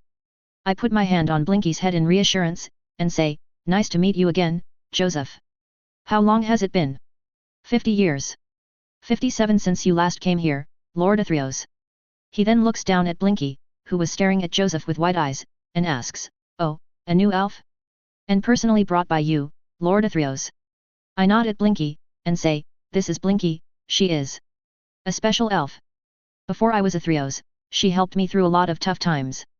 Blinky, this is Joseph, the current leader of elfkind, and the chief guardian of the pond. Blinky. The wizards and their names for our kind. I look forward to the day when all of us are free, Lord Athreos. Joseph says, his scorn at her name unhidden, still staring at Blinky. I chuckle when Blinky makes a face of indignation, and say, don't worry, it won't be long before I free the others.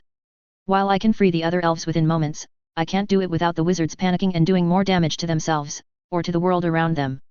There will be measures in place to prevent them from panicking later, but until then, the elves will have to tolerate wizards.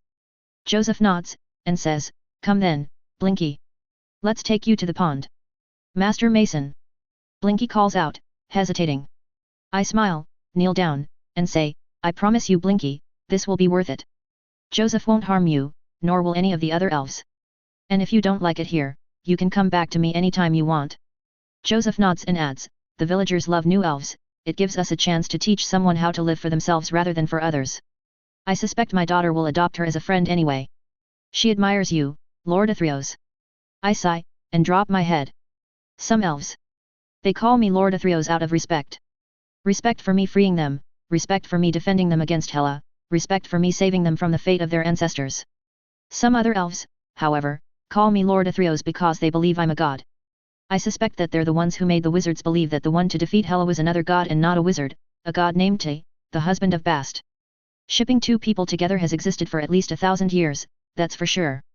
Watching Blinky leave, as she glances back a few times, I can't help but smile. I had promised her to find a way to free her, and now, she will be free. A free elf. Soon, every elf on Earth will be a free elf, and I will make sure of it. May 7, 1945. Atrium, Ministry of Magic. For decades, the Dark Lord Grindelwald has terrorized the world, making himself an enemy of every Ministry of Magic, and even the ICW itself. Before, we used to think he began his crimes in the 1920s, when he let an obscurial loose in America. But recently, we've come to know that his first crime was in Great Britain itself, where he massacred the Aves family in cold blood. The Minister for Magic, Spencer Moon says, as a crowd of civilians, reporters and even ministry workers look on. A stage was raised out of the ground for this occasion, and the atrium was expanded to ample enough size to fit the thousands of people that had come here today. And it wasn't just British citizens. America, Japan, China, Africa, Australia, New Zealand, people from all over the world had come here, buying tickets to witness this occasion. The flashes of white light showed that there were no shortages of reporters here either. It was only our luck, the minister continues, as the crowd swallows his every word with attention, that the dark wizard Grindelwald and his acolytes missed one single member of that family.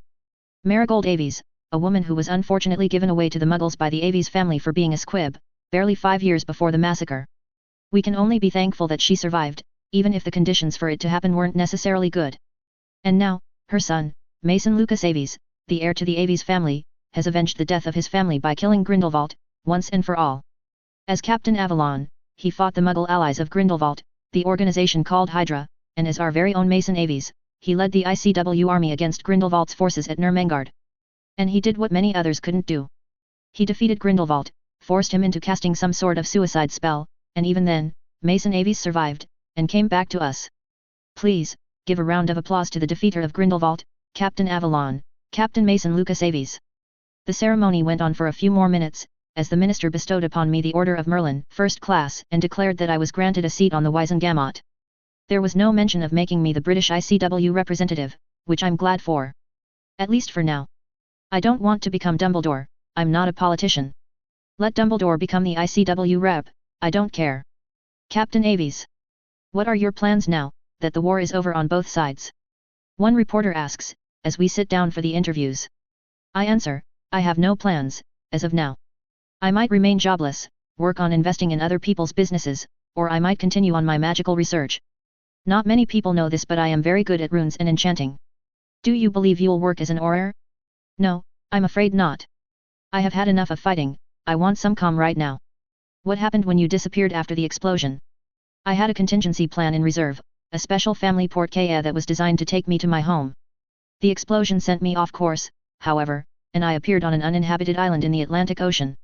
Too injured, and not confident enough that I could heal myself back to health, I created a portal to a friend of mine so she could heal me. I would have gone to St. Mungo's, but I didn't think I was capable enough of going there at the time. What was the portal that you created? Is it true that you are a sorcerer? Yes, I am a sorcerer in addition to being a wizard, and that was a portal created through sorcery. I learned sorcery when I was still a student in Hogwarts, when I found a few books in my family vault. There were a few more questions, some regarding my sorcery, and whether I have any affiliation to the Order of Mystic Arts, which I answered in the negative. I am not their enemy, but I am not their ally either. Which was a lie, considering my friendship with Tilda. There were some questions regarding my love life, and I was quick to say that I am only recently married, right after the war in fact, with another witch whom I met during the war. It was an impulsive decision, just in case we don't survive, and no, I hadn't knocked her up. Selene Galileo was an American witch who came from the Native American enclaves. There are documents regarding her birth 27 years ago, and of her private education under her tribe. She did actually fight in the war on the Muggle side, but Mason and her never crossed paths. She was a field nurse, or at least there is evidence of her being a field nurse during the entirety of the war. Selene and I had planned her life up, and thanks to us already being in the past, it was easy to set her alias up. And then, the conference was declared ended, and we were all on our way out. Once I apparate back to the Aves Manor, I see Selene sitting in my library, reading some book which I have no doubt has nothing she doesn't already know. Throwing the Order of Merlin medal on the table, I stand behind Selene and hug her from behind. Order of Merlin, first class? Merlin will surely be ecstatic.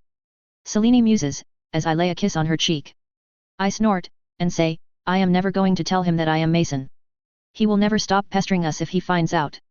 For a while, we stay like this, hugging, enjoying the contact. Nothing else matters right now but us.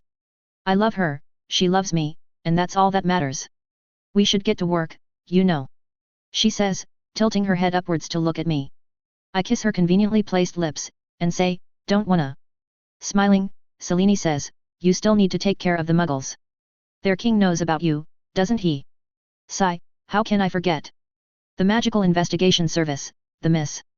Along with the entire MIS, there are more than a few people in Britain itself who know about Mason Aves Captain Avalon, being Mason Aves the wizard. Then there are the nation leaders all around the world that know about the wizarding world, and about me. I don't want to look over my shoulder for my entire life, even if they might not be able to do anything.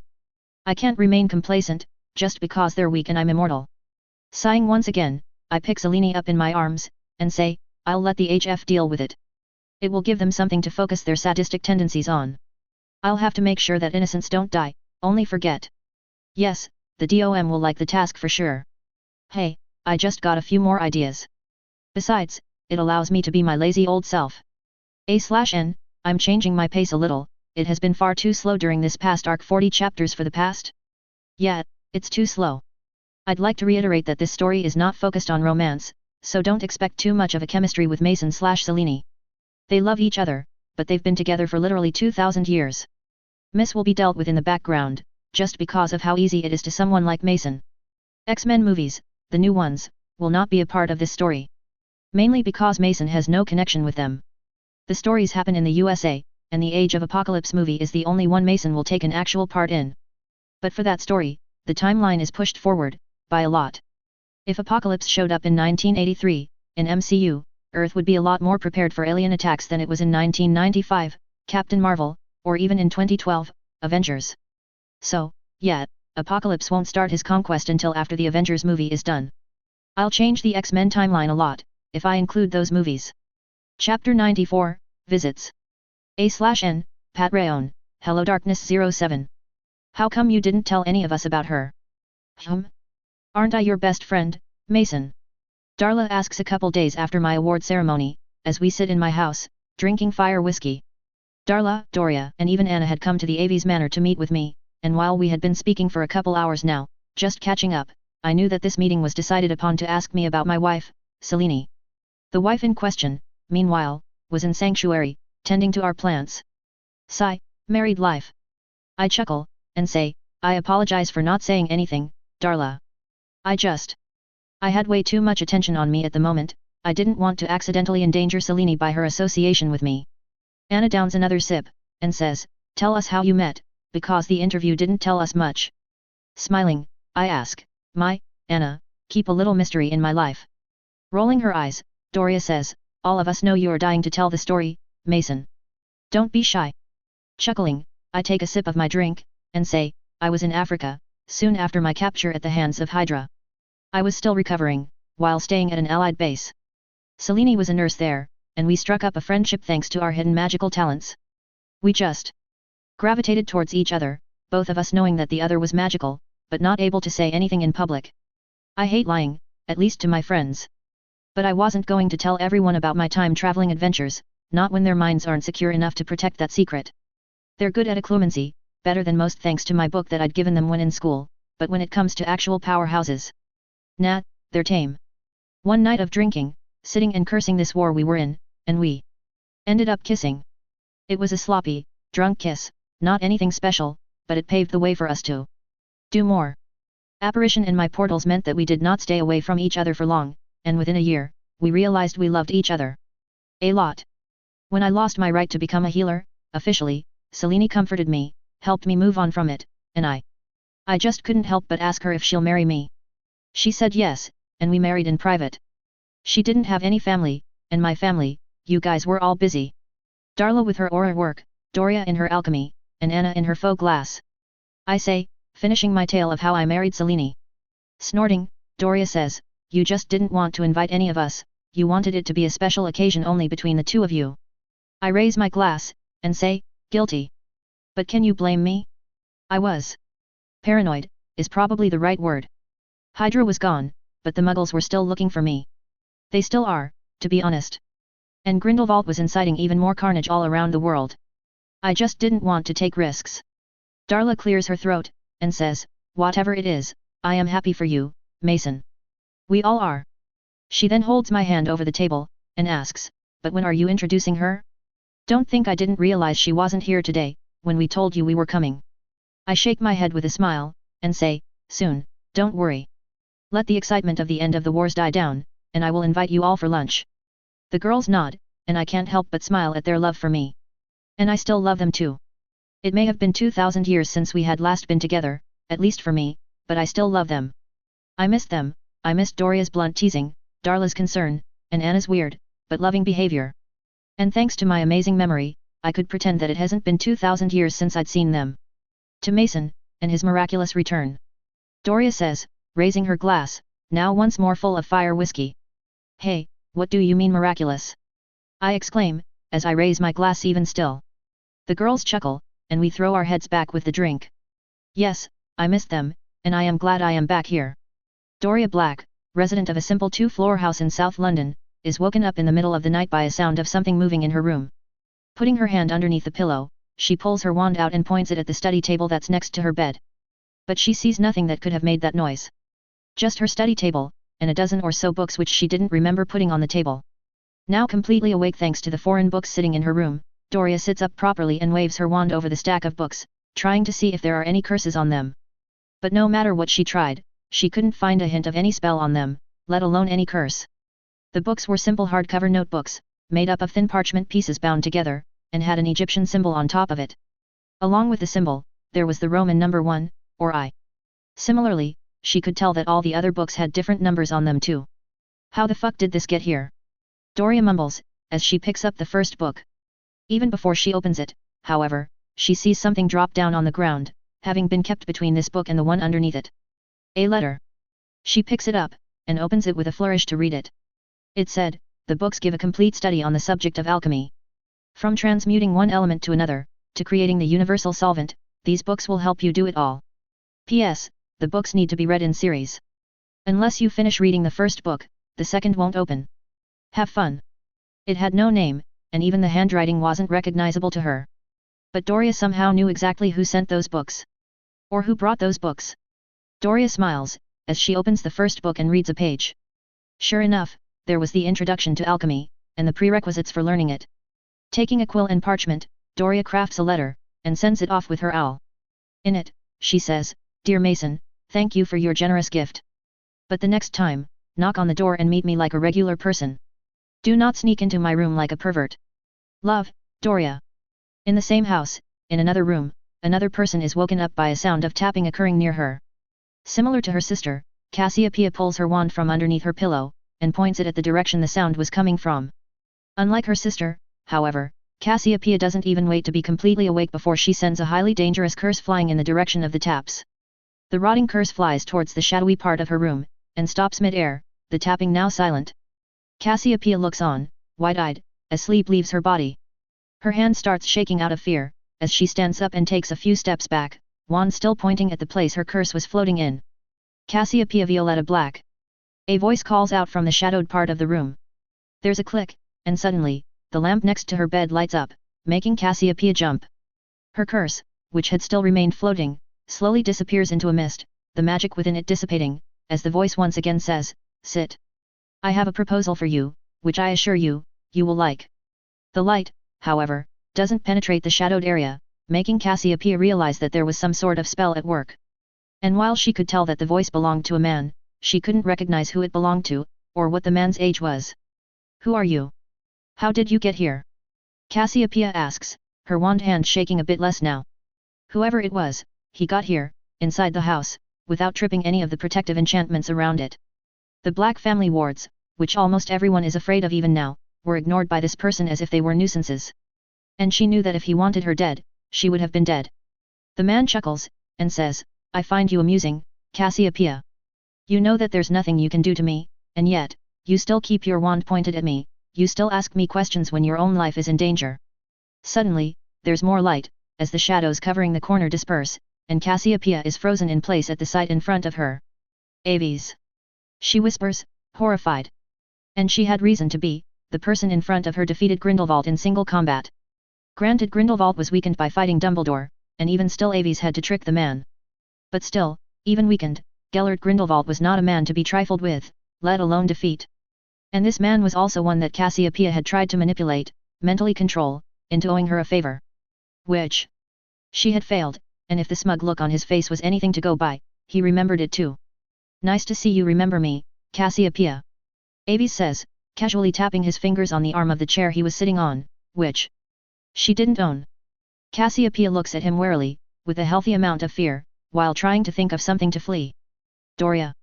Her little sister was asleep just a room away, and Cassiopeia didn't know if Aves would do anything to her. Friends or not, Cassiopeia would not take a risk with her sister's life. What do you want, Aves? She asks, finally. The man smiles, and says, as I said, I have a proposal for you. So, sit down.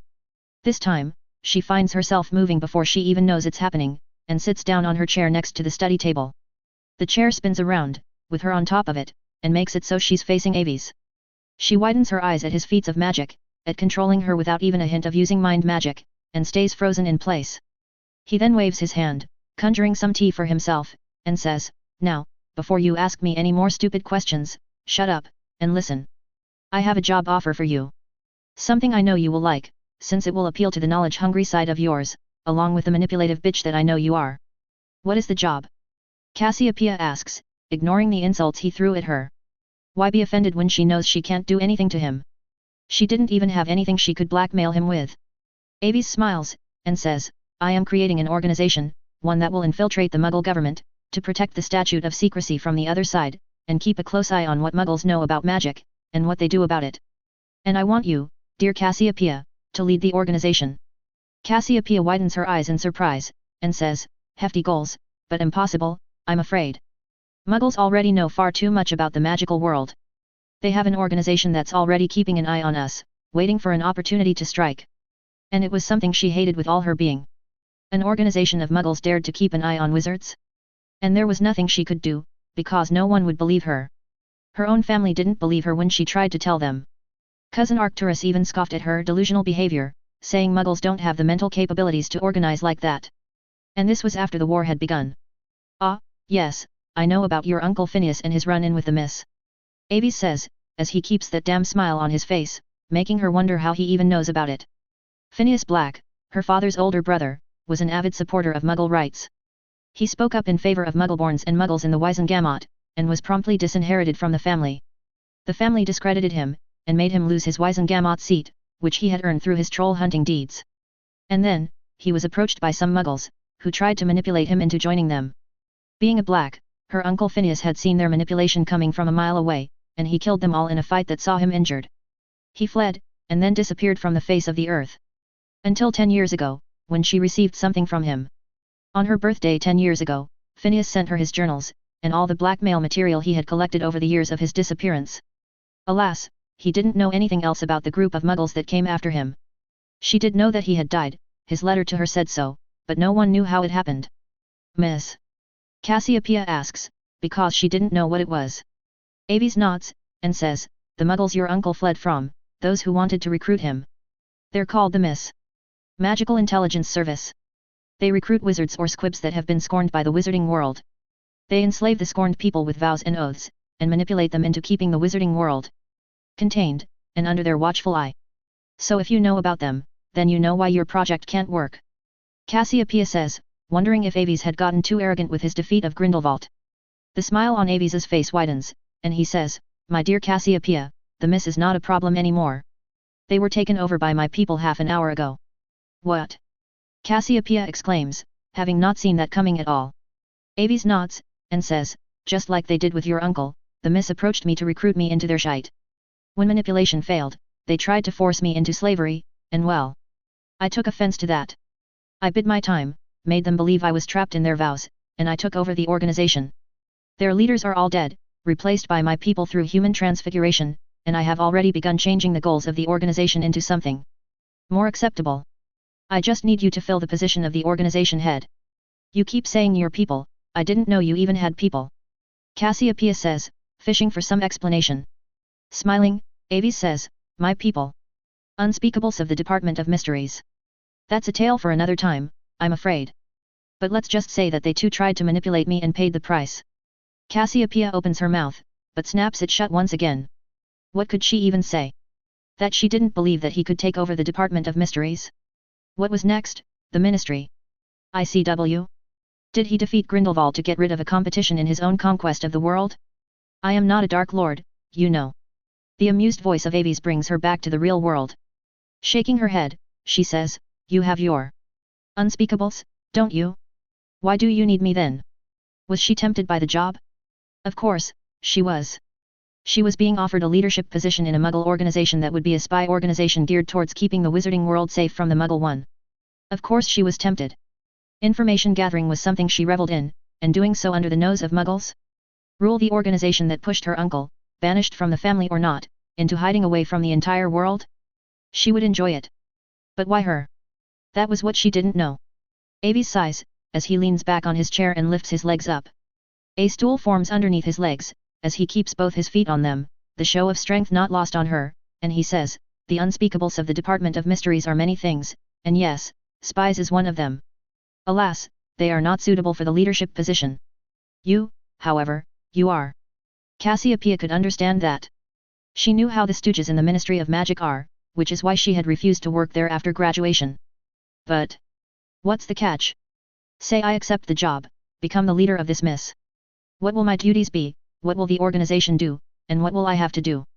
Cassiopeia asks, not immediately accepting the highly tempting offer. Aves smirks, and says, the duties and responsibilities?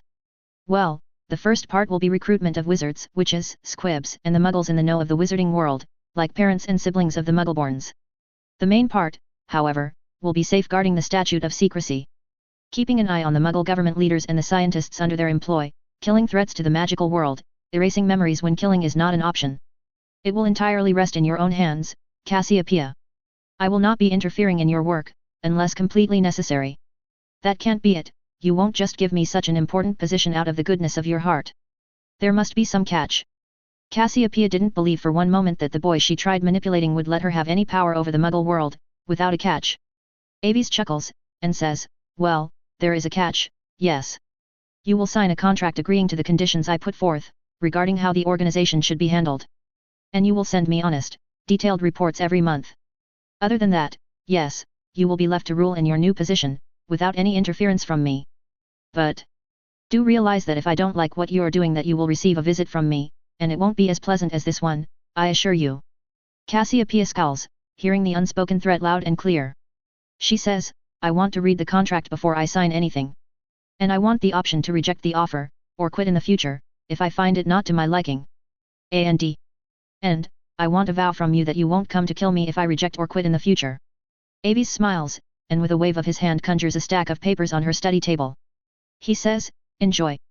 If you accept, the instructions to get to the organization headquarters are on the last page. Oh, and I don't suppose I need to mention that this is not something you can tell anyone, even your sister. Afraid of Doria, Aves? Cassiopeia snarks, as she picks the papers up to read. Aves snorts, and says, my friends have an opinion about me, I just don't want that to change anytime soon. Besides, when you meet one of the people the miss had recruited only a month ago, you will want to keep the matter away from your sister anyway. Who? Cassiopeia asks, looking up. Smiling, as the shadows somehow rise up from the ground to swallow him whole, Aves says, your squib brother. Marius Black. Cassiopeia freezes in her place, her hands clenching the papers tightly. She now had even more motivation to take this job, the Muggles dared to go after her brother. Yes, Aves was right. Her sister was too innocent to be told about this. If she learned about Marius and what he almost had the misfortune of becoming, she would be devastated. She might even snap and stop being the loving Doria, one who has a love for all things alchemy and Mason Aves. Sleep forgotten, Cassiopeia turns her chair around to properly sit at the study table, and begins reading. As she read, she couldn't help but feel that this job would be worth it. While feeding her hunger for political power, it would also allow her to feel as if she was actually doing something for the wizarding world. A manipulative bitch she might be, as Aves put it, but she did want the wizarding world to survive against the Muggle one. And as the Muggles just showed, when it comes to war, they have far more power than wizards. Private Lorraine Smith of the U.S. Armed Forces, the assistant to Colonel Phillips. The war was over, and so was her need for being a female in the army. And so, she was summarily fired as soon as the SSR was disbanded, by the brass. Lorraine moved to New Jersey, where her father owned a diner, and began helping him as a waitress. But she was still Private Lorraine Smith. She was still a trained field agent of the U.S. Army, she still craved action, and she still suffered from the occasional nightmares from the war. After another such nightmare, Lorraine woke up one morning to a letter in her letterbox. 42.78911713, -106.8341188. 1400, 0610. PC. This was all the letter said. Thankfully for Lorraine, it was all she needed to read before she memorized the numbers and burned the letter down. She recognized the handwriting, of course she did. And her superior agent needed her to get to some location in Wyoming she was guessing, and she will get there in time. June 6th, just 2 weeks from now to find the place, check for traps, and then meet with the one that called her. She could do that. Elsewhere, a few more people found similar letters in their own places of residences. Timothy Dugan, Jacques Dernier, Gabe Jones, James Falsworth, Jim Morita, Colonel Chester Phillips, and even Howard Stark, they all received a letter with the coordinates in the handwriting of Agent Peggy Carter. Meanwhile, Agent Peggy Carter of the SSR, woke up to a letter in her own stack. The letter gave the same coordinates as the other letters did, only this one was addressed by the initial CP. A/N, Cassiopeia will be the head of the Miss, whose goals will be safeguarding the statute of secrecy, and making sure the British Muggles don't conspire against the British Wizards. Why Cassiopeia? Because he knows she has the qualities necessary for the role. She's devious, and won't hesitate to use the Imperius if it fits her goals. The contracts will ensure that she doesn't endanger the wizarding world indirectly through her actions, and Mason will keep an eye on her. As you can tell by the last part, there is going to be a reunion in the next chapter. Sorry for the boring chapters, but there will be a couple more such boring chapters to set the future path of this story. DOM is dealt with. Miss is dealt with. Now just one current threat remains, after which the story will be having a big time skip to one of the Marvel plots. Chapter 95, Lorraine. A/N, part4, HelloDarkness07. 06th October, 1945. PVT Lorraine Smith had spent the last 5 days casing the barn in the middle of nowhere, Wyoming. The closest house was 45 miles away, which was a part of the town of Alcova, and the town wasn't even that big. At most 50 people lived there. And the placing of the barn was such that not many people would even see it unless they went out of their way to look for it. But she wasn't worried, not after these 5 days anyway. Sure, there had been other visitors to the place, all of them in disguises, but she recognized almost all of them as her former allies during the war. The Howling Commandos. The one man she didn't recognize was not someone she thought dangerous. He had all the mannerisms of a butler, or an errand boy for someone rich. Which is why, on the date specified on the letter she had gotten, 0610, Lorraine is completely prepared, ready in her old army uniform with a gun in her hand, as she knocks on the door to the barn, and opens it after a second. Inside, she comes face to face with the barrel of a Winchester 1897 shotgun. Instead of being intimidated, or even bringing her own gun up, Lorraine looks at the owner of the gun and says, "Hello, Officer Dugan. Nice to see you again." Timothy Dum Dum Dugan, the voice of reason and the most experienced soldier within the Howling Commandos. The gun slowly drops down, but she could tell that Dugan would shoot her as soon as she tried anything against him, which she wasn't planning on doing. "Smith?" Dugan asks, a bit surprised at her presence, which she understands. Lorraine wasn't an important part of the SSR, not like the Howling Commandos, or the Colonel, or even Agent Peggy Carter. She was just the paper pusher who had the good fortune of being assigned by the Army to Colonel Phillips. Nodding, Lorraine walks inside and finds the 5 remaining Howling Commandos all inside, a wide array of guns in their hands in order to defend themselves. Lorraine could certainly appreciate the vigilance. They may have walked into what could still be an ambush, but at least they weren't completely relaxed. Along with Dugan, she could make out Gabe Jones, Jim Morita, James Falsworth, and Jacques Dernier. The Howling Commandos that had managed to survive. She turns back towards Dugan, and says, "I received a letter from Agent Carter 2 weeks ago, summoning me here on this day similar to what I assume happened with you." Dugan nods, and as he lights up a cigar, he says, "Something is definitely up. Peggy wouldn't call us out of retirement if it wasn't." Falsworth snorts, and says, "Well, it better be important. Jacques and I had to get here from a different continent, you know." Lorraine smiles, and asks, "I assume you'd gotten together before today, to prepare for this day." Dugan smirks, and says, "We're the Howling Commandos, we know we don't have a shortage of people trying to kill us, Smith. We needed to make sure that this wasn't an ambush, and what better way than getting together a week before the date." Lorraine doesn't mention that if she wanted to kill them during the days they came to check on the barn, she had plenty of opportunities to do so. Someone else snorts, and says, "Fat load of good that will do if the whole barn blows up, you dumbass." The sound immediately makes her straighten up as all 6 people in the barn snap to attention, their hands automatically going in a salute. "Colonel Phillips!" Dugan exclaims, once he had realized what he had done, and who had made it happen. Phillips smiles from his position at the barn door, and says, "It's good to see you boys, PVT Smith." Lorraine smiles at her superior, and asks, "Do you know what this is about, Colonel?" If anyone other than Peggy knows what's happening, then it has to be him, Lorraine thinks. Phillips snorts, and says, "I'm just as blind as you are in this matter. Carter didn't tell me anything, and she'd been out of contact with the SSR for 2 days before we even got the letters. So, we wait for Peggy then?" Dugan asks, frowning. Suddenly, there's a soft sound of the engine of a car speeding towards the barn from a distance away, making everyone become silent once more. Dugan gets to the front, his shotgun extended, while Gabe Jones stays behind him, a sniper in his own hands, as he looks through the scope. Bucky Barnes may have been the primary sniper of the Howling Commandos, but the others weren't half bad at it. They could at least shoot a car that's coming straight towards them. As the car finally comes into their sights, Jones sighs, and says, "It's Stark." As usual, he has no tact or any affinity towards stealth. That proved an accurate description, when a very shiny and beautiful Pontiac stops near the barn door. Exiting out the door, Howard Stark takes off his sunglasses, and spreading his arms wide, he grins at them all, and says, "Dugan, you absolute bastard. How are you? I was pretty fine before I had to see your ugly mug." Dugan drily says, as he catches Stark in a one-sided hug, and as everyone walks back inside. "I didn't know Stark was coming. No offense, but I thought this was going to be a mission, not a reunion." Morita says, from his spot on a metal chair that was kept next to the wall. Jacques looks at him, and speaks something in rapid French. Jim looks confused, and calls out, "Gabe? What did he say?" Chuckling, Gabe says, "He was asking if the world is ending, because Peggy called for Stark." Lorraine stays silent, letting the men talk it out, having their reunion. Something's bothering you.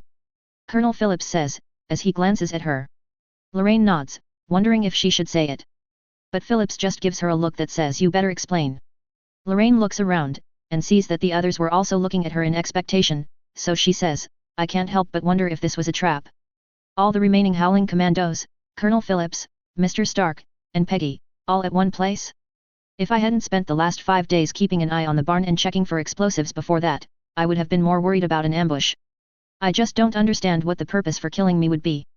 The barn remains silent for a while, as the people think it over. She had a point, she knew that. As good as the Howling Commandos are, they didn't find her when she was hiding literally on top of a hill, so it is doubtful they would see an ambush coming. Mason was always the better one at this, tracking and using his senses for the better, closely followed by Captain Rogers. But now, they were just normal soldiers. Revenge, perhaps. Gabe voices out. When Lorraine looks at him, he explains, it wasn't a secret that you were in a relationship with Mason.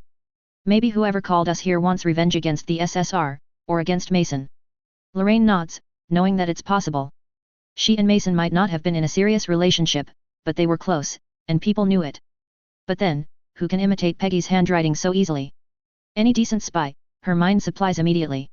She gets her gun back out, having kept it in the holster when Colonel Phillips had shown up, and sees the others do the same. As one, they share a look, and start walking towards the door, but right before they reach it, someone else walks through. Agent Carter. Lorraine whispers, in relief. That relief vanishes when Carter looks at them all, and says, I didn't call you here. Sorry. Falsworth asks. Peggy looks at him, and says, I've been here since the last 9 days, and I heard everything you spoke about. I didn't call you. I received a letter 3 days before you all, from Colonel Phillips, with the coordinates to this place, and today's date. I didn't send you a letter. Colonel Phillips frowns as he says, and Lorraine hears the honesty within his voice while she is still recovering from the shock that Peggy has been here for 9 days, and she didn't even see her anywhere.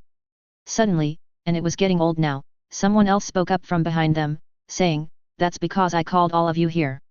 As one, the 5 Howling Commandos, Lorraine Smith and Peggy Carter point their guns inside the barn, while Howard Stark hides behind the bigger body of Dugan. The person walks forward, coming out of the shadows, and Lorraine's heart skips a beat when she recognizes the smiling face of the person now in front of them. Mason. Aves. Captain Avalon. A chorus of his different names sound out, as the 7 guns pointed at him drop down slowly.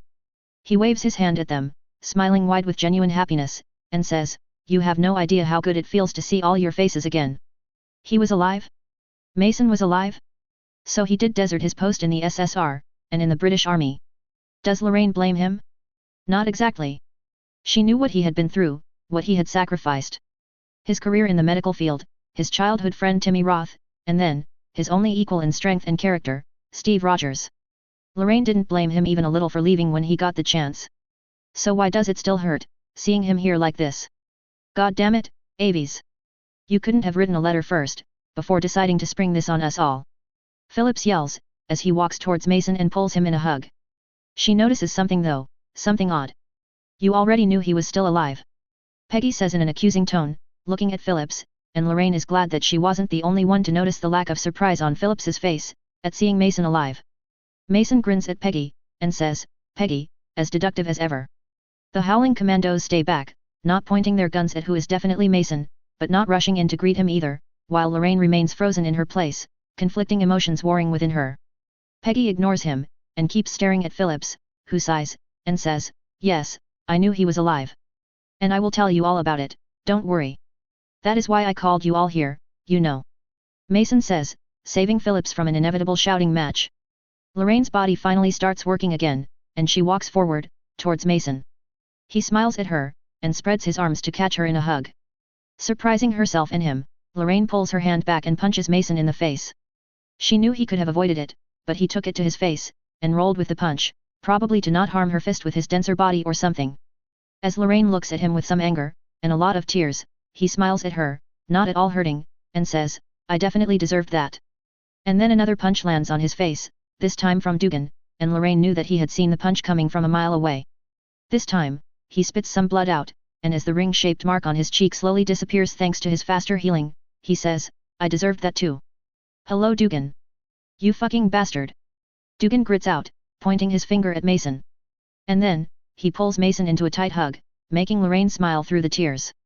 She wipes her eyes, deciding to go through her emotions later, and says, "Should we clear the room for you two, or can the others get a hug from him too?" Mason and Dugan snort in sync, and with 2 pats on each other's backs, leave the hug. Mason then turns towards her, and says, "It's good to see you again, Lorraine. Really? I missed you. I thought you were dead, or captured once again. And you let me believe that. You let us believe that." Lorraine angrily says, not holding back. Mason nods, and pulls her into a hug without her consent. But she melts once in his arms, as tears start leaking once again. He then says, "I know, and I'm sorry. But I promise I'll explain everything today." He was back. He was alive. And wasn't that the most important thing right now? Leaving the hug after a short while, Mason goes and hugs the others too, and she notices that with the men, it was as if they had never even separated, as if he hadn't made them all believe that he had died at all. But she had also seen something else. Her training as a field agent, her observing Mason for the last 3 years had allowed her some sort of sense to Mason's emotions. And she could tell that Mason had changed a lot. And he had also stopped seeing her as a potential lover, which he had still done until March. He didn't love her, no, not even when they were rolling around in hay, so to speak. But there was the look in his eyes that said he wouldn't have minded settling down with her once the war was over. And now, it wasn't there. He looked at her as a loving friend, nothing more. Lorraine didn't know whether to be sad, or relieved that she wouldn't have to disappear off the face of Earth when Mason once again disappears. Mason's POV. Once the happy greetings were over, as I felt a bit sad about Lorraine and her realization of her feelings for me, we settled down in the metal chairs that I had brought here when I had set this place up. I then look at them all, smiling wide, happy to see them face to face once again, and say, "There's no easy way to say this without you all calling me crazy, so I will show you and tell you." Waving my hand, I conjure a set of stools in front of all of us, along with plates of food on each stool, and a glass of whiskey. Along with that, I transfigure all the rickety metallic chairs into proper wooden ones. As they all, save for Colonel Phillips, startle and stand up, I say, "Howling Commandos, Peggy, Howard, Lorraine, I am a wizard." It takes a while to calm the no-mages down, while Phillips had kept looking at the door, no doubt waiting for the Obliviation squads to show up. After I finally convince them that I'm not lying, the food is real and not poisoned, the chairs won't break underneath them, and that I was actually a wizard, I explain about my situation. I tell them about the Wizarding World War, of the ICW versus Gellert Grindelwald, who was an ally to Hitler and Johann Schmidt. I tell them about how I fought the demon Gargantos, whom Hydra had summoned with Grindelwald's help, and about the decision made by the ICW. I tell them how I fought Grindelwald, got defeated by him, but still managed to trick him into dying. Phillips had also mentioned that he was a squib, non-magical born to magical parents, and that he knew I was alive because of the magical newspaper that he was subscribed to. I also explained a few basic things about the magical world, about how the magical world has an entirely different government within each nation, or one in multiple nations, and how we have an entire civilization hidden away from the normal world, and I explained about the statute of secrecy, which Grindelwald wanted to shatter. And now, they had remained silent for a minute, nursing the drinks they had in their hands. "Will you return to the normal world?" Lorraine asks, with hope in her eyes. Smiling sadly, I look at her and say, "Unfortunately, no. I am a super soldier, through experiments made by the Nazis. The British Army will either try to replicate people like me, or they will try and force me into service. So, unfortunately, Mason Aves, Captain Avalon, will have to remain dead. At least, until the day comes when Captain Avalon is needed once again." Howard snorts, and cheekily grinning, he says, "As if they stand a chance of trying to force you to do anything." I smile at him, and say, "True, but I don't want to be branded a criminal, you know. I have a question." Peggy voices out, and I could feel half her mind focusing on one question. "Can you find Steve's body?" while the other was focused on another question. She says, "If telling us no mages about magic is illegal, because of that statute, why did you tell us? Aren't you afraid that your government will punish you for telling us?" I grin at Peggy, and say, "They won't know I've told anyone about magic, Peggy. This place is my own property, and I have put up spells to prevent anyone from detecting me breaking the law. As long as none of you try to yell out to the world about magic, all of us are safe. And I know you won't do that." I then say, "As for why I told you, well, you deserve to know. I said it before, do you remember, Dugan? We fought as a team, and there shouldn't be secrets in a team as well built as ours. And I still kept secrets from you. I didn't want to keep them hidden from you guys any longer. You deserve to know that I was still alive, that I'm a wizard, that I lied to you all for years.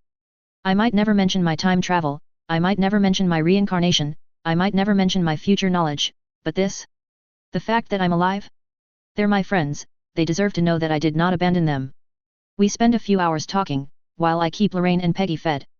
They had literally spent days keeping an eye on the place, feeding themselves just ration bars and water. Drinks are shared, stories explained, and we even toast to Steve and Tim, the boys we lost to the war. In the end, I was really glad I did this. I was glad that I called them here and explained things to them. These people are my friends, my comrades, and while I won't be sharing all my secrets, they deserve to know that I was here, to help them if they needed it. 4 months have passed since I returned to my own time, with the wife accompanying me, and 2 days since I met with my Muggle friends from the army, and revealed that I had survived the war. In these 4 months, I've settled down in my new life, or old life, pretty well. I mostly spent my days with my wife, Selene, or in the library, or even the repository, while some days I spent in my various labs, experimenting. Or I worked on preparing for the dangers that I know are coming in the future. I had been granted a seat on the WizardKinda after my win against Grindelwald, and that was a surprisingly good disappointment. WizardKinda is made up of the department heads from within the Ministry of Magic, the Minister for Magic and his +1, and distinguished people who had been granted a seat on the WizardKinda for something they did or achieved. All of those totaled a number of 55 members within the WizardKinda, at all times. Of those, 15 were the Ministry people, including the Minister, while the others were the distinguished people, which included me. The WizardKinda had no set duties or responsibilities, no. They were a jury, so to speak, that was only called when an important trial is concerned, or when a very controversial law is about to be debated upon. The head of the DMLE and the Minister for Magic can decide which trial needs to be taken before the WizardKinda. The defendant will be allowed to defend themselves, through witnesses, interrogation, and even veritaserum if the defendant agrees. But only if they agree. Surprisingly, it is illegal to force anyone to go through veritaserum interrogation. But when one refuses to take veritaserum, it just shows to the WizardKinda that in regards to this particular crime, they have something to hide. And in these 4 months, I was only called to the WizardKinda for 7 times, 5 of which was for the trials of the British terrorists within Grindelwald's army, all of which happened in the first months itself. Blinky had settled in her life at the Elfland pretty well, but she still visited every once in a while. And I treasure her visits a lot, since she is a close friend. I still met with the Flamels, the Potters, and even my friends. The miss was running smoothly under Cassiopeia's capable hands, and I am glad I shafted her into this. Less work for me, this way. And the DOM, well, they have improved in their behavior at least. Tons. Actual recruitment pitches have replaced threatening and kidnapping, so there's that. But all in all, other than the reunion I've had with my friends, not much has changed in my personal life since becoming Mason Aves once again. An arm comes over my shoulder, as Selene hugs me from behind, making me reflexively smile. Looking up at her, I kiss her cheek, and ask, back from visiting Garbashien, my love. Selene groans, and says, if I had to listen to his Immortal High Lord's speech once more, I would have said fuck it and killed him. Immortal High Lords, an organization that has been proposed by Garbashien and Krill since the last 5 centuries. It is supposed to be made up only of externals, who try to move things around to suit them, by manipulating the rest of the world. Sort of like Hand, or Hydra, or even the Hellfire Club. And every few years, they would call Selene to try to convince her to join them. Snorting, I teleport both of us to our bedroom, and as we lay down, hugging, I say, let them do what they want. I am content with our life as is. Selene sighs, and stays silent for a while, enjoying the cuddle. She then asks, did Kandra contact you recently? Kandra, a mutant external with telepathy and telekinesis, born sometime around 1st century BC. She was a blonde-haired short woman, with her physical age around 30, and prefers to wear a skimpy red suit, and a red tiara. Like Garbashien, Selene, and I, Kandra also had some magical talents, although she couldn't be called a mage, or even a sorceress. It was as if a part of her mutation allowed her to use magic like a mage. I shake my head, and say, no, not for the last 20 years, I believe. Why do you ask? Selene looks at me, a frown on her face, and says, I find myself unable to feel her presence, which isn't unusual for a telepath like her, but this time something worries me. No one's seen her for at least 20 years, not even Gideon. Gideon, an external born in the 15th century with the ability to perfectly copy the genes of anyone near him, even multiple people at a time. His gift allows him to copy powers, magic, and even some technological effects, just by being near someone. But when he is alone, his powers include super durability and strength around Victor Creed's level. He also happens to be in a relationship with Kandra. That is worrying. I say, frowning. If Gideon doesn't know where Kandra is, then it definitely is worrying. They might not be in love, like Selene and I are, but they do like each other a lot.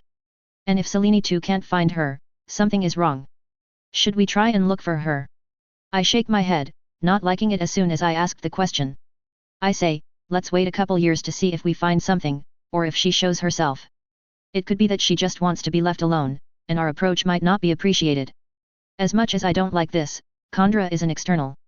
But we don't like each other that much. She's just a distant cousin, that's it. Externals.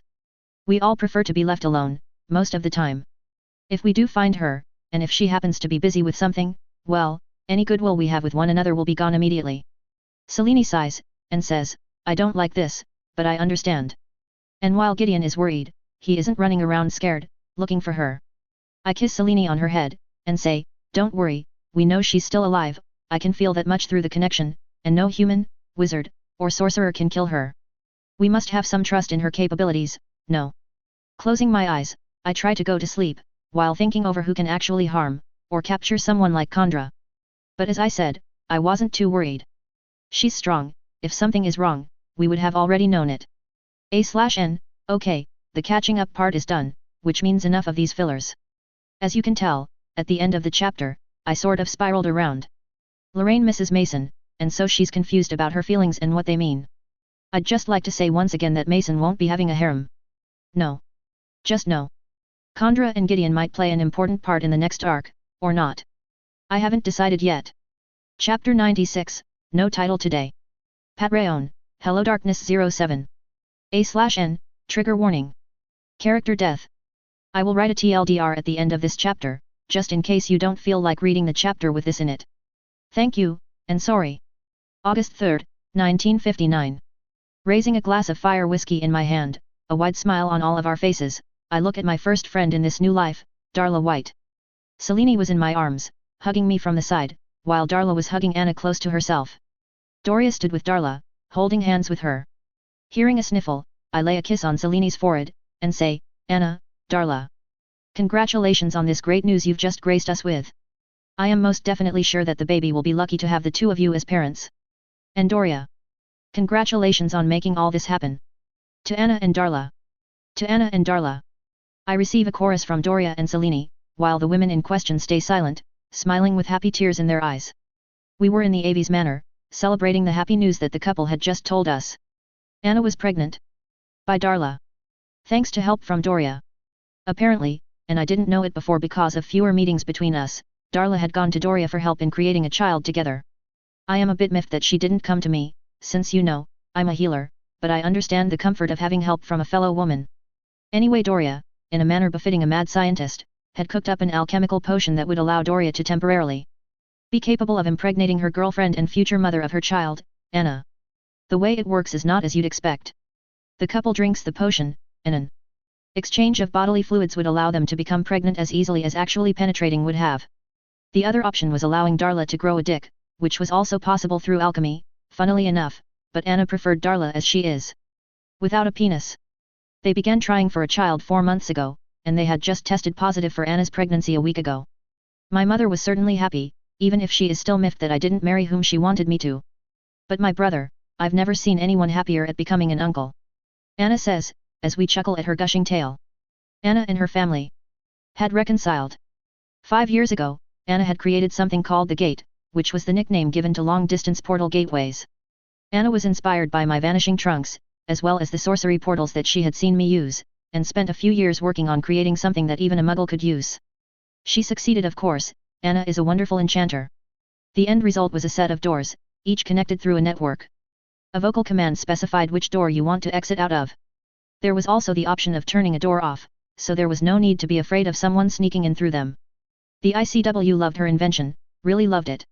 Each member country bought multiple gates, one gate to use as an alternative to international port keys, which took around 10 minutes at the minimum, favoring instantaneous travel, and others for their internal government use. The ministry itself had bought one each for the DMLE, the Minister's Office, the Muggle Prime Minister's Office, Diagon Alley, and every wizarding town in the United Kingdom. Some richer families also bought them, to move from one of their houses to another, and I myself had 3, one in Slytherin Castle, Aves Manor, and the Chamber of Secrets respectively. I don't need it, and neither does Selene, but it is a commodity to have. Anyway, when her invention became a success, her family, which had remained away after Anna had run away from home, and even when she had opened up a shop in Diagon Alley, mostly because she was in an open relationship with Darla, approached her. They met up a few times, and Anna welcomed them back in her life about a year later. While talking, Darla then raises her eyebrows and asks, "And what about you two? Our little baby girl is going to need a friend, you know." As Selene turns to look towards me, I chuckle and say, "As much as I'd love it, we won't be trying for children yet. We have very long lives ahead of us, we're not in any hurry, you know." Mostly, it's because of the threats that Selene and I know are coming, one of them being apocalypse and his inevitable war against humanity. Neither Selene, nor I, want to bring a child into a world which is in a danger of harm from someone powerful. But, a part of the reason we are saying no is Selene. She's already seen so many of her children die of old age, she has descendants amongst the living, millions of them. None of her children became externals, or became immortal. She believes that her soul curse prevents her children from becoming immortal, so until that curse is cured, Selene won't be having children. She just doesn't want to risk seeing another one of her children die, and I don't want to see her face that. As for me, well, I'm not a father material. Hell, the indigo dragons I raised and loved with all my heart, I abandoned them the first chance I got to learn something interesting. I know I won't be a good father, so why risk screwing someone's life up? Selene smiles, and says, "I." Suddenly, a pop occurs as a small being appears in the room with us. "Master Mason!" The elf tearfully yells, as soon as he's there. "Trappy, the Potter family elf. Why is he here? Why is he so sad? Why is he terrified?" "Trappy?" I ask, becoming sober at the sheer fear, sadness, and terror on his face. I immediately use telepathy to go inside his mind, to find out what's wrong.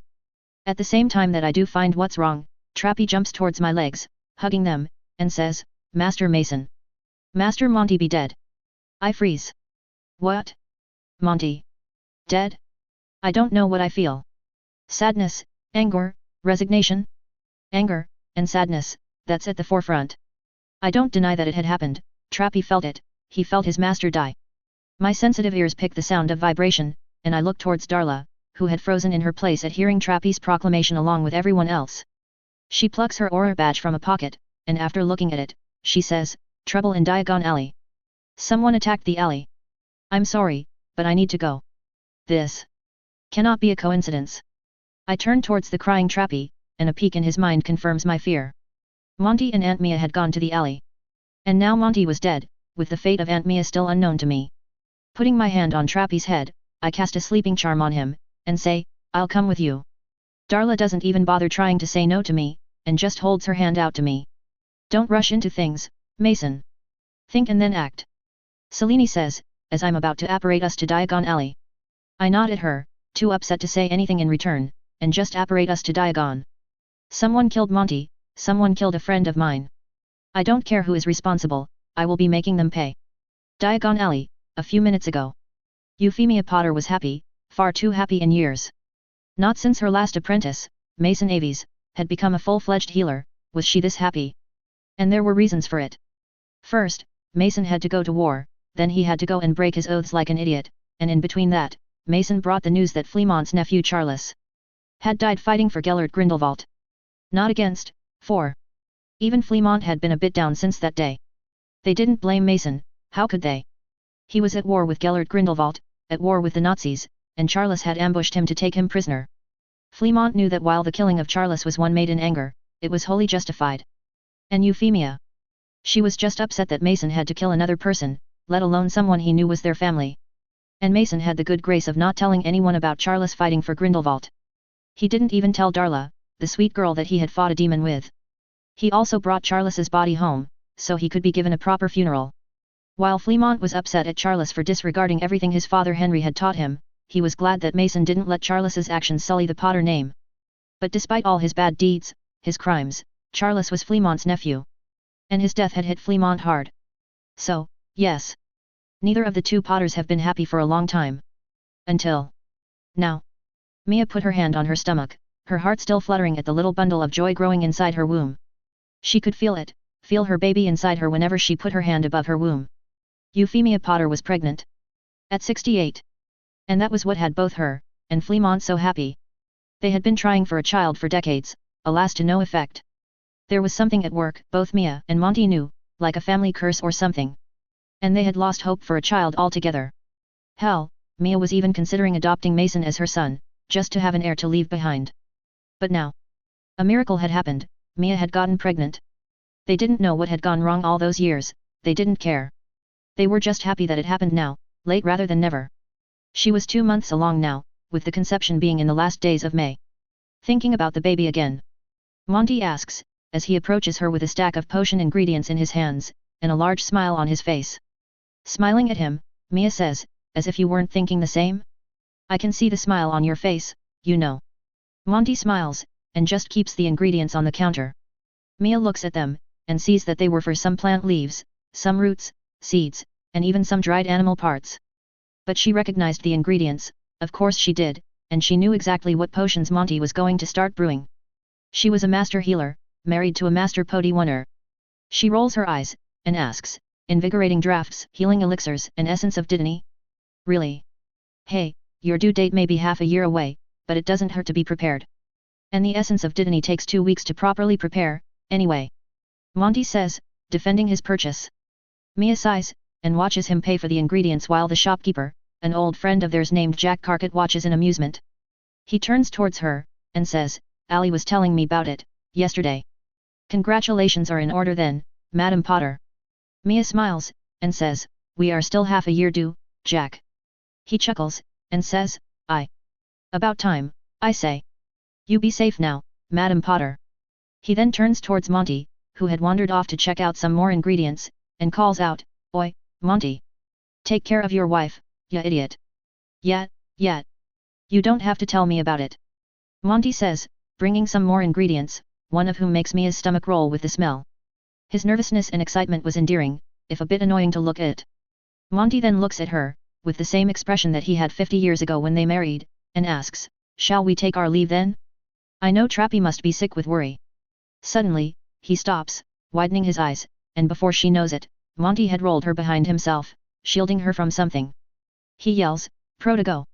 As soon as she's behind his back, and not a moment too soon as a spell comes crashing through the apothecary window, and slams into Monty's shield. The shield shatters, and both Monty and Mia are sent flying back. Bloody hell! Monty! Mia!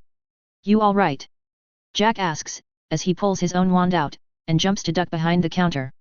Standing up, Monty looks at the closed eyes of his wife, and for a moment, his heart skips a beat, as he sights the blood near her head. No. She can't die, she can't die. But then, he sees her chest rise up, and breathes out a sigh of relief. He looks at Jack, who was kneeling in front of him, and says, she's alive. Thank God. He didn't know what he would have done if Mia had actually died, let alone while pregnant. They had been thrown over the counter by whatever spell hit them, and Mia had hit her head. He holds on to Mia's hand, and tries to apparate out of there. The knot in his stomach tells him that there were wards in place to prevent this from happening. Using his porte-clés ring also gives the same result. None. Taking a second, Monty closes the wound on her head, stopping the bleeding, and patches it with a conjured bandage. Being the husband of the head healer has some advantages, learning basic healing spells is only one of them. He then peeks out of the store, from under the counter, and says, the fuck is happening out there? Through the broken windows, Monty could see pandemonium. People were running here and there, spells were shooting everywhere, without any specific target in mind. One of those stray spells must have hit his shield, he thinks. As he listens silently, prioritizing his wife over saving anyone else, he hears the cackles of the attacking wizards, as they spelled down people, and destroyed shops indiscriminately. Jack, who was also taking shelter behind the counter, says, looks like some sort of attack. I don't know who, though. Suddenly, Monty hears something that makes him freeze. Somewhere near the apothecary, a man was saying, oh, what is this? A stray little mudblood? Where are your filthy muggle parents, little mudblood? I don't know. A tiny voice cries out, belonging to a girl who couldn't be more than 12 years old. The man chuckles, and says, don't worry, they will come when they hear you scream. So, scream for me, mudblood. Scream. Crucio. The blood-curdling scream that follows chills Monty to the bone. A man, an adult man, was torturing a child, who couldn't even defend herself. Monty was conflicted, stay hidden and defend Mia from anyone that tries to attack them, or go and save the little girl from a monster. Crucio. The man yells again, taking matters out of Monty's hands, his decision made. He was a potter, a family of Gryffindors going back to the times of Hogwarts. His family might not have always been warriors, but they don't think twice about helping anyone else. Maybe this way I can redeem the Potter family name that Charlie dragged through the mud, he thinks, as he stands up. Sadly, he looks at Jack, who has his eyes widened, hand clutching his wand tightly, and says, "Defend my wife, Jack. I will forever be indebted to you." And before Jack can say anything, the 70-year-old Monty jumps over the counter, and casts, Hominum Revelio silently. A single wave of invisible magic shoots out of the wand tip, and immediately, Monty sees a spot on the outer wall glow white, and he sees the shape of a man on the wall, standing over the trembling and now silently crying girl, unable to voice out her immense pain. Pointing his wand at the spot, Monty silently casts, Confodio. The piercing hex speeds out of his wand, through the wooden plank walls, and hits the wizard cleanly on the shoulder. Arg! He yells, as he gets thrown into the alley to the left of the apothecary. Vanishing said wall temporarily, Monty walks through, and sends the girl flying through the open wall. After restoring the wall to its previous state, Monty sends another piercing hex at the man, who dies on the spot with a hole in his head. Furiously, Monty looks towards the alley, and sees similarly dressed men and women sending spells at the panicking public. He sees a Hogwarts professor, a young woman of just 40, using a shield to defend herself, and the 3 children and 2 adults hiding behind her, muggles from the looks of it. They were trying to run towards the bookstore, but they were trapped by the walls. New students, muggleborns, then. And attacking them were 3 people, all dressed in black, with silver masks protecting their identities. Making his decision, Monty slashes his wand, carving a hole in the man to the left. The others turn to him, and Monty yells, "Come on, cowards! Fight someone your own size, you twats!" As one, the 2 wizards turn their wands to him, and Monty happily welcomes the spell fire shot at him with his own spells. The distraction had given the professor the time to send the family of muggles and muggleborn to flee. As the professor joins him in fighting the wizards, and 3 more dark wizards join the offensive, Monty returns spells with a fervor. These people had hurt Mia, his wife, his love. They will die. Mason's POV. As I pop into existence in the leaky cauldron, I see Aurors cordoning off the area, while another group of Aurors was interviewing some people in the inn itself. I start walking towards the alley opening first, because I need to see it. "Sir. Mr. Aves. You can't go in there," an Auror bravely says, coming in my way. "Jenkins, if you know what's good for you, get out of the way," Darla calmly says, as she joins me in my walk towards the alley. He recognizes her and widens his eyes, but thankfully says nothing else. As soon as we're inside the alley, I stop and stare at the carnage I see in front of me. Shops were destroyed, fortescues burned down, and the apothecary caved in. I could see even more people sitting around the alley, some injured, some not. Healers were spread all around, healing the injured, while more Aurors were dealing with the damage. They came out of nowhere. One moment we were all happily shopping for the next school year, and the next curses were flying everywhere. I hear one man explain to the Aurors. Another says, they were monsters. Throwing unforgivable after unforgivable. And if not that, then they were sending dangerous exploding hexes at the shops, trying to bury us all. I lost my mom today. Where were you? Why weren't you here to save her? My heart clenches, hearing all the witness reports, coming straight from the mouths of the injured. And then, there were the unspeakables, standing in the middle with their wands pointed upwards. I ignore all of them, and go towards the apothecary, where I can feel the unconscious mind of Aunt Mia. I feel Darla join her fellow Aurors in investigating and covering the bodies up, and I let her. She has a job to do, and so do I. "Move aside please," I whisper, as I hold back my tears and start healing Aunt Mia's wounds. The healer before me had already poured potions into her stomach, so half the work was already done. "Aves? What are you doing here?" the healer says, and I recognize her as one of the healers from when I was learning. "Master Potter is injured, Madam James." I simply say, that explanation is good enough, as I start feeding her the magic from the healing realm to speed the process up. Madam James looks at my hands, which were now glowing green, and says, "I thought you were barred from being a healer." Although thankfully, it was not accusatory, nor was she trying to stop me. Instead, she keeps her wand tip touched at Aunt Mia's head, to keep a continuous diagnosis. Nodding, I take my hand off Aunt Mia's stomach, the healer's part of the healing process done, and say, "I removed the bond Master Potter put on me. Report me later, but first tell me what happened." Madam James sighs, and points towards the other side, where I could see a family of 3, parents and a child, along with Karkat the apothecary owner, the latter of whom was looking towards Aunt Mia every once in a while. She says, "From what I know, the Potters were shopping for potion ingredients in the apothecary when the attack began. Mr. Potter saw the spell first, defended himself and Healer Potter from it, but Healer Potter was knocked unconscious. She suffered a cut on her head, but her injuries were superficial. Superficial they may be, but I can't see her like this. Mr. Carkett and Mr. Potter were awake and conscious, but stayed with their heads down, not willing to risk Healer Potter's life. Until they heard a man torture a little girl, and Mr. Potter. He went to save her. Then he went to help another witch, a Hogwarts professor, save a family of muggles along with their muggle-born children. I close my eyes, already knowing the rest. Monty. Monty was dead. Along with Professor Roll, the woman who taught me charms. Passing from mind to mind, I see the battle happen, and as tears leak from my eyes at Monty's ferociousness, I see the moment his death approached him. A killing curse struck him from the back, coming from a black-robed wizard who wore a golden mask, as opposed to the other attackers, who wore silver masks. In the memories of the observer, I then see the new wizard turn his wand over to Professor Roll, and just like he did Monty, I see him kill her too. Cursed on the back. The man then points his wand up into the sky, and yells, "Mors Mordra." Widening my eyes, I stalk outside, and look up. Sure enough, the thing the unspeakables were studying was the smoking green and black figure floating above the alley, yet still inside the wards. A skull, with a snake passing through its mouth, moving around in the air. The dark mark. But Tom's dead? How? Monty. I hear the soft voice of Aunt Mia say, as she regains consciousness.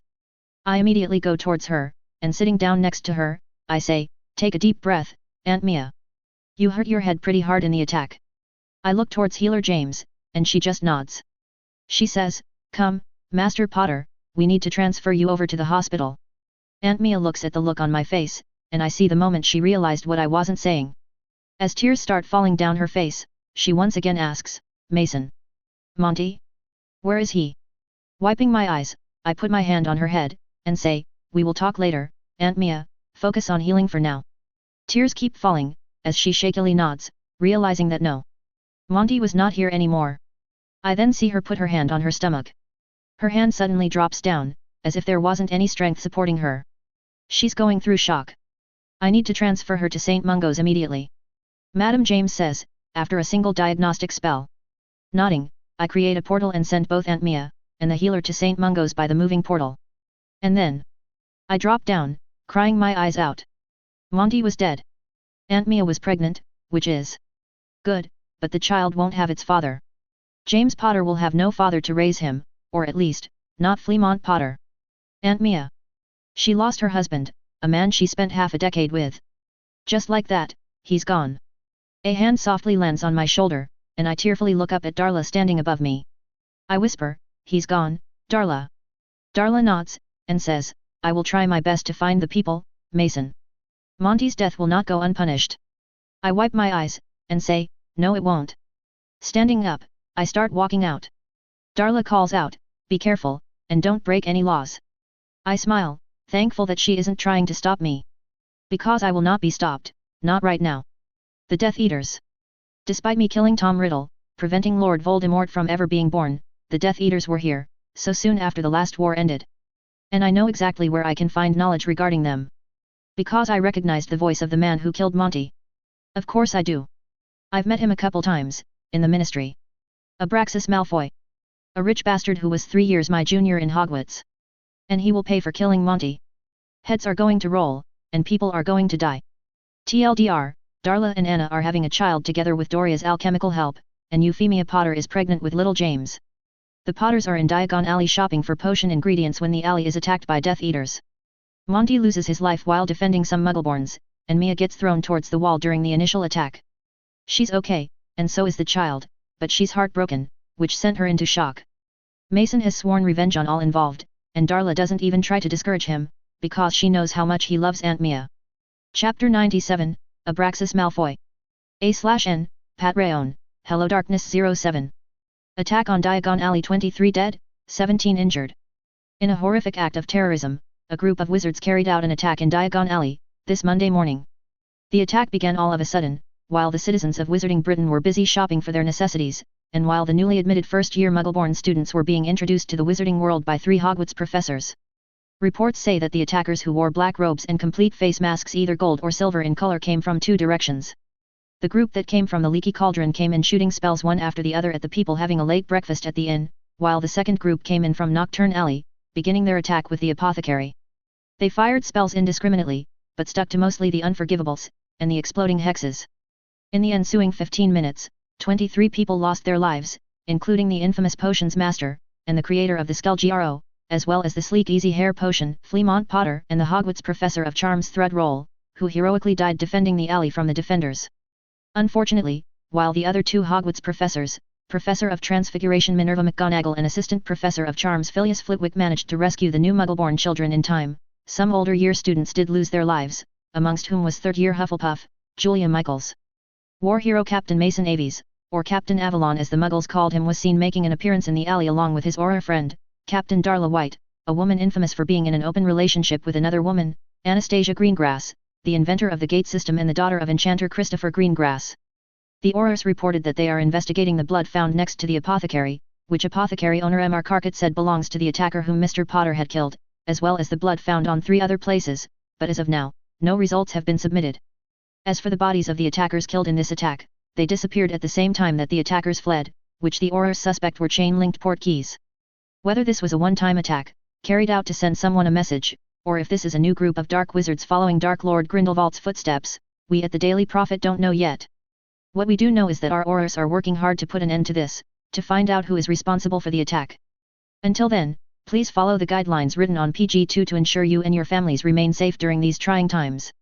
In a house on the Muggle side of Devon, 7 wizards sat at the dining table. All of them had the copy of the newspaper, the Daily Prophet, either in their hands, or floating in front of them. What are they saying, Thorfinn? The man sitting at the head of the table asks, as one by one, the newspapers start getting set down. The man named Thorfinn Roll bows towards the man at the head, and says, "They're calling us terrorists, my lord. They call our message an act of terrorism." The lord chuckles, and after eating the morsel of fish, he asks, "And what do you think? It was your cousin who lost her life, wasn't she? Thread Roll? Now that she has died, do you believe this is an act of terrorism?" Thorfinn scoffs, and says, "She was a traitor to our cause, my lord. Her death does not hurt me any more than her refusal to join our cause did." The lord then turns towards another man and asks, "What say you, Abraxas? You were there, did you give Thorfinn's cousin Thread another chance to join our cause like I had asked?" The man named Abraxas bows low, or as low as he can without actually touching his head on the dining table, and says, "I myself didn't, my lord. But I know for sure that the young Evan Rosier did. She refused, quite loudly." The lord hums, and stands up. Stepping over the body of the little boy that was bleeding out on the ground, the lord looks out the window, and says, "Terrorists, they call us, when we do this for them. Wizards really have lost their way, my friends." Before the Muggle lover Dumbledore became the headmaster, and even the ICW representative for Britain, we were on the right track. We were on the track of gaining our power back into our hands. Even Aves, the mood-blooded half-blood, would have been useless when we would have eventually made our move. But then, the ministry had to go and reject our pleas to kill off the mood-bloods while they were still young. He then turns around, his red eyes causing the 6 men sitting at the table to hold back their shivers, and says, "I don't like the fact that your pure cousin Thread had to die, Thorfinn. Or the fact that a line as old as that of the Potters had to die. But sometimes you do what's necessary, even if you don't like it, to win. These were necessary deaths, necessary for us to fulfill our goals. But there are some more obstacles to take care of before we reveal ourselves completely." Dumbledore and Aves. A third man, Alexis Thickness, says, growling in anger. "Aves will not be a problem. He barely survived against Grindelwald, and only won through trickery. Dumbledore also lost against Grindelwald, and we all know our lord is far stronger than Grindelwald." A fourth man, Ricard Avery, says, dismissing the threat the two might pose. Thickness snorts, and turning towards Avery, he warns, "Do not underestimate Aves and Dumbledore, Avery. They might not be friends, but we all know that they won't hesitate to work together to stop our lord from succeeding in getting rid of the Moodbloods." The lord hums, and says, "Yes. Alexis is right, Ricard. Trickery it may have been, but the son of a squib managed to defeat Gellert Grindelwald. I may not have met the man, but even I know that he was a master of manipulation. Tricking him is no easy feat." He then says, "Thorfinn, do you have the list?" Thorfinn nods, and brings out a file from his expanded robe pockets. He hands it to his lord, and says, "Everything is in here, my lord. Including pictures of how they look."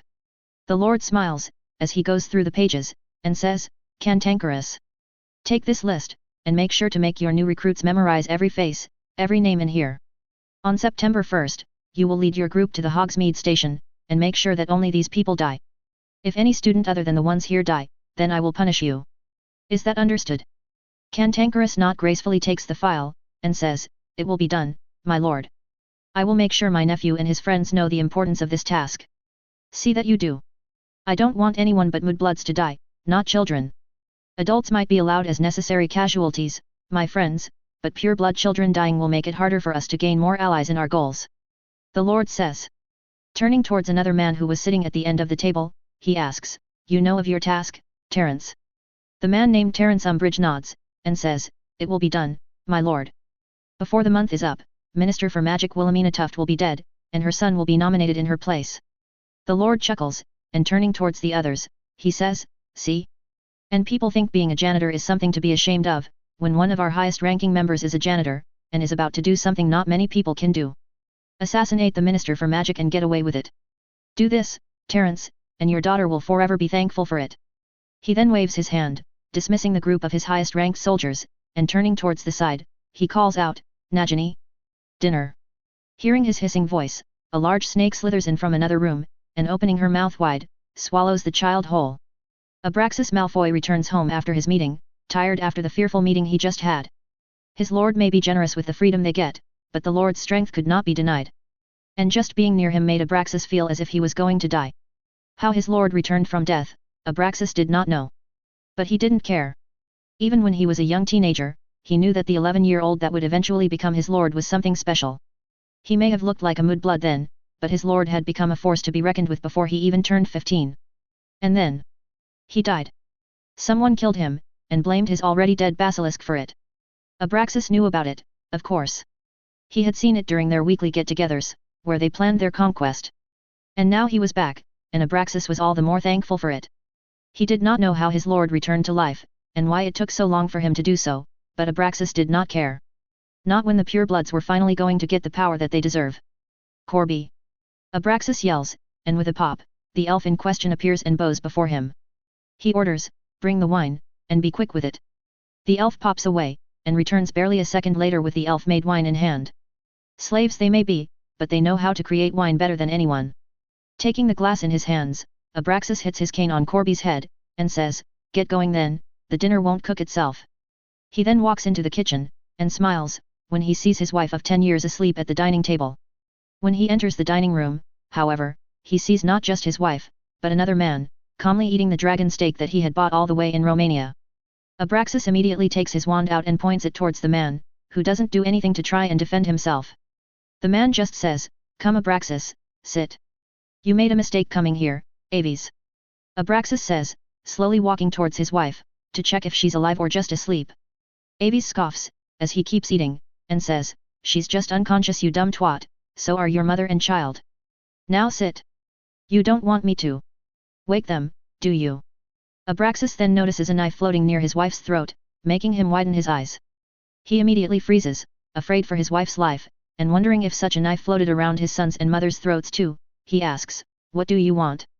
Aves stares at him, and says, did you really think no one would recognize your voice when you yelled out the killing curse in the middle of Diagon Alley, Abraxas? Abraxas curses himself, of course he didn't think anyone would recognize him. Not showing it on his face, he says, I have no idea what you're speaking of Aves. Now get out before I call the Aurors. Aves leans back, and says, go ahead, call the Aurors. Call your buddies too, if you want. Let's see if they come before I kill you and your entire family by dismembering them one by one. I wonder if your wife will scream louder or you will, when I cut off your dick. You wouldn't dare do that. A panicking Abraxas exclaims. You're too nice, too light. He opens his mouth to say some more, feeling his mouth loosen up due to panicking, but suddenly, he screams, Argh! As his arm is pulled off from the socket, and then separated from his shoulder in the same movement. Aves chuckles, as Abraxas falls down on the ground, tearful, hurting, and he says, Abraxas, you foolish boy, I tortured my own father and killed him myself. You think I won't torture the man who killed someone I loved? Abraxas widens his eyes, and begs, please. Let me go, let my family go. I'll confess. I'll surrender and tell you everything you want to know. Please. Let us go. Aves kicks his leg lightly, flipping Abraxas so he's laying on his back, and says, you think I want your confession? No, Abraxas. I don't want your money, I don't want your wife, I don't even want your son. Don't dent it, I know you were thinking of sacrificing your wife and your son just for your own survival. Abraxas clenches his eyes shut, unable to think more than any ways of saving himself and his family.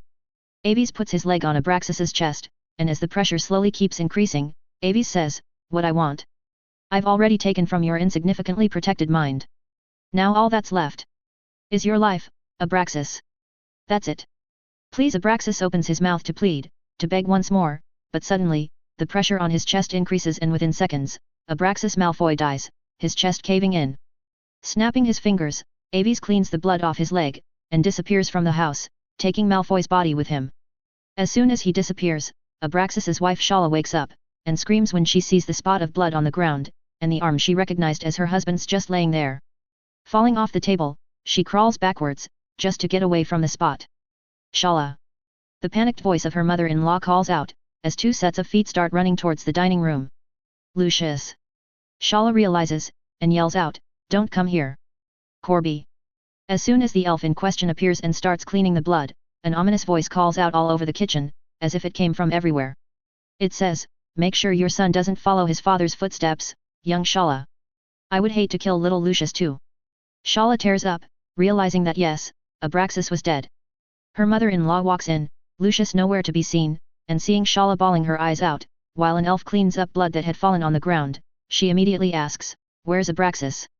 Shala cries even louder, and yells, "He's gone." In the busy street of Diagon Alley, very little signs of the attack 2 days ago remain, as a bright flash blinds everyone for a second. When the light recedes, people are shocked for the second time in the week when a corpse of a man, wearing the same black robe and golden mask from the attack drops down on the ground. On top of the corpse, was a knife, stabbing into the caved chest of the corpse, and the knife itself had a note tied to it. When a brave Auror went to investigate, he read the note out loud, and said, "Followers of Dark Lord Voldemort. I'm coming for you. Atharvajashi. Abraxas Malfoy Dark Wizard?" Wednesday afternoon, the denizens of Diagon Alley were graced with another surprise, thankfully not as deadly as the one from Monday. Just like on Monday, however, a man in black robes and gold mask appeared in the middle of Diagon Alley, out of nowhere. Unfortunately for the man, and fortunately for the denizens, he was already dead when he appeared, with his chest caved in and the left arm missing. On the man's person was a note, attached to him by a kitchen knife stabbed in his chest, threatening the followers of someone called the Dark Lord Voldemort. The note, written by someone called Atharvajashi, sent a lot of panic through the crowd, although no one knows who he is. The only hint the ministry has given us is that Atharvajashi was the name of a wizard from centuries ago. A man who supposedly fought gods to protect common wizards from godly persecution. And even that came from the surprisingly helpful Unspeakables, who volunteered that information. The Lord Voldemort mentioned in the note, however, is not someone anyone recognizes. There was no one of that name in Hogwarts, ever, nor did any such student exist in any of the other schools. The Aurors believe that the golden and silver masked dark wizards responsible for the attack of August 3rd were the followers of Dark Lord Voldemort. As for the corpse, here's where things got trickier, people. The corpse belonged to a man named Abraxas Malfoy, who people might recognize as a member of the Board of Governors of Hogwarts, and a philanthropist responsible for various donations in the ministry as well as the St. Mungo's Hospital. The wand found on his person was identified as his own, and when the most recent spells on it were checked, it was found that Abraxas Malfoy was responsible for killing the beloved Fleamont Potter. Yes, this shocking news came straight from the mouths of the Unspeakables. They used a spell we know not to conjure an illusion of the most recent spells cast by that wand. After going through dozens of such spells on that wand, the DMLE informed us that Abraxas Malfoy is being posthumously charged with 15 counts of murder by way of the killing curse, 31 counts of using the unspeakable curses, and 3 counts of muggle baiting. More details on PG3. MRS Shala Malfoy, Dowager Catherine Malfoy, and the 7-year-old Lucius Malfoy, when asked about the late Abraxas Malfoy's deeds, confessed that the charges he was accused of were true, but that they did not know of it. Dowager Malfoy condemned her son for making his young child go through the loss of fatherhood in such a young age by making stupid mistakes. A tearful widow MRS Malfoy added that, "My husband's crimes are many, and we will be giving the ministry our full cooperation to make sure all his compatriots are brought to justice. I just request the people not to blame my son for his father's crimes. We do not support Abraxas's actions, and while I did love him, I do not agree with the crimes he has committed." Head healer Euphemia Potter, who lost her husband to Abraxas Malfoy, was unavailable to comment. For more details about Monday's tragedy, turn to page 3. For more details on all the crimes of Abraxas Malfoy, turn to page 3. Mason POV. I sit in the Potter's living room, staring at the fire burning red in the fireplace, a glass of fire whiskey in my hands. Hearing a soft whoosh of the shadows moving rapidly, I ask, how is she? Selene sighs, and says, unresponsive. Her body is perfectly healed, but her mind. That's not something I can answer easily. What did you find? I take a moment to take a sip, feeling bad for what Aunt Mia's going through. I just lost a good friend in Fremont, but Mia. She lost her husband, the man she loves and has loved for half a decade. I don't even know what I'll do if something happens to Selene. I suspect that it is only because of the baby in her womb that Mia is still hanging on to her life. Otherwise, I have no doubts that Mia would have let go, healthy body or not. Sighing, I say, somehow. Despite my actions. Tom Marvolo Riddle has returned to life. Selene stands behind me, her hand on my shoulder, and asks, I thought you killed him, we both know you did. We made sure your younger self didn't mess it up. That we did. While my younger self was busy gathering all of Tom's 2 Horcruxes, and killing him, I was there to make sure Tom stays dead. And I am sure Tom died, completely sure. I nod, and say, yes, I remember. But I am also most definitely sure that this is not a pretender. I would recognize that face in Abraxas's memories anywhere, anytime. Selene comes forward to sit on my lap, and taking a sip from my glass, she asks, are you leaving to go find him? I sigh, as I rest my head on her shoulder, and say, no. Not right now. Aunt Mia needs me too. Besides, I will not give Tom an easy death. I know his plans, I know when the next attack is supposed to happen. For now, Tom may be hidden in whatever Muggle house he's captured right now, but he won't remain hidden forever. I will go after his followers first, take care of his financial and moral support. And when Tom only has the new recruits to fall back on, then I will go after him. But if he shows himself in Hogsmeade on the 1st of September, then he dies. For now, I am going to make them afraid of me, afraid of Atharvajashi. Let the unspeakables feed the public tales of my deeds, let them know how useless all their attempts of trying to stop me will be. I turn towards Selene, and as she looks at me encouragingly, I say, these Death Eaters will rue the day they ever set their sights on my family. Kissing my lips, Selene says, and I will be right there with you, all the way. I love you, Athreos, don't forget that. I smile, and say, I will never forget you, Selene. And I love you too. A/N, sorry for the late and small updates. I've been going through some stuff, mentally. Anyway, Voldemort is back, and no one knows how. As far as Abraxas is concerned, he just showed up one day, and Abraxas joined him immediately. Abraxas Malfoy is dead, the Malfoy family is being condemned, and Mrs. Malfoy and older Mrs. Malfoy are being forced to condemn Abraxas publicly, or they will risk Lucius being killed, or the public blaming them for the attack on Diagon Alley. Chapter 98, Nicholas has a visitor. A/N, part4, HelloDarkness07. Nicholas Flamel, scholar, philosopher, alchemist, and wizard. He and his wife, Pernell Flamel, had been alive since the 13th century AD, thanks to Nicholas's invention of the Philosopher's Stone. Well, some call it an invention, he calls it a discovery, rediscovery. For centuries he has been alive, and for centuries he has studied magic. And every century, he took one apprentice. Just one, not any more. The first 2 centuries he took many students, but after some unfortunate events, he limited his student intake to just 1 per century. His apprentices usually stayed with him for a few years to a decade or two, learning all he was willing to teach them. And then they left, allowing Nicholas and his wife to return to their private lives filled with studies. But sometimes, his apprentices returned, whenever they needed some help, advice, or if they just missed them. This time was probably no different, Nicholas thought. Albus. Nicholas raspily greets, as he walks into the welcoming room, where his most recent apprentice sat, sipping the tea that their elf no doubt brought him. The apprentice in question stands up, and says, Nicholas, so great to see you, old friend. And starts helping Nicholas into a seat. Nicholas waves his hand, and says, I'm old, not weak. Now, what can I help you with? Albus frowns, and asks, I can't just come meet you? For old time's sake. Snorting, Nicholas says, you're working 2 jobs. One of an international diplomat, and another of a school headmaster. The only reason you will find the time to come here, when you haven't done so the last 15 years, is if you want something. Albus sighs, tiredly, and Nicholas could see that the 2 posts were taking some toll on him. He says, I don't want to seem like I only come here when I need something, Nicholas. I did miss you, but I do need some information, and maybe some advice. Nicholas nods, and says, when you left my apprenticeship, I had told you that my doors were always open whenever you needed something. I wasn't lying then, Albus, my boy.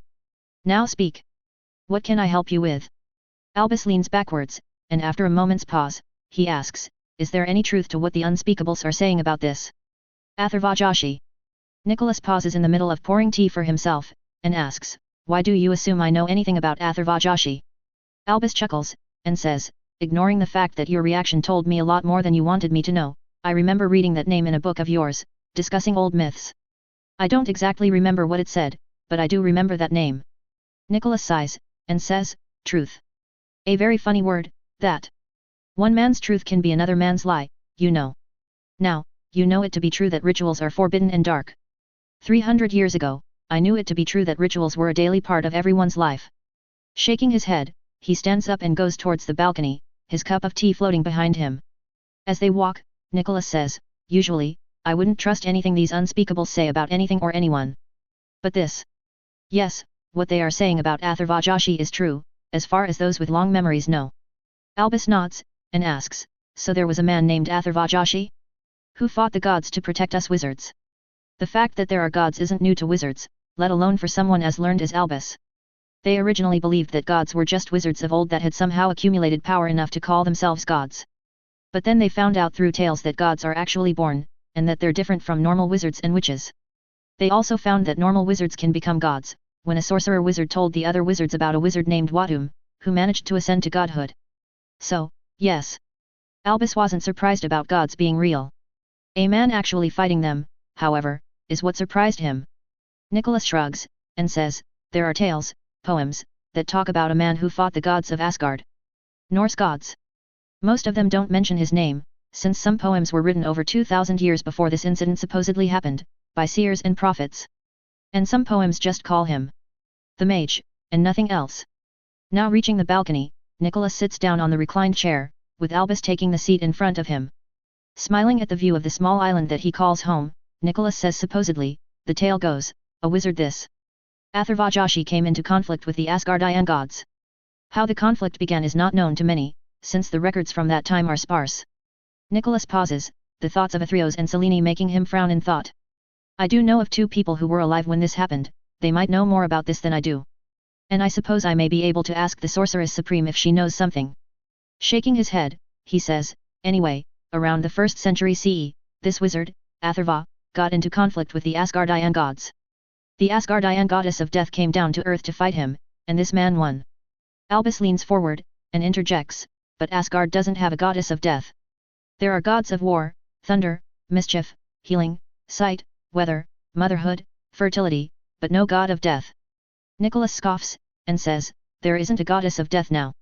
There used to be one, till at least 1,500 years ago. I have a book from the 5th century BC that tells tales about her ruthlessness and cruelty. I'll lend it to you later. Now, the tale further goes that Atharva Joshi held this goddess of death's life in his hands, he was about to kill her. Pausing, Nicholas enjoys the excitement on his young student's face, and says, but then. Odin Allfather appeared on earth. He tried killing our wizard, and here the tales differ for each iteration. Where some say Odin and Atharva fought, others say they conversed politely. Some say Atharva died that day, but Odin was so impressed that he allowed Atharva to ask from him one boon before taking his life. Some say Atharva had some support in another goddess, the Egyptian Bastet, as well as the Sorceress Supreme, and some of those say that he was romantically involved with either one, or both of them. Nicholas was really not sure which of these was actually true. Bastet and the Sorceress Supreme being there is highly possible, since the appearance of a king of gods is not something the other gods would ignore, and neither would the Sorcerer Supreme of any time. Shaking his head, he continues, what everyone is sure of, however, is that at the end of the day, Asgard agreed to never let the goddess of death step on earth ever again, and they agreed to leave the wizarding world alone. Atharva Joshi bargained with Odin to gain our independence from the gods, in return sparing the goddess of death's life. He then disappeared off the face of the earth, never to be seen again, which is why some believe that he died that day, at Odin's hands. The truth, my dear Albus, is something only those who were actually there will know.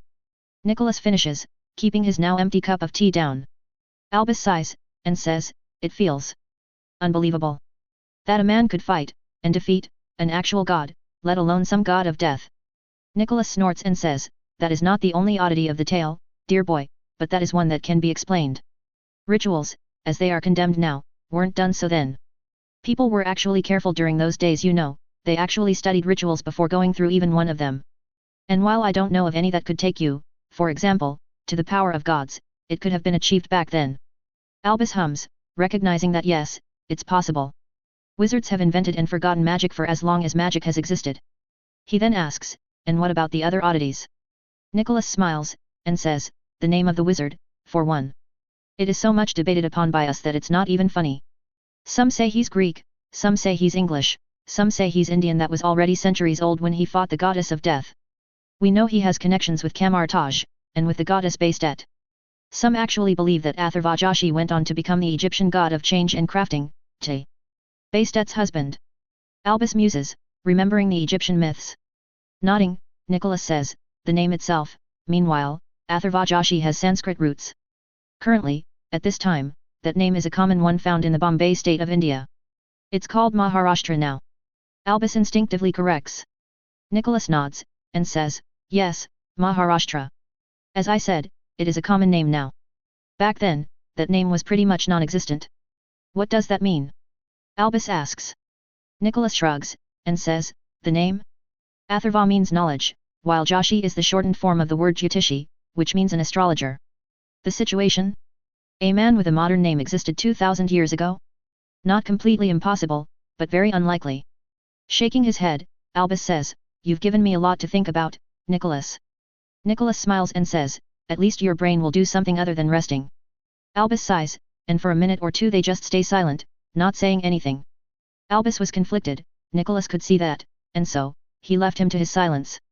Finally, Albus asks, I have a question, a morality one. Nicholas waves his hand, and says, ask away. What would you do? If one of your students turned out to be a dark wizard? Albus asks, with a thoughtful frown on his face. Nicholas scoffs, and asks, you think that in the 700 years I've been alive, not one of my students has gone on to the wrong side of morality? No, many of my students have been criminals, Albus. I am not as good of a judge of character as you like to believe, and neither is Pernell. What did you do? Albus asks, that detail surprising him, but he did not focus on that part. Nicholas looks at Albus, and says, I didn't do anything. You may not know this, Albus, but I am old and weak. Albus chuckles, remembering how he just said otherwise barely 5 minutes ago, and says, you're old, but if there's one thing you aren't, it's weak. Nicholas sighs, and says, when it comes to my students, yes I am. Only one of my errant students lived long enough to become an actual threat to the wizarding world, become a Dark Lord. The others. They either lost their lives in some dangerous experiment of theirs, or someone betrayed them, or someone killed them before they could cause much harm. Why do you ask? Albus looks away, open shame visible on his face, and says, Lord Voldemort. The Dark Lord that these black-robed dark wizards are following. He used to be one of my students, someone I introduced to the wizarding world. He used to be Tom Riddle, but now, he's Lord Voldemort. Nicholas frowns, and says, Tom Riddle? Now why does that name seem familiar, like I've read it before? Maybe you read the Daily Prophet around 20 years ago? Tom Marvolo Riddle, the head boy, died by basilisk bite, while inside Hogwarts. He bred the basilisk himself, killed a young girl by the name of Myrtle Warren with its eyes, and then framed another student and his pet Acromantula for the death. And then, a few months later, the basilisk bit him and disappeared, never to be seen again. Albus says, explaining the tale of Tom Riddle. He was a promising student, if you ignore his trophy-taking tendencies, and his psychopathic nature. Albus was sure that given time, given proper nurturing, he would have been turned into a wonderful wizard. Nicholas's eyebrows keep rising as Albus keeps explaining, and he then asks, my lord, Albus. Acromantula and basilisk?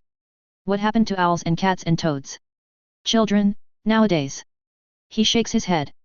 Albus scoffs in humor, and says, what can I say? Teenagers are not those that like to hold back in taking dangerous pets. Shaking his head, he says, Tom. Either he somehow found a way to come back from the dead, after dying of basilisk venom, or someone is impersonating him. Do you think it's possible? Coming back from the dead.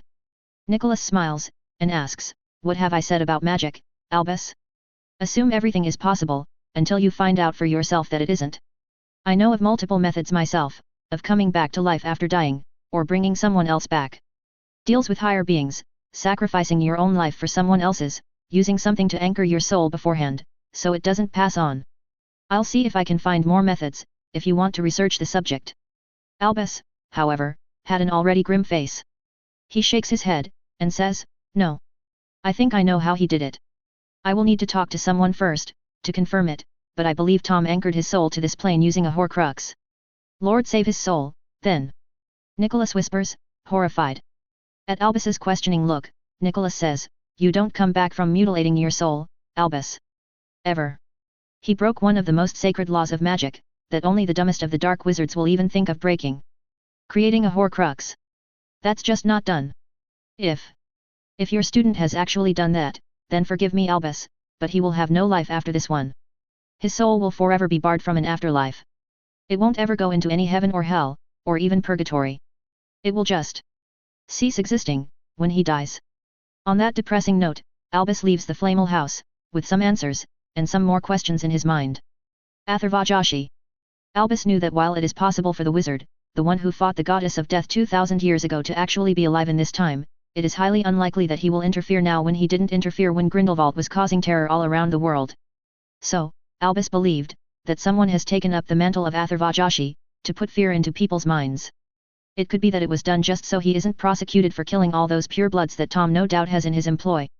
Tom. Now that is something that made Dumbledore worry. Tom had much promise as a wizard. If there's one wizard that can get stronger than Albus, and give competition to Grindelwald even, then that is Tom Riddle. He needs to be stopped, before he becomes even stronger. But first, he needs to talk to Horace Slughorn. Third pureblood death this month. Another follower of Lord Voldemort? After Abraxas Malfoy was found dead in the middle of Diagon Alley, and later posthumously convicted of killing late Professor Threadroll and Potions Master Fleamont Potter, amongst others, citizens of Wizarding Britain were given another shock just 2 weeks ago when the DMLE got a call from another pureblood family, reporting another death. The head of the pureblood Yaxley family, Corban Yaxley II, was found dead in his house, his chest caved in and his left arm missing. His family didn't know how it happened, but later investigations found that Mr. Yaxley was also in leagues with the Dark Lord Voldemort. Reports also say that Mr. Yaxley had taken part in the attack on the Pruitt family that took place on Thursday. More about the attack on PG3. As the Ministry had later reported, Mr. Yaxley's death was also attributed to the elusive Atharvajashi. More on Atharvajashi and myths related to him on PG6. And yesterday, another such incident occurred. Another pureblood wizard, by the name of Gregory Crabbe, the brother to the head of the Crabbe family, Vincent Crabbe, was found dead, with his chest caved in, and left arm missing. Investigations are still being carried out, but the ongoing hypothesis is that Atharvajashi has struck again. Whether Mr. Crabbe was also a dark wizard following Lord Voldemort, is not known. But by the common methods of death in each of them, it is highly likely that it is the truth. The Aurors are requesting anyone who knows about the man to come forward. The Minister of Magic, Ignatius Tuft, son of the previous Minister for Magic, late Wilhelmina Tuft, had this to say: Atharvajashi might be killing followers of a Dark Lord, who may or may not have committed crimes. But he isn't an Auror, he isn't a hit wizard. He is a dangerous criminal that needs to be found and brought to justice before he kills someone that is actually innocent. Who is Atharvajashi? Why is he killing the followers of this Dark Lord Voldemort? And who is the Dark Lord Voldemort? Stay tuned to our illustrious paper to learn more. To read more about the attacks on Wizarding and Muggle families, turn to page 2. To read more about the Dark Mark and what we know about it, turn to page 2. Lord Voldemort throws the newspaper on the table, and with a snap, points his wand at the one who brought it to him, and yells, Crucio! The man screams in pain, dropping down on the floor. Letting go of the curse, Voldemort glares at the downcast looks of his faithful followers kneeling in front of him, and snarls out, Who? Island. This man. Trembling, Aurelius Rookwood walks forward, and says, He's just a myth, my lord. Atharvajashi is not real. Voldemort turns his glare over to him, and with a simple wandless spell, sends him flying into the walls. As Aurelius starts standing up, he is hit by a Cruciatus curse, making him start screaming in pain, and making the others tremble even more. Voldemort ignores the trembling wizards, and says, Myth, or not. Someone is killing our friends, our people. Someone is killing purebloods who are helpful to our cause, thereby actively hurting it. Find him. Find Atharvajashi, no matter where he is, and bring him to me. With a cacophony of pops and cracks, the followers of Lord Voldemort disappear one by one. A month has passed since Abraxas Malfoy, one of his financial supporters, was found dead in Diagon Alley. They had had more raids since the one on Diagon Alley, of course. Muggle families were killed, wizarding families attacked, some stronger wizards killed before they could become threats to him, and of course some wizards were threatened into helping him. The name of Lord Voldemort was being feared, without him even making an appearance, just like he had aimed for. But Atharvajashi, whoever he is, was giving the people hope. Hope is not something he wants them to have. Having some trouble, Mr. Riddle. A smooth voice drawls out from behind him, making Tom tense.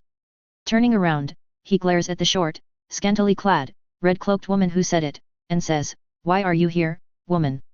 "Tut, tut. That's no way to talk to your superior, is it?" the woman says, waving her finger as if admonishing him.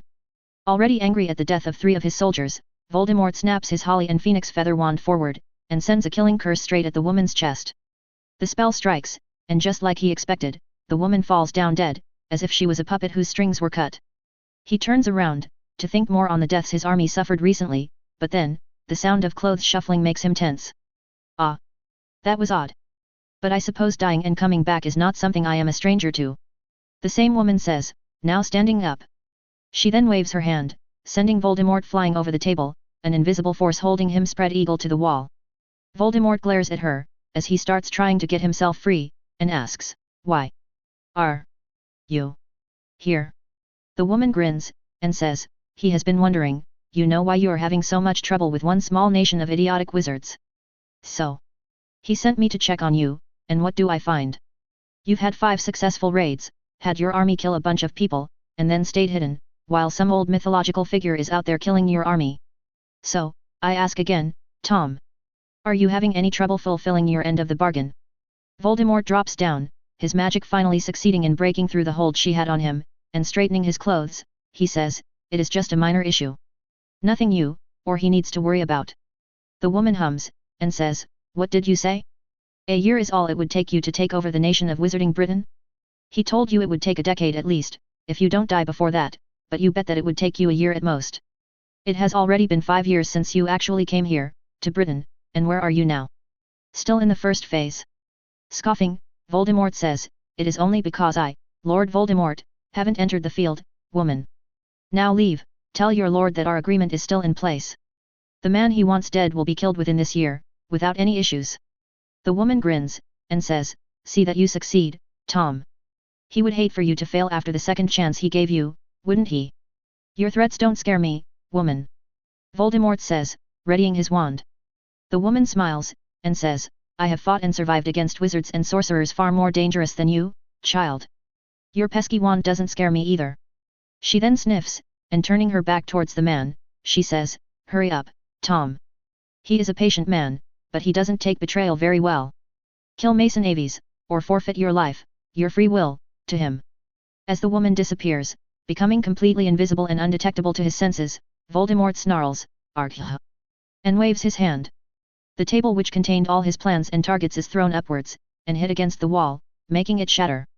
A single page floats down gently in front of his face, and Voldemort catches it in his hands. Looking at it, he smiles, and says, "Yes. My old home should be a good location to make my presence known." Mason POV. I smile, as I see Aunt Mia traipsing around the kitchen, as a small sweater knit itself on her recliner chair.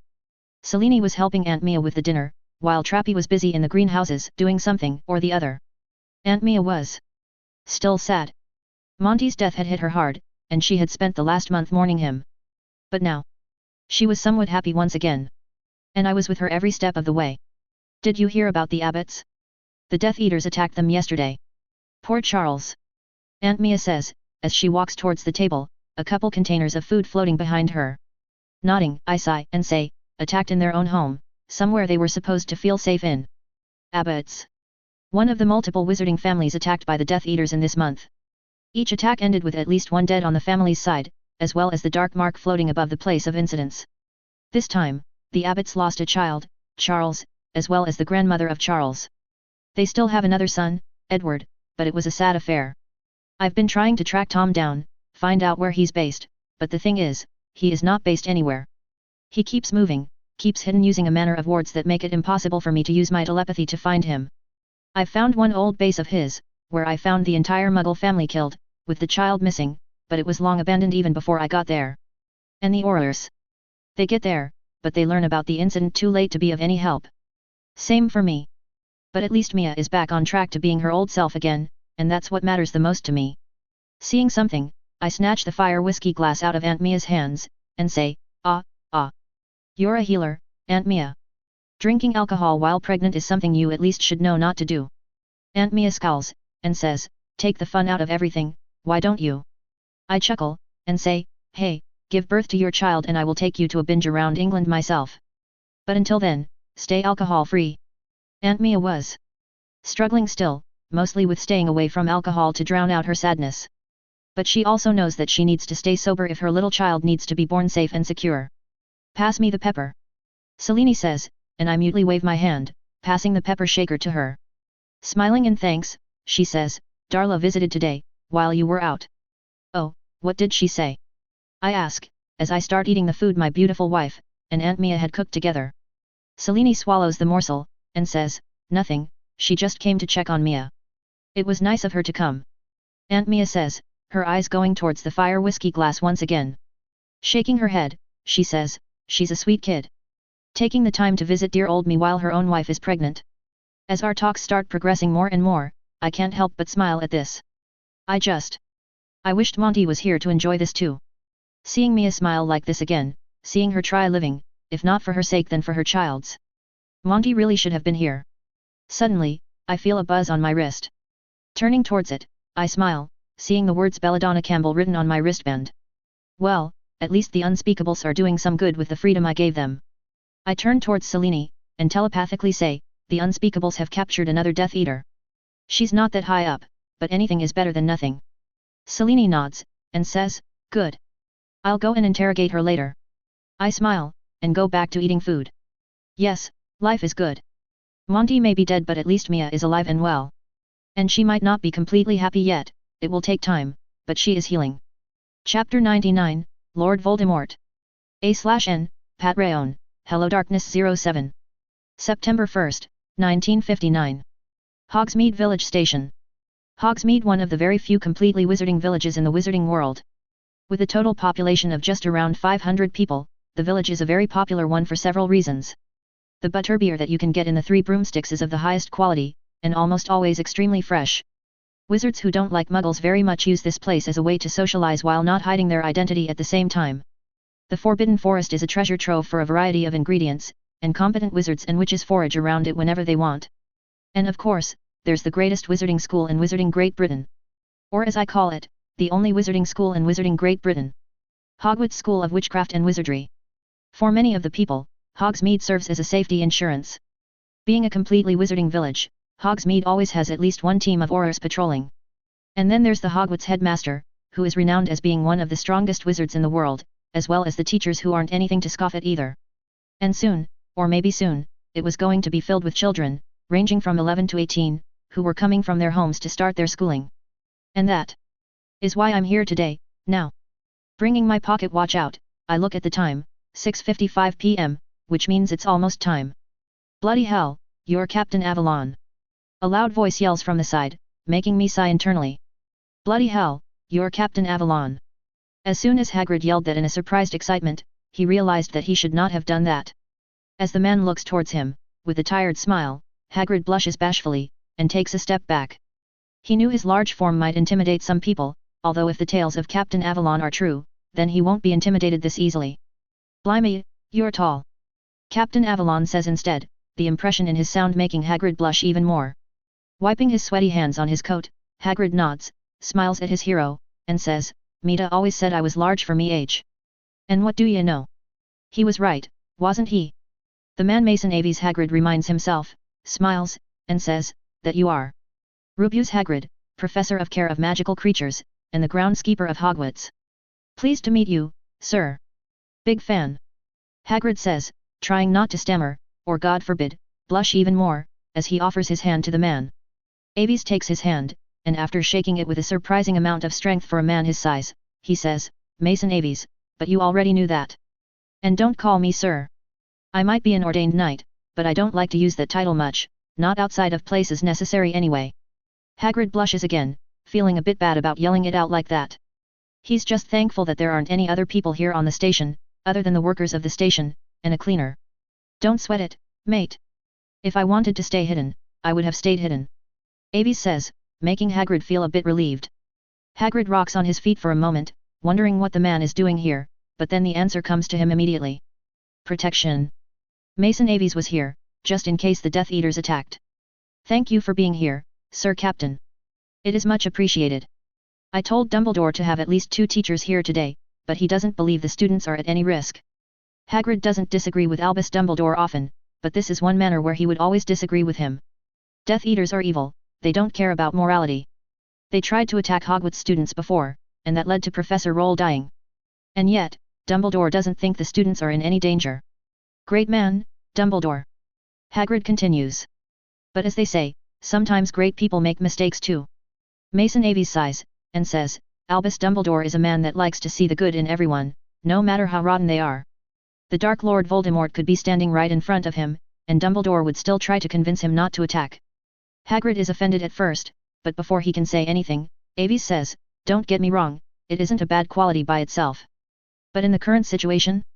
Yeah, it's not something that would work very well. And it's not his fault either. He's been a teacher for half a century, and that means that these current dark wizards, these Death Eaters, he still sees them as his old students, and not the grown people that they are. Hagrid sighs, admitting that yes, that's an accurate description. But to be fair, Aves has known Dumbledore for a decade more than he did.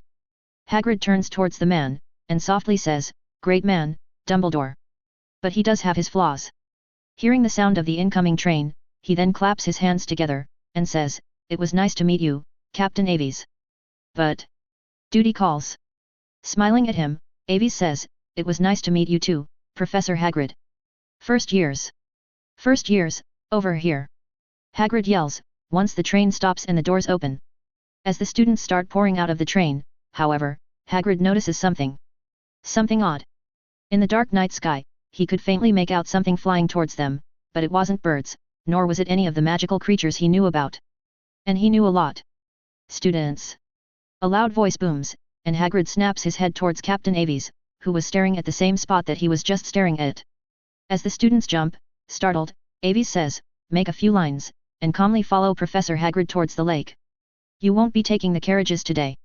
I repeat, follow Professor Hagrid with the first years.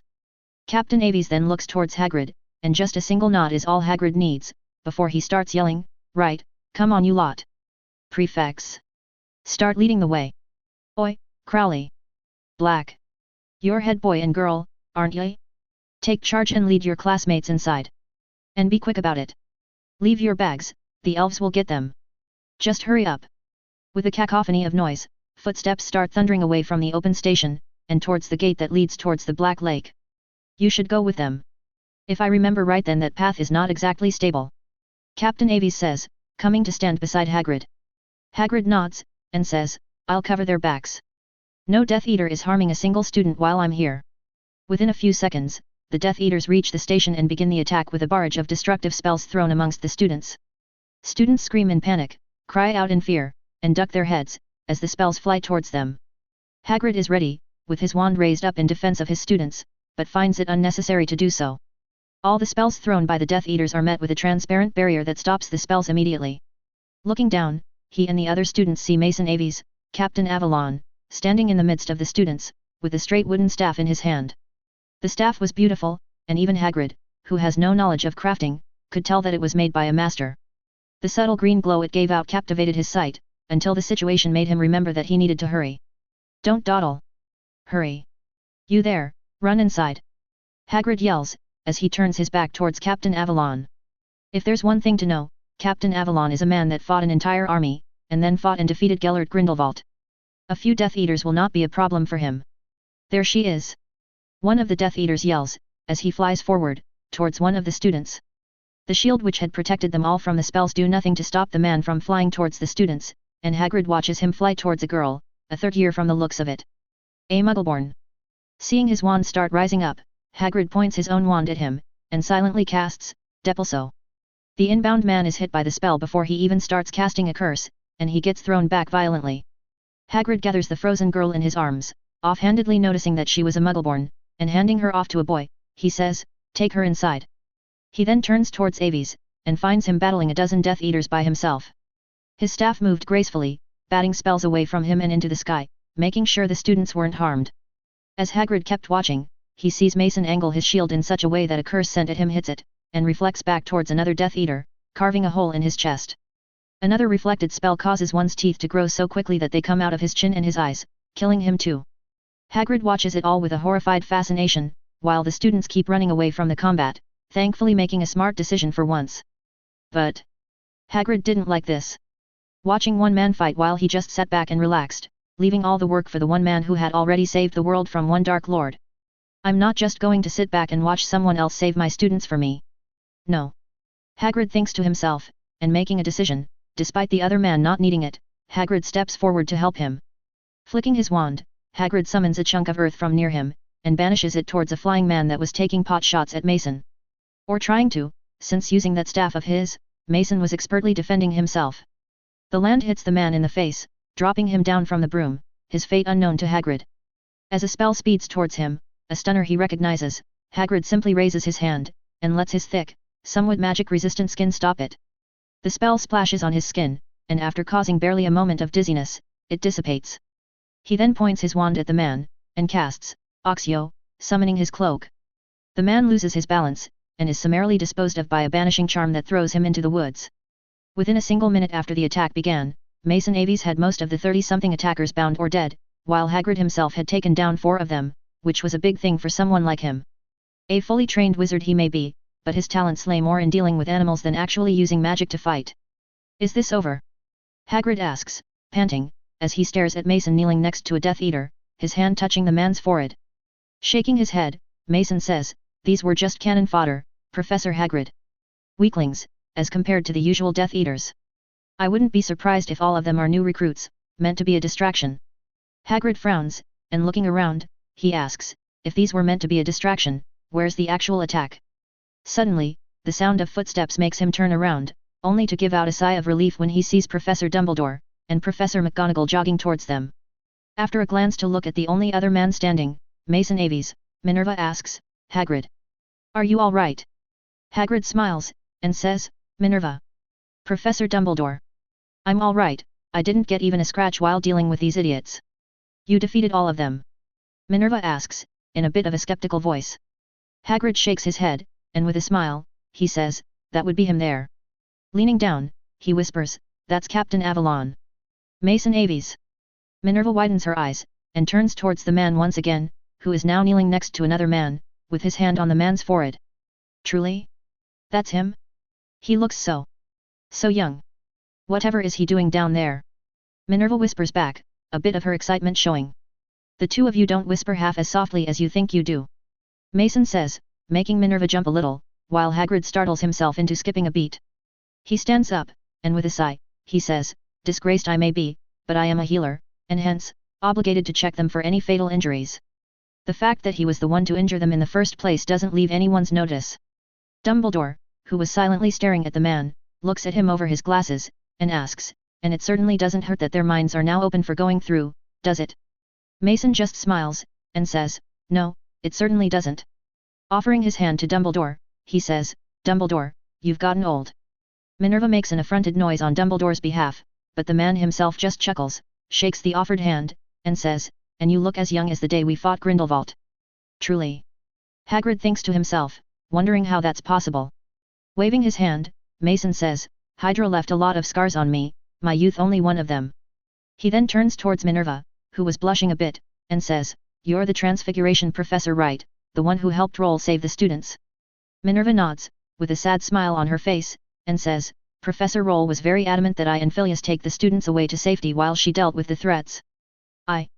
I would never regret anything more than I regret not staying back with her that day." Mason nods, his face melancholic, and it takes Hagrid a while to remember that Mason Aves was young enough to be taught charms by Threadroll just the same as he and Minerva were. "Touching," a fifth voice says from above them, and all 4 of them startle a little at the suddenness of the voice. "I would have admonished Abraxas for killing her, but I heard he's already been punished." Hagrid looks up, and finds some fear resurfacing, only this time it wasn't fear for his students, but for his own life. Because flying above him were 100 wizards and witches on brooms, all wearing dark black robes. Some were masked in silver or gold masks, while others were completely fearlessly showing their faces. And in between them was what scared Hagrid the most. A man, a single man, with his wand idly held in his hand, floating in the air without any kind of support. No broom, no magic carpet, no enchanted wings, nothing. Just him, and some sort of dark grey smoke covering his legs. "Good evening, Tom," Dumbledore says, looking strangely morose. "Tom?" Hagrid suddenly asks. "Tom Riddle." The floating man ignores Hagrid, glares at Dumbledore, and says, "Do Not. Call. Me. That. My name. Is Lord Voldemort. Lord Voldemort. The Dark Lord that all these Death Eaters follow. That was Tom Riddle? The head boy who died trying to raise a basilisk? The boy who got him thrown into Azkaban and forced Aragog into hiding? The boy who killed Myrtle? Multiple thoughts go through Hagrid's mind, wondering how Tom came back to life. How he's here, and how he got all this power, both magical and political. You knew about this, Professor? Hagrid asks, strangely feeling betrayed about not knowing this. Dumbledore keeps his eyes on the floating Voldemort, and says, I learned about it a month ago. Forgive me for not saying anything, Hagrid. I needed to confirm a few things first, before I could let anyone know about this fact. Hagrid opens his mouth to say something scathing, but someone else beats him to the punch and says, debate about this later, if you don't mind. We have a Dark Lord to deal with. Mason Aves. Voldemort looks at Mason, and looks pleased for some reason. Taunting, he says, ah, the hero of Great Britain, Captain Avalon. Knight of Avalon. Champion of Muggles. Tell me, how does it feel to only be known for tricking a Dark Lord into dying? At least Dumbledore had the good graces of being honest with his skills, but you. No, you tricked a man you couldn't defeat. Mason shrugs, and says, underwhelming, to be honest. But my life is going all right, or it was, before your League of Idiots came in. Ah, yes. I heard about your friend, Fleamont Potter. It was a tragedy that we lost a pure blood like this. But well, deaths are necessary if you want to make change. Voldemort says, and Hagrid just sees the mood in Mason's face change. Waving his hand, Mason conjures his staff to his hand, which Hagrid hadn't even noticed had disappeared. Gasps sound all over the ground, as the dozens of Death Eaters who were surrounding them from the ground, and the dozens more flying above them, feast their eyes on an actual staff. Voldemort looks at it in hunger, and says, an actual magical staff. It will be a useful tool when I kill you. Mason instead holds the staff on the ground, and says, you should have remained in whatever hole you were hiding in, Riddle. That way, you would have lived a few days longer. Do not call Voldemort begins, but is suddenly thrown back when a blast of pure magic hits him right in the face. As if a signal was given, the Death Eaters start their attack and Dumbledore and Minerva stand back to back, taking on multiple enemies each. Hagrid stays on the defensive, and instead runs towards the Death Eaters to physically beat them. Off the corner of his eyes, Hagrid notices Mason using his hand to erect a shield charm, while he uses the staff to disarm, break, or bind one Death Eater after another. You dare! An approaching Voldemort yells, as he flies straight towards Mason, who was busy dealing with 31 Death Eaters on his own. Hagrid lifts a Death Eater up and throws him in Voldemort's way, hoping to delay him. Unfortunately, Voldemort simply waves his hand, negligently cutting the body into multiple pieces that drop down on the ground. Defeating his last enemy, Hagrid watches Voldemort reach Mason, and send a Cruciatus curse into his exposed back. Mason somehow still sees it coming, and turns around with a shield. Unfortunately for him, the shield does not stand strong in front of the unforgivable, and the Cruciatus curse hits Mason right in his face. No! Hagrid yells, as Dumbledore and Minerva helplessly watch Mason get thrown back. Unexpectedly, Mason lands on his feet, and spinning on his feet, slams his staff's glowing green head on the ground. The ground ripples, as the Death Eaters on the ground find themselves sinking in, while Hagrid finds the ground underneath himself moving, taking him towards Dumbledore. Even when being hit by a Cruciatus, his priority is to save people. Hagrid says, tearing up. Voldemort, and the remaining Death Eaters, who were all in the air, however, stay safe from this spell. Ave de Kedavra! Voldemort yells, while the Death Eaters converge towards the trio of Hogwarts professors.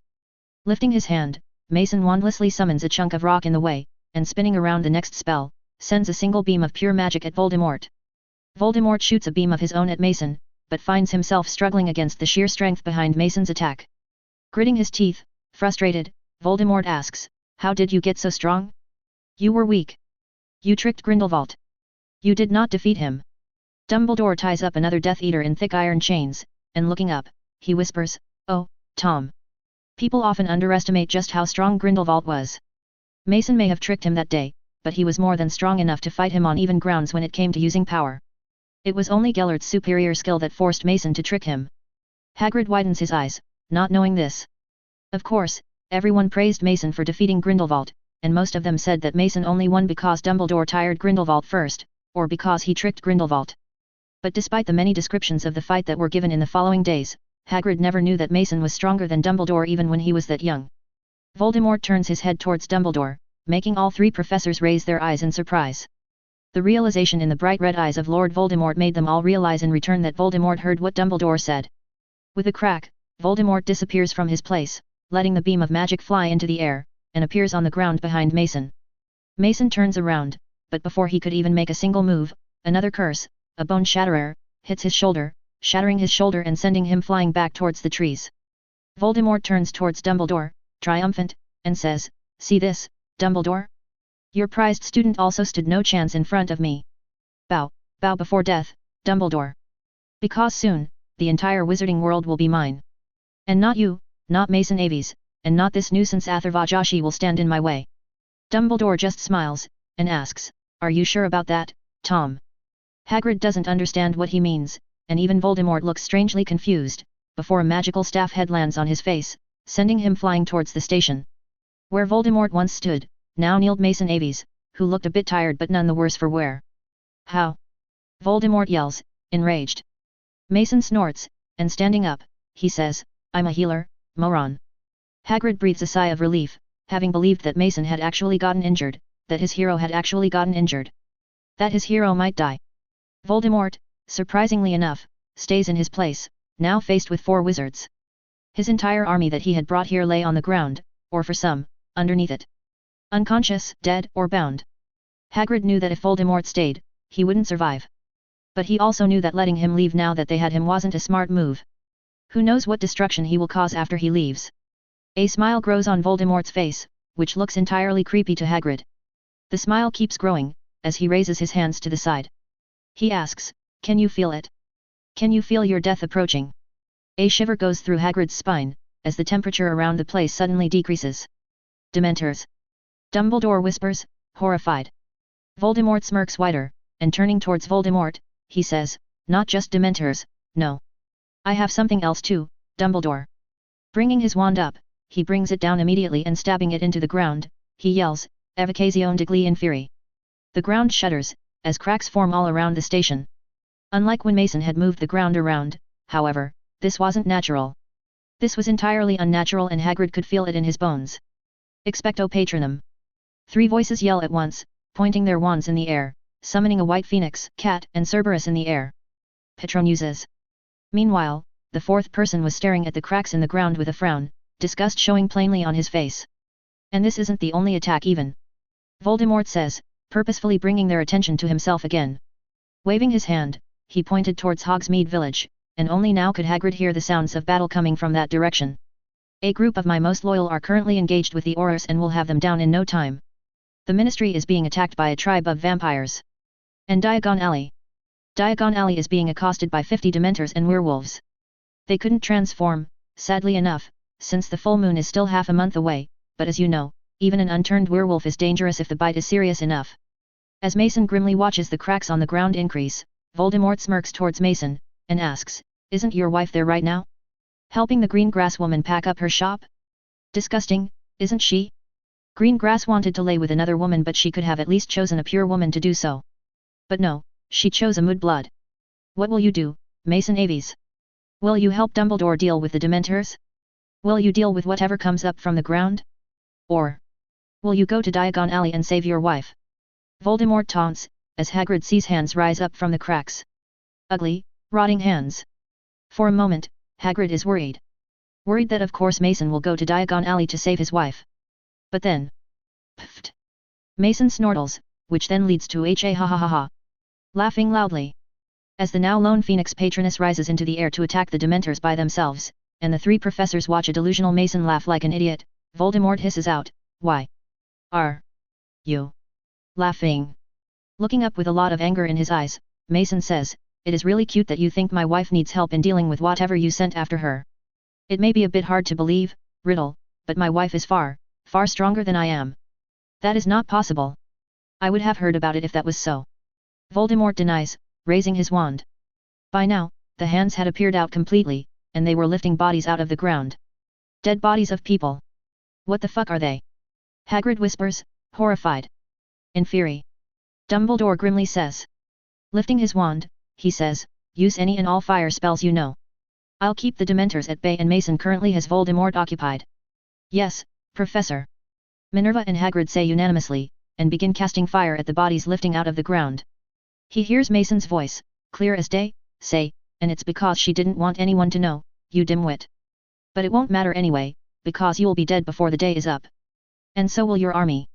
Voldemort snarls, and says, like I will die to someone like you, a muggle lover.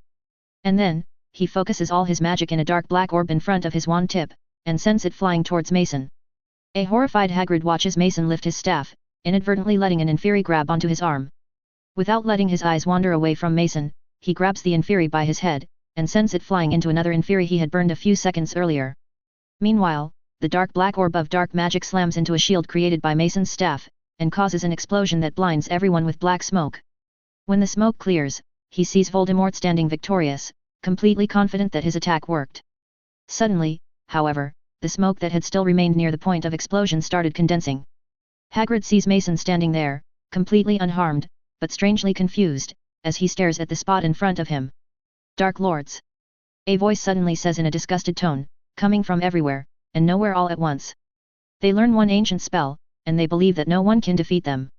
Suddenly, each and every Inferi, as well as the Dementors that were being slowly pushed back by the Patronuses combust, as a blue-black flame catches hold onto them, and starts covering them up. Scree! The Dementors screech, and Hagrid notices in horror that the blue flames were actually hurting them. Killing them. Voldemort lifts his wand, and starts spinning around, trying to see where the voice had just come from. Show yourself, coward! And then, Hagrid sees him. Standing right in front of Mason was a man. He wasn't there before, it was as if between one blink and the next, the man just showed up. The man was dark-skinned, a bit similar to Hagrid's old classmate Probhaker Paddle, taller than Mason by a few inches, and a bit more muscular. His brown eyes were glaring at Voldemort, whom he was looking at in complete disgust, while he simply had his hands folded. Mason startles at the sudden appearance of the man, and takes a few steps back, pointing his staff at the man. And Hagrid fears, because there was just something about this man that made him feel as if he was a dangerous being and not just a man. Who are you? Voldemort asks, seeing his backup plan get destroyed oh so easily. The man snorts, and says, you know me. I've killed a bunch of your soldiers. Weak as they were, it didn't even take any effort to do so. Atharvajashi. Voldemort hisses, glaring at the man. Turning back, Atharvajashi looks at Mason, and says, relax. I have no intentions of fighting you at this time. I am here for him. You think yourself so strong. Your supposed feats do not scare me, Joshi. You may have defeated the goddess of death, but I have conquered death itself. Voldemort boasts, and Hagrid has to look at him in disbelief. Hagrid wasn't ashamed to admit that this Atharvajashi scared him, and from the looks of it, he knew less about the man than Voldemort does. Atharva chuckles, and slowly raising his hand, he says, you speak as if you stand an actual chance, Tom Marvolo Riddle. And then, between one moment and the next, Atharvajashi disappears from his place in front of Mason, and appears right in front of Voldemort, with his hand around Voldemort's neck. Voldemort suddenly finds himself higher up in the air, lifted off by his neck, struggling to breathe. As Voldemort tries to get out of the grip, Atharvajashi turns towards Dumbledore, and says, tell your ministry to keep the criminals imprisoned, and to actually check before declaring them to be under the Imperious Curse. Because if not, then they will face the same fate that Abraxas Malfoy faced. And then, he disappears, taking a red-faced Voldemort with him. For a moment, there's only silence, as the four people stare at the place Atharva and Voldemort just disappeared from. Hagrid had a lot of questions in his mind. Who even was Atharvajashi? What did he do, and why was Dumbledore scared when he introduced himself? How did he defeat Voldemort so easily? Where did he take him? Why didn't he interfere when the other Dark Lords came very close to actually ruling the world? That and so many more questions ran through all their minds. But they all knew that it was highly unlikely that they would ever get any answer. Well, that was fucking weird. Mason says, summing it all up in 5 words. And Hagrid heartily agreed with the sentiment. Hagrid hoped, really hoped, that this Atharvajashi was actually going to take care of Voldemort and that he wasn't on Voldemort's side. It could be a trick to help Voldemort escape, and even Hagrid knew it was likely. But he would only know when the time comes. A/N, ta-da. Sorry for being late, I was having issues actually putting the chapter into words. I wrote the summary down, but I just couldn't make my mind up. I first wrote the entire chapter in Mason's POV, but since Mason is so OP, everything felt boring, so Hagrid's POV began. And yet, I deleted 3/4 chapter and began again. Anyway, Atharvajashi came and kidnapped Voldemort, while Mason Aves panicked and took a few steps back. How was this possible? Any guesses? Anyway, this arc will be coming to an end within 5 chapters, at most 10. After which, expect a new story for the MCU part of it. For the X-Men, I might just write a separate story in summary format. Kinda like the first chapter of Harry Potter and the Chance at a New Life by Cosbos, which is an amazing story BTW, and it is what got me into Stargate/Harry Potter fanfictions, despite not being a fan of Stargate, TBH. The reason I won't write a full story yet on the X-Men part, is because while I'm writing this story I fleshed out the MCU part pretty well. But the X-Men part? I haven't even thought about how I want the timeline to go. So, yeah. No X-Men for now. They might make an appearance during the MCU parts relevant to them, but otherwise they won't be a major part of the story. Also, I might write another spin-off filled with one-shots of Mason's past adventures. Might.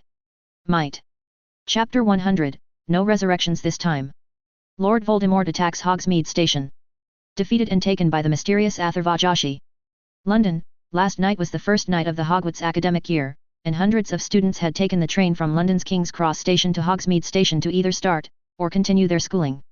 As it has been going on for every September 1st since 1950, the Hogwarts students were met at the Hogsmeade Station by the CMC Professor Rubeus Hagrid, who also serves as the groundskeeper of Hogwarts.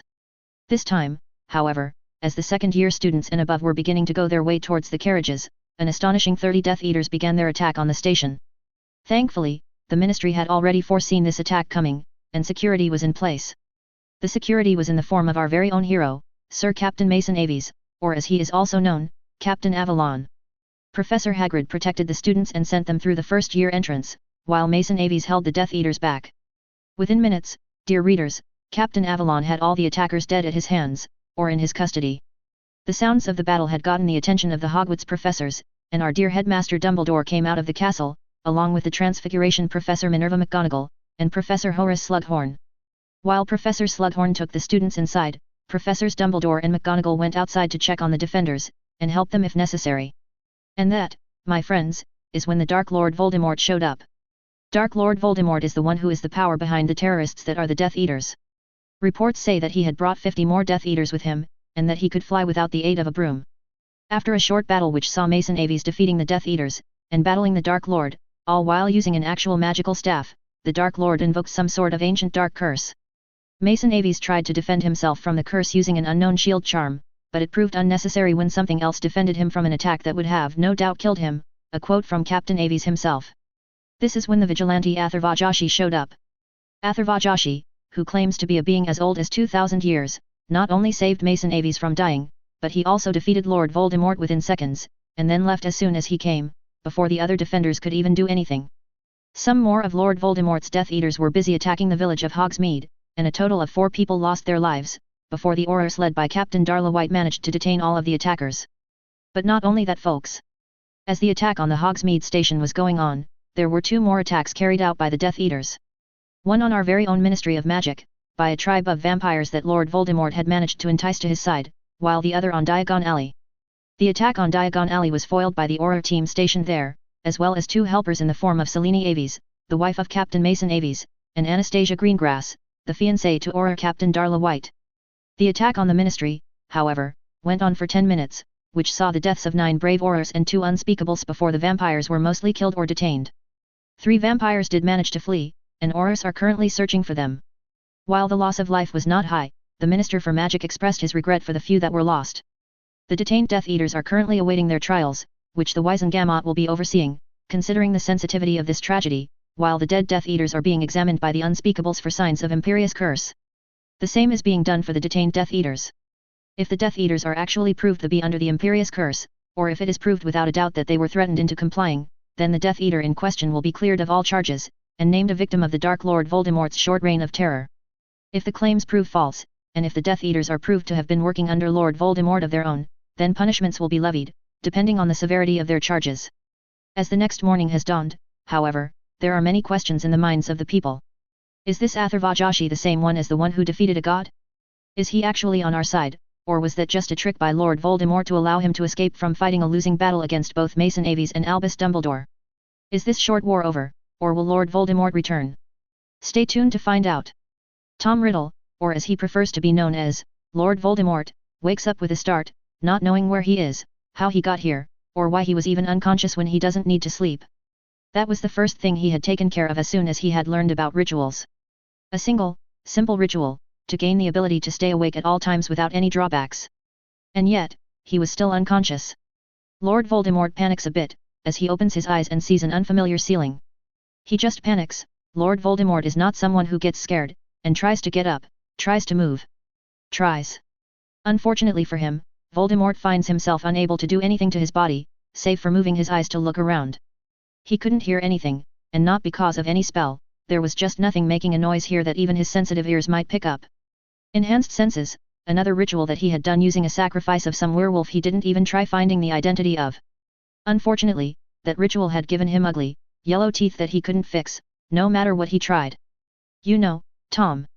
He suddenly hears, making him freeze. He tries summoning his magic, but just like his body, he finds himself failing to do a single thing. You have no idea how badly you messed up. No idea at all. He tries to ask, who are you, but his mouth doesn't work. However, his mind supplies him the answer anyway, recognizing the voice from somewhere. Atharvajashi, the man who saved the annoyance Mason Aves from his spell, and the one who captured him. So that's where he is. Imprisoned by Atharvajashi, a man who fought gods, if the tales are true. Glad to see your mind is still intact and that you remember me, Tom. The man says again, making Tom widen his eyes. How did he do that? How did he go through Lord Voldemort's mind without me even knowing? Lord Voldemort thinks to himself, trying even harder to get sensations back to his body, and trying to get a grip on his magic. I am going to pretend you didn't just wonder how a 2,000-year-old wizard who fought gods went through your occlumency like it was paper. He hears the man say. Voldemort hears the shuffling of a chair, and finally, he sees the man standing over him. Atharva just stares at Voldemort, and says, while you fruitlessly try to escape, or even get sensations back to your body, I am going to tell you a tale that will explain to you why you are dying today. Lord Voldemort wants to deny that he will die today, that he will even be harmed, but before he can even bring that thought forward, Atharva waves his hand and something floats above his head, so he can look right at it. The ring that he took from Morfingaunt, his uncle, and the chalice belonging to Helga Hufflepuff that he stole from a woman named Hepzibah Smith. The two Horcruxes that he had made after returning to life. Voldemort just stares at the two items, unable to even think anything, as he becomes more and more horrified. Did you really think they will remain hidden from me? I was there when Horcruxes were first created, you dumb child. I was there when Herpo the Foul was defeated. Does it now reach your tiny insignificant mind just how beyond your scope I am? Atharva asks, as calmly as ever. As the two items keep spinning over Voldemort's face, Atharva says, now, on to the tale. The tale begins around 2,000 years ago. I was young then, just 25 years old, and I was working in the Great Library of Alexandria as a scribe. There, I met a woman. You've heard about the royal mages of Egypt, I know, this woman was the leader of that group, while I was there. Tatiana, the High Mage. Tatiana was a wild one, she had a thirst for knowledge, and was one of the strongest witches around at the time, while being 2 years younger than I naturally, I fell in love with her, and slowly, she fell for me. Voldemort, who had now gotten out of the shock of his Horcruxes being found out, listens to the tale, wondering what the point of it is. What should he, the great Lord Voldemort, care about the love life of a 2,000-year-old man? Atharva hums, and if Voldemort was anyone else, he would have detected a hint of fondness to that sound. He then says, Tatiana was the one to kill Herpo the Foul, when he terrorized Egypt barely a month into our meeting one another. You might be thinking, I didn't know that. Why isn't this in the history books? It is because I didn't want it to be in the history books. After defeating Herpo, however, Tatiana got tired. She faked her death, and left Egypt. We met again, of course, and this time we had the opportunity to actually explore our feelings for one another. Due to reasons that I won't get into with someone like you, Tatiana and I separated once again, this time, for good. She left me, but I understood that she had her own justified reasons to do so. Tatiana went on to live her own life. She traveled the world, met new people, fought some enemies, and soon after one fight, she did something interesting. She had just killed some people, muggles that wanted to sacrifice a young witch to their god for riches and long life. You know how it is. Voldemort did know. He had seen a few rituals to increase his lifespan before he discovered Horcruxes, but he did not agree with being subservient to anyone, even a god. Tatiana, after killing all those people, adopted the little girl as her own. She taught her magic, taught her to defend herself, and gave the girl a childhood she wouldn't have gotten otherwise. Unfortunately, as it is wont to do, Tatiana's daughter grew up, she left to live her own life. The daughter fell in love, started a family of her own, and became a mother herself. Tatiana loved her grandchildren, loved her family, and so. When Tatiana's daughter grew old, and started dying, Tatiana gave up. She could have lived still, survived till 500 years of age even, but she lost the will to live anymore and died naturally at the relatively young age of 170 years. There's a short pause, and even Voldemort, who had stopped struggling for now, wonders what happened next. Softly, almost as if he was thinking out loud to himself, Atharva says, I was in love with someone else by then, a wonderful woman whom I love dearly still, but even then I couldn't forgive myself for not holding on to Tatiana a bit tighter. Not letting her go, or joining her in her travels. Maybe then she could have retained some strength to live. Maybe then she could have lived a long, long life with me. Maybe then I wouldn't have felt guilty about still being in love with her. Voldemort is grossed out, the talk about love going over his head. What does a 2,000-year-old man need with love? He could have ruled the world by now, if he, Voldemort, was in his place. Atharva snorts, and whispers, figures you'd think like that. Shaking his head, he continues, anyway. While Tatiana and her daughter died, her family lived still. And even I was alive. It wasn't possible to keep track of all of them, even for someone like me. It wasn't possible to make sure all of them lived long, happy lives. And, I also wanted to give them the freedom to make their own choices and live by them. But I did try to make sure they never died out completely. I made sure that the line of Tatiana's adopted daughter survived. Atharva then smiles down at him, and even someone as emotionally dumb as Voldemort could tell that the smile wasn't a nice one. Atharva then whispers, until you came here. And suddenly Voldemort realizes why Atharva Joshi interfered now when he didn't interfere in the world before. Because Voldemort killed a descendant of Tatiana, this Atharva Joshi's former lover. Atharva smiles wider, enjoying the panicking that he could no doubt see on Voldemort's face, and says, yes, you almost, killed off the line of Tatiana's daughter. Oh, her line wouldn't have become extinct, there are hundreds of people alive in Britain itself that share the same blood as Tatiana's daughter, but there was one family that was important to me. And your Death Eaters made it so now only one tiny baby, that hasn't even been born yet, remains of that line. He then leans back, giving Voldemort some space to breathe, and says, funnily enough, even you're her descendant Tom. The Gaunts, the disgraced line that I discarded 300 years ago when they began massacring their own blood just to ensure they're the only Slytherins left alive. I cursed them with misfortune for that, and focused most of my attention on the only other line of Tatiana's daughter remaining. The Potters. And that explained to Voldemort why Atharva Joshi began with Abraxas Malfoy. He was the one to kill the last Potter. Well, second to last, if a baby was going to be born someday. It seems a bit late, but Voldemort wasn't an expert in magical birthing, he doesn't know. Oh, yes. Fleamont Potter, the last descendant of my beloved Tatiana's daughter. The daughter for whom Tatiana gave up her longevity, and her life. And your actions cost him his life, and almost lost me the last connection I had remaining with Tatiana. I had foreseen something like this coming, I had foreseen you, the last Gaunt, turning into a Dark Lord and killing the last Potter. Although in my vision, that last Potter was Fleamont's still unborn son. And so, I killed you. I thought that was over, that you would remain dead and Tatiana's line wouldn't be in danger of dying out. Chuckling, he adds, but you didn't know how to stay dead, did you? You had to come back. Despite me destroying all of your Horcruxes, you came back. And while your reign of terror didn't last half as long as it would have, had my vision come true, you still claimed hundreds of lives. You should have run away, Tom. When you found yourself back to life, you should have taken it as a chance to start anew and run very far away. Maybe then you would have survived. But no, you had to come back here to become Lord Voldemort. You came here, and you killed Fleamont Henry Potter. Above all else, you claimed his life. Abraxas may have been the one responsible, but I know as well as you do that you would have killed the Potters someday anyway. You would have always gone after Fleamont and his family, my Tatiana's family. And once again, Atharva is right in Voldemort's face, who remains still, unable to move or do anything. Atharva glares at him, and whispers, and for that, Tom Marvolo Riddle, I claim your life. I would have imprisoned you for eternity, trapped you in your own mind, unable to do anything. But you don't deserve to live, not while Fleamont is dead. And this time, there will be no resurrection for you, Tom. Say goodbye to life. Voldemort widens his eyes, as he sees his Horcruxes catch on blue fire, the same fire that had killed the Dementors and destroyed his Inferi.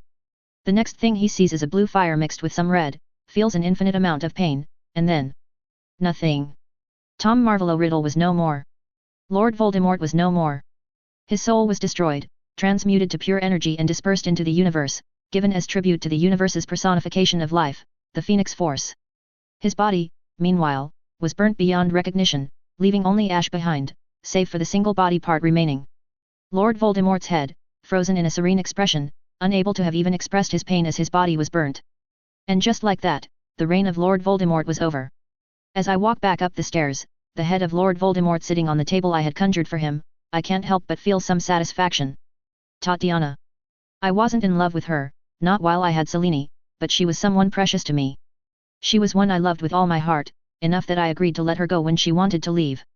And Tom almost killed off her family. Not blood-related, since she has no blood-related descendants, but her adopted daughter Cassandra was as dear to her as any blood-related one would have been. I do find it a bit funny that I am one of Cassandra's descendants, just like Tom and Fleamont were. Is he dead? Selene asks me, when I reach up to the Potter family sitting room, now back in the face of Mason Aves. Of course, I had done this in Mia's house. Voldemort's death, and his sacrifice to Phoenix was used to power up a ward that would ensure the line didn't die out for the next 1,000 years, as long as someone lived here. I nod, and sit down, silent. For a while, she doesn't say anything and neither do I. Do you hate me? I suddenly ask, looking at Selene. She looks away from the book she was pretending to read, and after staring at me for a while, she asks, why would I hate you, Athreos? I look at her, feeling uncharacteristically down, and ask, for hiding this from you? The fact that I still felt something for Tatiana even after she died? The fact that I was looking out for her descendants behind your back? The fact that I mourn her to this day? And that is all true. I may not have told Selene about this, or showed it on my face, but Tatiana's death is not something I have still recovered from. I still miss her, I still miss knowing that she's out there somewhere, alive. I love Selene, more than almost anything else, but Tatiana was the first woman I actually fell in love with. Her loss. It actually physically hurts me, to this day. Selene lifts up her hand, and for a moment I'm afraid that she will slap me. She then wipes my eyes, making me realize that I had unknowingly teared up, and whispers, you think I didn't know all that, but I always knew about that. I knew you loved her, and I do know it even now. But do you know something else? I know you won't leave me even if Tatiana somehow returns to life. Of course I won't. I whisper, looking at her, falling in love with her even more. She nods, and says, I know. I find it endearing, that even 2,000 years after her death, you mourn her. That you care enough that you tried to ensure the survival of her daughter's line. Do I hate the fact that you yourself didn't mention it before? Yes, but I respected your need for keeping it close to your chest the same way you respect the fact that I don't tell you everything about my old life. Leaning forward, she rests her forehead on mine, and says, I love you, Athreos. I always have, and I know your feelings for me are true. So no, I don't hate you for this. I sigh, and resting my eyes, I ask, what good fortune I have, that you love me. I am sorry, Selene. For hiding this from you, or trying to, as it seems you already knew this. Selene chuckles, and after kissing me softly, she says, your mind is good enough to keep me out now, but it wasn't so 1,000 years ago, let alone 1,900 years ago when we met. And sometimes, you thought so hard about trying to keep this part of yourself a secret that you unintentionally made it known to me. I chuckle, a bit relieved, and pull Selene closer, hugging her to the side. I love you, Selene. I am in love with you, and I am glad that you are in my life. As Selene returns to her reading, I kick my legs up, glad that this was over. Lord Voldemort was dead, and the only part of my life that had remained hidden from Selene was out in the open now. Suddenly, I straighten up, remembering something. I did find a few things in Voldemort's mind, you know. Selene looks up from her novel, and asks, oh? What's that? I found out how he came back to life. It seems my old enemy Nathaniel Essex has somehow regained his memories of me. I say, looking to her for her reaction. Nathaniel Essex, the slave to our brother and Sabanur, Apocalypse. Frowning, she says, that's worrying. He shouldn't have been able to do that, even before you got yourself thrown back in time. Your mind arts training was good enough to make someone like him forget anything you wanted. I nod, and say, yup, I completely agree. He couldn't have done it. Not alone anyway. Selene frowns once again, and for a second I leave her to her thoughts. Finally, half a minute later she widens her eyes, surprised, and whispers, truly. I nod, a smile on my face, and say, oh, yes. I have found Kandra. It seems our dear missing sister has found herself indentured under Nathaniel Essex. A/N, Lord Voldemort is dead, his soul sacrificed to Phoenix. Isn't technically Tatiana's descendant, even if he also technically is, so don't scream at me for making it incestuous. Tatiana adopted a girl, which I did speak about in some chapter before, whose descendants include the Gaunts, and the Potters. Mason said that he discarded the Gaunts and cursed them with misfortune for killing off their own relatives. I did speak about this before, in the story. In CH21 titled Newts, Mason explains to Tina and Newt that somehow, all descendants of Salazar Slytherin save for the Gaunts had mysteriously died out in the same century. Mrs. Tatiana, but he loves Selene. Tatiana was his first love, but he has loved Selene for 2000 years. If Tatiana came back and asked for Mason's love, which she wouldn't do, but just consider in this case she does, Mason wouldn't just discard Selene in favor of her.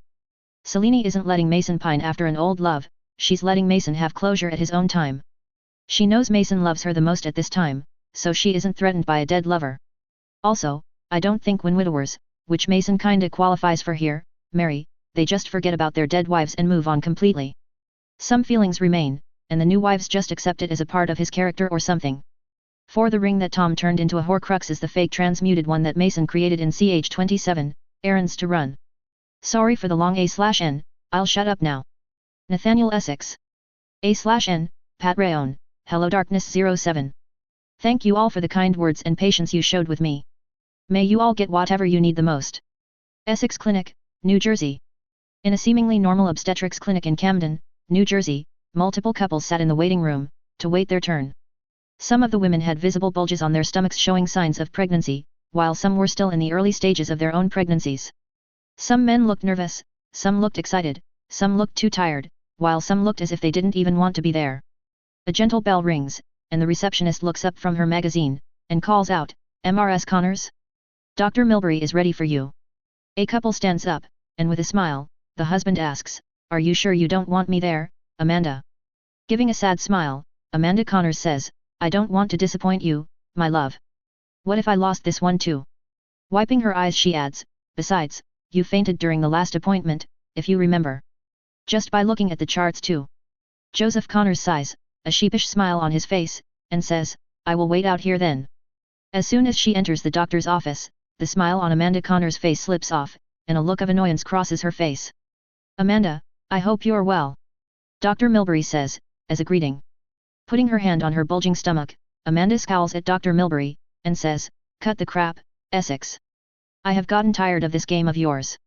Take this abomination in my womb out as soon as possible, so I can move away and rest for a decade or two." Dr. Milbury smiles still, and asks, "Do you not like this arrangement, Ms. Mueller?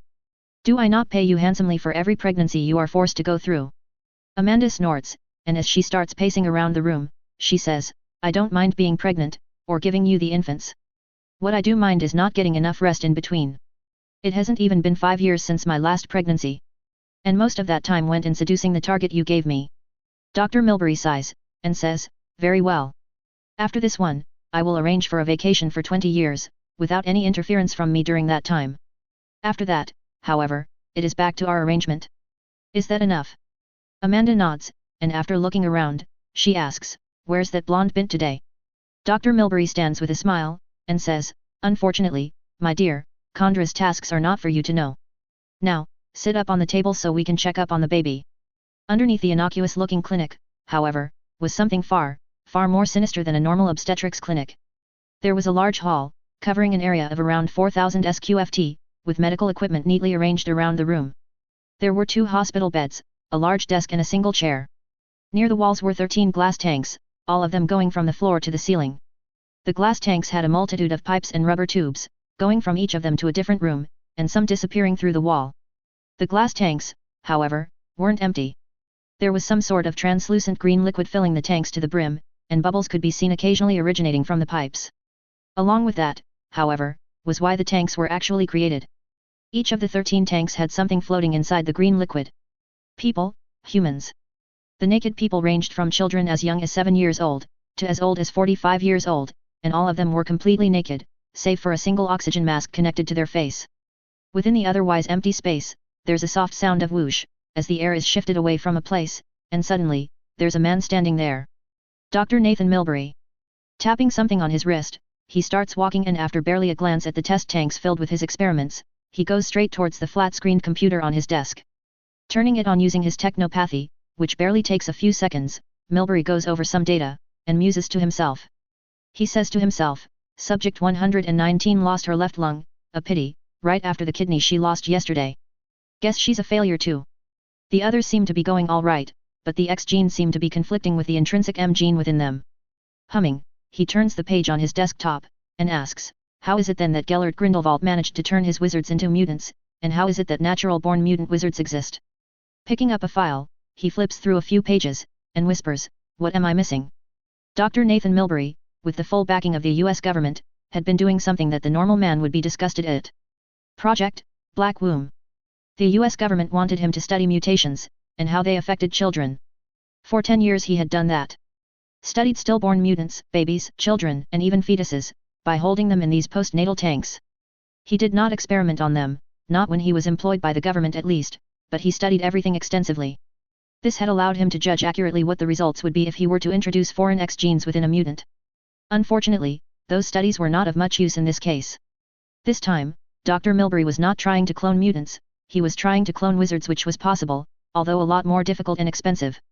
The first obstacle came when only some of his clones even managed to grow past the age of 2. Out of those that did, very few managed to survive at all, their organs failing them, and sometimes their minds not handling being brought back to life. He later realized after some background checks that for some reason, wizards that are alive cannot be cloned. So even if he had the genetic data of Albus Dumbledore, he wouldn't be able to create another Albus Dumbledore without killing him first. The same for Mason Aves, whose hair he had managed to get. This one just refused to be cloned at all, failing right in the early stages in fact. The second obstacle was the fact that the very few wizard clones that survived were almost impossible to manipulate into serving him. He could use telepathy, of course, but telepathy could be detected later, if not right after. Brainwashing, like what he had done with multiple children while working for Project Black Womb, was not easily detected, and he could use it even from afar. Thirdly, he couldn't implant the wizard clones with his spyware, since magic had a tendency to make electricity go haywire. Some EMP shielding worked, of course, but not when the camera is supposed to go inside the clone's eye, or when the mic is supposed to go inside the ear. And lastly, and the most important obstacle, came in the impossibility of the clones to be possessed. He could control clones using telepathy, he could possess their bodies, but no matter what he tried, he couldn't possess their magic. He couldn't just transfer his consciousness to the mind of a wizard and use their memories to use magic. As soon as he enters their bodies, the magic itself retreats away from him.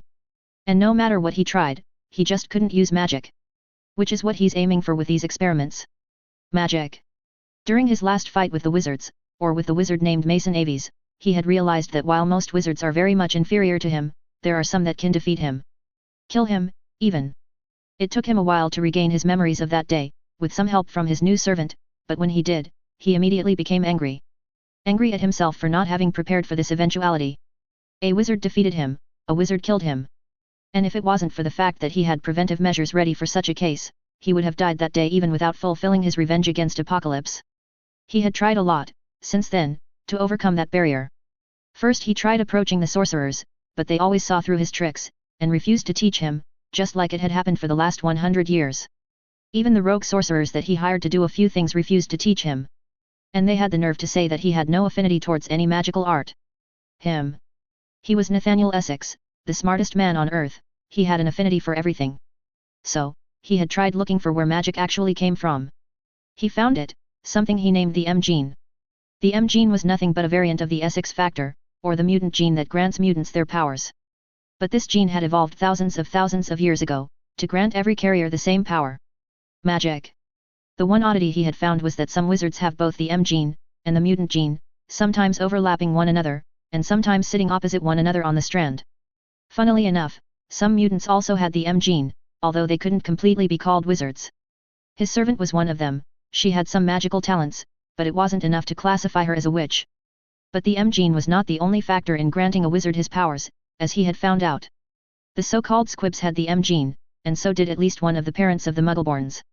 And that proved right when Dr. Milbury tried transferring the M gene from a wizard to a normal mutant. His experience allowed him to make the gene settle down peacefully, but sadly enough, the mutant did not gain any magic, or any affinity to it. The M gene remained dormant, and maybe, someday down the line, his descendants would become magical, but not anytime soon. And so, his dreams of possessing magic for himself remained just that, dreams. He couldn't inject the M gene within himself, since even if he succeeded, the magic wouldn't suddenly become available to him. A beep sounds, and a door on the other side opens up, letting someone enter the room. Without even looking up, Dr. Milbury asks, "What did you find?" The person walks forward, her hips moving tantalizingly, if Dr. Milbury was actually looking, and if he was interested, and she says, "He is dead." It seems Atharvajashi managed to catch up to him, and kill him. Here, you can read it all if you want. Keeping the files down, Dr. Milbury takes the offered newspaper and starts reading the article at the forefront of it, telling a tale of how Atharvajashi not only killed Lord Voldemort and a lot of his Death Eaters, but he also appeared right inside the highly protected and warded Wizengamot chambers, and showed them the head of Lord Voldemort, hence proving his deeds.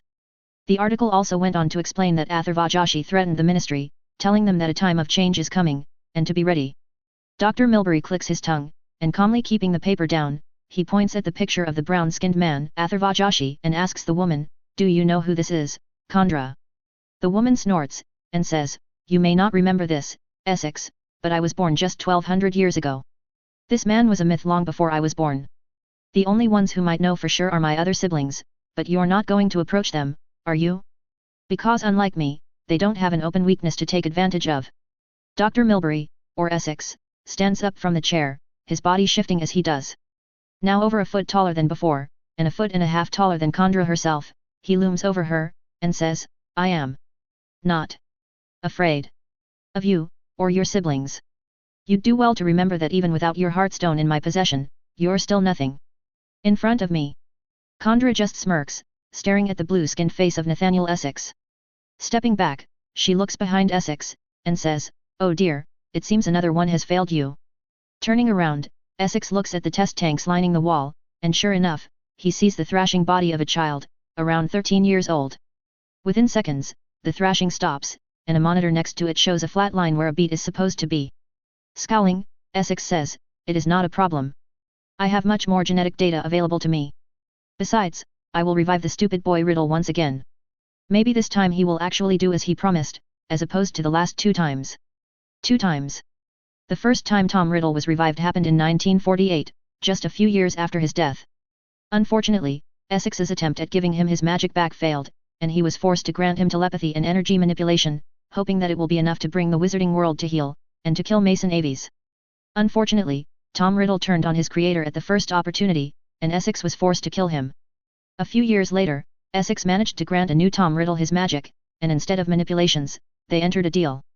Essex had granted him his new lease on life, and he would grant him the resources to get to Britain, and get a wand.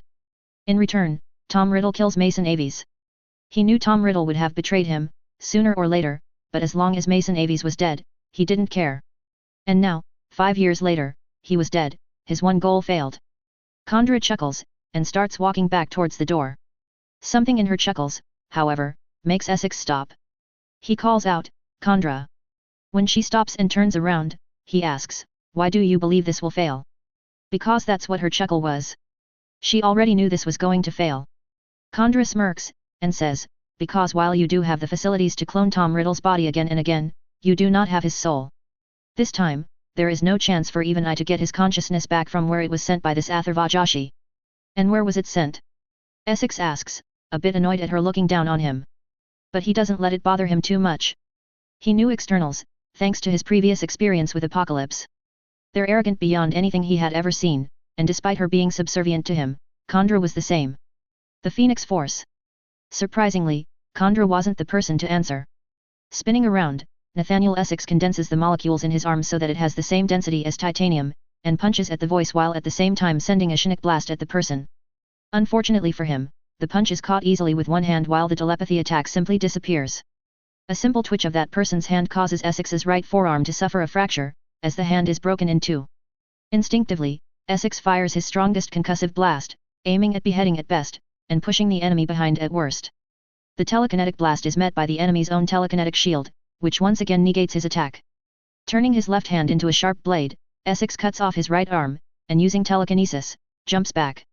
Even before he lands on the ground, however, he has a fully healed right arm once again. He looks up, expecting a follow-up attack, but finds the man standing right there, his back turned towards Essex, while he had his eyes on the experiments. So many people disturbed from their afterlife, all because one man couldn't accept that magic was not for him. The man says, sounding amused and morose at the same time. Essex looks around, hoping for some help from Kandra, but finds her laying on the ground, unconscious, while another woman sat near her with Kandra's head cradled in her lap.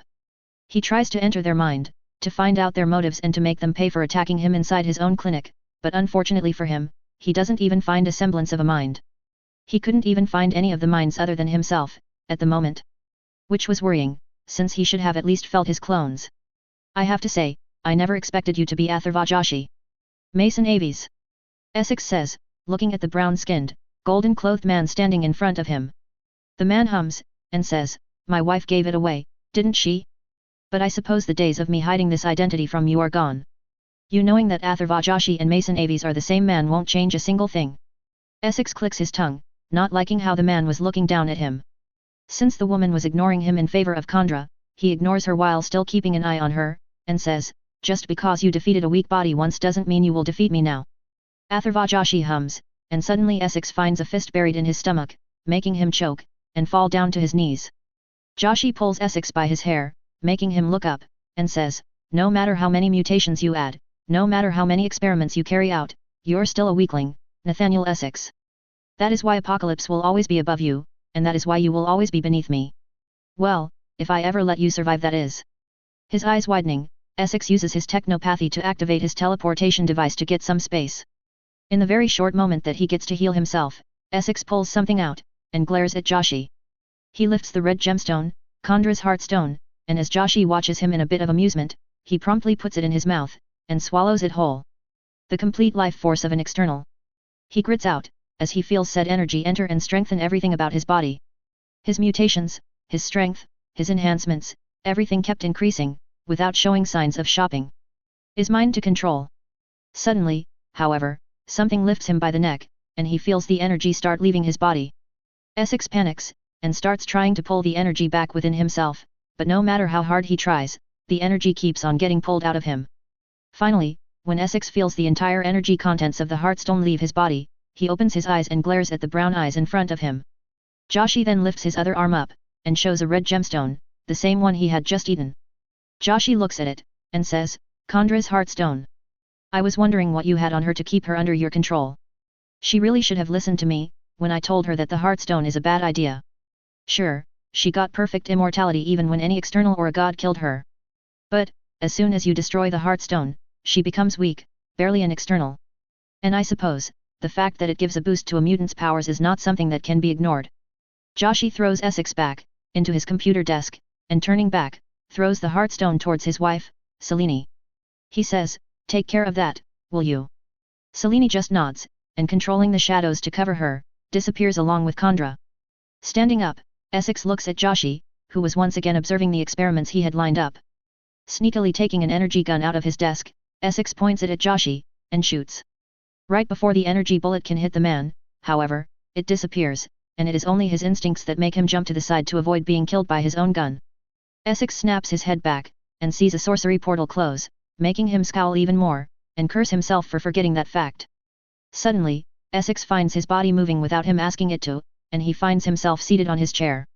He tries to regain control, but no matter what he tries, his body remains outside his control. Telepathy, telekinesis, body molecule manipulation, technopathy, it all failed to do anything to whatever Atharvajashi was doing to him. His body remains frozen in the chair, eyes following Atharvajashi as he went from one test tank to the next. You made a lot of mistakes, Nathaniel Essex. Cloning Tom Riddle, asking Khandra to gather his consciousness and his soul from the astral plane and limbo, respectively, was just the stupidest mistake of yours. Joshi says, putting his hand on one of the test tanks. He then turns towards Essex, and says, and that was a miracle in and of itself. You managed to clone a wizard, with science. You managed to not only clone a wizard with science, Essex, no, you managed to retain the man's magic, his essence, and his entire being.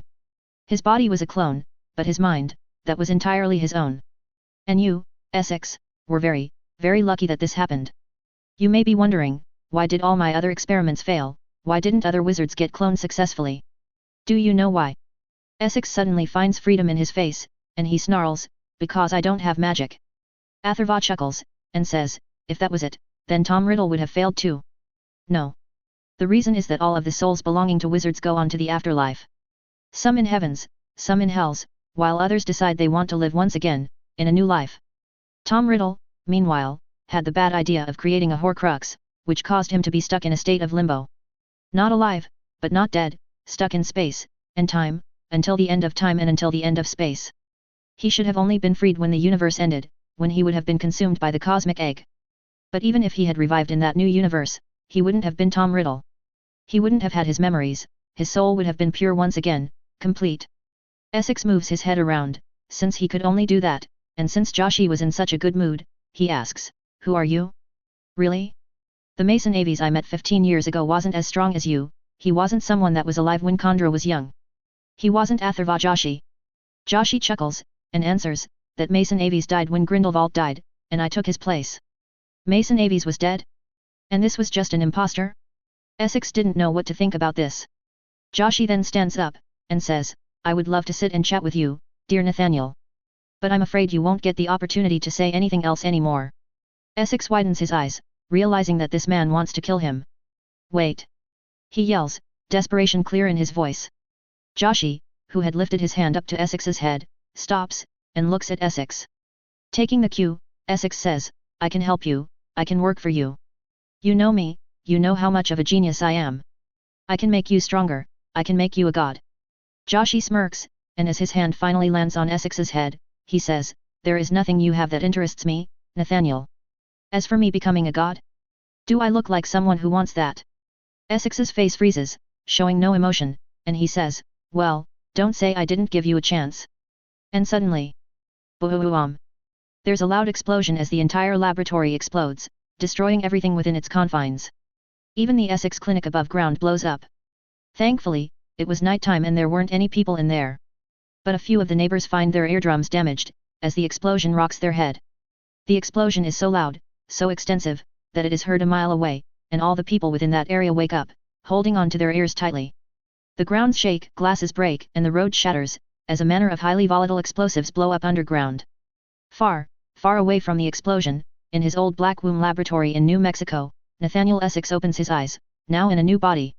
He gets up, already making plans to recover from the loss of that one lab, while deciding to stay low for a while, before he can go after the man, Atharva Joshi, once again. Suddenly, however, Essex freezes in place, his mind nor his body under his control. "You thought you could get away with it all?" he hears Joshi say, who he realizes is once again inside his private labs. "Your actions led to Tom Riddle killing a whole lot of people, your actions led to the death of a dear friend of mine. You experimented on wizarding children, muggleborns, and squibs. You tried to clone wizards. And that's not even counting everything that you did before this. You, Nathaniel Essex, have lost any right to live freely."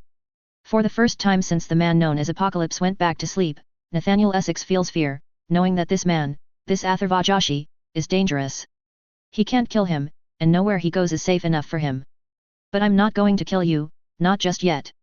First, I'm going to make you pay, and only then will you die." Joshi moves Essex's body around, so that he faces the golden armored man, and says, "You, Nathaniel Essex, are from now on my bitch. You will do as I say, when I say, and then, you will die. Completely. Just like Tom Riddle, there will be no resurrections for you." And then, Nathaniel Essex blacks out, any semblance of freedom gone from his mind. When he wakes up, Nathaniel Essex, the owner of clinics and laboratories all around the world, is no longer a scientist. Instead, he declares himself to be a philanthropist, with his first good deed being creating a charitable trust for the safety and education of children. "Is she okay?" I ask, as I enter our house. Selene looks up from Kandra's glowing red body, and says, "The separation with her life force has weakened her. It will take a few days for it to merge back together completely." Honestly, what was she thinking going through with this? I shake my head, and say, she wasn't. She thought that amongst externals, she was the weakest, and so, she needed one up on us, in case we turned on her. An eternal life with unlimited resurrections was something she felt would give her that. I assume Apocalypse had a hand in pushing her in that direction.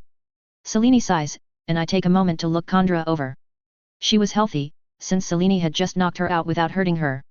There was a red glow covering her body, while a small spot over her heart glowed the brightest. "It must be where the Heartstone is. Is he dead?" Selene asks, still looking at Kandra, and I have no doubt that she was angry. "Externals. We don't have any love towards one another. But there's something that makes us connected." Selene would have killed Kandra without a moment's thought if Kandra had threatened any of our loved ones. But an outsider threatening an external and enslaving her is not something any external will tolerate. Shaking my head, much to her anger, I say, "Not yet. Nathaniel Essex will have a month to give away everything belonging to him. His labs are currently being destroyed by the unspeakables in Cassiopeia's miss, and I've made sure that nothing within those labs survives. At the end of this month, Nathaniel Essex will die. As for his prisoners, that was why I got the miss involved. There are multiple mutants that Essex captured, as well some of the mutant and squib clones that survived. Their brainwashing will take some time to get rid of, but after that, they'll still be strangers to this world. The miss will give them a chance to learn how to live once again. Training, along with credentials, will allow them to do whatever they want in their life, in exchange for a short period of 5 years of contractual employment in the miss. Sighing, I say, Nathaniel Essex won't be a threat to anyone ever again, Selene. Trust me. If he manages to get free, which he won't, I will kill him without any hesitation. Selene nods, accepting that.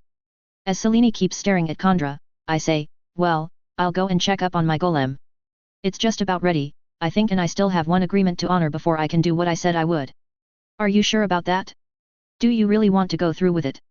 Selene asks, as I start walking towards the door. Stopping, I turn back, and looking a hell of a lot sad, I say, you've seen what muggles can do, Selene. Tell me, how long do you think the wizards will manage to remain hidden from them? How long do you think wizards can fight if the muggles decide they want to experiment on magic just like Essex did? No, this has to be done. I don't want to be forced to fight, Selene. Not the entire world. Because I know that if it came to a war between the magical and muggle worlds, and I was forced to choose a side, I would always choose the magical one. It has its faults, a lot of them, but still, the magical world is mine. And so, this has to be done. Soon. Shaking my head, I apparate to my alchemy lab, not willing to discuss it right now. Looking at the dark brown potion that had been bubbling for a few years now, I sigh, and summon something from the nowhere. The resurrection stone. While holding the stone in my left fist, I pick a bone from the table, and slowly drop it inside the alchemical solution. As the potion bubbles, and lifts up into the air, taking some sort of small humanoid shape, I close my eyes, and whisper, King Ragnarok the First. Well, time to temporarily resurrect a goblin.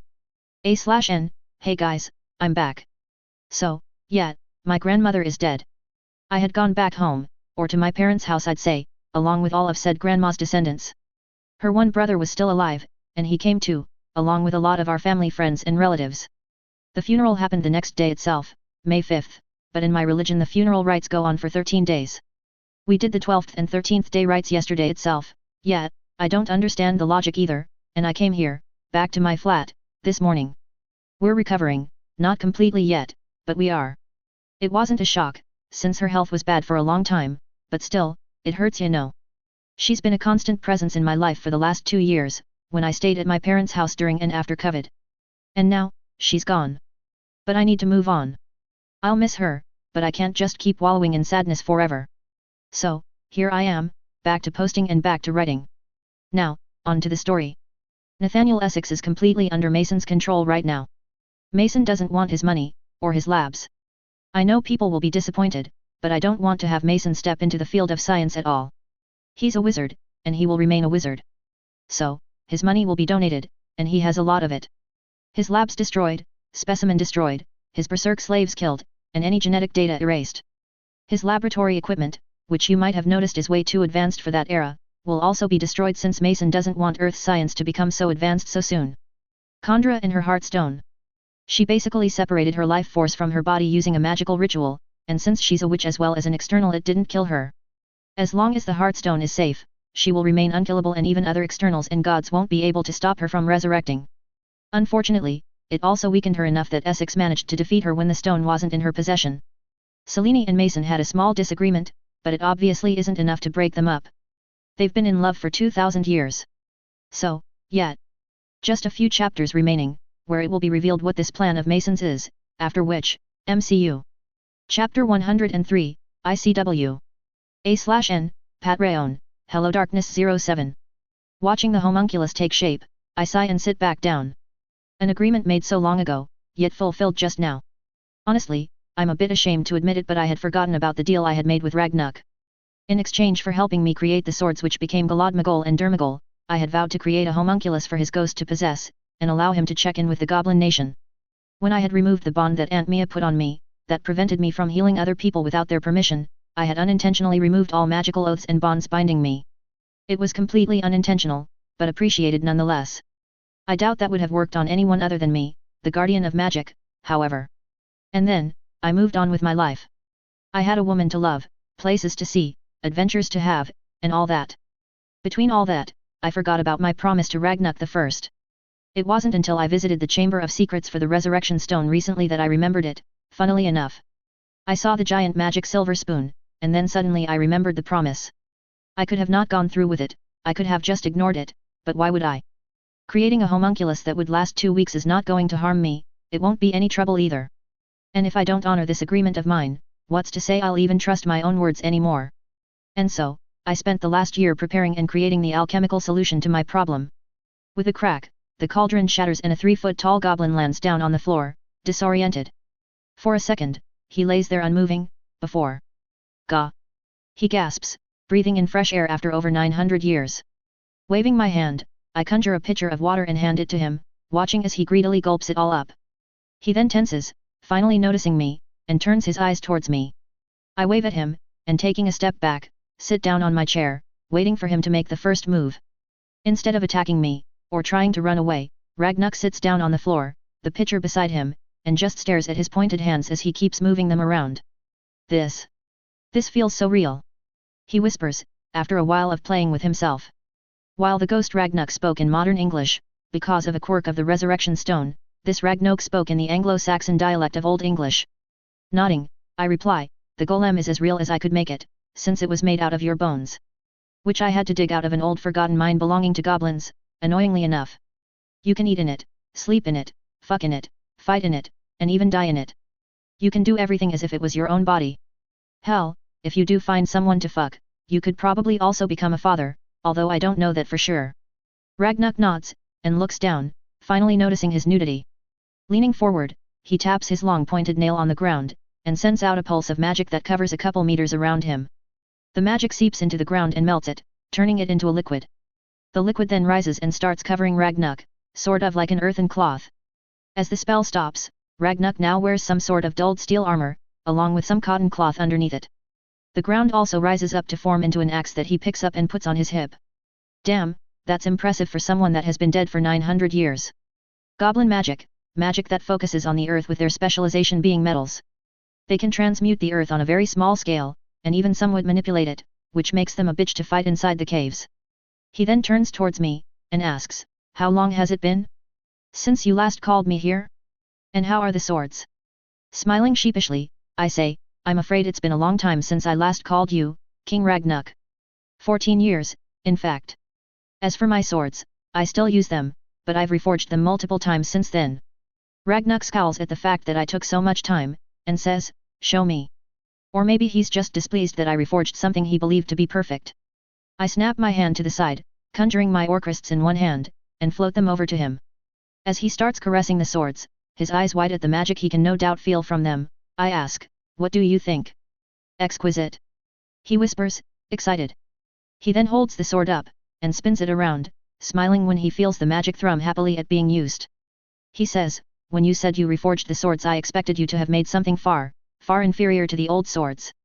But this is perfect, better than the original 2 swords that we reforged, even. I can see the greed in his eyes, see that he wants to keep these swords for himself. Smiling in amusement, I say, you won't be able to steal them, you know. He startles, and glares at me angrily. I say, the swords are bound to me, and they will always come to me, no matter what you try. Besides, you may have forgotten it, but I haven't. The swords won't work against me. Ragnarok snarls, and with a wave, sends the 2 swords over to me. Looking around, he then asks, enough talks, I need to go back to my nation. Tell me how I can do that, show me the way, and I will consider our agreement terminated. Nodding, I wave my hand, conjuring a portal to a side alley inside Diagon Alley.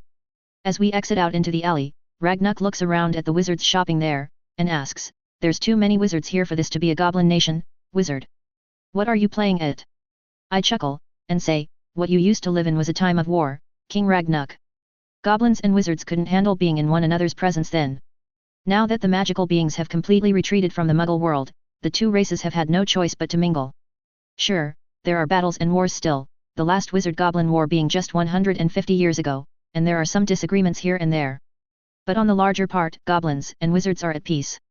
As much peace as there can be, to be honest.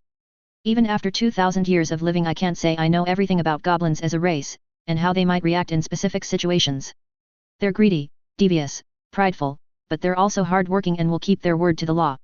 At least, until they find a loophole, which they almost always do. I don't believe you. Ragnuk says, putting his hand on the axe on his hip. Snorting, I say, come with me then if you don't believe me. I'll drop you off to the door to the goblin territory, and then leave you to it. After that, what you do is not my problem. Honestly, what can he even do? He won't be able to remember that Mason Aves was the man who brought him back to life. For him, I'm just another wizard whose face he won't be able to remember. And what he does next is not my problem. I have much bigger things to worry about than a dead goblin causing chaos inside the goblin nation, and I have no doubt that it will lead to chaos. At least it won't lead to anything like a massacre or a genocide. I know his character, having been inside his head. Ragnuk was a good goblin king in his time, and he actually cares about goblins. At most, he will try to overthrow the current king and die trying it. Or he'll succeed and then die 2 weeks later. Anyway, my job done, I show Ragnuk to the stairs of Gringotts, and after sensing the wards around the place, as well as the 2 goblin guards standing inside the doors, he waves me away. International Confederation of Wizards is an organization created just around 300 years ago, for the sake of international cooperation, with their most important aim being the establishment and management of the Statute of Secrecy. Within each nation's ministry, there is a room that contains nothing but a single door inside it. This door, or gate, leads straight to the headquarters of the ICW, in Vienna. It takes a set of keys held by the nation's representative, as well as the nation's Minister for Magic, for the gate to turn on, only after both of which are used will the gate allow one to pass through. While most nations send just their national representative, the designated diplomat, they are also allowed to be accompanied by one other member of the office of the Minister for Magic of their nations. Sometimes, even the minister themselves may appear. This time, however, Albus Dumbledore was the only person from the British Ministry of Magic to enter into the meeting chambers of the ICW. He didn't know what to feel about the recent events. Tom Riddle was dead, once again, and he was killed by someone claiming to be a myth. Whether it was true, he didn't know, but he knew that the man was far too strong to be just a man. Shaking his head, Albus thinks, I will do my job, and let the Aurors and Unspeakables do theirs. For now, let's start with the meeting. As the Supreme Mugwump of the International Confederation of Wizards, I call this meeting to order. The Supreme Mugwump, an old Norwegian man named Jacob Koss, says, banging the gavel down twice once all the members are seated. Mr. Dumbledore, you may begin with the first event on the agenda. Albus Dumbledore, the British representative, nods. Standing up at his seat, he looks around at the people gathered in these halls, and says, as you no doubt know, the Dark Lord Voldemort is dead as of 3 days ago. He came to Hogwarts to attack the school, and was stopped by the appearance of a man who calls himself Atharvajashi. The British government has declared the threat to the statute over, and has retracted the request for help. At the same time, they have asked me to put forth a request to the esteemed nations for any information they may have on an old mythological figure named Atharvajashi. Atharvajashi. A young Indian man of around 40 asks. Nodding, Albus says, he says so, yes. Whether it is the same Atharvajashi from our legends, we do not know. But from what I saw, this man was most definitely strong enough to be the same man. The Indian representative looks to the side, where the assistant to the Indian Prime Minister for Magic sat, and says, do you have it? The assistant nods, and pulling a file out, hands it to the Indian representative. Taking it, he stands up. The court recognizes Mr. Pundalikbird, staff crafter and alchemist, and the Indian representative for the ICW. The Supreme Mugwump says. A/N, Bird pronounced as Berde, and Pundalik pronounced as Pundalik. Nodding at the Supreme Mugwump, Bird says, as soon as we heard about the events of 3 days ago, and about the name, we began searching for answers. We couldn't dismiss the chance that one of ours had gone rogue. Well, while a lot of our wizards have gone rogue, thanks to the events carried out by Great Britain, none of them are named Atharvajashi. And our scholars found many things about the name. He first showed up in our history in the 1st century BC in Nalanda University. He didn't stay there for long, just completed a trade of knowledge, and left after reading some more books about divination and soul magic. After that, the name was noted down as a student of Kamar-Taj, and during his tenure as a sorcerer, he became the master of the British Sanctum. The next he showed up was during the fight which your people know about. The fight against a god which led to the King of Gods descending down. And then, he vanished. He hasn't been seen since then. The American representative, John Smith, scoffs, and asks, what bullshit is this? Why are we even discussing this man? This myth? He is a British problem, just like Voldemort was. He is not a concern for the ICW. Besides, I doubt this man is the same one from your myths. No wizard can live that long. The Indian wizards get outraged, and for once, Even the Nepali, Sri Lankan, and Pakistani representatives agree with them. And even Albus couldn't help but agree. Voldemort may not have caused much damage to the world, not as much as Grindelwald did at least, but Albus had no doubt that if Atharvajashi, or even Mason Aves, hadn't interfered, he would have become a far more dangerous enemy. And Atharvajashi, this man came into the Wizengamot chambers as if they belonged to him, ignored the wards as if they weren't there. If there is one man that could be called a world threat, it was this man. For a while, there's a cacophony of noise as men and women yell over one another, trying to prove that they're the only correct ones. Suddenly, however, there's complete silence even when mouths keep moving. With a rustle of clothes, a man stands up, and Albus smiles, seeing the annoyed look on his old friend's face. Nicholas Flamel looks at them all as if they're children, and says, "You're all representatives of your nations, people, behave like it." Mr. Smith, I don't have to remind you that a threat to one nation's statute of secrecy is a threat to the statute in all nations now, do I? Sufficiently chastised, the people that were yelling just a moment ago sit back down. Nicholas, however, remains standing, and says, as for the age concern, yes, it is perfectly possible for the man named Atharvajashi to have lived that long. From the 1st century BC to now, without dying. Why, I personally know 2 more people that have done so and remain hidden to this day, staying away from, pardon my words, mortal affairs. I know multiple others who have lived for far, far longer. Truly? Smith asks, astonished. Nicholas nods, and says, what did you think? That I was the oldest wizard alive? No, dear boy, I am simply the only immortal wizard that chose to still mingle amongst others, even if it is very rarely done. There's a chorus of murmurs, as people talk amongst themselves. Pundalitbird stands up, and asks, Master Flamel, it sounds as if you have contact with others like you, long-living people. Have you ever met this man, Atharvajashi?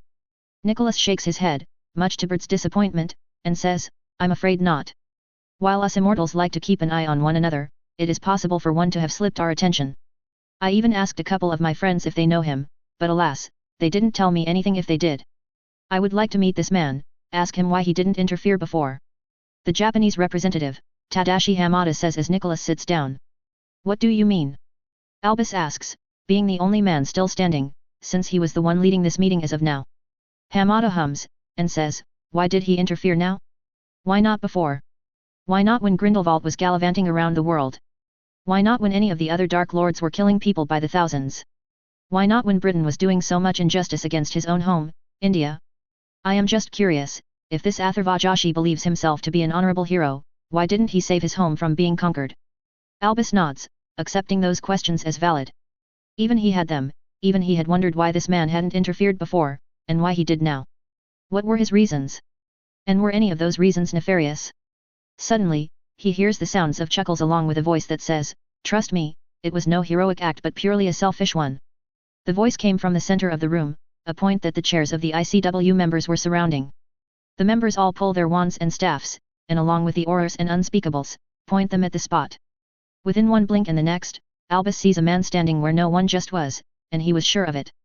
The man stood in his place, his hands raised to show that he came here unarmed, but the amused smile on his face told Albus that even unarmed, the 300 or so members, auras, and unspeakables, currently inside the halls were no match for him. I come in peace, honored members of the ICW. The man says, and how can Albus ever forget this face? The face that made him feel useless, feel weak beyond anything. The face that made him feel fear for his life. Atharvajashi. Albus whispers, his wand hand shaking a bit. Atharva looks at him, and smiles. He says, I know you, you're Albus Dumbledore. You were there that day, when I captured Tom Riddle. Why have you come here? Albus asks, seeing that no one was making a move to attack him, which was uncharacteristically smart of them. Atharva raises his eyebrow, and says, I came here to talk, and to warn you all of something. Talk? Frowning, Albus asks, is this something the same great change you warned the Wizengamot about? Why, yes it is. Atharva says, smiling wide. What are you all waiting for? Capture him. The French representative yells, shooting a stunner at the man standing in the middle. Before Albus can warn them not to do that, 100 more spells follow, while some just look on, wide-eyed. Atharvajashi however just raises his hand, casting a glowing yellow shield that swallows all the spells without harming even a single scratch on his body. He then snaps his fingers, and all the wands inside the room belonging to everyone vanish from their hands. Even Albus's wand was nowhere to be seen, and he wasn't even one of the attackers. Raising his eyebrows at the terrified people, Atharva says, I suggest not trying that again. Trust me, you do not want me as an enemy. Who are you? Smith asks, taking a step back and falling down on his chair. Joshi turns towards him, and says, I am who Albus and Bird over there said I am. Atharva Joshi. A wizard, sorcerer, scholar, healer, librarian, and most importantly, the guardian of magic. I am the same Atharva Joshi that studied at Kamartaj, exchanged knowledge with the professors of Nalanda University, and fought the goddess of Asgard. All of them are me. How can we believe you? You could be just some man claiming to be the old myth. Someone from the Asian side yells, and when Albus looks at the voice, he finds himself staring at a Chinese woman he knows to be Yazhao, the Chinese ambassador since the 1920s. Atharva nods at her, and with a smile, he asks, Did you forget me this soon, Madame Yazhao? After the help I gave your sister, and after we fought a demon together? Why, if I didn't know any better, I would say you're doubting my claims. What? He didn't know Madame Yazhao had a sister. Contrary to what he expected, Madame Yazhao just smiles, relieved, and says, I am so glad to see you're still alive, Atharva. I had thought you were just an imposter. Once again, what? She then looks at the astonished faces of all those around them, and says, I am older than I look, far older. I was already thousands of years old when I met Atharva in the time that he was the Sanctum Master. He helped me and my siblings fight a demon, and then he helped my sister with an issue of hers. No imposter would know those details. Albus frowns, questions going through his mind faster than he can think clearly. Madame Yazhao was thousands of years old? And she was pretending to be just over 90? He should have expected it, since she hasn't aged a single day since he first saw her, but still. This was something he did not see coming. Why? The Indian representative, Bird, asks, standing up once again.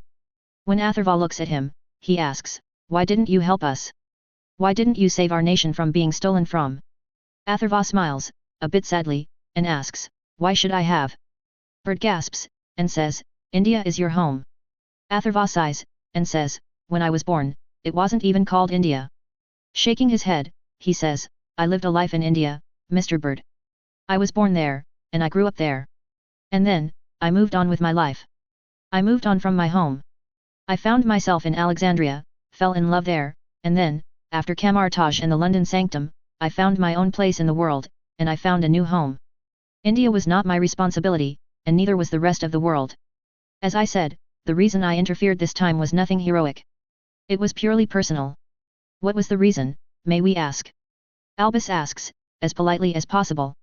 Atharva glances at him, and then turning towards Madame Yazhao, he asks, Do you remember the woman I was with when I was the Sanctum Master? Madame Yazhao nods slowly, and says, Her name was Tatiana. I believe. By now, all of the other members were silent, either due to fear, or due to curiosity. No one dared to speak anything, but Albus could tell that the Indian members were not pleased with the excuse he had given before. Atharva nods, and a strange look crosses his face as he says, Soon after you left, Tatiana and I separated.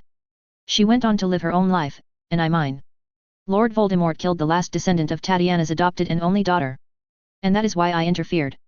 If he hadn't done that, I would have left you mortals to live your own life without my interference just like I have done for the last 2,000 years. Simple as that, I needed vengeance for what Tom Riddle did. For a few seconds there's silence, as people take it all in. Vengeance? Was it all an act of vengeance? So many terrorists killed without a trial because one man needed his vengeance justified? Atharva then says, Besides, even if I had interfered, Mr. Bird, what would your nation have done then? They would have put me on a pedestal, made me into a savior like they did to Gandhi, Bhagat Singh, and Nehru. I don't like that, being put on some sort of high horse for something that didn't even take me any effort. And then, I would have felt some sort of responsibility with taking care of the nation, which is a chore on its own when the nation in question is so stubborn. And that's why I didn't interfere. Most of the time. What do you mean? Someone asks, his voice trembling through the silence. Atharva waves his hand, and says, I introduced myself as the guardian of magic, it wasn't me being conceited.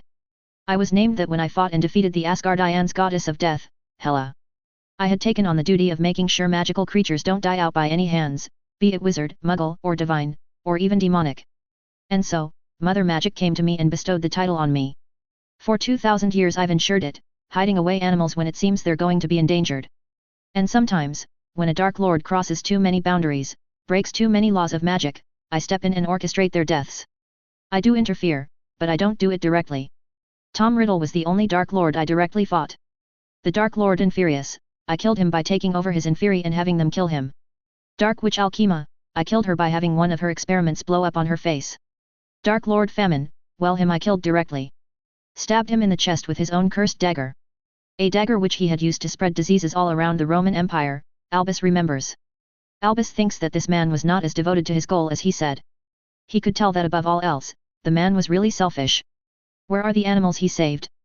What happened to the animals he couldn't save? Because he doubted that the man saved all animals from extinction for 2000 years. Ignoring that for now, since this is a superior wizard to him, Albus asks, you said something about a warning. Bringing the conversation back on topic before the others interfered. Atharva nods, and his face suddenly becomes serious. He then looks at them all, and says, as I told the Brits, a time of great change is coming. And I have come here to help you deal with it. What? Someone asks, and Albus is far too worried to even look back to see who asked that. If even Atharva Joshi, who didn't come before them all when so many Dark Lords have gone through, finds a matter worrying, it makes anyone worry even more. With a grim look on his face, Atharva says, within 3 decades, 5 at most, the statute of secrecy is going to become void. Muggles will begin actively hunting and experimenting on wizards, until slowly, there's an all-out war between wizards and Muggles. As a matter of fact, one of them has already begun. Immediately pandemonium begins, as people start yelling at once, giving no regards to where they are. And Albus could understand it. If what Atharva said was true, then the wizards were in danger of facing another war they might not win. A/N, Atharva has shown himself to the ICW because he wanted to give this warning. Ominous, no? Some people have guessed what will happen, and I won't say what, because I am still conflicted between 2 choices. Ragnuk, I'm still keeping his plot open, I might bring him again and show what chaos he causes in the 2 weeks that he has in this world. Madame Yajao is the eternal named Circe, for anyone that doesn't remember. Chapter 104, ICW 2. A/N, HelloDarkness07. Albus didn't know what to think anymore. A mythological figure he didn't even know about was real. Madame Yajao, the Chinese ambassador, was at least 2000 years old, and has had contact with this Atharva Joshi, and there's no speaking of her siblings, who are also probably still alive. The fact that there are immortal wizards other than Nicholas and Pernell, and the old Barry Wee Willy Winkle was also surprising. And judging by how strong a 2000-year-old Atharva Joshi is, there's no saying that the other immortal wizards will be anywhere easy to handle. Or if it was even possible. And now, they had just learned that the statute of secrecy was going to become defunct. That Muggles will find out about wizards within 50 years at most. That Muggles will try an experiment on wizards, just like Hydra did with Mason Aves. And worst of all, that one Muggle has already begun doing it. With all these sudden revelations considered, it was no surprise that the entire ICW meeting chamber was full of shouting and yelling, of some people denying the redundancy of the statute, and of others yelling for ideas about what they can do to prevent it.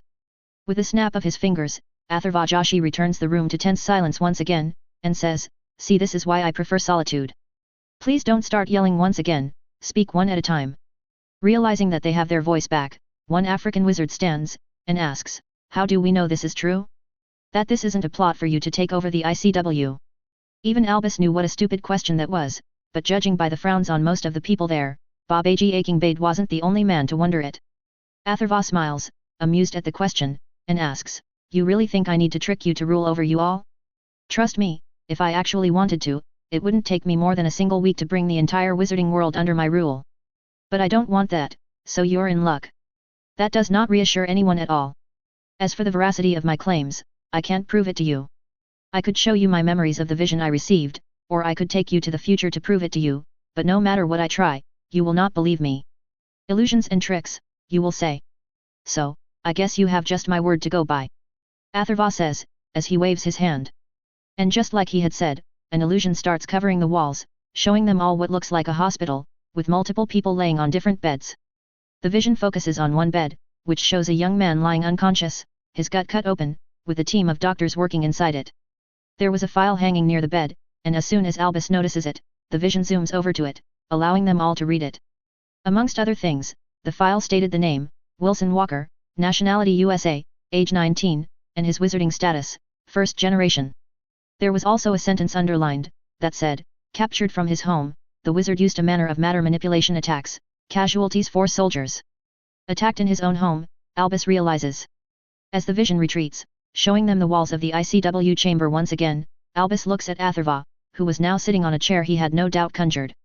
Looking up, he says, "That was just one wizard. As you no doubt saw, that particular room contained multiple beds. There will be countless such rooms, with countless beds, with muggles trying to tap into the secrets of magic. And that vision will come true, if you do nothing to prevent it. What can we even do? Someone voices, while Albus is too distracted with horror to notice who. Children will be experimented on. Attacked in their homes, also muggles could find out how wizards use magic. So they could use magic themselves? Did Gellert know this? Did his sight see this? Was this why he was so adamant about wizards ruling the world no matter the price? For the greater good? Why don't we take preventive measures? Put shadow rulers in place so that whatever future this happens in never takes place. Why not yell for the greater good while we're at it? Honestly, this is why Grindelwald was so successful. This is just a trick to make us war with the muggles. There will be no experimentation. Albus looks up at Atherva, and sees him snort. He says, no experimentation?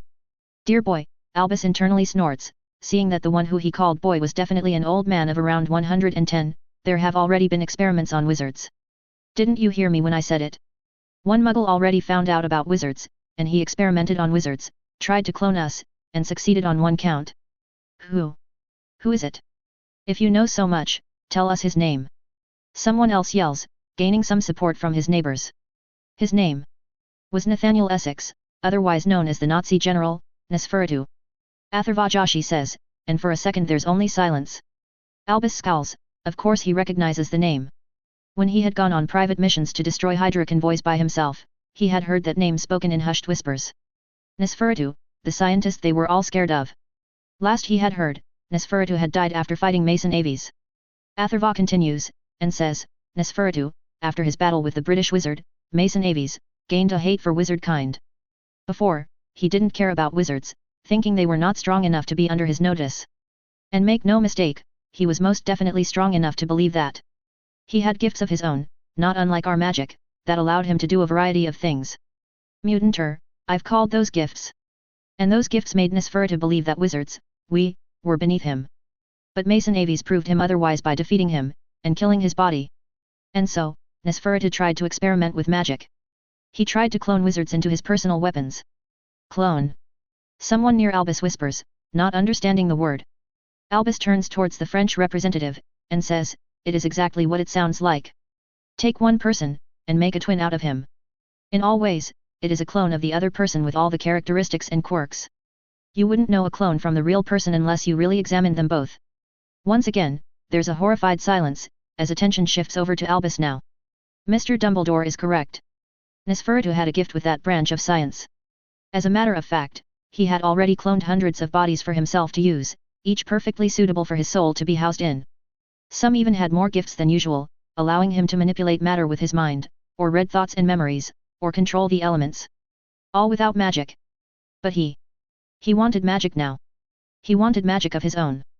Long story short, he failed. But in trying to do so, he managed to gain my attention and lost his living privileges. So, yes. Nathaniel Essex, Nosferatu, is now dead. But the point is, that Nosferatu may have been the first to experiment on wizards, but he won't be the last. Muggles will try and gain magic, they will try to steal magic, and I am here to help you stop that from happening. And now, we come to the crux of the matter. Albus thinks. He asks, and how will you help us? How will we stop your vision from coming true? Because from what he knows of divination, there is no way to prevent the vision from coming true.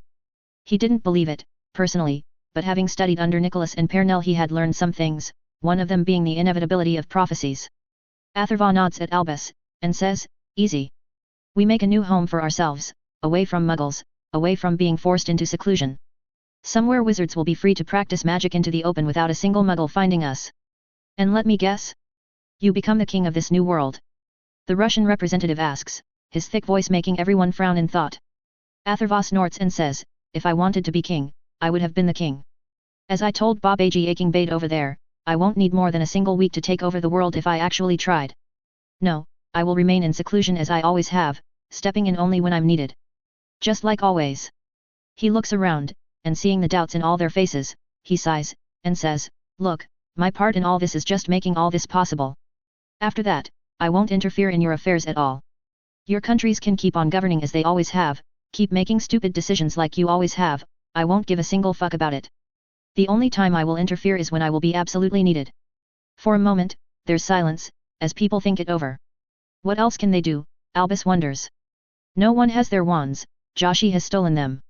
Bert stands up then, and with a trembling voice, he asks, what now? If you have all these plans, why did you come to us? What do you want from us? Atharva smiles, and answers, cooperation, mostly. I'm hoping there won't be any issues in transporting us all to our new home, whenever I have it ready, but just in case there are, I need a consensus of wizards within each country so I can scoop up those remaining behind and transport them right to you. I also need you to make the people ready for transportation, so they don't panic when the day eventually comes. So he won't be coming with them, Albus thinks. Not visibly at least. He will be creating a new home for them, and then just let them be? That doesn't sound believable. People won't believe us, not without proof and possibly not even with proof. Albus voices out, frowning, giving Atharva the benefit of the doubt. He didn't like the fact that the entire wizarding world was going to be displaced somewhere else, and they didn't even know where. But what options do they have? If they try to fight, he didn't know how many wizards would lose their lives. And if, by any chance, this vision they just saw was coming true, that wizards would be experimented on, then who will be the ones to blame? The wizard who tried to prevent it from happening, or the governments that yelled lies? Atharva nods, and says, I don't expect you to believe me right off the bat. After this meeting, you're free to check these facts for yourselves. Use any divination magic you know, meet with the obscure researchers of time magic. Hell, go meet the Sorcerer Supreme for all I care. You'll get all the proofs that you need. But keep this in mind. Whether you agree with me or not, I will come here once again, when our new home is ready.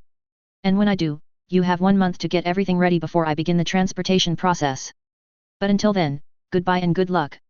And with that, Atharva Joshi disappears as if he wasn't there at all, leaving some 300 men and women in thought. Some believe him outright, like the South Asian or British representatives, but others like the Russian and Americans don't. Albus knew, however, that almost everyone here will try to prove or disprove Atharva Joshi's predictions. Selene sat in her favorite chair, next to the fireplace, as she read a book. The book was one of the billions of books in her husband's repository, and one of the most that she hadn't read before. A primer on the light dimension, something her husband Athreos was intimately connected to. It was something they both were looking over as an option for curing her dependency on souls to survive. As she turns her page, her hand shivers for a bare moment, making her realize that it was time for her to have another soul. Once per century, that was how she used to live. And now, her soul had gotten so addicted to feeding, so used to the constant supply of souls, that she needed to feed once every decade. Slowly, she knew, if the situation wasn't resolved, she would become what she once was. Selene the Black Queen, the queen who kills her subjects daily, just so she could survive. Sighing, Selene ignores it for a moment, and continues reading, knowing that she has a few days before her. Hunger, for a lack of better word, gets bad enough. Suddenly, however, she feels something else. Something unrelated to her hunger. Someone was forcing their way inside her house, inside Aves Manor. The house shudders, the barriers struggling to hold against the offensive attack on them, before they suddenly stop. Selene stands up, her senses a bit dulled thanks to the hunger, and turning around, she asks, what is the meaning of this? Pernell. Pernell Flamel, the wife of Nicholas Flamel, stood with her hands in front of her in all her old glory, with the rift in space slowly closing behind her. Looking at Selene with disappointment in her eyes, she says, I have to say, Selene, it took me a surprisingly long time to recognize Selene, the wife of Mason as Selene, the wife of my old teacher, Athreos. She then looks around, and asks, where is he? I wanted to ask him what he did to Mason myself. Excuse me? Selene asks, as she summons the shadows to defend herself, seeing that her husband's old student from when he taught at Beauxbatons was showing some aggression towards her. She didn't know what got into her now, but she was coherent enough despite her dulled senses to realize that Pernell had recognized her in the papers despite the disguise she had gone through. Where Selene the external wore dark black eyeshadow, and a black lipstick, Selene Aves the Native American witch wore just plain makeup along with a pink lipstick. She had believed that to be enough of a disguise, since her black makeup, or her emo look as Athreos called it, was too iconic for her to be associated with anything else, but she was now realizing it wasn't so. First Essex, and now Pernell, two people had still managed to recognize her, which means a lot more certainly would. Pernell scoffs, and says, don't patronize me, Selene. You being suddenly married to Mason after living a very happy life with Athreos can only mean one thing. Mason is dead, and Athreos has for one reason or another decided to replace him. I want to know why. And I want to know if you had any hand in killing Mason. For a second Selene just stares at Pernell, not knowing what to say. But then, her lip twitches, amused at the conclusion her husband's student came to, and she asks, is that really what you think happened? That Athreos and I killed Mason to replace him? And for what?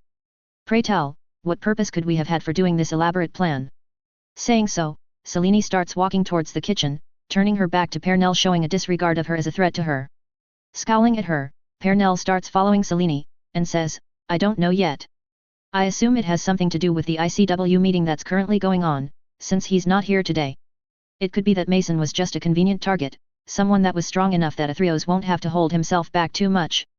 Selene chuckles, and as she starts making tea, she says, the truth is not even half as morbid as you make it out to be, Nelly. Sit, let's have tea.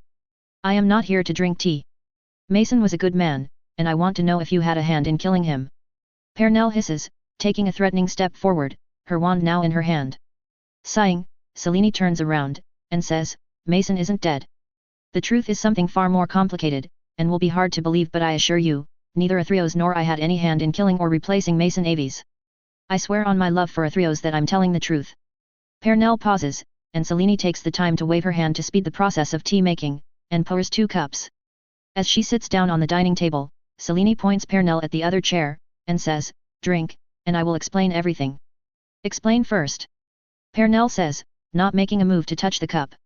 A smart move, Selene thinks, but if she wanted to kill Pernell, she could have done so already. Her hand shivers once more, making her sigh, and Selene puts the cup of tea to her lips.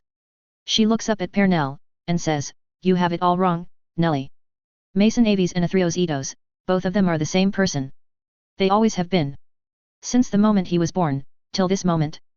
Pernell scoffs, not believing it, and says, I've met Mason before, when he was a child still, and then when he got himself involved in matters he couldn't handle.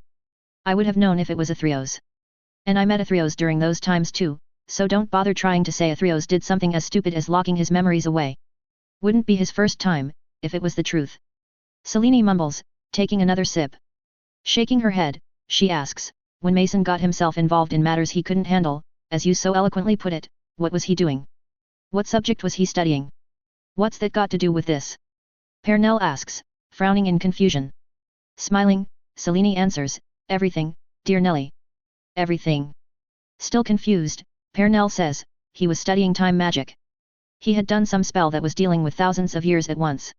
And slowly, visibly, realization strikes Pernell, who comically widens her eyes. Nodding, Selene says, and therein lies your answer. Mason Aves was messing with time. Can you guess what happened and why I said he and Athreos were always the same person? Pernell blinks, and swallowing her spittle, she hesitantly asks, he time traveled? But when? And to when? Selene nods, glad that she didn't have to explain too much. She says, when Mason fought Gellert Grindelwald, and disappeared into the explosion, he found himself knocked back through time. Exactly 2,000 years, to the day, hour, and even second. As I said, Mason Aves and Athreos Etos have always been the same person. It's just that Athreos has lived 2,000 years more than anyone knows. But he lived through all this time? He knew us even before he met us? Why didn't he say anything? Pernell asks, and Selene is glad to notice her pulling the cup of tea towards her. Smiling, Selene says, he knew you, of course he did. Why do you think Athreos taught at Beaux Batons? He wanted to see what Nicholas and you were as students, as young people. And let me tell you, he was glad he took that opportunity. As for why he didn't tell you, would you have believed him? If he had approached you 30 years ago, right after your first meeting with Mason, that he was Mason? Would you have trusted his words? No, you wouldn't have. I doubt you completely believe me now. Pernell shakes her head, showcasing some denial, and says, of course I don't believe you. This is crazy, unbelievable. Selene looks at Pernell with a pitiful look, and says, Nelly, you've known me for 600 years. What reason could I or Athreos have in lying to you now? When you're already here, in the place which you know belongs to Mason. With shaking hands, Nelly pulls the cup to her lips and takes the first sip. The calming effect of her special blend calms Nelly down a bit, but she stays silent, thinking. Keeping the cup down, Nelly looks at her, the aggression from before all but forgotten, and says, tell me everything, please. Selene smiles, and turning towards the door, she says, why not let Athreos tell it himself? Right as Nelly turns towards the door, Athreos walks into her view wearing his Mason Aves look, and stops seeing Pernell sitting at the table. The smile on Selene's face, and the odd look on Pernell's face makes him immediately realize, as he sighs, and says, it's about time I stopped lying to you, I suppose. But shouldn't Nicholas be here for this too? Nellie sniffles, and standing up she asks, is it true then? You're Mason and you're Athreos? You traveled through time. Mason sighs, and pulling Nellie into a hug, he says, I've time traveled multiple times, Nellie. But yes, if Selene has told you what I think she's told you then it is true. Now, let's call Nicholas here, and I'll tell you the tale of my life. The beginning of this conversation may have been a bit rough, with a lot of hostility shown by Pernell, but at least now Selene could tell that it was getting better. At least this was one less pair of friends they had to lie to. And she knew that over anything else, this was going to take the load off of Athreos' shoulders some more. As Nicholas and Pernell leave for their home after listening, and thankfully believing my tale, I sit next to Selene as she sits in her favorite spot, holding her hand. It was good that Pernell found out and confronted Selene, or I would have never approached the couple on my own. I'm certainly glad I don't have to hide this from them anymore. Suddenly, I feel Selene's hand shiver, as her hand wrinkles a bit, as if it had aged up half a century within moments, before she manages to bring it under control. Sighing, I pull her hand up and laying a kiss on it, I ask, the intervals have been getting shorter and shorter, my love. I beg you, take my blood, flesh and bone, go through the ritual as I once did. Selene smiles beside me, and says, I can manage for a few more days before I need to feed on a soul, Athreos. Besides, as I said countless times before, we have no guarantee that the ritual will even work, not with your light magic and my dark force battling for dominance. I look at her with pleading eyes and say, or they cancel each other out, we know that either one is equally likely. Selene sighs, and says, please, Athreos. Not now. We have a lot more serious matters to attend to, like where will you take the wizarding world? And how? I frown at Selene, and say, don't change the subject, my love. Your dependency on souls is more important to me than the transportation of the wizarding world. Especially considering that the last time she tried to quit her soul addiction, she went berserk and tried to kill the entire Roman Empire. That was not a pretty moment in our life. Selene smiles, and keeping her book down, light magic, I notice, she says, I am not worried about myself, Athreos. I know that you will figure something out for me. Didn't I tell you about my vision? I see both of us safe and happy, with me cured of my condition, and you finally free from all the responsibilities you've stacked on top of your head. So yes, I am not worried. I sigh, and getting up I kneel in front of her. Resting my head on her legs, I say, your visions can be changed, Selene. Just like I am trying to do with your vision of the Muggles experimenting on wizards. I don't want either of us getting complacent and letting history repeat itself. Smack. Holding my cheek at the soft slap she just gave me, I look at Selene, eyes wide, and ask, what was that for? Selene chuckles, and says, that was to bring you out of your depressive thoughts. Now, you stopped me from the genocide I was about to commit in Rome. Why do you think you wouldn't be able to stop me if I relapse? I have trust in you, Athreos, my love. I know that we will find a way to cure me, and so, I am not worried. Now, tell me about the new wizarding world and how you are going to do it. Rubbing my cheek, I rest my head on her legs once again, and sigh. She was right, worrying won't do anything productive. It will only hinder me. Besides, I trust her enough to choose an appropriate enough target for her soul sucking, that should keep her at bay for the next decade or so. As for the plans, I say, I don't have anything concrete yet. I have multiple plans running through my mind, most of which require me to be off this world for a few years at least. Some may need me asking for help from Gia, and we all know what my opinion on her is. Gia. She's a goddess, she's the one who gave magic to the magical plants and animals, the one who created the elves, goblins, dwarves and most of the other magical races save for wizards and witches. But she is also the one who kept elves under her employ as rescuers of magical creatures, without even considering their new freedom. So, yes, I don't trust her too much, just like I don't trust most of the gods. Bast is probably the only one I trust, but that's only because she's been in actual contact with me, and we've had a good working relationship. Selene sighs, and running her fingers through my hair, she says, let's try to do it ourselves first. We still have time. The scientists won't capture the first Muggleborns till 1973, which gives us 14 years to work with. 1973, the year when the timelines actually start becoming hard to see. Even with the time stone, I can't see for sure what will go on after that year. But I know that somehow, Magneto, Xavier, and Apocalypse are in the midst of it, along with a little twat named Bolivar Trask. Nodding, I say, very well. I'll start looking for a suitable place. Although, I should also figure something out to excuse Mason Aves's disappearance during this time. You aren't going to use your time watch? Selene asks. Humming in content at her fingers scratching my head, I say, no, not this time. Time will probably be required for what I'm planning. Trust me, you will love it. Selene hums, and asks, okay. You won't be leaving right now, will you? Looking up with a smile, I say, not for a week at least. Why, what do you have in mind? Keeping her book down, Selene stares mischievously in my eyes, and says, just some fun. I chuckle, and taking control of the shadows, transport both of us to our bed. Fun, that is what we need right now in this tense time. Because there's two things I need to focus on right now. The new wizarding world, and Selene's condition. And I'll be damned if I fail in even one of them. A/N, the ICW is warned, but as it is with politicians, most people don't believe him. The Eternals probably won't make an appearance during this anytime soon, but they might make one when Mason finally does the deed and moves the wizarding world somewhere else. Nicholas and Pernell now know that Mason is a Threos, and about the time travel. I felt stupid when I realized I wrote Essex recognizing Selene from a newspaper photo of her. Which meant that her other friends should also recognize her. And while I don't think the other externals subscribe to the Daily Prophet, you can assume that a few other immortals will recognize her, including one very annoying immortal wizard. I hope I wrote Perinel's reaction to it well. Some events mentioned here are just for a background, and have little to no effect on the story. Like Selene's rampage in Rome. It's just to show that she does face some consequences over her soul sucking, and her mind isn't completely well. They're trying but they haven't found a way to heal her yet. I've figured out what I want to do to the wizarding world, thanks to some help from Christian Jeffress, and I'll be posting it soon, during one of the chapters. Now, people might know this, they might not.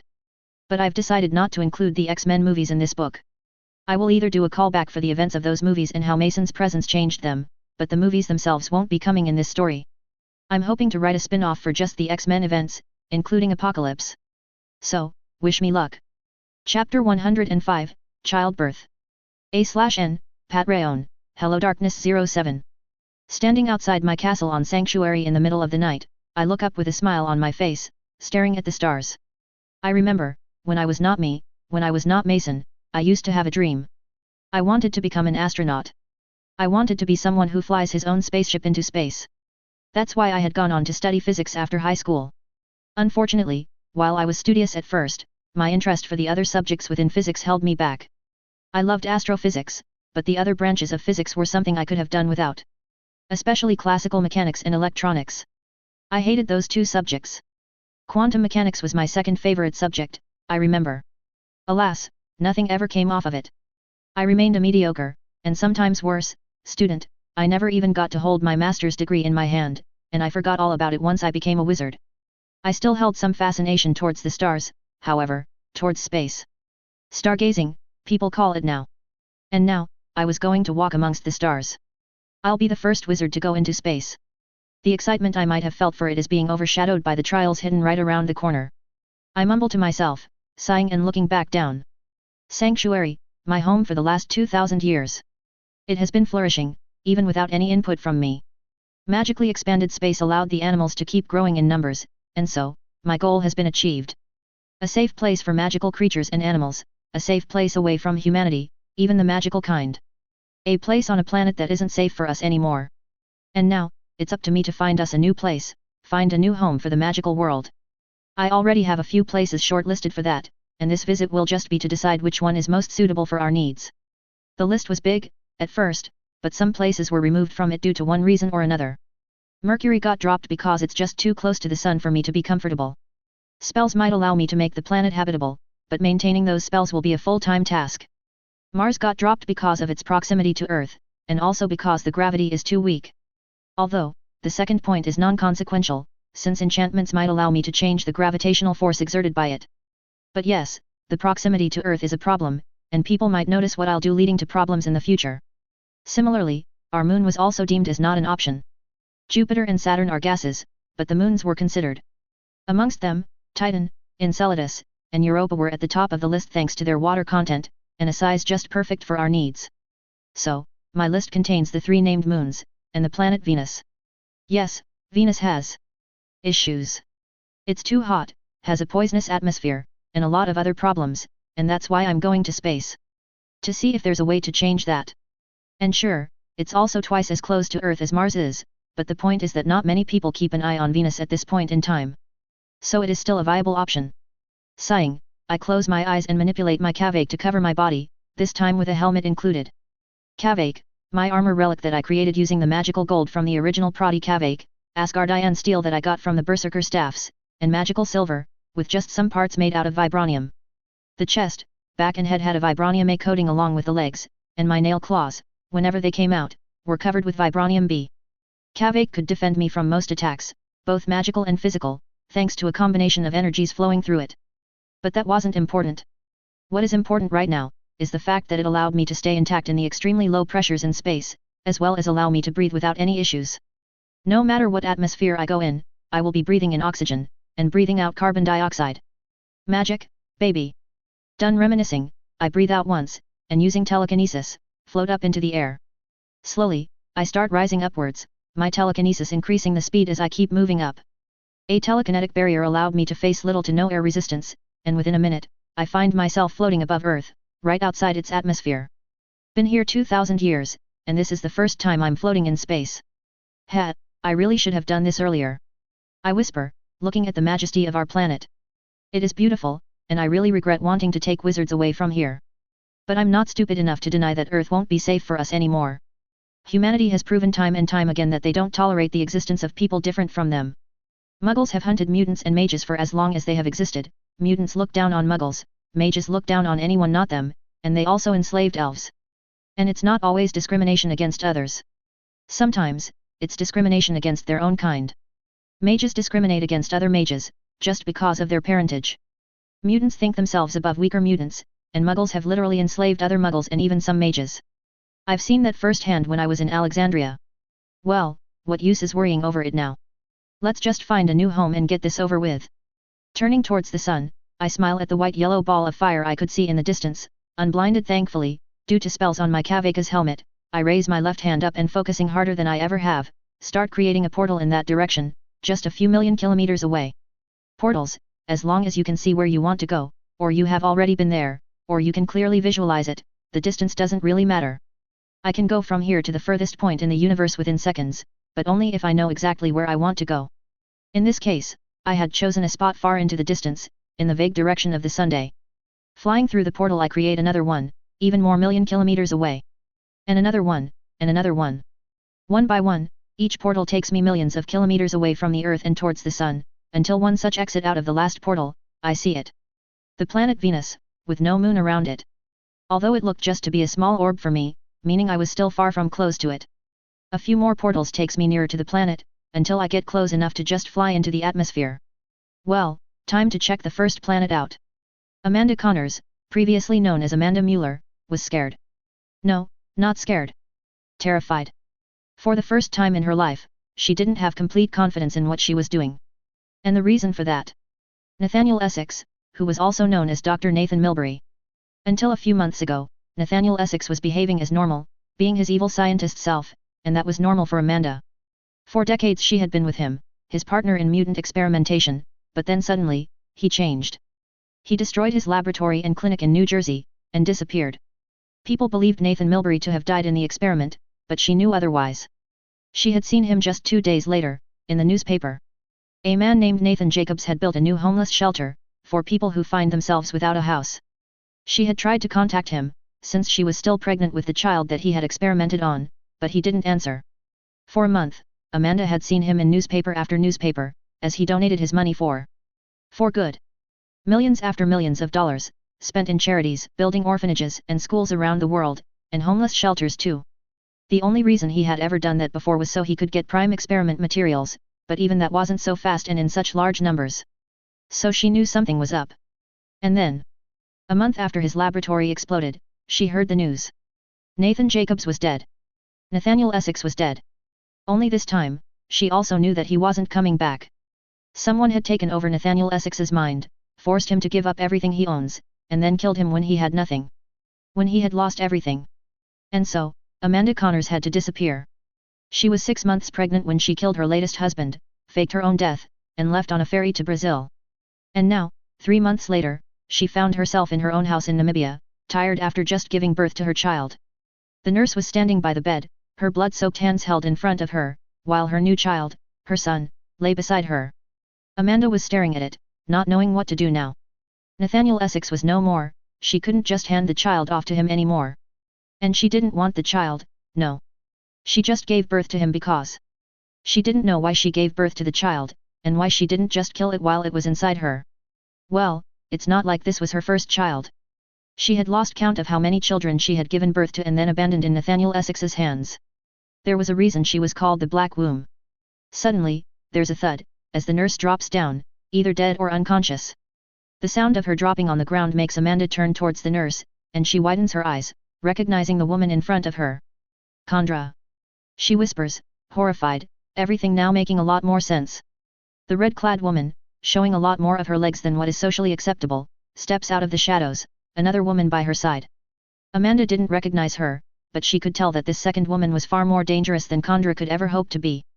Hello, Amanda. Did you really think you had managed to escape? Kandra asks, as she steps over the body of the nurse. The second woman stops near the nurse, and Kandra widens her eyes when she sees the nurse get up, and start walking out of the room, her eyes glossed over. Something forcefully pulls her head back towards Kandra, however, and she sees the blonde woman glaring at her.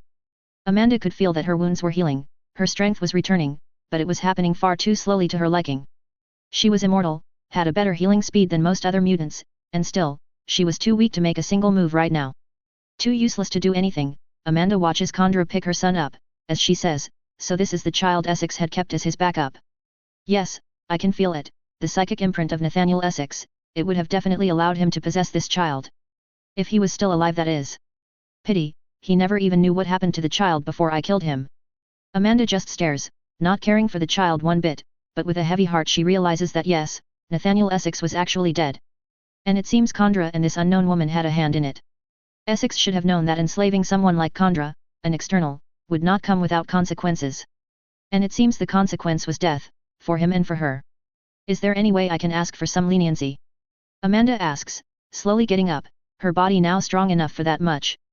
Kandra just chuckles, and says, you were a willing partner to all of Essex's deeds, Amanda. For almost 2 centuries you've helped him experiment on your own kind, on other mutanter. Your punishment is most definitely your death. I would have kept you on as a slave, but you have nothing to offer me. Amanda chuckles morosely, knowing that it was the truth. She knew her strengths, she knew the kinds of enemies she could fight, and Kandra was not one of them. Even when Kandra was under Essex's thrall, Amanda only dared to taunt the external because of the servitude. It was a good life, I would. Amanda begins, only for her words to get cut off mid-sentence, when a spell severs her head from her shoulders, thereby killing her in a shower of blood. The baby still resting against her bosom, Kandra drops her extended hand, and turning towards her companion, she says, her voice annoyed me. Her companion just looks at her, and asks, and what about the baby? What will you do with it? Kandra hums, staring at the child, and says, a child born of me, and the man named Tom Riddle. I know that Essex wanted to possess this child, so he could finally have magic of his own. I don't know yet. I know Gideon wouldn't accept him, so I guess it is better that this one dies now while he's still young. Her companion steps forward, and says, why not let me have him? You couldn't possibly want to kill your first child. Kandra raises an eyebrow, and asks, you want a child, Selene? I thought you and your lover agreed that until you find a cure for yourself, you weren't going to take a risk with raising a child. Remember Rome? The now named Selene sighs, and says, not for me. He is a mage, you said it. And you are many things, but a mother you are not, and you definitely don't have the patience to raise a mage child. I want to give him to a couple of mage friends of ours to raise. They're good people, and they will most definitely train your child well in using his powers. Kandra hums, thinking it over. She knew Selene was right. She isn't a mother, she never was. Never in her 1200 years of life has she given birth to a child, or even adopted one. She just refused it. And now, through the machinations of Nathaniel Essex, she was a mother to the child of Tom Riddle. Then her mind went to Gideon, whom she dearly loved. Gideon was many things, and he did love her a lot, or as much as one external can love another, but he was not a father, let alone to someone who doesn't share his blood. As soon as he finds out about this little baby, Gideon will no doubt feel betrayed. Sighing, Kandra says, it seems my relationship with Gideon has come to an end. Selene blinks, surprised, and asks, you're raising your child?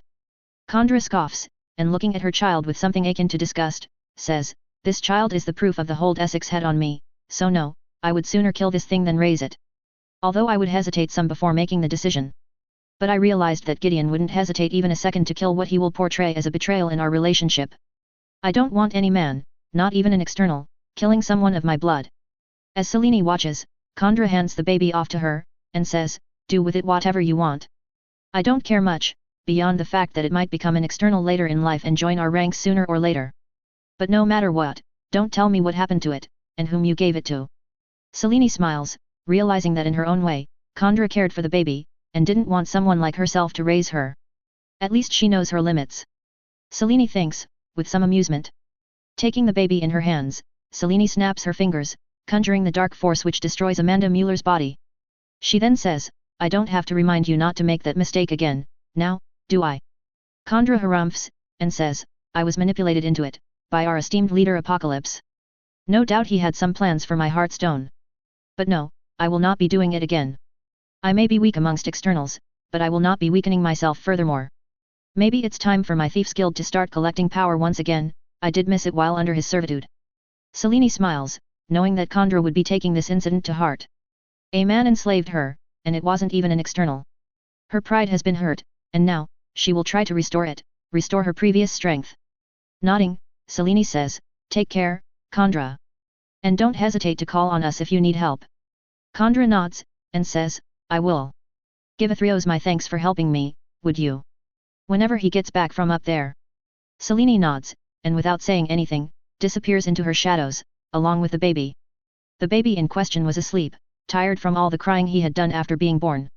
A small tuft of blonde hair, reminiscent of Kandra's hair, was visible on his head, and his red skin was now on its way to lightening up a bit. As the shadows retreat from over her and her new charge, she appears outside the house of Nicholas and Père Nell Flamel, her appearance causing an elf to appear before her immediately. Looking at the elf, she says, tell Nelly that I am here to have a meeting. I have a favor to ask of them.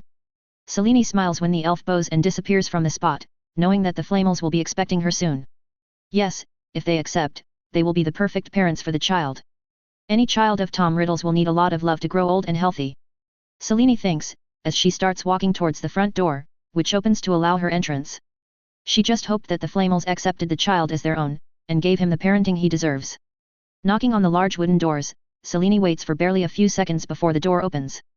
The man who opened it nods at her, and says, the Ancient One is waiting for you. Thanking him, Selene walks purposefully towards the door to Tilda's office, where the bald lady sat with 2 cups in front of her. As soon as Selene sits down, Tilda offers her 1 cup, and says, back so soon, Selene.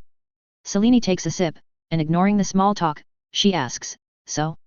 Did you find anything? Tilda sighs, and the sound of the sigh drops Selene's hopes. Tilda says, I have been connected to the dark dimension for barely 600 years, Selene. And none of the methods you asked me to look over worked, in any of the timelines. Disappointed, Selene muses, so there's no way for someone like me, who's been connected to the dark force her whole life, to be separated from it. Tilda smiles, and asks, separation, no. But I don't want you to lose hope, Selene. You might just learn to not be reliant on the dark force for your survival. You saw something? Selene asks, narrowing her eyes. Shaking her head, Tilda says, no, as you know, the time is very murky beyond 1973. In some of the timelines, your condition was cured long before 1973, but unfortunately, I couldn't see what caused it to happen. I could not see what the cure actually was. Selene sighs, and looking up, she says, I just wanted to do it myself, cure myself by myself. Snorting, Tilda points out, the last time you tried that you almost destroyed the entirety of Rome. Selene waves her hand, and counters, I was not in my right mind then, the dark force had taken over. Besides, Athreos stopped me before I could do anything too damaging. Rome. It was a dark spot in her past, one that had almost caused her to lose Athreos forever. She had stopped talking in souls, stopped feeding the dark force, and unwittingly volunteered as food for the dark force. It consumed her mind then, turning her berserk. Almost berserk. A berserk Selene, in a bid to save her soul from the dark force reliance, had decided to attain godhood with the sacrifice of millions of Roman souls. Thankfully, one of her slaves at the time had betrayed her, and Athreos had managed to get there in time to stop her from doing the unthinkable. She had to absorb a dozen more souls before she got her own sanity back, and she knew that it had hurt Athreos to find those souls for her. Tilda chuckles, and says, speaking of Athreos, he's been busy, hasn't he? Traveling the space. I have to say, even with the time stone in my possession, I did not see it coming. Selene raises an eyebrow, and asks, you didn't see the wizarding world getting separated from the mundane one? Tilda shakes her head, and says, oh that, I knew, would happen. It was always inevitable. But I couldn't see how it went on. I couldn't see where, or how your husband would do it all. Selene hums. Getting a thought, she asks, is there any timeline out there in which it won't happen? That wizards and muggles stay living in one world, but it doesn't lead to war or genocide. Tilda just gives her a look, and asks, what do you think? Shaking her head, she adds, there are some timelines, in which humanity has united as one, but the events that lead to it happening haven't happened in this one. Some events could happen, but it would be a travesty just allowing it to happen. So, no. Selene sighs, pity. The next few minutes, Selene and Tilda talk over inconsequential things, catching up, and before long, Selene departs for her home. March 27, 1960. The shouts of a woman could be heard all over St. Mungo's, as a miracle baby was being born. A baby born to a couple in their 60s, it was not something common even within the wizarding world. Outside the room where the birthing was taking place, stood 4 women, one of whom was pacing around, while another held a baby of her own in her arms. The one with the baby smiles at the pacing woman, and says, calm down, Selene. Aunt Mia will be okay, she is a strong woman, you know. Selene glances at her for barely a second, and says, I can't help but be nervous, Anna. I was this nervous even when you were giving birth to your little Luca. Mason loves Mia just as much as he does you 3. And if anything happens to them, I don't know what he will do. Anna, Darla, and Doria exchange a look, all of them amused at Selene's words. They knew that Mason was just an excuse, that Selene herself had come to see Aunt Mia as a close friend, that she cared for Mia too. But one question went through all of their minds. Where the hell was Mason? The door to the waiting room suddenly opens and the man in question rushes in, out of breath and looking tired. After giving a kiss to his wife, he smiles at the girls and asks, sorry for being late. How long ago did it start? 3 hours, she's been in labor for 3 hours. The screaming began just a few minutes ago. Darla answers, walking towards him. Mason nods and thanks after hugging her, and sits down beside Anna. Anna mutely hands her 2-month-old daughter, Luca Greengrass, to him, and says, I really hope you're ready to tell us what you're working on soon, Mason. You can't keep being late to everything without even giving explanations. Mason smiles, and says, I'm sorry, Anna. You will know it soon, don't worry. At least he didn't miss the birth entirely this time. Darla says, as she comes to sit beside her wife, Anna. Looking at little Luca smile widely at her Uncle Mason, Darla can't help but smile, as she hugs Anna sideways. Doria sighs, and asks, so, when are you two planning on being parents? Mason looks up, startled, and sharing a glance with Selene, he opens his mouth to answer. Suddenly, however, the cries of a baby joins the cries of the woman, Euphemia Potter, and a moment later, the cries of the baby are all that's heard. All 5 of the people waiting outside stare at the door to the OR, nervousness oozing from all of them. Even the baby Luca joins in, when she sees all the adults staring at the door. And then, the door opens, letting out a doctor who smiles widely at them all. That one smile is all they need to be relieved, knowing that nothing untoward's happened to both Mia and the child. Moving towards Mason who stands up, baby still in hand, the doctor says, Mr. Aves. No need to worry, both the mother and the child survived. Mrs. Potter is currently resting, sleeping from the ordeal she just went through, and the baby is being cleaned and washed. They will be ready for visits in a few minutes. Anna plucks her baby out of Mason's hands, allowing him to hug his wife tightly, tears leaking out of his eyes. Anna had tears of her own in her eyes, as a single thought went through all of their minds at once. Monty should have been here with her. A/N, the loose end that was Amanda Mueller is dead, but her baby survived. The baby was basically another try at creating a body for himself, this time the natural way. He used Amanda as a surrogate, and during the checkups, added the psychic imprint into the baby. It wasn't mentioned before, because he didn't think this would work, that the psychic imprint would have allowed him to possess the body and the magic within it. But only for this particular baby because of the experiments it went through during its gestation. The baby is the child of Tom Riddle, and Condra, as you know. So, surprise. He won't be a Dark Lord or anything close to it. He probably won't even enter the story, but it was a way for me to kill off Amanda without basically having Selene kill a baby. So, yet. Another useless plot introduction and termination from me. James Potter was born just now on March 29, 1960 and Darla and Anna became parents 2 months ago. Let's say, January 26, 1960. As for Tom Riddle Jr., not a fixed name LOL, he was born on November 3, 1959. Mason's adventures in space will be explained in the next chapter. Just a few chapters, max 5 are remaining before the MCU arc begins. I probably won't take even 3 chapters for that, but I said 5 just to be safe.